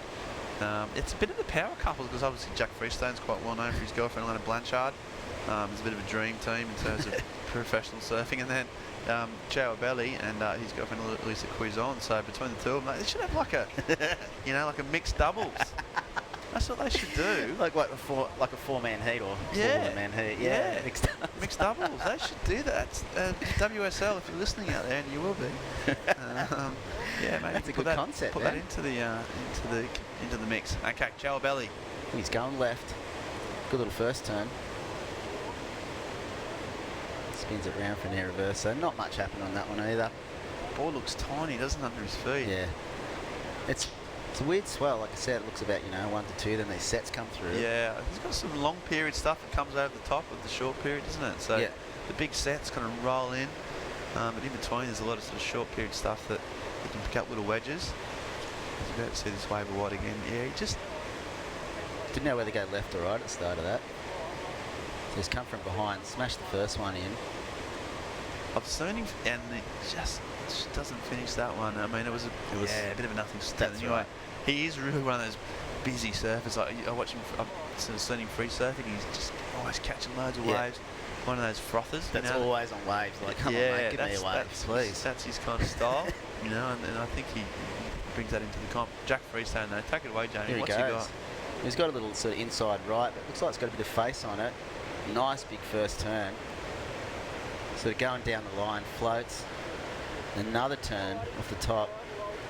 Little finisher cut back. See if you can do something else at the end of this. Oh yeah, not bad. Wow, that was such good surfing. Finish it off good. Freestone. That had it all, didn't it? Power, flow, had repertoire, had variety. He was really close last year to qualifying. There was a couple of heats off. Really? Yeah, and going into the last event, he was so close. And here he goes. Well, here's Davey. This is Davey Cathals. Didn't see this one. It's just going off here. Wow, he's got that top turn. 2 turns. And that was it. Still a fight, really smart serving. He needs to back up a 7.33. Right. I think Jack Freestone, last wave of 5.93. So he's in the lead at the moment. Yeah, I think and we might have one more score. Yeah, we'll wait for the other scores. That one, but that was a once you see the replay of Jack's wave. But yeah, he's got that all-round act, isn't he? He's got the air game, but he's got the rail game. I think once he kind of just here we go. So he looked a bit funny, like he wax went. But then I'll tell you what, he was back on. It's actually his third wave, isn't it? So that's a big turn right there. Sets himself up. Waits the next one. This is just a fighter to get him into the next section, and he goes straight up and into it. There's no loss of speed or change in transition. And just comes around and a little reverse at the end, wasn't there? Yeah, a little conic with a small air reverse. Pop the tail out. But he finished it well. Yeah, that spray looks cool too. I don't know what the design is there. We have to get a bit closer look on his board. Maybe some stars. It looks cool. I think so. He was lead before that wave. So yeah, we'll get the update. See what the score will be sooner. At the moment, it's Jack and Dave, the two Australians, kind of going head to head. At this stage, just Chow Belly he's been busy, but he hasn't got any scores on the board. 14 minutes to go. He's looking at this little insider. And he's onto it. Looks like it's got a bit of open face too. It smashes that first one out. Just hits the top again, but nothing much there for him. No, needs a bit of open face, Yeah, he surfed it well. It's technically spot on, but just the wave didn't. Probably. Yeah, that second turn was pretty cool. But as I said, just not quite enough. Sort of wave a face to really go to town, and he will go to town. He'll go big at some stage in this heat. Here it is again. So it's like a small inside one, but it's a bit of a grower, hey? Yeah, nice green face. It's stuck a little bit, then just has to launch from the phone. Does well. He got a bit of, thin release and a bit of variety given the chance. But the first turn was a bit sticky and the second one was good, but we'll see. It's hard to say. He needed to improve on a 2.67, so he's going to, it will be confident at the very least. 13 minutes on the clock. Yeah, we still haven't got Red's second score as well, so. And you see those bigger sets we're talking about just sort of rolling through now. The tide's getting dropped out. So just sort of breaking further and further out, really, isn't it? As the tide's getting lower, but I know it's interesting to see what this swell will do. Everyone's calling all these different things. It's like the rumours going around. We're going to be surfing the harbour. We're going to be doing this and that. Who knows? Just wait and see. We're going to have a swell. Put it that way. Hey, yeah. Oh, it's coming. Yeah. I don't mean to name drop here, James. I was having a chat to Joel Parkinson, a close personal friend of mine. And, what's he saying? Well, when I say close personal friend, I sort of stopped him in the street and he couldn't get away from me for 5 minutes. And yeah, he was just calling straight south, light southerly winds. Sorry, straight east as well. Yeah. Kind of big tomorrow and then bigger on Sunday. Okay. And he thinks the banks will handle it. I mean, he's not a local, but he's been to Newcastle many a time. And no one reads the ocean better than Parko. So it's probably going to be out here somewhere. I think it'll be out here. Yeah. But things can change. And that big cyclone that's trying to be, as we speak, crossing the coast up around Bundaberg. So that's Category 5. So it's a huge cyclone, but it's on the land. If that spins off, and shears off back into the ocean, then anything's possible. So well, that's what we want. Stay tuned. Stay tuned. Go to the NBN tonight. One of our sponsors, a long-time sponsor. Check in the weather report tonight. They'll tell you exactly what's going on. Gavin Morris. Gavin Morris, mate. It was down here this morning with Gav. Oh, I love Gavin Morris. Yeah, I love his weather. I used to I love him. I love him. He was in. I had a good chat with him, and he was just like, you knew all. He knows it all, and he was passionate. He's a keen surfer too, isn't he? Yeah. And he was going through all the different permutations and what was possible. He knows his stuff. Oh yeah, he knows. He's a walking isobar. And we had a good chat, and he was outlining the probabilities, and that was a couple of days ago. So I'd like to have a chat. He hasn't been returning my calls. I've only called him 50 times today. Yeah. Anyway, but NBN, check in the report. NBN, a long-term sponsor of the event. Since day one. And since 1985, first year of Surfest. 30 years this year. God, that's a long event. It's getting up there with the bells and stuff, isn't it? It really is. Yeah. There's very few events that have had a 30-year continuous history. That's right. I think obviously Bells is one. Of course. Pipeline. The Pipe Masters, but yeah, exactly. But there's not that. Can you think of any others? You got your Frances and all those ones. Yeah, they weren't from '85. Maybe some of those Oscar events. Yeah. I don't think so. Especially not like, one town, one event. Yeah, it was a bit like all over the place, wasn't it? I mean, Margaret River was on since the 80s, but then they had years they stopped, so they didn't. Yeah, I don't know. We'd have to. Al Hunt's around. I'll have to ask him. Al Hunt would be the man to ask, the WSL Pro Stats guru, and he will tell us what are the longest running professional surfing events. What are they? We want to know. Yeah, or go on the surffest.live. There's a Facebook page. If you're some like pro surfing geek out there, and there are thousands of you, I know you are. Mates of mine, Butler Conrick, and guys that I know really well, just live pro surfing, they'll know. They've got a little, I'm guessing Bells is the oldest. It has to be. Isn't it like 50 years or something? I think Bells is the longest continual running surfing contest, and also the longest running professional surfing contest. Right. Okay. After that, we'll see what's next in line. Yeah. The Pipe Masters must be a definite candidate. Yeah. Because that was, I think, 1974. I think was really? The first one. Yeah. So we'll see. Anyway, back to live back to surfing. Yeah, back to real stuff. Here he is. Belly. He goes fast, doesn't he? Doesn't he go fast? Oh, big. Throwing buckets. I reckon if he finishes this. Wow. There he did. Little Superman. So kind of. That was pretty good. I mean, he only a 6.74 was all he needed before that. So I don't know. Yeah, that scores came through. So yeah, prior to that wave of Joe Bellies, we had Jack Freestone. He got 7.63 for that long ride hander that we talked about. David Cathell's had a 7.333 and a 5.33. As it stands, Chow needed a 6.74 prior to this wave. Well, here's the replay, Benny. Sort of took off, hit that lip, and then just sort of got heaps of speed, and that's why threw all that spray. Yeah, you were saying how fast he goes, and Yeah. that's the key to belly surfing. Speed? Just speed, yeah. It just looks electric from the get-go. I reckon that's a pretty decent score, especially that big throw spray, you know, like.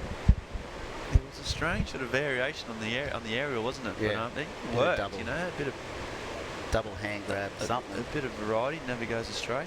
So, yeah, as you said, he needed a 6.74. It'll be close for sure. He'll be right back in the mix with 7.5 minutes on the clock.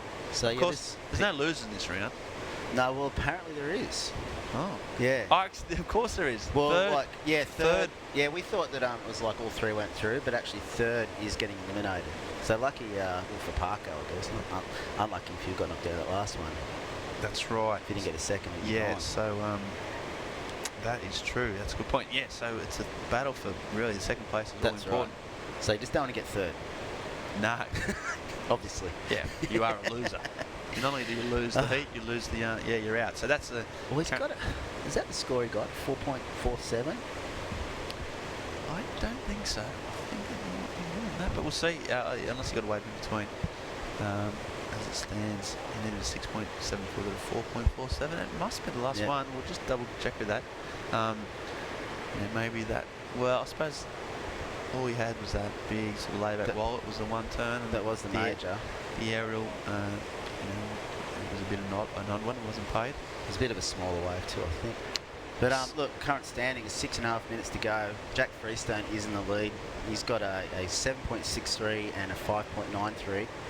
Davey Cathell's that opening ride, 7.33, which was looks like it's going to be a keeper. Second ride, he's only had 2 waves at 5.33, so he's sitting in second. Chow Belly, well, he's had a lot of waves. Nothing really major. He's got a 5.93 and a 4.47. So, according to this, he still needs a 6.74. So, you know, definitely can do that. The heat's still wide open, isn't it? It is, yeah. 5.5 minutes on the clock. You know, low 6.74, so it's up towards the mid-range. But yeah, gettable in these type of conditions. 4 foot clean faces. Yeah, so no one's totally dominating here. Really, is there? No, Davey Cuthers has been really patient, which is again, I think has been an improvement in the way he's taken on these competitions. Yeah. But yeah, right now he just needs an improvement of 5.33. Yeah. And he needs a 6.24 to move into first. So, he's playing the waiting game. And 5 minutes.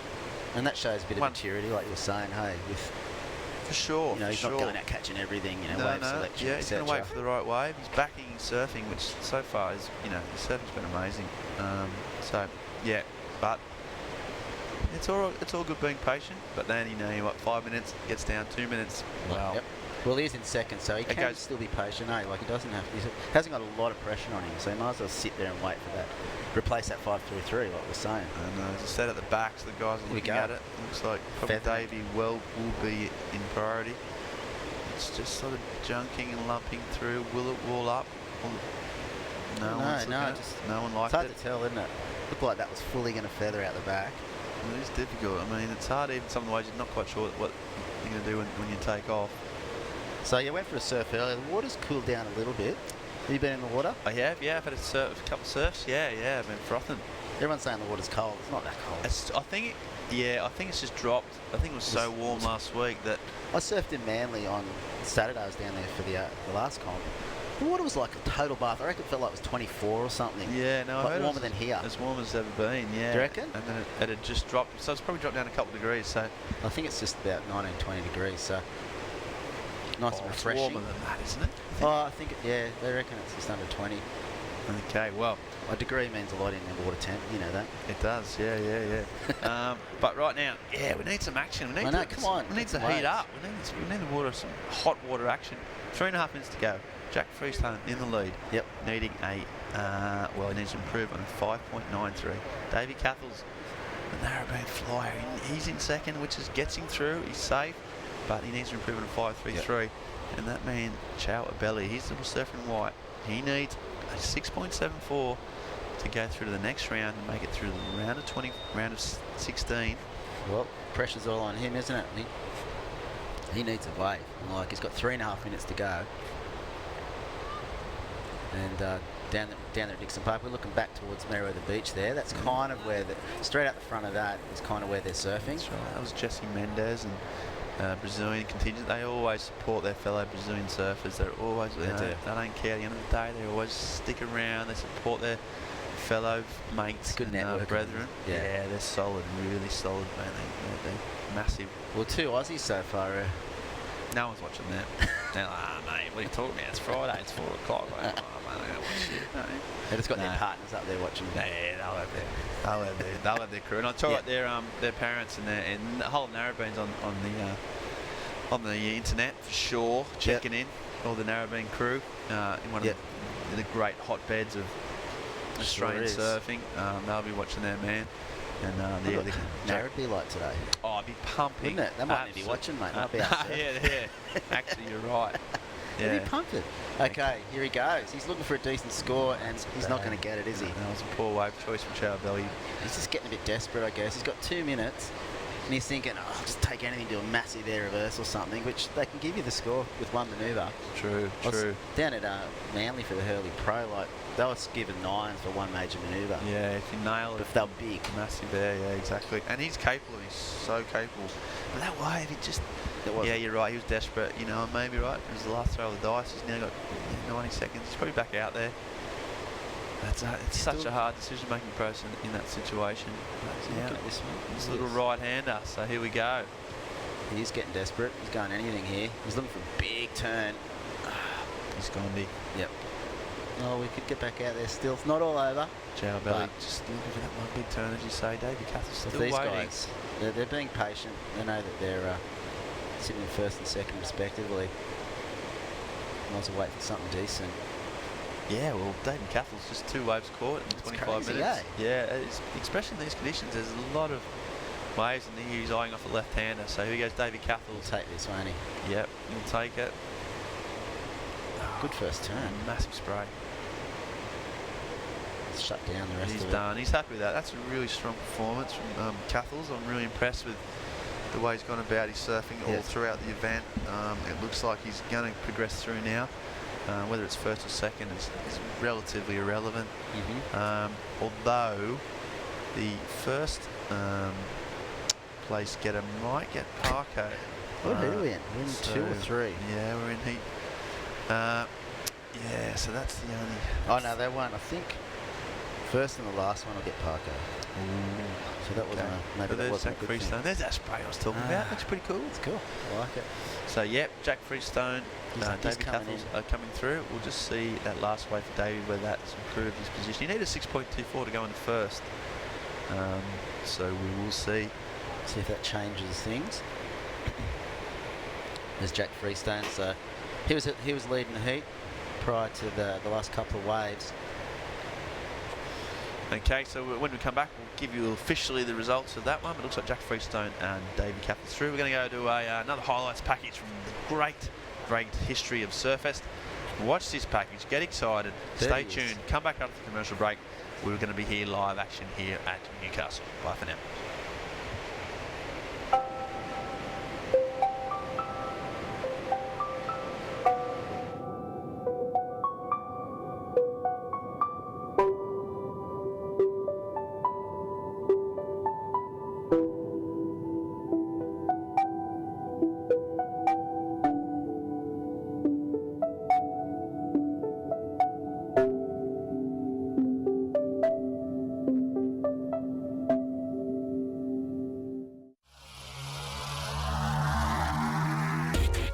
This webcast is brought to you by Newcastle Now.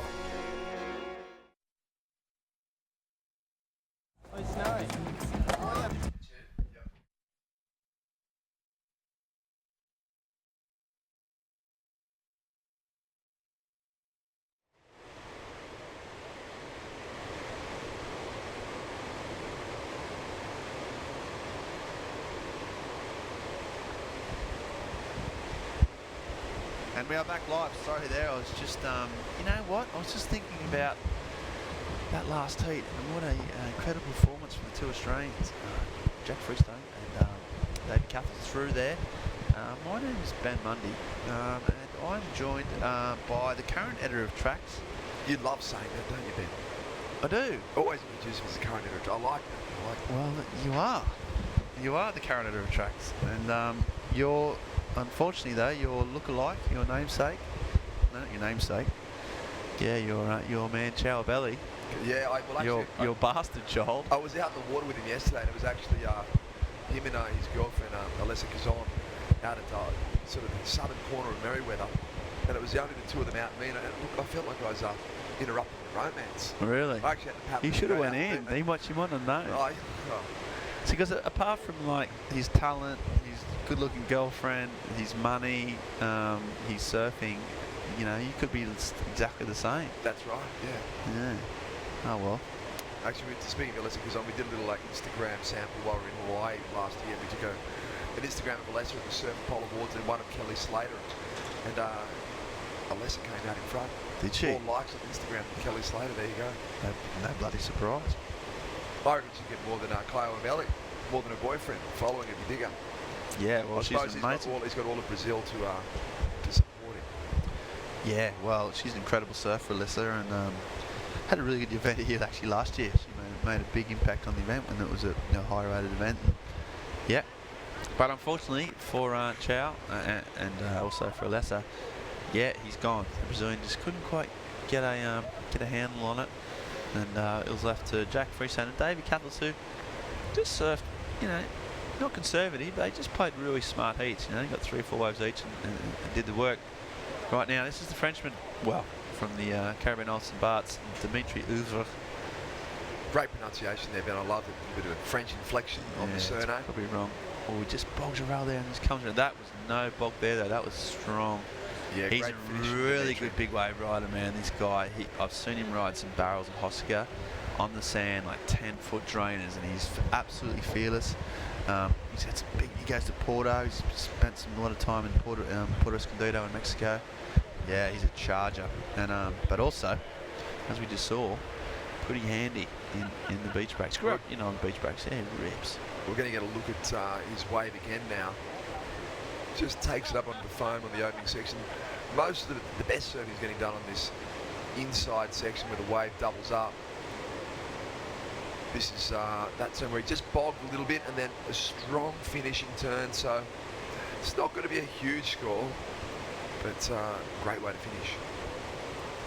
Yeah, it was a little bit difficult. If he hadn't bogged that turn just prior to the last one, you know, would have been a... Yeah, it's interesting now with the bog rail. It's a bit like gymnastics. It's almost like a mandatory deduction, isn't there? Yeah, it is. Yeah, good analogy there, Luke. But you're right. But then I'll tell you what, he came big on that last turn. So anyway, made up for it. He'd already had a 6-point ride, so he's had a really strong start of the heat in either case. And you'll appreciate this one, Ben. We've got Connor O'Leary from Cronulla. Now, you spent a bit of time at Cronulla in your sort of 20s, I guess I'd say. Yeah, I did. Yeah, it was. You're almost an unofficial Cronulla boy. Oh yeah, no, I wouldn't go that far, and I wouldn't want to be called that, to be honest. But I was welcomed in by the Cronulla guys. Mate, I was made really feel welcome there. Yep. Lucky enough to be shown around the reefs by the likes of Matt Griggs and Andy King and Dog Marsh and Jezza Herback. So those guys, yeah, were just really welcoming and they've got great waves and they charge them. So, but yeah, Connor O'Leary is one of the guys coming through in the next sort of generation of Cronulla chargers. I think at the moment this year they've actually got a lot of events planned around as it is 100 years of Cronulla surfing. A lot of big events taking place down in the Shire. Photo exhibitions. Tomorrow night there's a events. Tomorrow night there's the 100-year celebration. Oh, what was it, the 50? Yeah, it's a 100-year celebration, but it's the surfing equivalent of it. So yeah, all the Cronulla, you know, legends from, you know, time immemorial are all collecting in at the Cronulla Sharks at the Leagues Club there tomorrow night. Ockie, Dog, Kingy, Gary Hughes. You know, all the way back to the 60s and all the way through to the current times. You know, if Connor O'Leary, unless he gets through this heat, which is a good chance of, he'll be there. Yeah, it's going to be a pretty incredible collection of Cronulla's surfing legends all in one room. Yeah, I just hope they've got security. Yeah, that's right. all. It's got a lot of security. They got the Lura boys versus the Cronulla boys. You know, there's always been this a lot of local rivalry, and I think Connor, I'm not sure which section of the beach Connor lays claim to. Well, you know what? We're talking about this today with Andy King as the Australian high performance coach who grew up in Cronulla, and he's saying, you know, only 20 years ago, it was so segregated, the beaches, in terms of if you were from Cronulla Beach, for example, then you didn't surf at Lura, which was like 200 yards up the beach, and you didn't surf Cronulla Point. No, it's like an invisible wall. You just didn't go there, you know. And Dixon Park and Merewether here was similarities, and there's a lot of beaches are the same. Maroubra, south and north. Even Bondi, we had first round, second round, third round. And you just didn't go there, and that was that. But that's changed, you know, and for the better, clearly, you know. It's more inclusive, and those breaks now, guys surf each other, and there's more, it's a better vibe. It's not that aggro. But Andy was saying that it's going to be interesting at the ball, because he goes, you know, that was only 20 years ago. That segregation. Yeah. So interesting the way the surfing has changed. But yeah, Connor Leary, beach apartheid. Connor is actually. He's got his mother's Japanese, I think. This is a Japanese pro surfer who came out here to Australia and met Connor's dad. I think he's got some Irish heritage. You'd have to assume so with that surname. So it's this classic mix of Japanese, Irish, who's born and bred in Cronulla, and yeah, he's one of Australia's really strong hopes. He's only a young guy. He's big, big lad. He had a good year in the QS. You know, he's seeded into all the prime events for this year. He's got a super competitive, sort of smart strategy sort of act on him. Does a lot of training, I think, with Blake Johnson, also former World Tour surfer Blake Thornton. They speak very highly of Connor's ability. Yeah, no, he's a real talent for a young Australian. He's doing really well. Him and I think the other, as we just say, sorry, they're just taking off and then brings back Dimitri of Ray. Yeah, the Frenchman. And just catching a little rail again. They're looking for some speed through the inside. Throws it up in lip, controlled tail slide, and bails out. Yeah, strong surfing. We saw Adrian Tillon, who surfed a fellow Frenchman about 4 heats ago or 5 heats ago. Needed a 9-point ride to, you know, in the last 3 minutes, got a 9.33. Absolutely destroyed this wave, and it was on the same backhand. So, you know, these Frenchmen, they know their beach breaks. But once again, he just bogged before the turn. He's just got caught there. Bobble. But then he reforms, and he's got this in the locker. Just a bit of flair, a bit of power. So his first wave was a 6 with that bubble that had the big turn. So it's similar. Similar in many finish. ways. You'd have to assume there might be, well, unless that 6 was locked in before the 4. We'll see. But yeah, it's been a while since we've seen a Frenchman representing, a new Frenchman representing on the World Tour. I suppose Jeremy Flores is flying the flag. Yeah, originally from I think he grew up in Madagascar. Jeremy, and spent a lot of his early years there. But certainly flies the French flag. Oh, for sure. Yeah, he represents France, and as we see, Evan Gelserman, the Floridian, he actually now resides in California.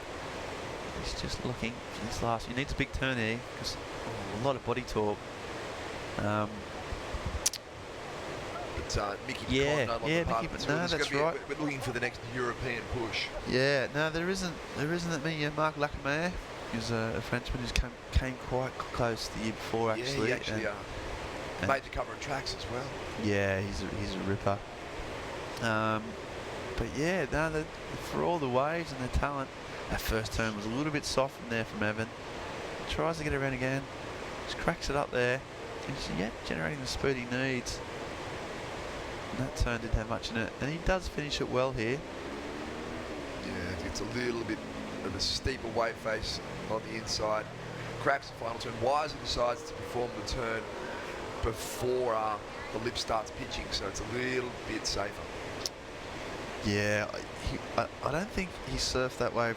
I think 4.93. I think it's just dropped in. I don't think he surfed it to his potential. I think he got stuck a little bit. The wave just caught him up, and despite the good finish, yeah, he didn't look good on his board. And he's got so much potential, this kid. He's such an incredible surfer, so I'm sure we'll see more of it. Here's Dimitri up and right again, just in and out. Yeah, Evan's certainly one of the heavily touted surfers from the United States. He's, you know, he's been heavily touted for a while. I think he's probably reached the stage now, and he's talked about that. I think he was one of the qualifiers that the Red Bull did a series on last year. They followed different qualifiers, and he was one, and he'd had injuries, and he was just, you know, the height was huge, and it just started to get over that age where he's like, right, I've got to make this work now. You know, he's not young anymore. I mean, he's young, but he's not a junior. He's not a sensation. He's just a very good surfer that kind of needs to realise that potential. So yeah, well, there's that interesting period for surfers when they are really high-ranking, high-profile juniors. They've then got to make that transition into fully fledged World Tour surfers. You know, we saw Jack Freestone, Davey Capples up in the last heat, both progressive, but both had fairly prominent junior careers, and both, you know, came within a whisper of qualifying for the tour last year, but near enough's not good enough.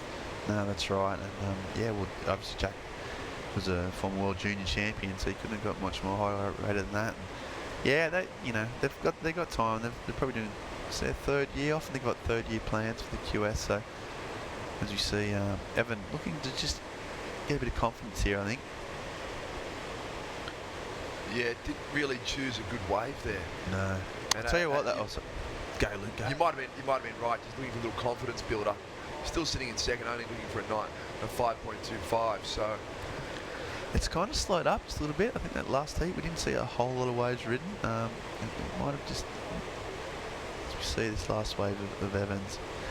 Yeah, it was a bit of a nothing wave. He sort of got here. He had his first turn. You know, there's no face. There's no vertical. There's a lot of bobble. It just goes up and goes over. Tell you what though, he'd kind of almost decided that wave didn't have much to offer. It looked like as he went into that turn, wasn't really fully committed. Surfer in red, Dimitri with Ray up and riding, current heat leader.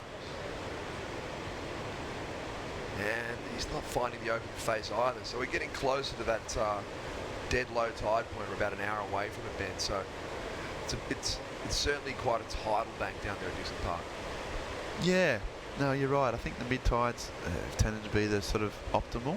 You know, the high's just a bit fat, the low kind of empties out a bit and breaks a bit further out. So probably getting around that stage now. Yeah, still plenty of scoring potential, loads of waves coming through. At the stage we have Dimitri Ouvray with a 6.00 and a 4.17 out in front, and Evan Gosselman in second, and Connor O'Leary both, yeah, 4.33 is his only wave. One thing about Evan Gosselman though that's been impressive, his sort of attitude, his commitment in Hawaii. He's really made a pipe one of his, like, you know, he set about proving himself in a pipeline, and over the last couple of years he's caught some bombs out there. Really has, you know, snaffled some sets, got tubed off his nut, getting his place in the lineup, which, as you know, Luke, is pretty difficult to do in that part of the world. I mean, people see someone get a barrel at pipeline and they assume it's easy. You just have to paddle out, take off and pull in. Well, it's not only the wave that you have to deal with, which is probably still one of the most challenging paddling waves in the world. It's working your way into that hierarchy. Yeah, it's not exactly. easy. No, it takes years and years of putting yourself there, copping your beatings, knowing who's going to go and who's going to not. I was speaking this year to a Portuguese surfer, Nick von Rupp, who's a charger. You know, he's well known for just absolutely taking on anything that comes his way, and he got away with pipe last year, and it was amazing. He said, yeah, I've waited 10 years for that. That was the first time in 10 years he'd been in the spot for a second reef wave, and he was in the position no one could get it off him, and he said, yes, I've literally waited 10 years, surf pipe for 10 years. Just to get that one. To get that one wave. Some really good surfers go their entire lives without having one of those magic pipe waves. Yeah, I'm one of them. Yeah. I'm definitely going to go through my entire life without getting one of those magic pipe waves. And unfortunately, some surfers go their whole lives, some of the best surfers, without getting the cover of tracks. Yes. But I can tell you someone who did, Newcastle surfer Ryan Callan, unfortunately out of the event, but if you want to do yourself a favour and log on to tracksmag.com, Ryan is featuring in a clip we've just posted up called Day of Days, and it was Ryan called it the best day of Australian waves he's ever had. Oh, is that on video footage now? That's on video now. I know it was pretty good because I was out. I had the good fortune to be out there. Where was that? Actually, wait, hold on to that. There's Dimitri. Geez, he's been busy with that backhand. Looking strong. He might try and get a little reform here. Can't really get much more. Yeah, that day, there's crazy lefts as we see Evan Gibson going the right. There's a couple of left-hand beach breaks. Some are Where on the, was it? Some are on the east coast between here and Sydney doing a Yeah. sandwater imitation of pipeline. Yeah, and, but like, so, well, beach was it? Like, oh, that's you know, I can only give it to you in cryptic clues, and I still surf around those parts occasionally, Ben. So I don't want to give it away. I think one of the best clues would just tell me where it was, so I know where it is, so I can go surf it. Sure. I reckon you've surfed there before. I'll give that much away. So where is it? Yeah, it's south of here. Okay. Be like that then, Luke. Yeah. Protect a spot. It's unlike tracks. No. And I'm protecting myself. Dimitri Uber there, just the current heat leader. Of course, we're explaining here that first and second go through. Third place is eliminated from the event, so it's effectively, it's a battle for second. First doesn't mean a whole lot. But third does mean a lot. It means you're out. Third means you're gone, see you later. It's not like the WCT heats where you get an actual repechage through. No. It's, if you're third here, you're out of the event. It's a loser's round. He's trying to put as much as he can into this wave. There you Little bit go. hung up on the final turn. He'll be trying to make it very clear that he rides out cleanly. Well, touch and go. Okay. Wasn't out in front of the white water for that final turn. I mean, we're talking about something minor, but that minor incident can have a major impact on the result of the heat, just riding out of that one big turn cleanly. Yeah, it's true. But for me, that was the first way that I sensed that the Evan Giesman that I know that can surf, he looked a bit sharper, a bit fresher. But then he still, just wasn't certain. He wasn't that last turn. It was good, but it wasn't. Dude, you left doubt in the judges' minds, man, and you can't do that. You can't do that. Not when you're surfing against Dimitri Uvray and Connor O'Leary. You've got to be solid. That's true. You've got to convince the judging panel that you are the standout. You're in the round 4 of a men's QS 6,000 point event, so there can't be any doubt. I'll tell you one surfer who left no doubt in the judges' minds, and that was William Cardosa a couple of heats ago. Smashed it, did he? I love seeing William Cardosa perform and succeed. He's the big guy's hero. He is. Every surfer in the world who's locking in at about 100 kg loves watching William Cardosa succeed. Are you saying that William Cardosa was 100 kilograms? I reckon he's 90 to 100. I think he's up around that mark. Yeah, he's a big compact unit, I'd like isn't to know he? what boards he's riding. There's got to be at least, he'd be pushed, they'd be up towards the 3-inch stick mark, I reckon. But he's so light on his feet, isn't he? So agile. Incredible. Yeah. Twinkle toes. Yeah. Twinkle toes Cardosa, they call him. Took out Parko, didn't he? He did. Yeah, and Parko just snuck through at the end. Yeah. So the top seed, Joel Parkinson, through to the next round, the round of 16. He's in with the hunt. I had another good story about Parkinson, a close personal friend of mine, of course. No, I was talking Just to threw that one in there, didn't you? No, you well, no. on speed dial. When I say close personal friend, I cornered him when he was walking past on the street and he couldn't kind of get away. Collared him, Yeah.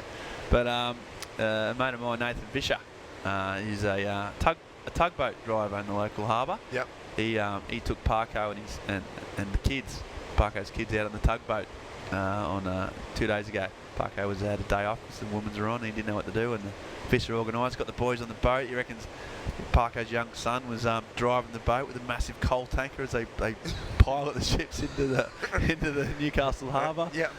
Well, he's got Parko knows how to steer his way around the world. Yeah, he knows boats. It's in the exactly. He knows boats, and with Fisher in charge, I'm sure every maritime law was covered off, and experienced boat driver, and Parkinson was great. There's another example of Newcastle just going, what can we do for this guy? How can we get How can we make Parko happy? How do you make Parko happy? Put him on a bloody tugboat. How else do you keep him happy? Where else in the world does a past world champion get that kind of treatment? Nowhere. Newcastle. Nowhere. Anyway. Evan Geiselman. There he goes. He's just cranking it off. Right, he's warming up, Evan Geiselman. He's really getting better with every wave. He is. And he's only, he needed a 6.67. As with Connor O'Leary. Yeah, lots of, like a cracking whip that final turn. He was looking for a 4.33, although Evan Geiselman, he'd have to assume he's bettered his position with his wave. So waiting for a couple of scores to lock in. 5 minutes on the clock. Well, this is a low-scoring heat by today's standards, man. Yeah, it is. And we just see, although this might up the statistical average a little bit, there's a lot of spray there. Kind of caught. Comes around again, another bit of hook in the corner.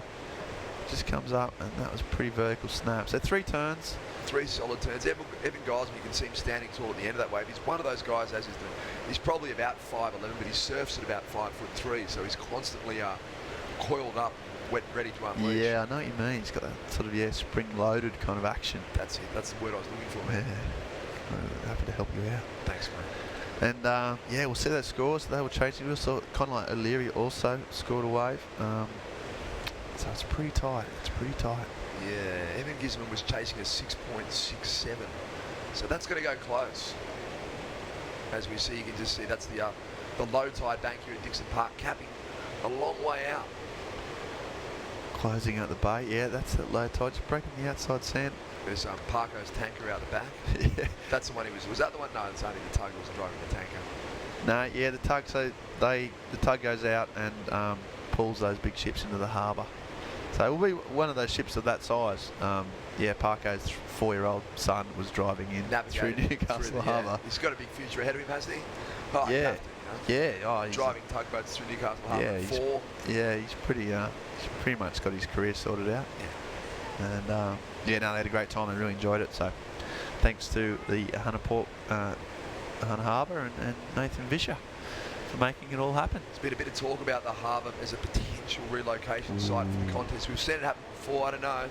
That forecast keeps shifting around. We might not see it happen, but it's good. It's nice to know you've got that one in the hip pocket to play if you want to. Oh, there's all bases covered in this. I mean, this sort of part of the world has that. It's got Merewether is pretty amazing. Handles south swell, 8-10 foot south swell off those rocks. Charges. If it goes north, literally 100 metres up the beach, that handles the big north swells. Poggos and Dixon Park can hold 8-10 foot lefts. If it gets even bigger than that, we go to the harbour. So many options in Newcastle. We see Conor O'Leary, just a quick in and out that wave, not offering him anything like he needs. Although he's currently into the lead, Ben. That last wave by Conor O'Leary, not the one we just saw on our screens, but the prior one, locked in a 7.67. There you go. I can hear the Cronulla boys cheering. They are. They're cheering from Northies. Yeah, they're cheering from Northies to Voodoo for Conor O'Leary. Oh my God! Friday afternoon at Northies, they'll be going nuts with the membrane. So big shout out to Stuart Patterson from Cronulla, who I'm had the good fortune of getting boards from. Oh, there you go. You might get a little discount in the next one, will we? As you see, Evan Gilsman, he gets discounts on his boards. The way he throws around like that, no bloody wonder. He's absolutely going down. Every wave, he's just getting a bit more crisp. And it's so close as well. What? Look at that. There's just doing the maths there. 0.64. 0.24, I think, is what you're 0.64 spread between the three surfers. Between the three, yeah. So, 0.64. And it's tight, is what I'm saying. But that was prior to that wave. Yeah, you know how to subtract 36 from 100, don't you, Ben? I eventually I got there. So wow, that was a nice. That crack was. Yeah, sorry, take it away, Lou. Yes, and you forecasted it, Ben. Evan Guzman, he's got better with each wave, and now we're starting to see. Well, the real Evan Guzman is standing up. He is. Yeah, and he's ripping. As we're seeing our part-time meteorologist Ben Mundy's just taking a look at the forecast, and what are you seeing, Ben? What are you seeing in the crystal ball of swell? Well, what we're seeing is similar conditions, but just bigger. Right. So I think today we've seen, a 6-foot swell from the east direction with a light northeast wind. Tomorrow it just jumps a little bit in size, not dramatically, but still bigger. So I'm probably calling maybe 5 foot, 6-footers in the old school, with an easterly wind. So a direct, we're looking due east on the screens now for your benefit. So we're looking straight on. So an east wind will be just sort of straight onshore, but it's not going to be very light, very light. Well, strong enough to be around. It'll be onshore, but not too bad. And then Sunday it just jumps again.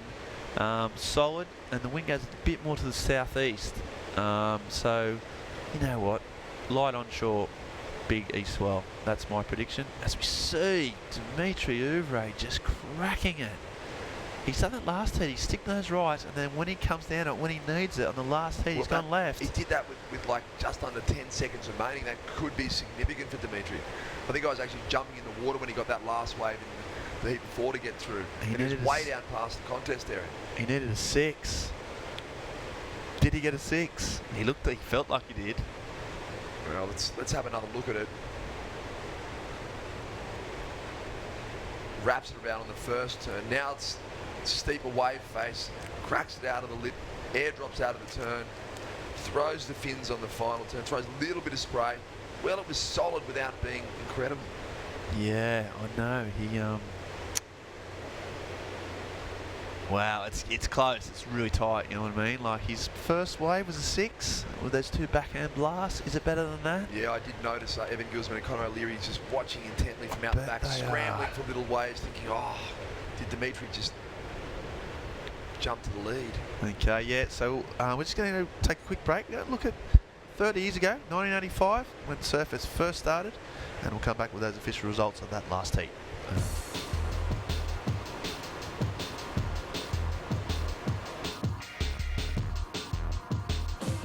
In front of the biggest crowd ever, the final of the richest surfing event in history, the BHP Steel International main event, and the contenders are pensive. The focus is now on arguably the 2 best surfers in the world. 45 minutes of muscle-wrenching torment with no quarter given. With $30,000 at stake, Sean takes an unmistakable lead early in the final. His confidence is at a high for the first time in 1985, and he is close to his first tournament victory ever in Australia. Sean launches a massive, unrelenting attack of slashing turns, cutbacks and off-the-top manoeuvres. His wave selection is good, and he is scoring highly with long rides through to the beach.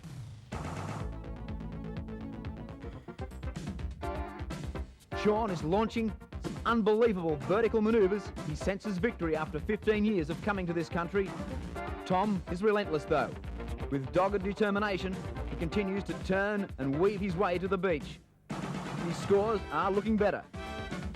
Tom's back foot control is amazing, and he accelerates across the deep sections, and now every ride is a long one. One even carries him across the barely submerged rocks. And he hits one. There seems to be a shift of wave selection now, and Curran is able to show his radical style, while Sean is finding the going a little tougher.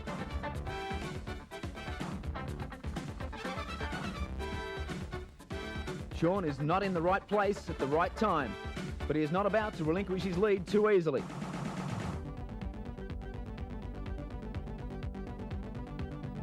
Tom is applying the pressure though, quick, snappy re-entries and smooth turns and cutbacks.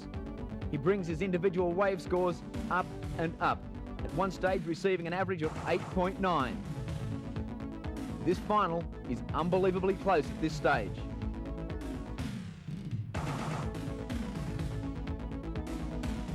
This final is still a cliffhanger. Either surfer could have the decision. The winner of the Big HP Steel International event, Surfest 85. Tom Curran with a 4-1 decision from the judges. Congratulations.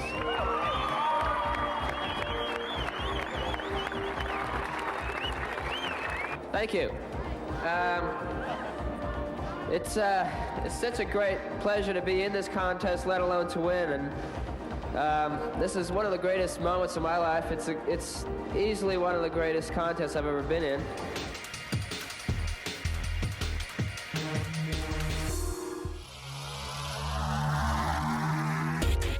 This webcast is brought to you by Newcastle Now. Yes, well, Ben Mundy, what about that action from 1985? Can we just talk about that action from 1985? There's so much to talk about. Well, it was one of the greatest moments of Tom Curran's life to begin with. One of the greatest events of all time, he said. Well, and I'm pretty sure if you go to the Guinness Book of Records and you check the reference for most number of turns ever done on a wave, Sean Thompson's got it. No, from that heat. I think if you look at the most number of non-turns done in a heat, I mean, Sean Thompson, one of the greats of surfing. End of. There's no debate. You know, he's surfing at a pipeline. You know, it was formative. Jay Bay, as we see Mitch Colborne, just going up. Jeez, he's got some tail release out of nothing there. Just comes back again, real smooth style. And that's, wow, what a start to frontside a heat. air reverse. Wow, that was sick. Probably his best wave of the day, I think. Yeah, and so Sean Thompson, amazing, obviously one of my heroes. But on that wave, I don't think I've ever seen a wave surfed as badly by a former world title. And I'm sorry, it wasn't working for me or for Sean. Yeah, but you've got to give it, there's probably a different criteria then, Ben. I hope so. I mean, if each of those wiggles was worth a 0.5, that was a big score. But I'll tell you what, and then looking at Tom Curran, he could paddle out now and surf like that. It wasn't out of place with what we've seen today. You wouldn't want him in your heat. Put it that. Tom Curran, circa 85. You don't want him paddling out against you at Newcastle. No, he was just that style and still, it just looked fresh. Well, and it's significant. It seems like that was obviously one of the first big events that Tom's had a real dig at, and it's helped launch his career.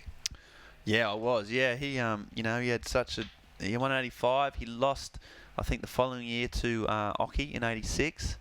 And I think he may have come back and won again. So yeah, him and Newcastle got along. He really thrived on the crowd and the buzz and the energy. And I think that was Sean Thompson's probably last major result too in surfing, and you could probably see why. And a legend.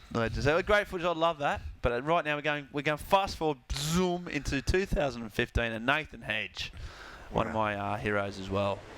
Yeah, speaking of going fast, Hedge is just going to fly down the line here, whips it off the top. Another not vertical snap, but backside crack through to the inside, wrapping it back into the pocket. Really puts the punctuation mark on all of those turns. Surfs hard out of the turn, Ben. Yeah, that's right. He just raises sharp. Okay, so he's up again. It's a 7.83 was that first wave for Mitch. What a start. And gee, this is a packed heat. 3 Aussies, 3 power mongers. You got Mitch Colborne. We've got Heath Josky, and we've got Nathan Hedge. These guys throw buckets, and this is Hoggy. Well, he pretty much paddled the length of an Olympic swimming pool to get into that one, which is what we expect from Nathan. He's just got eyes only for down the line here. First turn, lots of spray with a slash off the top. Second turn, even more spray. He's building momentum as he travels down the line. And one more in the pocket. There it is, Nathan Hedge. Yeah, good surfing from Nathan Hedge, and another North Narrabeen surfer, originally now based up on the Gold Coast. Apparently, some talk, I think, talking to Tracks Online editor Alex Workman, he's moving back to Narrabeen, back to the heartland. Okay, I see. Still competes for Narrabeen in the team's titles. Right, I see. Very, very passionate team surfer hedging. Yeah. Now, it's a great story, and, it's been talked at length, but also, Hedgie was a finalist in last year's event. Was defeated by Matt Banting in the final. So, but yeah, he was if you don't know Nathan's story, he was a prominent top 10 surfer for a good decade. Probably got sponsored at 15 by Rip Curl. Yep. Was sort of had a massive profile. Then on the search as well, I think. Yeah, and then used that profile in competitive wise. I think ranked in the top 5 at some stage. Won at the major events. He won major, 3 or 4 events. Won at Chopu, beat Kelly Slater. So yeah, top of his game. And then, he just had problems with addictive problems with drink, mainly, and some drugs. Forced in rehabilitation, took himself out, dropped off tour because of his issues. Had 6 months in rehab, just no surfing, getting his mind back together, focusing on what was done, and came out so strong and went straight back into surfing. And since then, he's just came back, and he's not even, he wants to win. Oh, here he goes again. But he's just about leaving a legacy. He wants to, he wants to teach young kids. He wants to. Wow. How to do backhand snaps. If the young kids are watching, that's how you do them. That's right. And he's surfing at a level that is it's right on the higher performance in 2015. So it's a tale of redemption. It's a tale of a man sort of changing his life around for the better, and he just wants to leave a legacy. He's doing a lot of charity work, and he wants to, he's doing it for himself. So. Yeah, it's a good story. He sends a great message, and I think he was actually talking to our online editor and suggested that he'd love to re-qualify, but his real goal is to take himself to his full potential, to know within himself that he's gone as far as he can go, and that's the kind of goal that everyone can set for themselves. That's which true. Makes it very inspirational. And if you just saw that wave, he's got that crispness to his surfing back. He's so fit. He's just like insanely focused on surfing and his fitness and his diet and his training, getting his boards dialed in. And he's just got that real crispness back to his surfing, which is why he's at this elite level still. And yeah, he's dangerous. You know, he's 34, I think. But yeah, and he's trying to use his knowledge and his skills to help others as well. So that's Nathan Hedge. That's his story, and that's a good one. And I'll tell you what, he's had 2 good waves. His first wave was 6.67.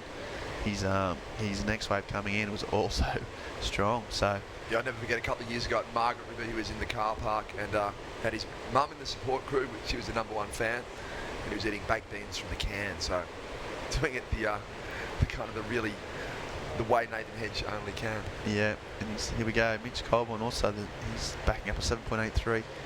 Gee, he's got that backhand whip, hasn't he? That does so much spray. Yeah, but Oggy's also picked up a sponsored by Salted Crew, which is a US-based clothing and apparel company. They've backed him and they see the potential, and what he offers to both surfers and to aspiring youngsters. So yeah, he's got backing. He's got his shit together, and he's ripping. This man, Heath Josky, though. Well, he's one of the event's sort of great underdogs, I guess you'd say. He's come from the South Australian wilderness. Probably hasn't pulled on a singlet for about 6 months. We saw him here last year. This may have been the last time he's pulled on a singlet. It was a year ago here at this event.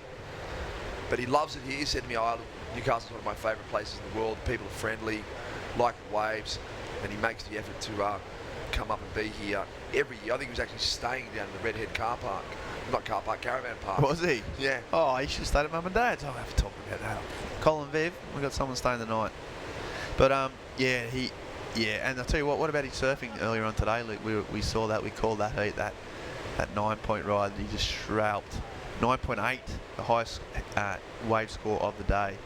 That was in his last heat, so yeah, he's on form. Matt Hoy was very disappointed that he wasn't commentating for that one. Yeah, no, yeah, he missed out. It was an absolute delight to watch. It was power, it was progression, and he was beardy as well. Very, very beardy. Very hairy, yeah. Not in a scary way, just in like literally a hairy way. Just a hairy man. Yeah, look at the contrast. We've got Hedgie, it's all gone. And then we've got Heath Josky alongside him. So, talking about contrast in hairstyles. Doesn't get any more defined than that. No, that's your extremes in surfing hairstyles right there.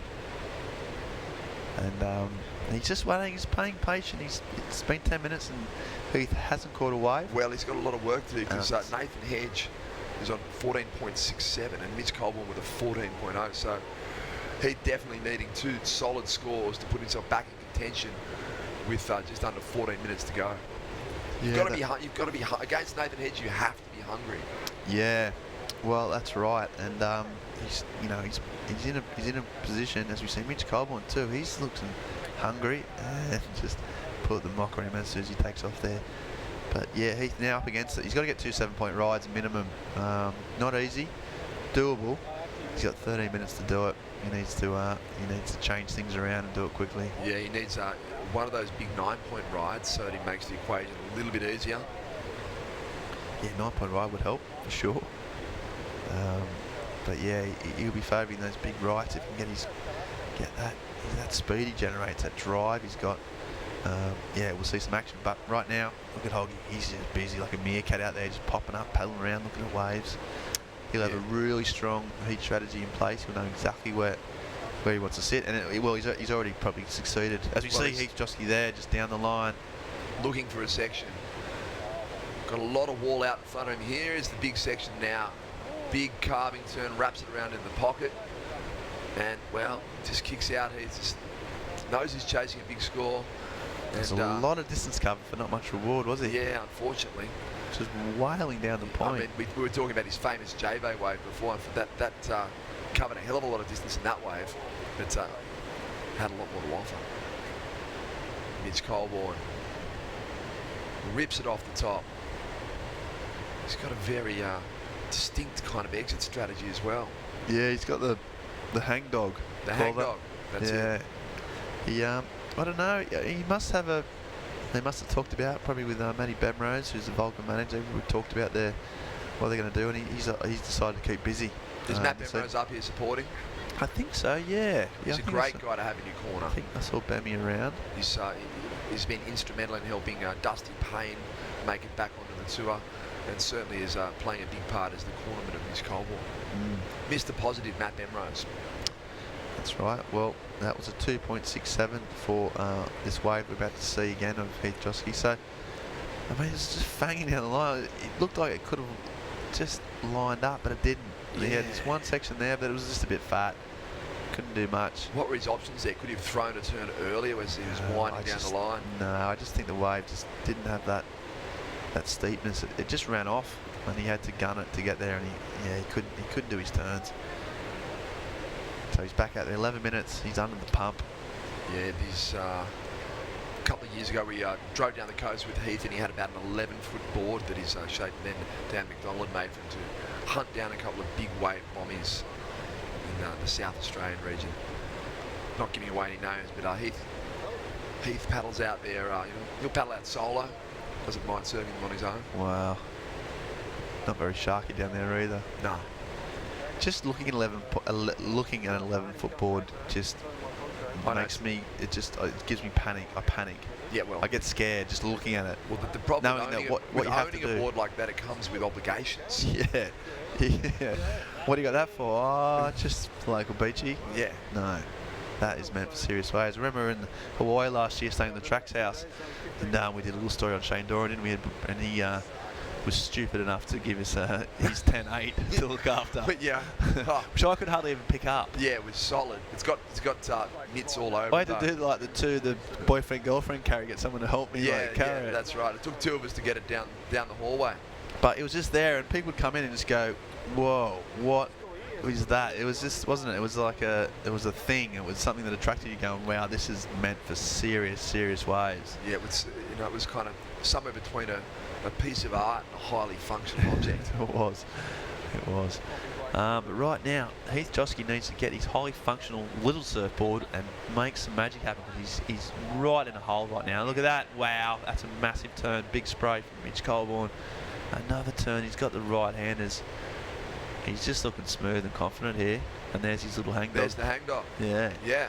Wow. So that's his... Well, he had to beat a 7.83, was his best wave prior to that. That was that left with the reverse at the end. I'm thinking he may have got that. That was exceptional surfing from a man right on his game. Yeah, 3 really smooth turns with just that touch of flare bend. Yeah, power, flare, function. He had it all there. I was, yeah. Wow, that was awesome. Awesome surfing. Sick surfing. Look at the hog. He's just out there scrambling. He knows Mitch Colborne's just got a good wave. He doesn't want Heath Josky anywhere. Here we go. Talk us through it, Luke Kennedy. Here he comes. Swoops off the bottom. Just arcing turn for the first one. Plenty of spray thrown. You can see he just fades back so he gets deepened in the pocket. Now the wave really starts to stand up for Mitch.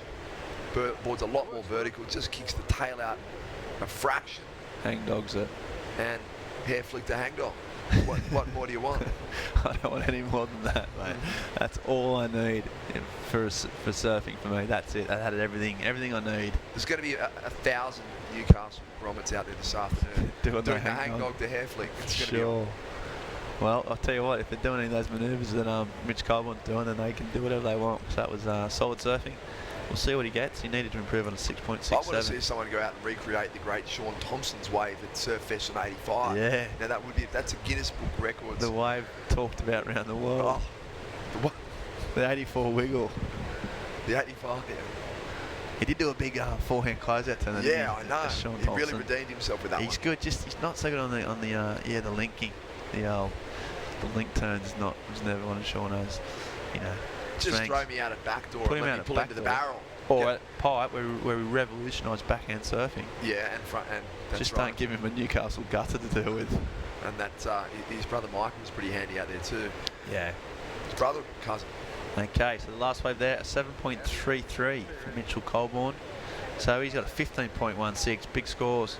And him and Hoggy have just absolutely tagged up on Heath Josky. And Heath Josky, with 7 minutes remaining, He's got to get back in the game. He doesn't have priority there. I think he does have pardon, and he's up. What can he do? Can he get back in the heat? No. He can't. Nah. Kicks off the back, and he's just really struggled with He's had just a shocker. under 7 minutes remaining. Is it an absolute shocker? He almost hasn't. Here he is now. He's on another insider. Jams one off the top. Straight back up into the whitewater, trying to get back into it, trying to find some momentum. And unfortunately, you can see the frustration. The Heath Josky dream run, Matt Hoy's favourite competitor in the event, could be coming to an end. Yeah, it could be done. Yeah, but I do love that famous surf movie, Many Classical Moments, featuring Sean Thompson. That opening sequence where he's getting barreled off the wall, and the narrative voice comes over and says, "Sean Thompson, can you see him? Watch him get barreled twice in one week." Yeah, that's good. And Button's in that too, isn't it? Button's Kulani. Yeah. Rest Great in name peace. for surf movie, Many Classical Moments. Yeah, it's a great film. One of the classical films of surfing. But yeah, it's a bit of a shame here. We haven't had the dogfight. There's been some great surfing from this man in particular, Mitch Colborne. Just on a replay here, just kicks out. He's been exceptional in terms Just of... got, as you say, Ben, such interesting body language. So unique, so distinctive. Wow, he's just surfing really well. He's just looking relaxed, and Mitch, relaxed is a good way to be. Yeah, he's looking dangerously in form, isn't he? He's just gotten better and better with every heat. We were commentating yesterday afternoon where he's in a sort of a prickly situation. We made the call, Mitch Colborne's going to surf himself out of this one, and he did in the last couple of minutes of that heat. True. But then, and since then he's gone from strength to strength. Yeah, but his consistency is his his biggest failing, really. Mitch, we know how good he surfs, we know what he can do, and he'll do this. He'll turn on heat after heat, and then bang, something will just go a little bit awry. So that's what he needs to work on. And well, it's it's one of those guys who's got such an incredible repertoire that he almost he's one of those guys who has to think about surfing at 90%, perhaps to make it through heats. Yeah, and that's a hard way to surf, especially with just natural aggression and natural flair. To tone it down a bit is really difficult. But he's got that energy. He's shown in the last 3 or 4 heats. He's managing to draw that line or find that exact line between competitive flair and get the scores he needs. And yeah, he's dominated this heat. It's been an impressive performance for me. Yeah, we'd like to, another surfer, we're showing our Australian bias again, but I've heard surfers from around the world say, irrespective of their nationality, that they'd love to see Mitch Colborne on that WCT tour. Yeah, Came very close a couple of years ago. Yeah, his talent level belongs there, and he's surfed quite a few of those CT events. He's done Fiji quite a few times. He's never looked out of place. He's never looked. He's looked a real threat. Unfortunately, when he's in Fiji, he's quite often drawn Kelly Slater. Yeah, he was the wild card. It's kind of Slater's favourite wave, and one of the waves where he's had the most success. So, not an easy task. No. Well, the hardest task in surfing. Yep. Surfing Kelly Slater at Cloudbreak. That's doesn't get any more difficult. Doesn't. But if you win, if you upset him, then it's a big day. Just like in general, just like calling names and things. Yeah, that's true. Yeah. Well, that's the first way to beat him is to upset him. Right. Then he can really, then he can cause an upset. Yeah, I see. Yeah. It's pretty hard to upset though. He is. He's as cool as a cucumber, isn't he? Okay, so 3 minutes on the clock. Mitch Colborne, Nathan Hedge, just proper stranglehold on this. Of course, these surfers going through to the round of 16. So that, by my reckoning, about 12 heats left to do over the 2 days. You see, can Heath Josky get back in the game? No, he can't. And he's had a heat that he'll want to forget. Well, maybe we'll see him just get one wave and just go for broke. That's all he can do right now. Here he is paddling on the inside, and once again, just can't find anything with a high scoring potential. Yeah, no, you never want to call you done. No, it's not over till it's over. But he's in a whole world of pain. Meanwhile, Mitch Colborne, just on his base, 14th wave. That's not a good one, but he's done the hard work. He knows he's pretty much. I'm not sure what the maximum wave count is now, but there used to be they used to cap it at about 10. They don't have it anymore. No longer catch as many as you like. Yeah, go for it. Knock yourself out. Yeah, the 10 wave rule used to be a bit of a pain. Yeah, the 10 wave rule. That back in the day there was a rule where you can only catch 10 waves. So if you caught 10 waves, they used to call you in. Yep. And I think there's been heats where guys were like just didn't quite know how many they caught and they were up, and then if you 5 catch minutes 11, to go. mate, you get I think you used to get penalised. Yeah, I think you may have did, and obviously nothing counted. So you shouldn't really be penalised for catching as many waves as you want. Just doing a demonstration of the pin drop there, just for all the kids at home playing around the pool. It's Mitch Colborne having a bit of fun. Yeah, I tell you, he's not having any fun with these Josky. No. He's paddled for about 4 waves. None of them have lined up. No, he's just in. He's not one to give up. He's not one to throw the toys out of the pram. But he's got to be supremely frustrated right now. He's surfing for his pride. There he goes. This is his last throw at the dice. Let's see what he's got. Something nice carving turn through to the inside.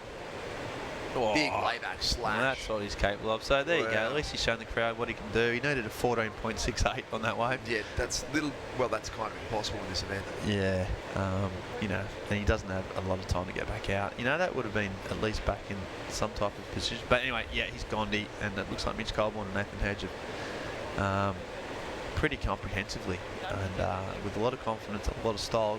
Holgate, he got 2 waves, but he made them both count. Did what he needed to do, and then he kind of made. I think he would have. I have a sneaky suspicion he might have made life a little bit difficult to Heath Josky out the back there, man. Here he goes. His last wave of the heat. Hoggy's just going to wind it around. He might try and get in first place here. He doesn't like coming second, no matter what it is. But he's done enough. Yep. He'll be happy with that. Another great performance through to the weekend. The weekend at Surfest is, of course, huge. The crowds come down. Everyone knocks off. It's busy. There's big points, big money. Look at him, he's stoked. Well done, Nathan Hedge. Good surfing. Mitch Colborne, excellent job. Yeah, I was talking to the girls at the canteen earlier, and they're ready for the biggest. They're ready for the biggest weekend of the year. Really? Oh, it's huge. And there goes Mitch. Job done. He'll be happy too. Winners are grinners. Losers can please themselves. And he's just flicking and jumping and doing the hang dog all the way home. So there you go. That's the end of the heat. Well, a lot of the free surf fans from around the world will be extremely happy to see Mitch Colborne through to the next round. Do you think the free surf fans will be watching the competition if they're free surf fans? That's a good point, Ben. But I think Mitch Colborne is the kind of surfer that is going to draw free surf fans into competitive surfing. I reckon he drags the crowd with him. Does he? As does Nathan Hedge. I think there's a certain demographic of surfer that loves seeing Nathan Hedge do well. He is the quintessential Australian underdog. That's true. It's very true. Both valid points. Well, good points. Well put. Well, we're just going to just go now. We're going to take a commercial break. That was the last heat of this, the round of 16, round 24. Hang tight. Hold on. More heats to come. We're going all the way through another 3 or 4 heats after this break. 50 years ago, the Burton family first opened their doors. And for 50 years, they've been your local Toyota specialist. Specialists in service, advice and support. Specialists in giving better deals. Specialists across the entire Toyota range. They're multi-award winners. And 3 times Australian Toyota Dealer of the Year. But most of all, they're specialists in looking after their customers. For the complete Toyota experience. Talk to the trusted Toyota specialist, the Burton family. Maitland and Port Stevens. We're running all the time, we're running all the time. We're running all the time, we're running all the time. More and more people are discovering the ease of Newcastle Airport. It's an effortless drive, easy parking, and before you know it, you're checking in. Start your trip with a smile. Newcastle Airport, now offering more services and flights every day. Newcastle Airport, connecting people, connecting places.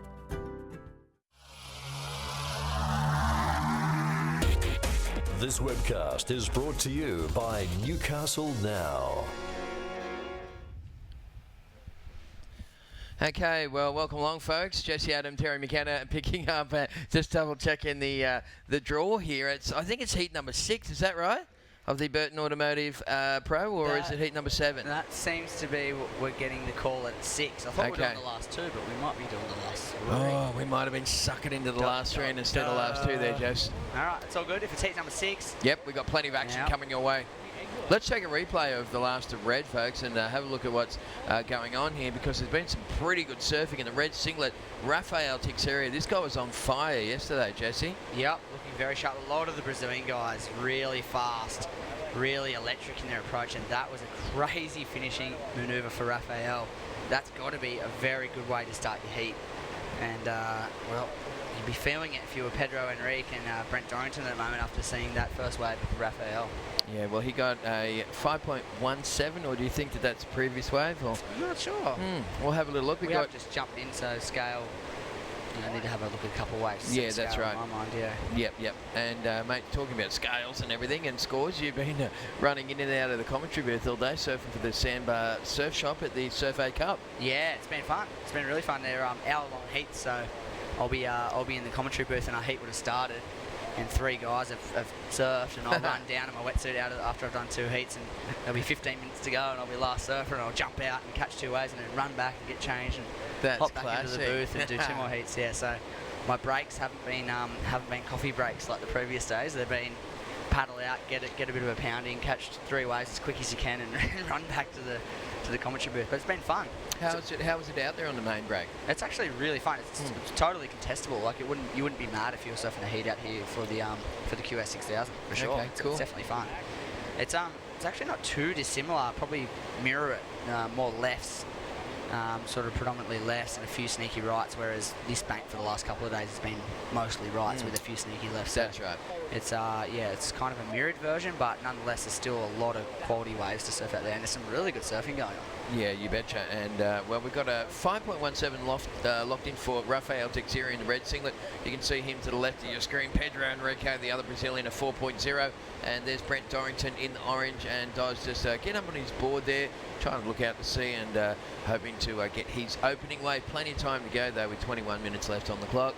Yep, plenty of time. Pretty much an average heat left to go, and well, Breno's going to have a look at his first wave right here. Uses priority on this one, and that nice, smooth, drawn-out surfing we're used to seeing from that man, Brent Dorrington, and puts together a couple of nice wrapping carves as he sets up this inside section, Terry.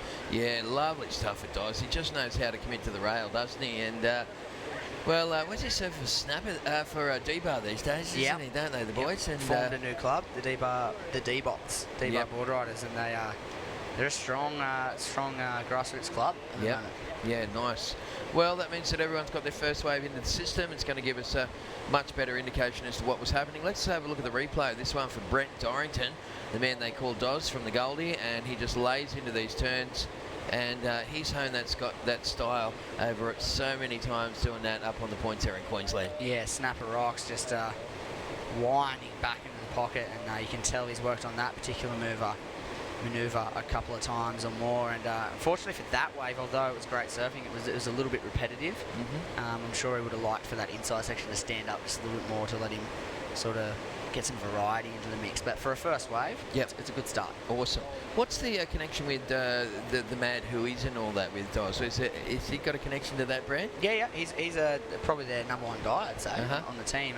The Harrington brothers and the other crew up there that do the Mad Hueys are all from Coolangatta area, and they Breno was sponsorless for a few years there, and he's one of those guys that's didn't have a major sponsor that really deserved one. Sure. That shone in all kinds of conditions and was getting pretty good results. So he just needed that little bit of backing to pursue the tour and make an attempt at qualifying. And the Mad Hueys are doing well enough now to put some backing on some of their homegrown heroes up from the Goldie, and Breno's their number 1 guy. They really want someone on the tour, and I think they're trying to put a lot of focus on Breno. Yeah, good. Keeping his mind on the right path. Unreal, because he's always been a super talent, and just seen that Mad Huey stuff everywhere. Just not on surfers, but people that just love what they're doing, because they're a crazy bunch, aren't they? Oh, get into Brisbane in any weekday, and you'll see every second guy and girls wearing Mad Huey's cap. Unbelievable! It's everywhere out there, and they spread across that divide of lifestyle brand in the sense of like fishing and beach lifestyle stuff, culture. And they cross into that realm, and that's a massive market. And yeah, they've really gotten some traction, haven't they? Yeah, it's good stuff. I like them. They're crazy.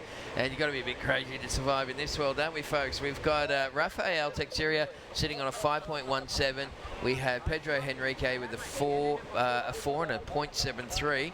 And that first wave scores, they're just waiting for, of course, Brent Dorrington in the orange. He dropped that a while ago, and he picked up a 4.93. So they were kind of lateral moves, just front side wraps. You know, it's funny that the car pack doesn't score that well because you're effectively surfing away from the power, and it's only the second half of it that's actually done in the zone. But it's still a beautiful move to watch, isn't it? Yes, as is this style of surfing. He lays back into that turn, lip line to finish, and that was a better looking wave. Like I said, looking for some variety in his manoeuvre choice, and he was able to do so on that last wave. Pedro! Oh, Pedro! Oh my goodness, that was a huge, lofty frontside grab air reverse, and you can see the anguish in the body language there. He's so bitterly close to landing that big manoeuvre, and that would have been a humongous score. How's where he landed? Right in the pocket. The lip actually threw over him a little bit, and then he lost his balance as he come through. Let's check the replay thanks to Newcastle now. This is Pedro Henrique from Brazil. Just pumps it up. As Jesse said, got plenty of height on that one. The lip actually broke over him on the way back down, so he was right in the pocket when he landed. And, yeah, that was very interesting stuff indeed there for our Pedro. So very close there to riding out of that crazy manoeuvre, and it would have been, I swear that would have been up in that 9-point range. You'd have to think 8 to 9 points or more.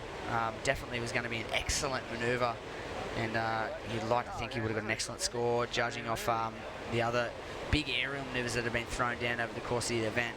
Here is Breno's last wave surfer in the orange, just wrapping through that first turn, sets up this section, lays back into it, double hand drag. There's a nice little stab, and then a lip line closeout re-entry. So a good little mix and variety of manoeuvres there for Breno. And you'd like to think he's going to be getting a very decent score for that last attempt. A 4.93 is what he's opened up with, and doesn't need a great deal to get out to the lead, and you'd think he's going to do that. And there it is, a 7.83.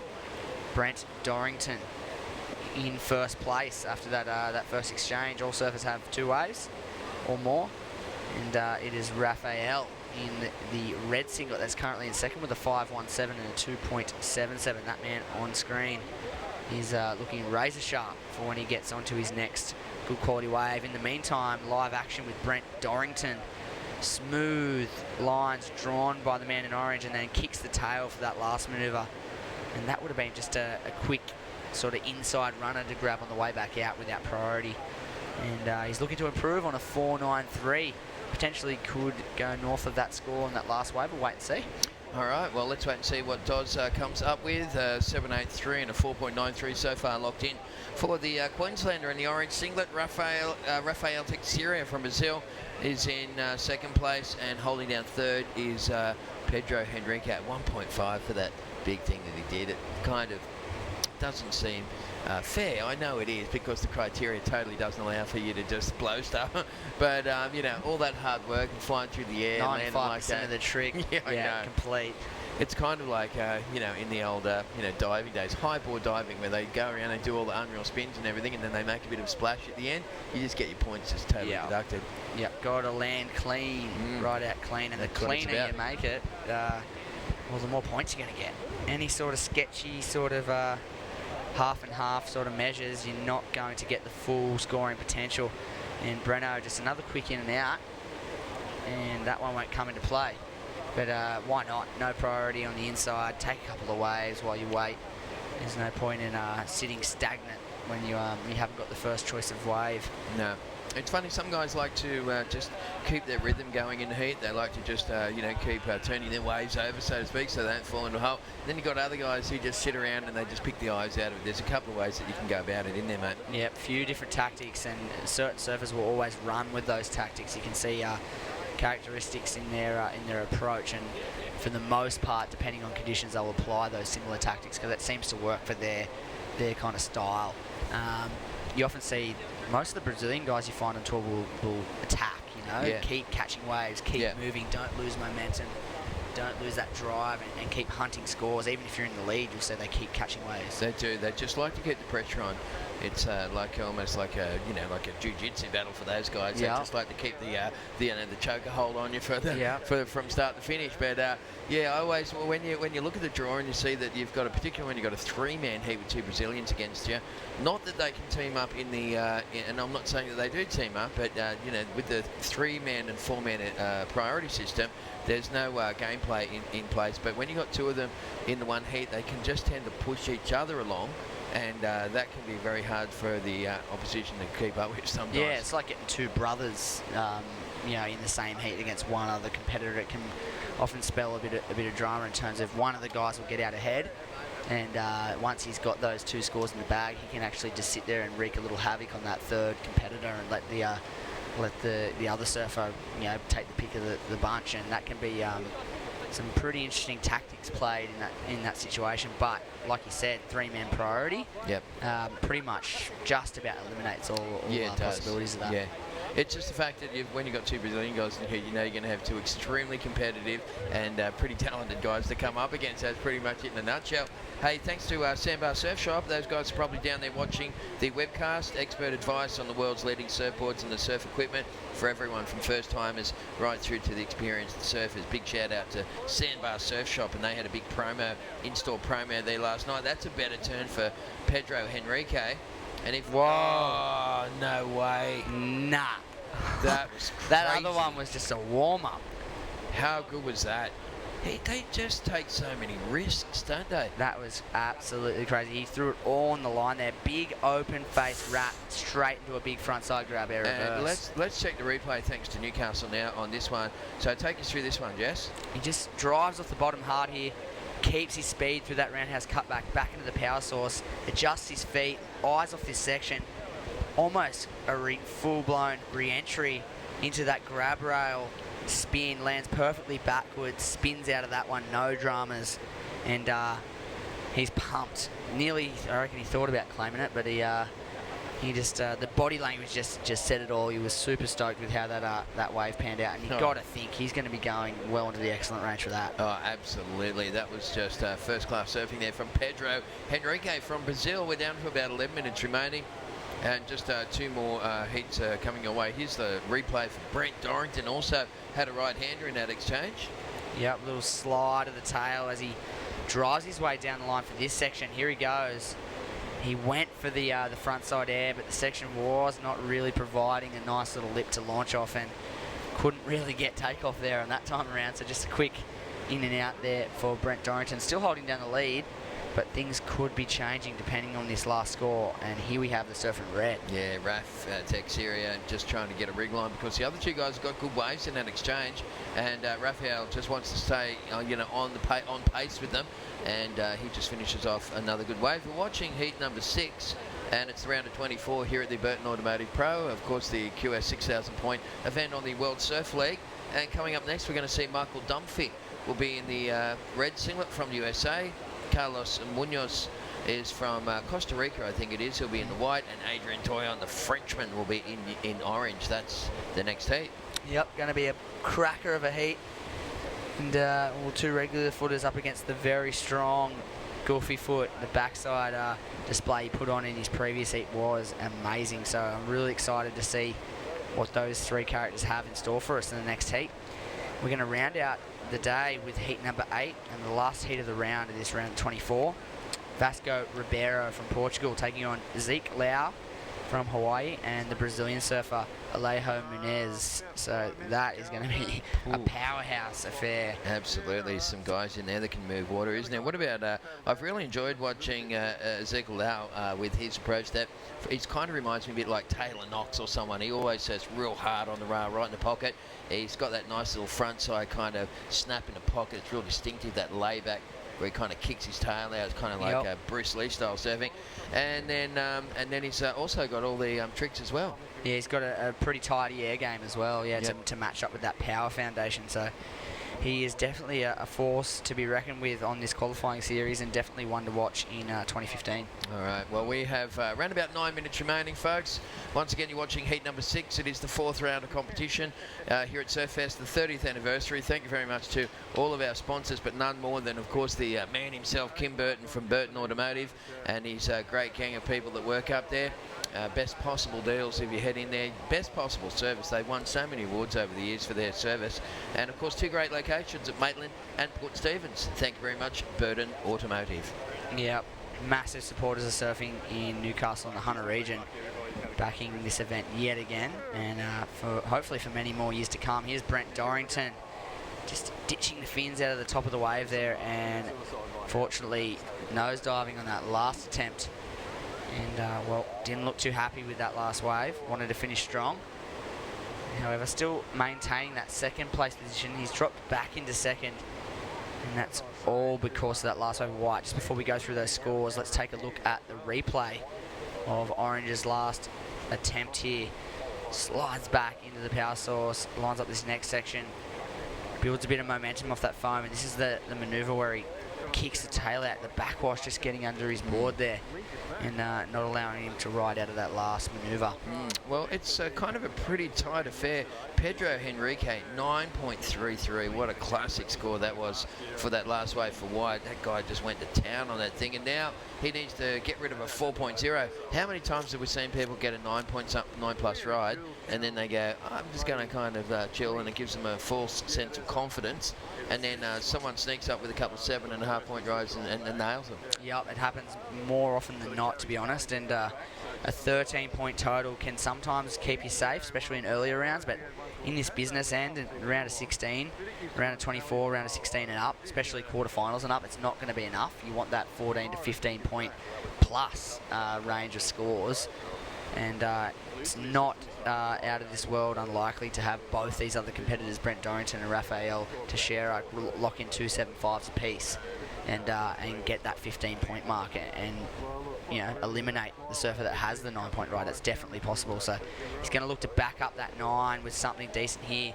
Anything north of a 4-point ride is going to help. This section lays back into that turn. Real stylish manoeuvre choice, but unfortunately can't ride out of it. Well, he was trying to keep it pretty simple there, just going for, you know, what effectively is a bit of a 101 kind of surfing for someone like Pedro. But, yeah, he's looking to replace the 4.0. I don't know if he's going to do it on that one. Dorrington needing a 5.51. So Doz, super consistent, has had a 7.83 and a 5.4, but right now this is the repay for Pedro Henrique. Lines up that, jams it, and just buries the nose just a little too much on the way down. Yeah. And, well, I reckon he may have been replacing his 4 if he had have ridden out of that manoeuvre. Oh, for sure. He would have got rid of that. That would have been a mid-range call for sure. But at the moment, looks like it's no change to the leaderboard. The 2.57 for that last one for those people playing at home. So Pedro Henrique with just on 5 to go, currently holding down heat number 6 here at the Burton Automotive Pro. And still looking to replace the 4.0. You can see him there in the orange singlet. The boys just waiting all patiently. We've got Brent Dorrington needing a 5.51 to go into the lead. Doss is wearing the orange singlet. And Raf Teixeira in the red singlet. He needs an 8.03. And that guy's been dropping big numbers all the way through the show, hasn't he, Jess? Yep, definitely lighting it up. And particularly on his backhand, on his right hand, is looking super sharp. And I'm pretty hyped to see him get 1 or 2 more waves before heats end with 5 minutes, just under 5 minutes to go. And those 2 guys on screen looking for scores to move up the ranks in this one. Breno very close to being in the heat lead, just needs a mid-range score. He's going to have a look at this one, see if this one is a little inside runner. Are they using them 3-man priority up there? Pretty sure they are. Yeah, that would be a loss of priority there for Brent Dorrington with around about 4.5 to go. If he's going to slide down into 3rd priority against 2 Brazilian guys, then that could be a bit of a costly priority mishap there. We'll come back and see that one bites Doz. 4 minutes left on the clock.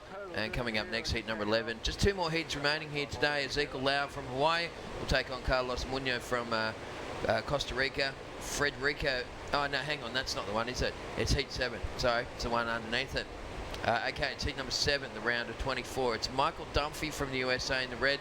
Carlos Munoz, that's what threw me off, from Costa Rica, is in that one in the white, and Adrien Toyon from France in the orange. Yep, going to be a huge heat. So stick around, and we'll bring you that one and one more before we finish the day's surfing and finish off this round of 24. All right, well, what time are we up to local time? Almost up to 20 past 4. At 4:40, I've got to do a live cross with David Collins at KO FM. So I better start to scribble some stuff out. I'm going to pick your brain during the start of the next heat about what's been some of the highlights here of today's competition at the Burton Automotive Pro, because I haven't done my homework. I'm hoping you can do it for me. No worries. Thanks, mate. We'll get it done. Champion. Yeah, all right. Well, we're just coming down to the closing stages. 3 minutes on the clock. Can Raf Texeria get himself an 8:03? That's the question mark at the moment. Doz really also looking to try and get a 5.51 to take the lead. And Pedro trying to get rid of a pesky 4-point second best wave.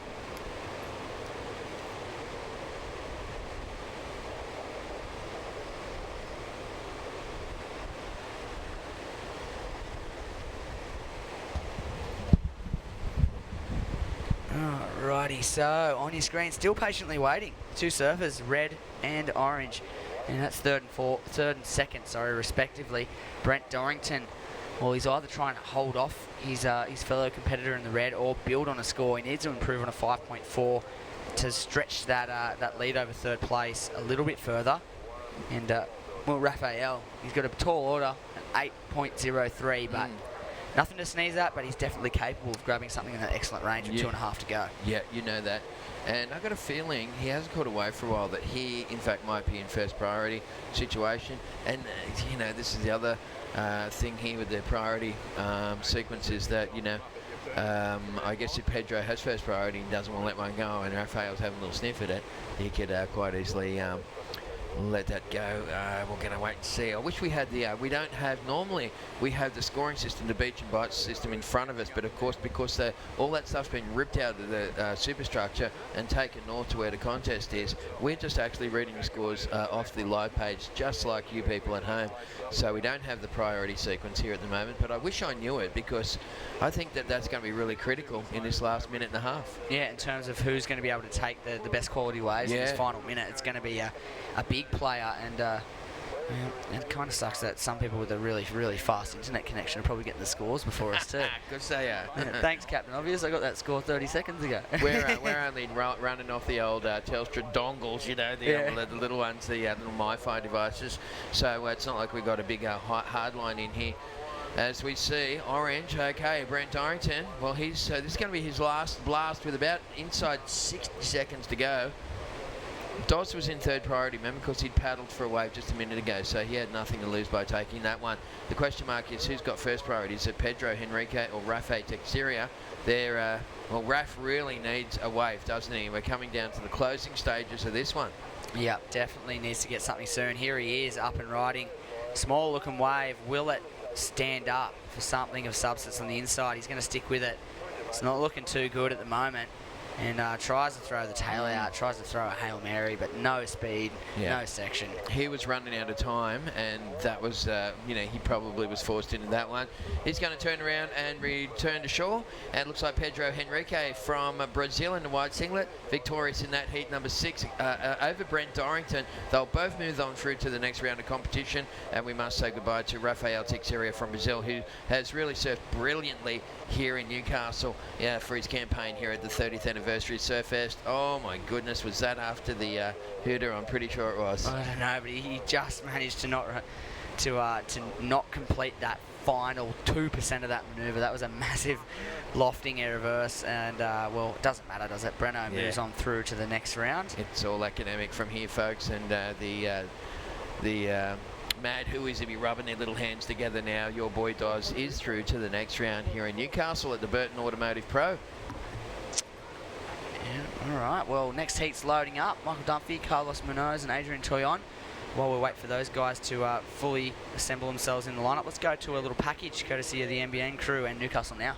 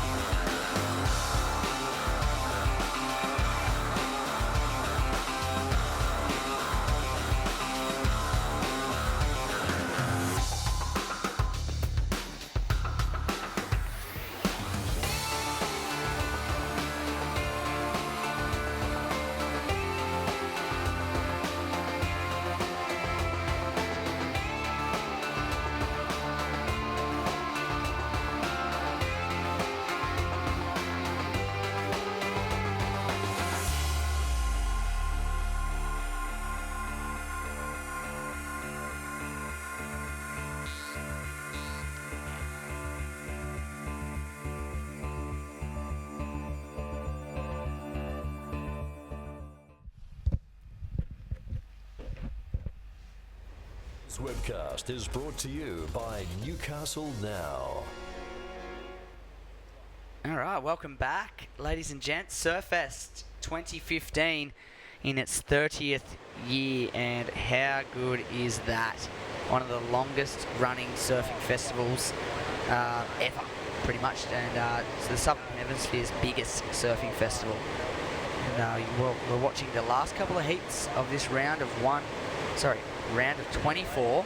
We're heading towards that business end of the competition of this QS 6000 rated event. It's a World Surf League, top rated event here, and it's the Burton Automotive Pro, the biggest event of this whole massive surfing festival. 10 days of surfing action. We're up at the north of Merewether, Dixon Park, and we've got 2 more heats of men's action. 3 men heats, this one in the water, heat number 7. We're going to see Michael Dunphy, Carlos Munoz, and in the orange here on this Newcastle Now replay is Adrien Toyon out of France, and he has a very, very solid backhand game, and we'll see it right here as he projects out of the top, and one more up and over the foam, lines up this last section, carves it into a little foamy hit, and not sure if that last little foam hit was complete, but it's not going to matter. Groundwork was done on the outside, and a very good start from the man with his back to the wall here, taking on 2 regular footers, Michael Dunphy out of Virginia Beach on the east coast of the USA, and Carlos Munoz from Costa Rica, or Munoz Cali as he's known online on in the interweb world. And well, let's take a look at White's first wave. This is Munoz Cali, front side, down the line pace, known for his aerial antics. Big grab rail float, drops out of the sky on that one.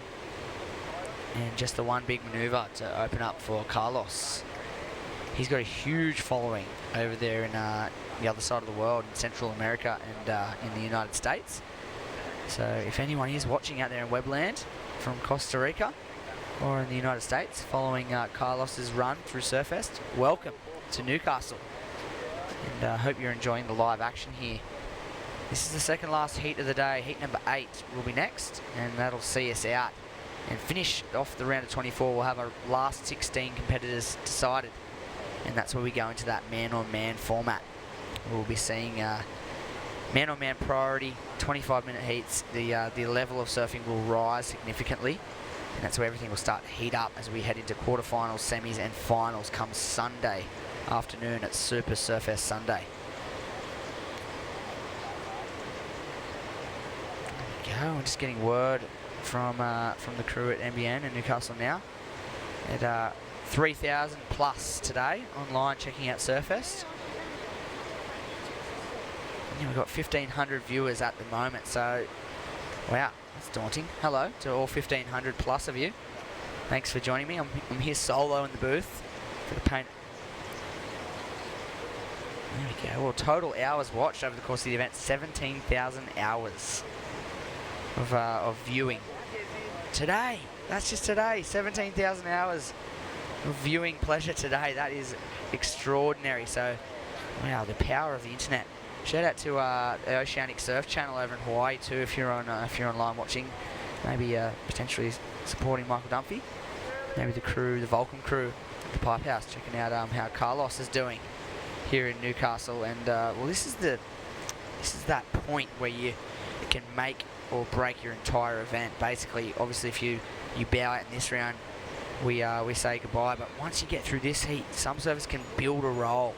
And that's where you get into that man-on-man format. And some surfers tend to shine in that format, and they can just build some momentum through round of 16, quarters, semis, and find themselves in the final, and find themselves in amongst a illustrious list of competitors that have taken out this event over the last 30 years. And there are some crazy names on the honour board at this event, all the way from Tom Curran back in '85 and through to Ockie and Mick Fanning and Joel Parkinson more recently. We've had world champion after world champion turn up to this event over the years, and it's a testament to Warren Smith and his Surfest team that put on a spectacular show here for the competitors, making them as comfortable as possible, and also the Burton Automotive Group for putting their support behind this event yet again in 2015 in the 30th year. There's Carlos on another quick wave. He opened up with the 2.5. Looking to, we was probably going to improve on that last wave. It is the best of the early exchange. Adrian Toyon's opened up a 6-point ride. And that sees him out in the lead, backed up with a 3.67 at the moment. Michael Dunphy, a 4.83 on his opener. Let's take a look at this last wave of white and see where it's going to fall into the mix. As he lines up this section, drives into that layback manoeuvre, and then hits out of the lip for that finishing turn.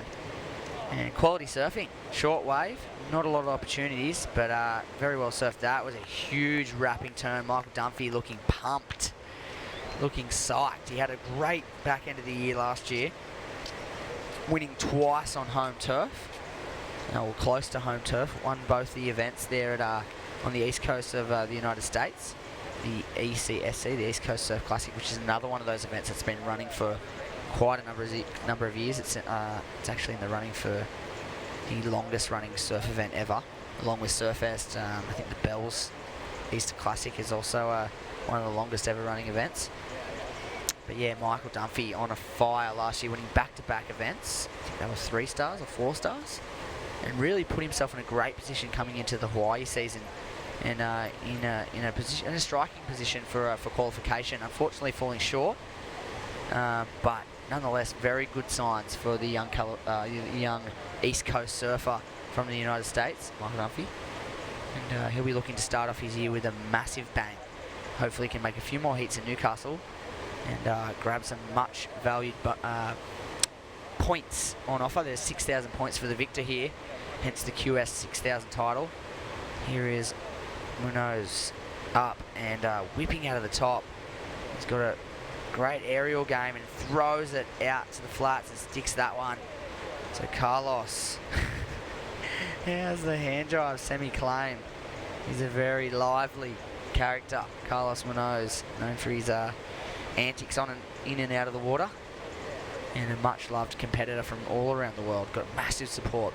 Got voted into the Trestles contest last year. It was a social media vote and got huge support from all around the world. And rightly so, great surfer, and drew a smooth line out in the open face on that opening turn. Went up into the foam, kicked the tail a little, and then lined up this last section. His feet remove itself from the board a little bit as you see both his feet come off, shuffle up the board. He's just so used to stomping those things that he spins comfortably out of that little air reverse to finish off that wave. That's going to be a good score. He's locked in a 4.6 for his second wave. There's the hand drive claim.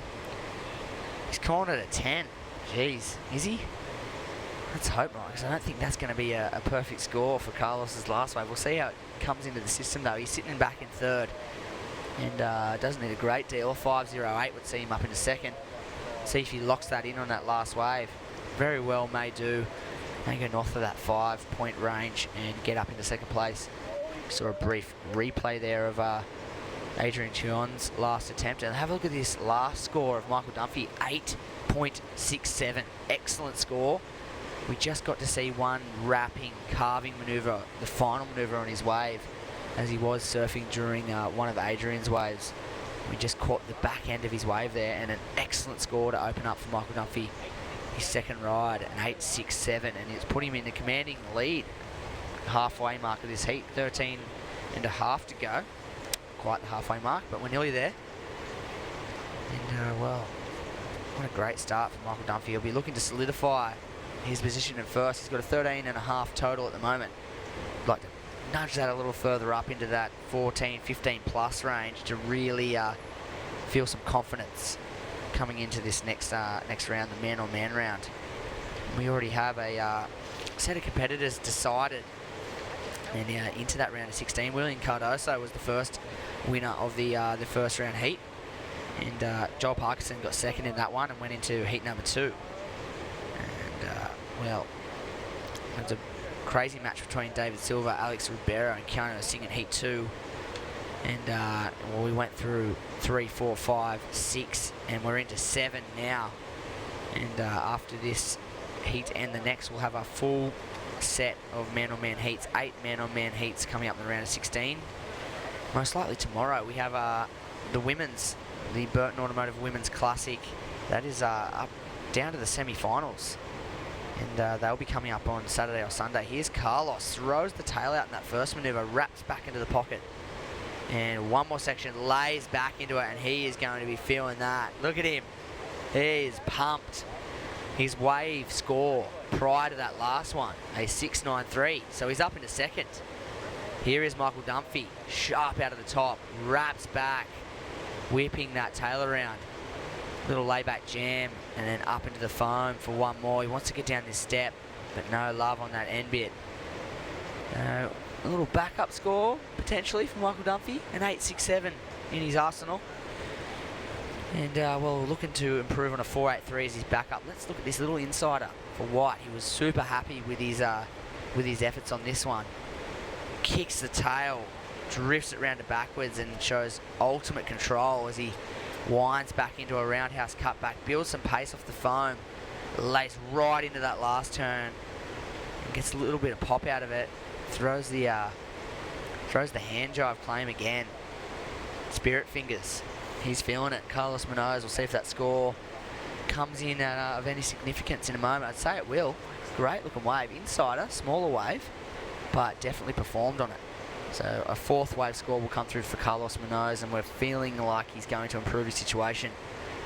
Let's take a look at our Last of Red again. Vertical. Stabs the lip of the wave there, carves back, throws a bunch of water, gets a little bit soft here, lays back into that little turn and gets one more flick off the foam before dropping down into the flat. So a complete ride there for Michael Dunphy. Not a lot of scoring opportunity available, but nonetheless does enough for sure to put a score on the board. And wow, the judges really appreciated that surfing, that last over White. And an 8.43 skyrockets Carlos Munoz into the lead. So Carlos, an 8.43 and a 6.93. He is in first place. Michael Dunphy back into second. He has a score to drop. Well, will it be a 6.69 and put him back into first? I'm unsure. Don't know if he did enough on that previous wave to get up into that high 6 range. But he does have time to grab another wave with 10 minutes or just under 10 to go. We saw a quick replay of Adrian Toyon back in third place. Here it is, the Newcastle Now replay. Winds back into the pocket while he waits for this wave to stand up. And here it is, lifts into the foam really late in that section. So not going to be a huge score for Adrian, and he is looking for a 7.51 at the moment prior to Last of Red. So he's going to have to get moving. And you'd like to think he'd have to get into that sort of 14-point total plus, really, to get up into second, because at the moment Carlos Munoz with the 8.43 and a 6.93, he's sitting on 15.36, and Michael Dunphy 13.5 with a score to drop. Hands are in the air. Michael Dunphy requesting an update, but that score yet to come in. Last of Red, and also a score for Orange as well. We'll get to see how the playing field stacks up when these next scores drop in. And, well, with 9 minutes to go, we'll have this next heat checked in and ready to go. They'll be paddling out shortly. Vasco Ribeiro from Portugal, Ezekiel Lau out of Hawaii, and from Brazil, Alejo Munez. 3 very powerful, strong, regular foot surfers. Very evenly matched heat. This could be anyone's guess. You would not be comfortable whacking a bet down on that particular affair, that's for sure. That'll be our last heat of the day. Heat number 8, there's a quick in and out for White. He's a current heat leader, Carlos Munoz out of Costa Rica. Michael Dunphy in the red, locks in a 5.17, improves his situation. Surfer in orange, well, locks in a 4.43, does not help. He needs a 7.85 now. So score increases, and gonna have to put in a solid effort on his next wave choice. Adrian Toyon, he has been dropping some big numbers, some really big scores throughout the event. Last heat was a massive performance from Adrian, and he was really pumped. I don't know if he used all his luck and all his psych and all his stoke in his last heat, because he was looking ready and ready to take it all the way. Adrian Toyon looking very solid. I wonder if he's going to get an opportunity in the back end of this heat. 7.5 to go. 7.5 remaining on the timepiece, and Orange is in third looking for a score. And 1 eliminated in this round or round number 4. One surfer will be eliminated, 2 go on and split into the draw. Second place in this heat will go into heat number 7 of the next round, and first will go into heat number 8. So we'll have our final 2 heats decided in the next, well, half an hour. We'll be wrapped up here at Dixon Park, and that impending swell is looking the goods. It's going to increase again, and Saturday and Sunday we're going to be looking at potentially some really good waves. A little bit of weather. It could be mobile with the contest depending on how big it actually gets. If it increases as much as it's expected to, we could be looking at some world-class waves. Let me tell you, if it comes to fruition, we could be getting some mega tube time here in the Newcastle region, and these competitors should be scratching for a place in the next round to try and get the opportunity to surf some really good quality waves in a QS 6000 event. And right now on your screen, 3 competitors just waiting for the next quality set wave to approach. Carlos Munoz out in front in the white. Very talented young man out of Costa Rica. Crazy air game. If you've seen any of the web clips he's dropped online recently or any of the Volcom stuff, he is got that X factor, that's for sure. Here we go. Adrian Toyon opts for this left-hander. Needs to get something happening soon. Wraps back into the pocket. No love on the end section there for Adrian. And needs to keep hunting. Remember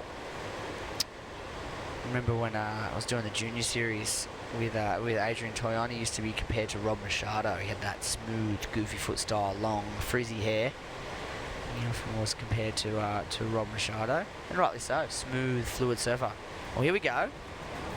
Package from yesterday. Tony Hawk, just going berserk. He flew in on his seaplane and landed in the harbour just to check out the Gold Bowl here at Bar Beach, and the Bar Beach Bowl Riders Club were there to watch on as he shredded this thing to pieces, and he even went for the good old McTwist. Here it goes, bang, throws it around, and then tail tap into this body varial.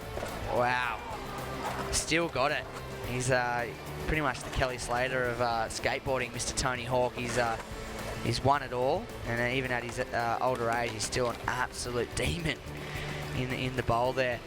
And later on in the day, after he tore the bowl to pieces, he went on to go for a quick wiggle with MR down at the northern end of the beach, down towards Bar Beach. Got him on a retro twin, classic MR design, and the boys went out and got a couple of waves on those beach breaks. And Tony was shredding. Check this out. Goes for a huge frontside McTwist. No, I'm kidding. He just wraps back into the pocket, and just having a hell time out on these Newcastle beach breaks was Tony Hawk. Spent a day of power with the local legend himself, Mark Richards. Look at that, 2 absolute board sporting legends on your screen there, and what a day it was yesterday in Newcastle. And the lucky crew that were there to witness it would have been getting high fives all around from one of the happiest, most successful guys in board sports. They're Tony Hawk. What a legend. Shame he didn't get to hang around for Super Surfest Saturday and Sunday. We're going to see the world's best take on some of the best surfing conditions we've probably had in a long time. If it all comes together, we're going to have some great waves ahead of us. 4 minutes to go or less in this one, and Carlos Munoz still holds down that lead with the 8.43 and 6.93 combination. And Michael Dunphy still back there in second place, holding on to the best wave of the heat, an 8.67. Just needs to increase that backup score of a 5.17 to really make it out of reach for Adrian Toyon in the orange. Right now he's looking for a 7.85. And if Michael improves on his scoreline just that little bit, it's going to make it really hard for the Frenchman to get back into this one. 3 minutes on the timepiece. Nervous 3-minute wait here for the surfer in red. He's on the cusp of making it through to the round of 16, which is where you start to get into that real serious points and prize money. 1,550 points. It's borderline keeper. That's for sure. And make another heat into the quarterfinals, 2,650, and that's where you're getting into those well and truly keeper results. Taking it out, $25,000 prize money and 6,000 points. That is the goal here this week for all, well, 190 of the surfers that have showed up this year. And Carlos Munoz, our heat leader, just absolutely jiving his way to the beach, and he's just having fun. He's now just toying with it with 2 minutes on the clock. The heat lead, he's feeling comfortable. Costa Rican surfer. He's going to be one to watch this year on the WSL qualifying series, that's for sure. He's got a very good shot at qualification this year.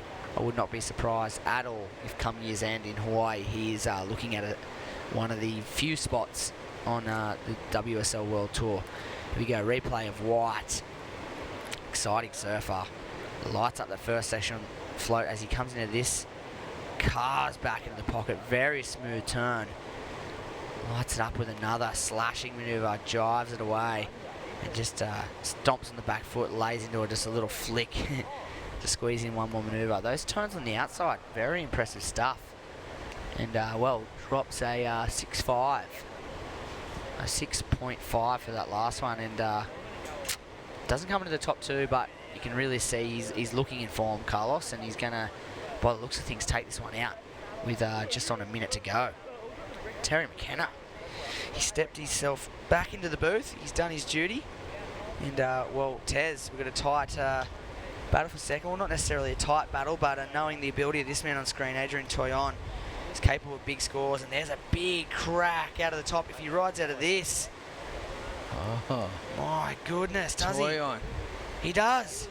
No way. A little shark at the end. Did he? Or He needs a 7.85. What did he do before that? Oh, though? my God, a couple of nice turns.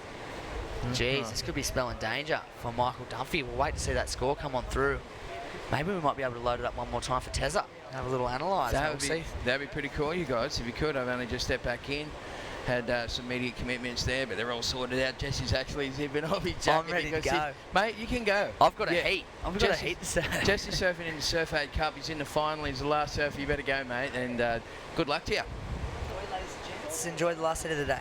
Okay, there we go. So Jesse Adams stepping out. Tez McKenna bringing you home on what has been an awesome day at the Burton Automotive Pro. Coming down the last couple of seconds, we can see Dunphy just going through the motions on this one for Michael. Oh, wow, when he gets moving, Michael Dunphy, he's real nice to watch. So I've got a feeling that Toyon's last wave. Yeah, Toyon's last wave. Let's have a look at this last wave here for Adrian Toyon. Now, keeping in mind he needed a 7.85. Adrian throwing it up there. Nothing in that sort of range so far. He's going to get one big manoeuvre in and rides down and out of it. On my screen here it says that his final wave was a 3.23, and that might have been all she wrote, because it was pretty much incomplete, wasn't it? It was very close to it, if not. So it looks like Carlos Munoz from Costa Rica moving on through, Michael Dunphy in second place from the USA, and Adrian Toyon holding down that third position and eliminated here at the Burton Automotive Pro. Just one more heat remaining, folks. We're going to go for a break and pay a couple of bills and return after it with more high-octane action right here at Surfest. 50 years ago, the Burton family first opened their doors. And for 50 years, they've been your local Toyota specialist. For the complete Toyota experience. Talk to the trusted Toyota specialist, the Burton family. Maitland and Port Stevens. We're running all the time. We're running all the time.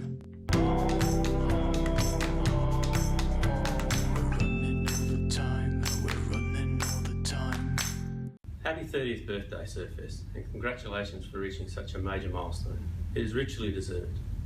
Orica is proud to be a Surfest supporter through sponsoring the Team Challenge, and we're delighted to help bring a piece of Surfest to Stockton. This webcast is brought to you by Newcastle Now. That's a cool little shot of the Newcastle Harbour. Of course, one of the main key features here in Newcastle, of course, is that Newcastle Harbour. It's a working harbour. It's not like your average one. You're sitting down at the Honeysuckle having a nice lunch with your girlfriend and stuff, and next minute, bam, the big sort of cargo ships come pouring past to, of course, get loaded up here in the docks of Newcastle. Mainly coal loaders, of course, as we export to all, four corners of the globe. So this is the final heat on the program for today's competition, folks, here at the Burton Automotive Pro. It is the 30th anniversary of Surfest, and this is a QS 6,000 point event on the World Surf League. Vasco Ribeiro is from Portugal. He's wearing the red singlet. We've got Ezekiel Lau from Hawaii is in the white, and Alea Menez is from Brazil, and he's in the gold singlet or the orange singlet. So this is going to be very interesting final heat of the day. So stick around, and I'm sure you'll be quite entertained.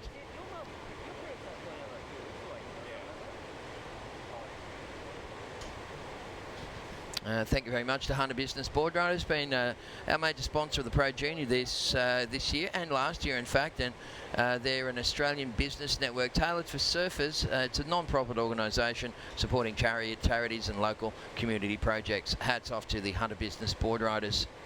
Well, there's a little break in the action. We'd also like to highlight Newcastle Airport, who's been connecting people to connecting places, and of course bringing all the competitors in here to the main competition area in Newcastle. Thank you very much, Newcastle Airport, and to NIB, who believes that health cover should be easy to understand, easy to use, and most of all, good value.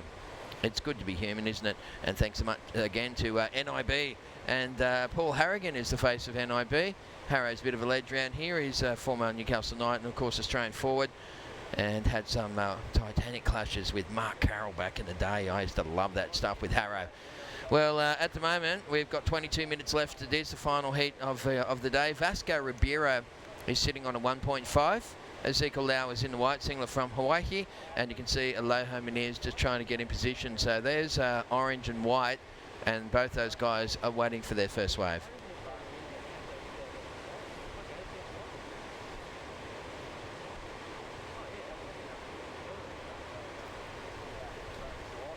Big final series weekend coming your way, folks, and don't forget the after party at the Crown and Anchor features Kid Mac. This year should be very cool to see Kid Mac in action on Sunday night. Crown and Anchor tickets available online, or you can get them from the venue. So I hope to see you down there to celebrate what is, we're going to go out with a bang, I can tell you that much, for this 30th anniversary of Surfest. Been some incredible moments that we've shared with you people out there in Webland from the 30 years of the competition. And we'll probably go out with some as well. Here goes white on his opening wave for Ezekiel Lau, and he gets a nice bit of open face, and he's always got the pedal to the metal. This Hawaiian natural footer, he surfs at breakneck speed. He's always doing 80 in a 60 zone, and there he is there. Once again, just speedy carves all the way through to shore, and that's good stuff there from Ezekiel. We'll get his first wave scores in, and clearly that's the better of the first wave exchanges. Vasco Ribeiro only posting 1.5 and 1.23 on his opening two waves. Let's check the replay of Ezekiel. This is the guy that was saying before. He reminds me a lot of Taylor Knox, like a young Taylor Knox that's got so much potential. Unbelievable style.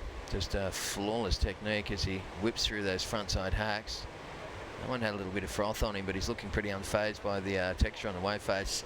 And goes up not once, but two times at the end there, just to put a bit of magic sauce on the end of that one for the Hawaiian. So Alea Menez, he's wearing the yellow singlet, in orange rather. Here he is now on his first wave.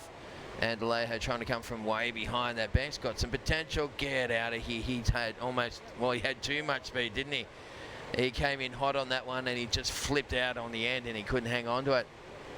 Once again, we'd want to say a big shout out to those people, our friends watching live in Hawaii on the Oceanic Surf Channel. Hope you've enjoyed the action from Merewether. And tomorrow, let me tell you what the forecast is. We've got 6 to 8 feet waves coming in tomorrow. Some crazy action coming your way. Of course, some of the semi-finals for the women, that's where they're up to, semi-finals. The men's are up to the quarters, so we haven't got that much surfing left after this heat. Going to have two action-filled days, because there's lots of other sideline events happening here to celebrate the 30th anniversary. Let's check the replay of Alea Menez. You can see he came from behind there, and he sort of double pumped. He pushed around this section, and when he hit it, watch how high he goes. Just went too high, and he couldn't hang on to it. The board just sort of over-rotated, and he came flying off. Came off at high speed, and did he land on his board? because if he did, he's going to do some serious damage to that. He might have even busted his board up. In fact, he did. He's come in for a board change. So I thought that he might have landed on that board when he went flying over the back. So Alejo Muniz runs back to shore, changes the board over. Didn't really get any reward out of that. Only got a 1 and a 0.5 so far locked in for his campaign. But Ezekiel Lau, his first wave, 6.67. So once again, he's very clinical in his approach to surfing heats. The Hawaiian moves out into the lead. Vasco Ribeiro sitting in second place. And it looks like right now it's Alejo Muniz sitting in third. We're going to get a little replay of what happened here to the board. You can see Alejo as he comes up the face on this one. So he sets this one up for a big bottom turn, and he just waits, double pumps, throws it up, goes into the massive air reverse attempt. That board just spins out under his feet, and watch what happens here is that he lands on the board there at the back, right on the fins, with the fins up, and he did some serious damage to the board. I'm hopeful that he hasn't really done any serious damage to himself. So time remaining, 17 minutes left on the clock. As I said, massive final series weekend coming your way here at the Burton Automotive Pro and Burton Automotive Women's Classic. We've got Philippa Anderson, the local girl, is going to take on Macy Callaghan, the super kid from Avoca. So Macy only 14 years of age. And in the second semi-final will be Ellie Brooks from Australia taking on Chelsea Twa from Barbados. So that's what we're up to with the girls. We're down to the top 4. It looks like, I guess today we had some of the big names got through, let's face it. 2 former winners of the event got through in the form of Paco and Willian Cardoso, of course the Brazilian, or Big Willie as we like to call him. And some of the Novocastrians that lost out today, Jake Sylvester, he just couldn't get a wriggle on down there in that heat, could he, this early on this morning. And then later on this afternoon, James McMullen also, he was a trialist who fought his way through many heats to get to that point. And James was also eliminated, so we've lost all of the Novocastrians. No more locals left in the contest. So, yeah, people are just starting now. Without the locals, they'll start to work out who they're going to actually go for. Well, the Brazilians are looking rock solid here at Newcastle this year. This is Vasco Ribeiro going through the motions on this one and lifting it up into the lip and tagging that a couple of times. And once again, just always in a tradesman-like manner, just going through the emotions on that one. So prior to that, his best wave was a 1.5. So yeah, that's definitely that's his first and only good wave at the moment. His fellow countryman Alejo Muniz in the orange singlets, his best wave's been a 1. Let's check this out on the Newcastle Now replay. And you can see Vasco setting it up, carving back into the pocket, just keeping the pedal on the metal. He wants to stay on pace with this one. Nice open face slash. That one's a little tighter in the pocket. And then he just kind of zooms in on that end section and just gives it a little love tap just to put the icing on that thing. So good stuff there from Vasco. And what do we got for the weekend? Apart from a whole bunch of insane surfing coming your way, folks, we've got 6 to 8 feet waves on the weekend. It is going to be a big final series weekend here at Surfest. So 6 to 8 feet, light winds. Just can't wait for that. It's going to be insane to watch. And of course, a whole bunch of stuff happening on Saturday night is the Miss Surfest finals are happening down at the Crown and Anchor, which is the official entertainment venue for Surfest. And then on Sunday night, we got Kid Macpac down there. So it's going to be a big couple of nights here in Newey, that's for sure. And well, we'll have Matt Hoy back again tomorrow. Matt had to take a couple of heats off this afternoon just to rest his tonsils so he can get back in good form. I'm normally teamed up here with Matty Hoy, but I'm just doing this one on my Pat Malone. So 14 and a half to go. So just hope you can put up with me for the next 14 minutes. Vasco Ribeiro's last wave in the red was a 7.5. That's a nice wide shot of the playing field here at Dixon Park, or pretty much Pogo's Dicko. It's just up the beach, about 300 to 400 metres away from the main setup here at Merewether. It's been an incredible bank though. It's really been dishing up the goods, and Ezekiel Lau's on his second wave. And Ezekiel pushing this one right the way through. Just once again, nice series of frontside hits. So whippy, isn't he, when he gets going? But unfortunately, that time round, that last manoeuvre, he just couldn't pull the nose out. So 13 and a half to go. Just a couple more little sponsors plugs here. We want to thank the Newcastle Herald that delivers the latest news within Newcastle here in New South Wales. Also thanks to NBN, of course, they deliver Newcastle news, including sport, weather, entertainment, and they're the award-winning news team. That's Lobby, Natasha, Gav, and a whole bunch of others. Watch this last little end section here where he kind of throws it up there. That's no problem. But this last manoeuvre here, watch that one. Goes down. Oh, and that can be quite dangerous if the board, comes back up and hits you in the wrong spot. There's Orange starting to fly into this one. Alejo Muniz. Yes, sweet fin shark to waft, and again, that time, no way. Is he going to put some little finishing touches on this thing? He just does that last little manoeuvre, and then he kicks out. So that was totally in control from start to finish. He had a little mishap at the end there, but he just, there's nothing left at that point. But we're going to dig back and replay that wave because Alejo Muniz, Vasco got a 7.5 and Ezekiel got a 6.67. Let's see what sort of scores you reckon for this one for the Brazilian Alejo Muniz. This is crazy good surfing. So look at the variety of repertoire here. Watch this one. So this turn he just carves more into, and then he busts the fins, holds, puts the weight on the front foot, lets the tail slide.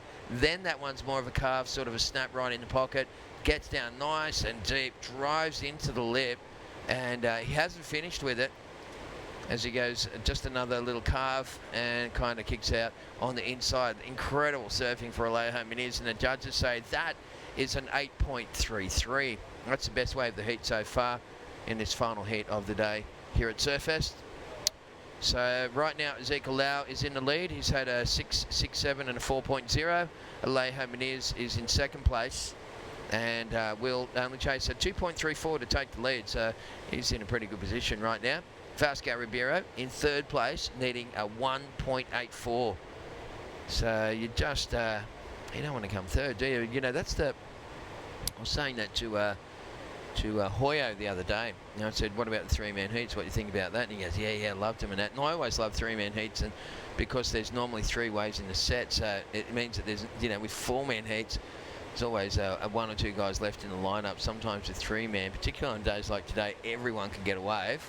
And it's really all about surfing and not kind of positioning, although the priority system does take a little bit care of a little bit of that stuff. But there's nothing worse than sitting out in the lineup and getting pressure put on you by guys who have just got set waves. So it's going to be interesting these last couple of minutes. Ezekiel Lau looking to replace 4.0. You can see him out there in the white singlet to the right of your screen. Alejo Muniz needing only 2.3, and Vasco Ribeiro on this wave. Let's check the replay. This kid in the red singlet from Portugal needed a 1.84, and I tell you what, he's already got it. Yeah, he's already got the 1.84, so we're going to see a little positional change here as Ribeiro just goes through the motions and finishes off that one pretty sweetly. So Vasco out in the suds. That's going to get rid of his, he was hanging on to a 7.5 and a 1.5, so clearly he's got rid of the 1.5, and he only needed a 1.84 to go to second. So we'll see a little a positional change here, and let's see what Alejo Muniz comes back with now, because he'll slide down into third place, and Alejo's got an 8.33 and looking to replace a 1.0. So that's the situation. This is a replay for Ezekiel Lau, who also got a wave in the interim, and you can see Ezekiel just setting it up through the inside, and that sandbank there, wow, is really allowing for some high performance surfing here today, over the last couple of days. In fact, there's that layback grind that he does where he drops the arm into the wave and just pivots around it, and he can't help himself but lay back down and touch the wave face again as he gets down low and rides out of the bubbles on that one for Ezekiel Lau. Okay, Vasco Ribeiro, here it is, 8.67 last of red. So now Ribeiro with a 7.5 and an 8.67 is in the lead. We've got Ezekiel Lau in second position. Let's see what that last wave of his comes through in. Remember, Ezekiel had a 6.67 and a 4.0, so that was always going to be hard to hold the lead when the other guys have got, 8-point-something rides. So Ezekiel's going to have to start to score big. He might have got rid of that 4.0 on that last wave. We'll just refresh here and see if we can get the numbers in. Not yet. But Alejo Menez has gone down into third, like we said, and will be chasing his second best score. So he's got an 8.33 and he needs to get a second score in with around about 8.5 minutes to go.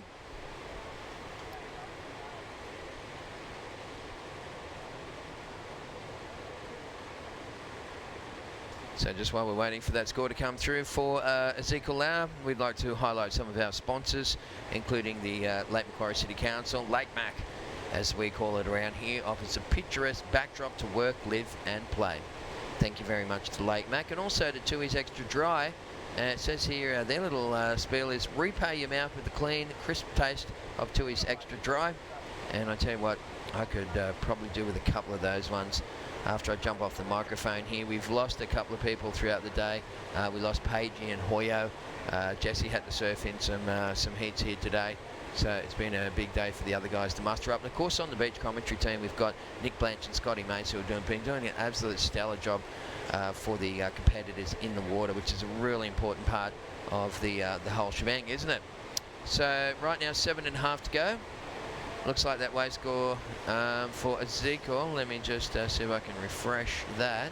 Yeah, 5.83. So it did replace the 4.0. And now Alejo Menez in the orange, you can see him waiting patiently. He needs a 4.17 because he won't settle for that. He'll be looking to try and post he got an 8.33, so he'll be looking to try and post a similar score to make sure that he can hold off Ezekiel and Vasco, who are two, really good competitors. Well, here goes Alejo Menez dropping into this one. Nice green face, sets it up with the nice little check turn at the top. Now he starts to drive through the bottom top turn combos.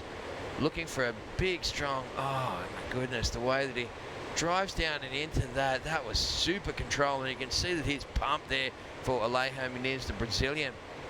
That one came together pretty well. Looked like he was almost going to sketch out on the inside. The board started to wobble and he looked like he lost a little control, but he threw it up at the end there and tagged that last section. And yeah, that's going to be interesting, isn't it? I think now what's going to happen is Ezekiel Lau's going to move back into third, and he's going to have to strike back if he wants to get himself out of that third position, which is means you get eliminated effectively. And I think you finish if you do finish in third, you equal 17th in the contest, picking up 1,050 points towards your campaign for the year. And you also walk away with a couple of grand in your pocket. So let's have a little replay of this one for Orange. This is Alejo Menez. He got a 7.3 on this one, and the judges awarding him. He just set it up at the start there. He always knew it was going to stand up through this inside section. And here goes Alejo as he winds his way through. Nice bit of coping there for him to just bang off. And also straight up and in. And how was the funky hand drive on that one? That was really cool. And look at him. He is clearly stoked. The body language suggesting that, he's real happy about it. Now what we've got is Ezekiel Lau in third, needing 8.96. I thought that was going to happen. So Ezekiel came out of the blocks, with a 6.67 and a 4.0, but then the other two guys, Menez and Ribeiro, have pegged him back big time. There's Vasco Ribeiro, the current heat leader, just waving to the crowd. Yeah, it's probably a bit early for a victory lap, but he's actually asking the judges for the scores. I'm just being stupid. But we'll wait and see what this happens here. So just under 5 to go, final heat of the day. Thank you very much to, of course, Newcastle Now. This webcast is brought to you by Newcastle Now, and they do a fantastic job. It's a non-profit organisation, and their job is to drive the city centre forward on behalf of the businesses, and they're very progressive with a lot of the stuff they do. Thank you very much to Newcastle Now. Also to Hunter Water is committed to providing high-quality products and services to meet their customers' needs. Hunter Water being behind Surfest and the Stars of the Future program since its inception, so thank you very much to them. And of course the Port of Newcastle is the largest bulk shipping port on the east coast of Australia and the world's leading coal exporter. Thank you very much, Port of Newcastle, for your continued support of the 30th anniversary of Surfest. You guys rock. So what do we got? 4 minutes to go. Just going to fall over the finishing line as far as commentary goes here, folks. Had a big campaign, went down to Manly, and did 9 days down there at the Hurley contest, a couple of days beforehand at the Orica, and 7 days here, so it's like 21 days on the mic or something. And here goes Ezekiel Lau ripping into this one. And can he get around his section? Wow, he did well to get around. Is he going to get down and get one more turn in? No, he just had to fight there. That one thing ran away from him. He needed an 8.96, and he ain't going to get it. He needs 8.96, and there's 3 minutes on the clock. So Vasco Ribeiro in the lead with an 8.67 and a 7.5. He's in the red singlet. He's representing Portugal. Brazilian Alejo Menezes is sitting in second in yellow, and in orange, I should say. In orange needs now a 7.85. Here's the replay for Ezekiel. So the first part of this wave was pretty good. Every wave he catches is pretty. Oh, get out of here! That's one of my favourite turns of all time, and he just does it so well.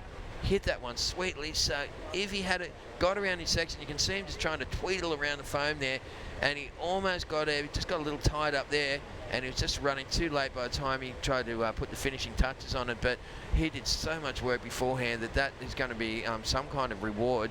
But whether or not it's an 8.96, well, I don't think so. We'll wait and see what the judges, what their impressions were on that one. Inform the scores shortly. So 2 minutes left on the clock. Just a couple more little plugs in here. Of course, without all these sponsors, we wouldn't be able to run the show. So we must thank Eye Laser Vision. And I tell you what, I wear glasses, but I would love to get this done. Say goodbye to glasses and contact lenses at Eye Laser Vision Newcastle. Enjoy the active lifestyle that you want. See if Eye Laser Vision today, and see freely tomorrow. They're down there at Bolton Street in Newcastle. And thank you very much to Eye Laser Vision. And I know that Luke Egan had this done a while ago, and he said he just walked outside and went, oh my God, look at what I've been missing out on, because he had full 20/20 vision back, and he said it was very exciting. Similar to when guys get their ears cleaned out and you walk out of the doctors and you can hear like the leaves rustling and birds whistling and stuff, and you think, what have I been missing out on? So about 1.5 minutes left on the clock. Thank you very much to Throwing Buckets. Of course, they help with the news and the events and just about everything boarding that happens here in Newcastle. It's more than just a website and a Facebook page. Make sure you check it out, folks. That's Throwing Buckets, and a big shout out to Grant Sproul, who has been the man behind that one for over the last year. We're down to just on 1 minute to go. Ezekiel Lau still chasing. You know what he got? A 7.03. So he still needs an 8.6. Ezekiel, he's out there. There's just under 60 seconds to go, so it's not out of the question for someone like him. And look at these sets coming out the back. This could be a full-on nail biter. I'm just trying to get a handle on where White is in the lineup and whether or not Ezekiel Lau is actually back out there to try and take advantage of these waves. So 30 seconds or 20 seconds to go. We're about 10 seconds in the lag here with the time, and Ribeiro in the red in the lead. Munoz, Alejo Menezes rather, is in second spot in orange, and Ezekiel Lau is in third, and it looks like he will stay there unless he snags a wave in the next couple of seconds. Well, this is Vasco. He had first priority, so he's taken this wave, and we're just about to approach the countdown for the last heat of the day. Beautiful looking wave there for the Portugal surfer. Natural footer, just tagging that one a couple of times, and he's put in a great performance here, hasn't he, Vasco Ribeiro? He can be proud of himself and go have dinner tonight, and know that he's going to be coming back to surf in the quarterfinals here of the Burton Automotive Pro tomorrow. The 30th anniversary of Surfest will be on from about 7:30 tomorrow. And Alejo Menezes and Vasco Ribeiro moving on through. Ezekiel Lau looks like he's finished up. Ladies and gentlemen, I do believe that is a wrap live here from Surfest.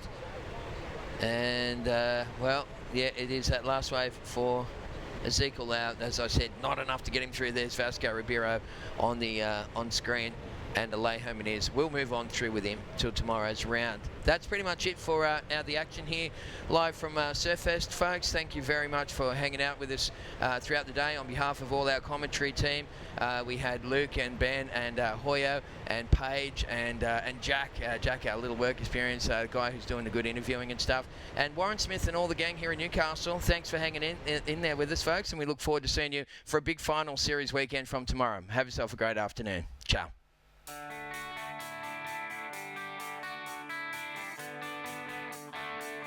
This is one of the greatest moments of my life. It's easily one of the greatest contests I've ever been in.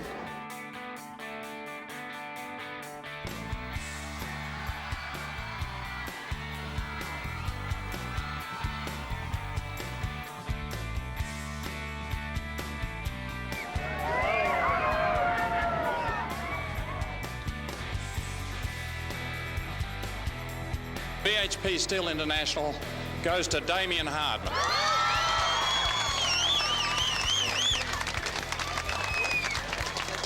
Congratulations, Damien. Well done. Good.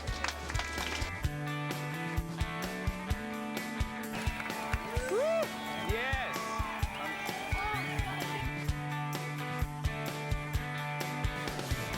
I'm just the happiest person in the world at this stage.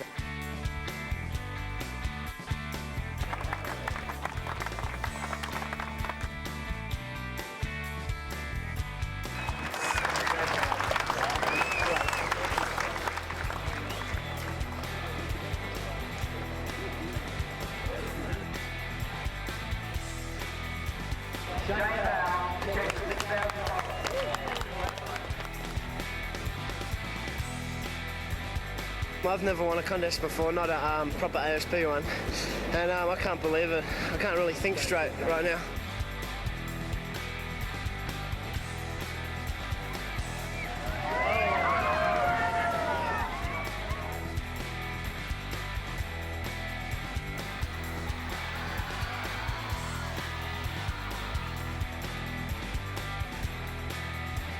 A staggering 12 years ago, this man won Surfest, and he's done it again in 1998.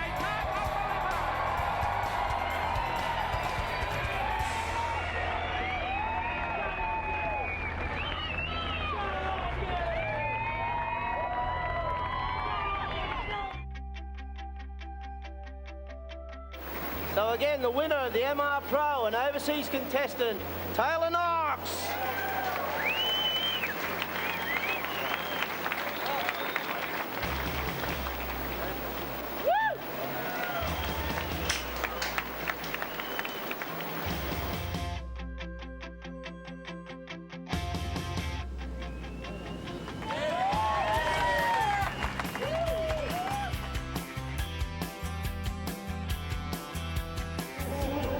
And that means that the man in black from Port Macquarie, the good footer, Mick Campbell.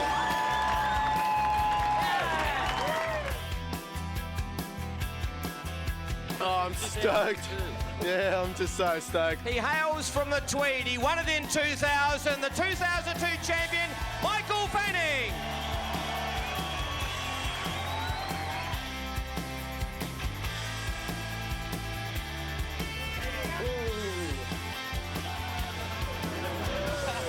And gets a bit of a champagne shower.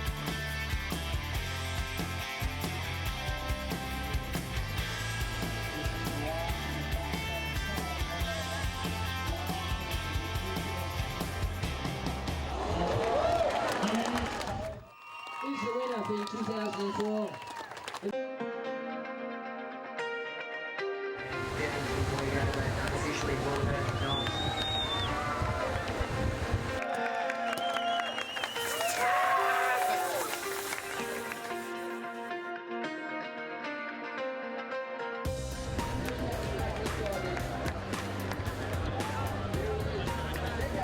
The general manager of Vodafone for New South Wales. Hold it nice and high like a true champion. And here he is, ladies and gentlemen. First place, Nico. Yeah, just started off with it just perfectly planned, and I'm just so happy, frothing.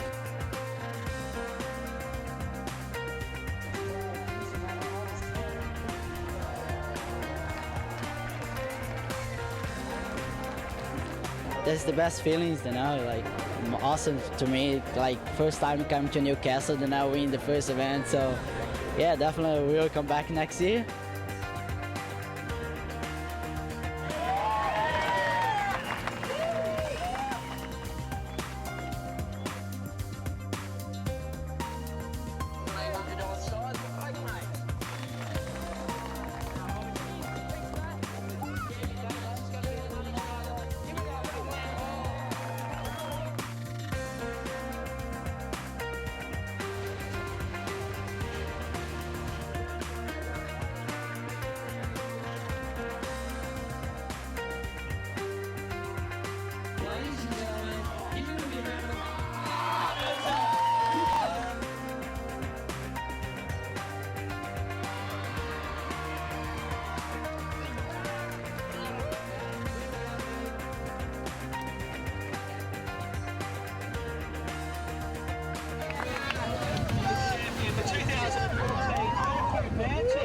So I was a bit nervy going into it. I really wanted to win, and it was great to get a couple of decent waves and show a bit of my surfing. I'm happy, so happy.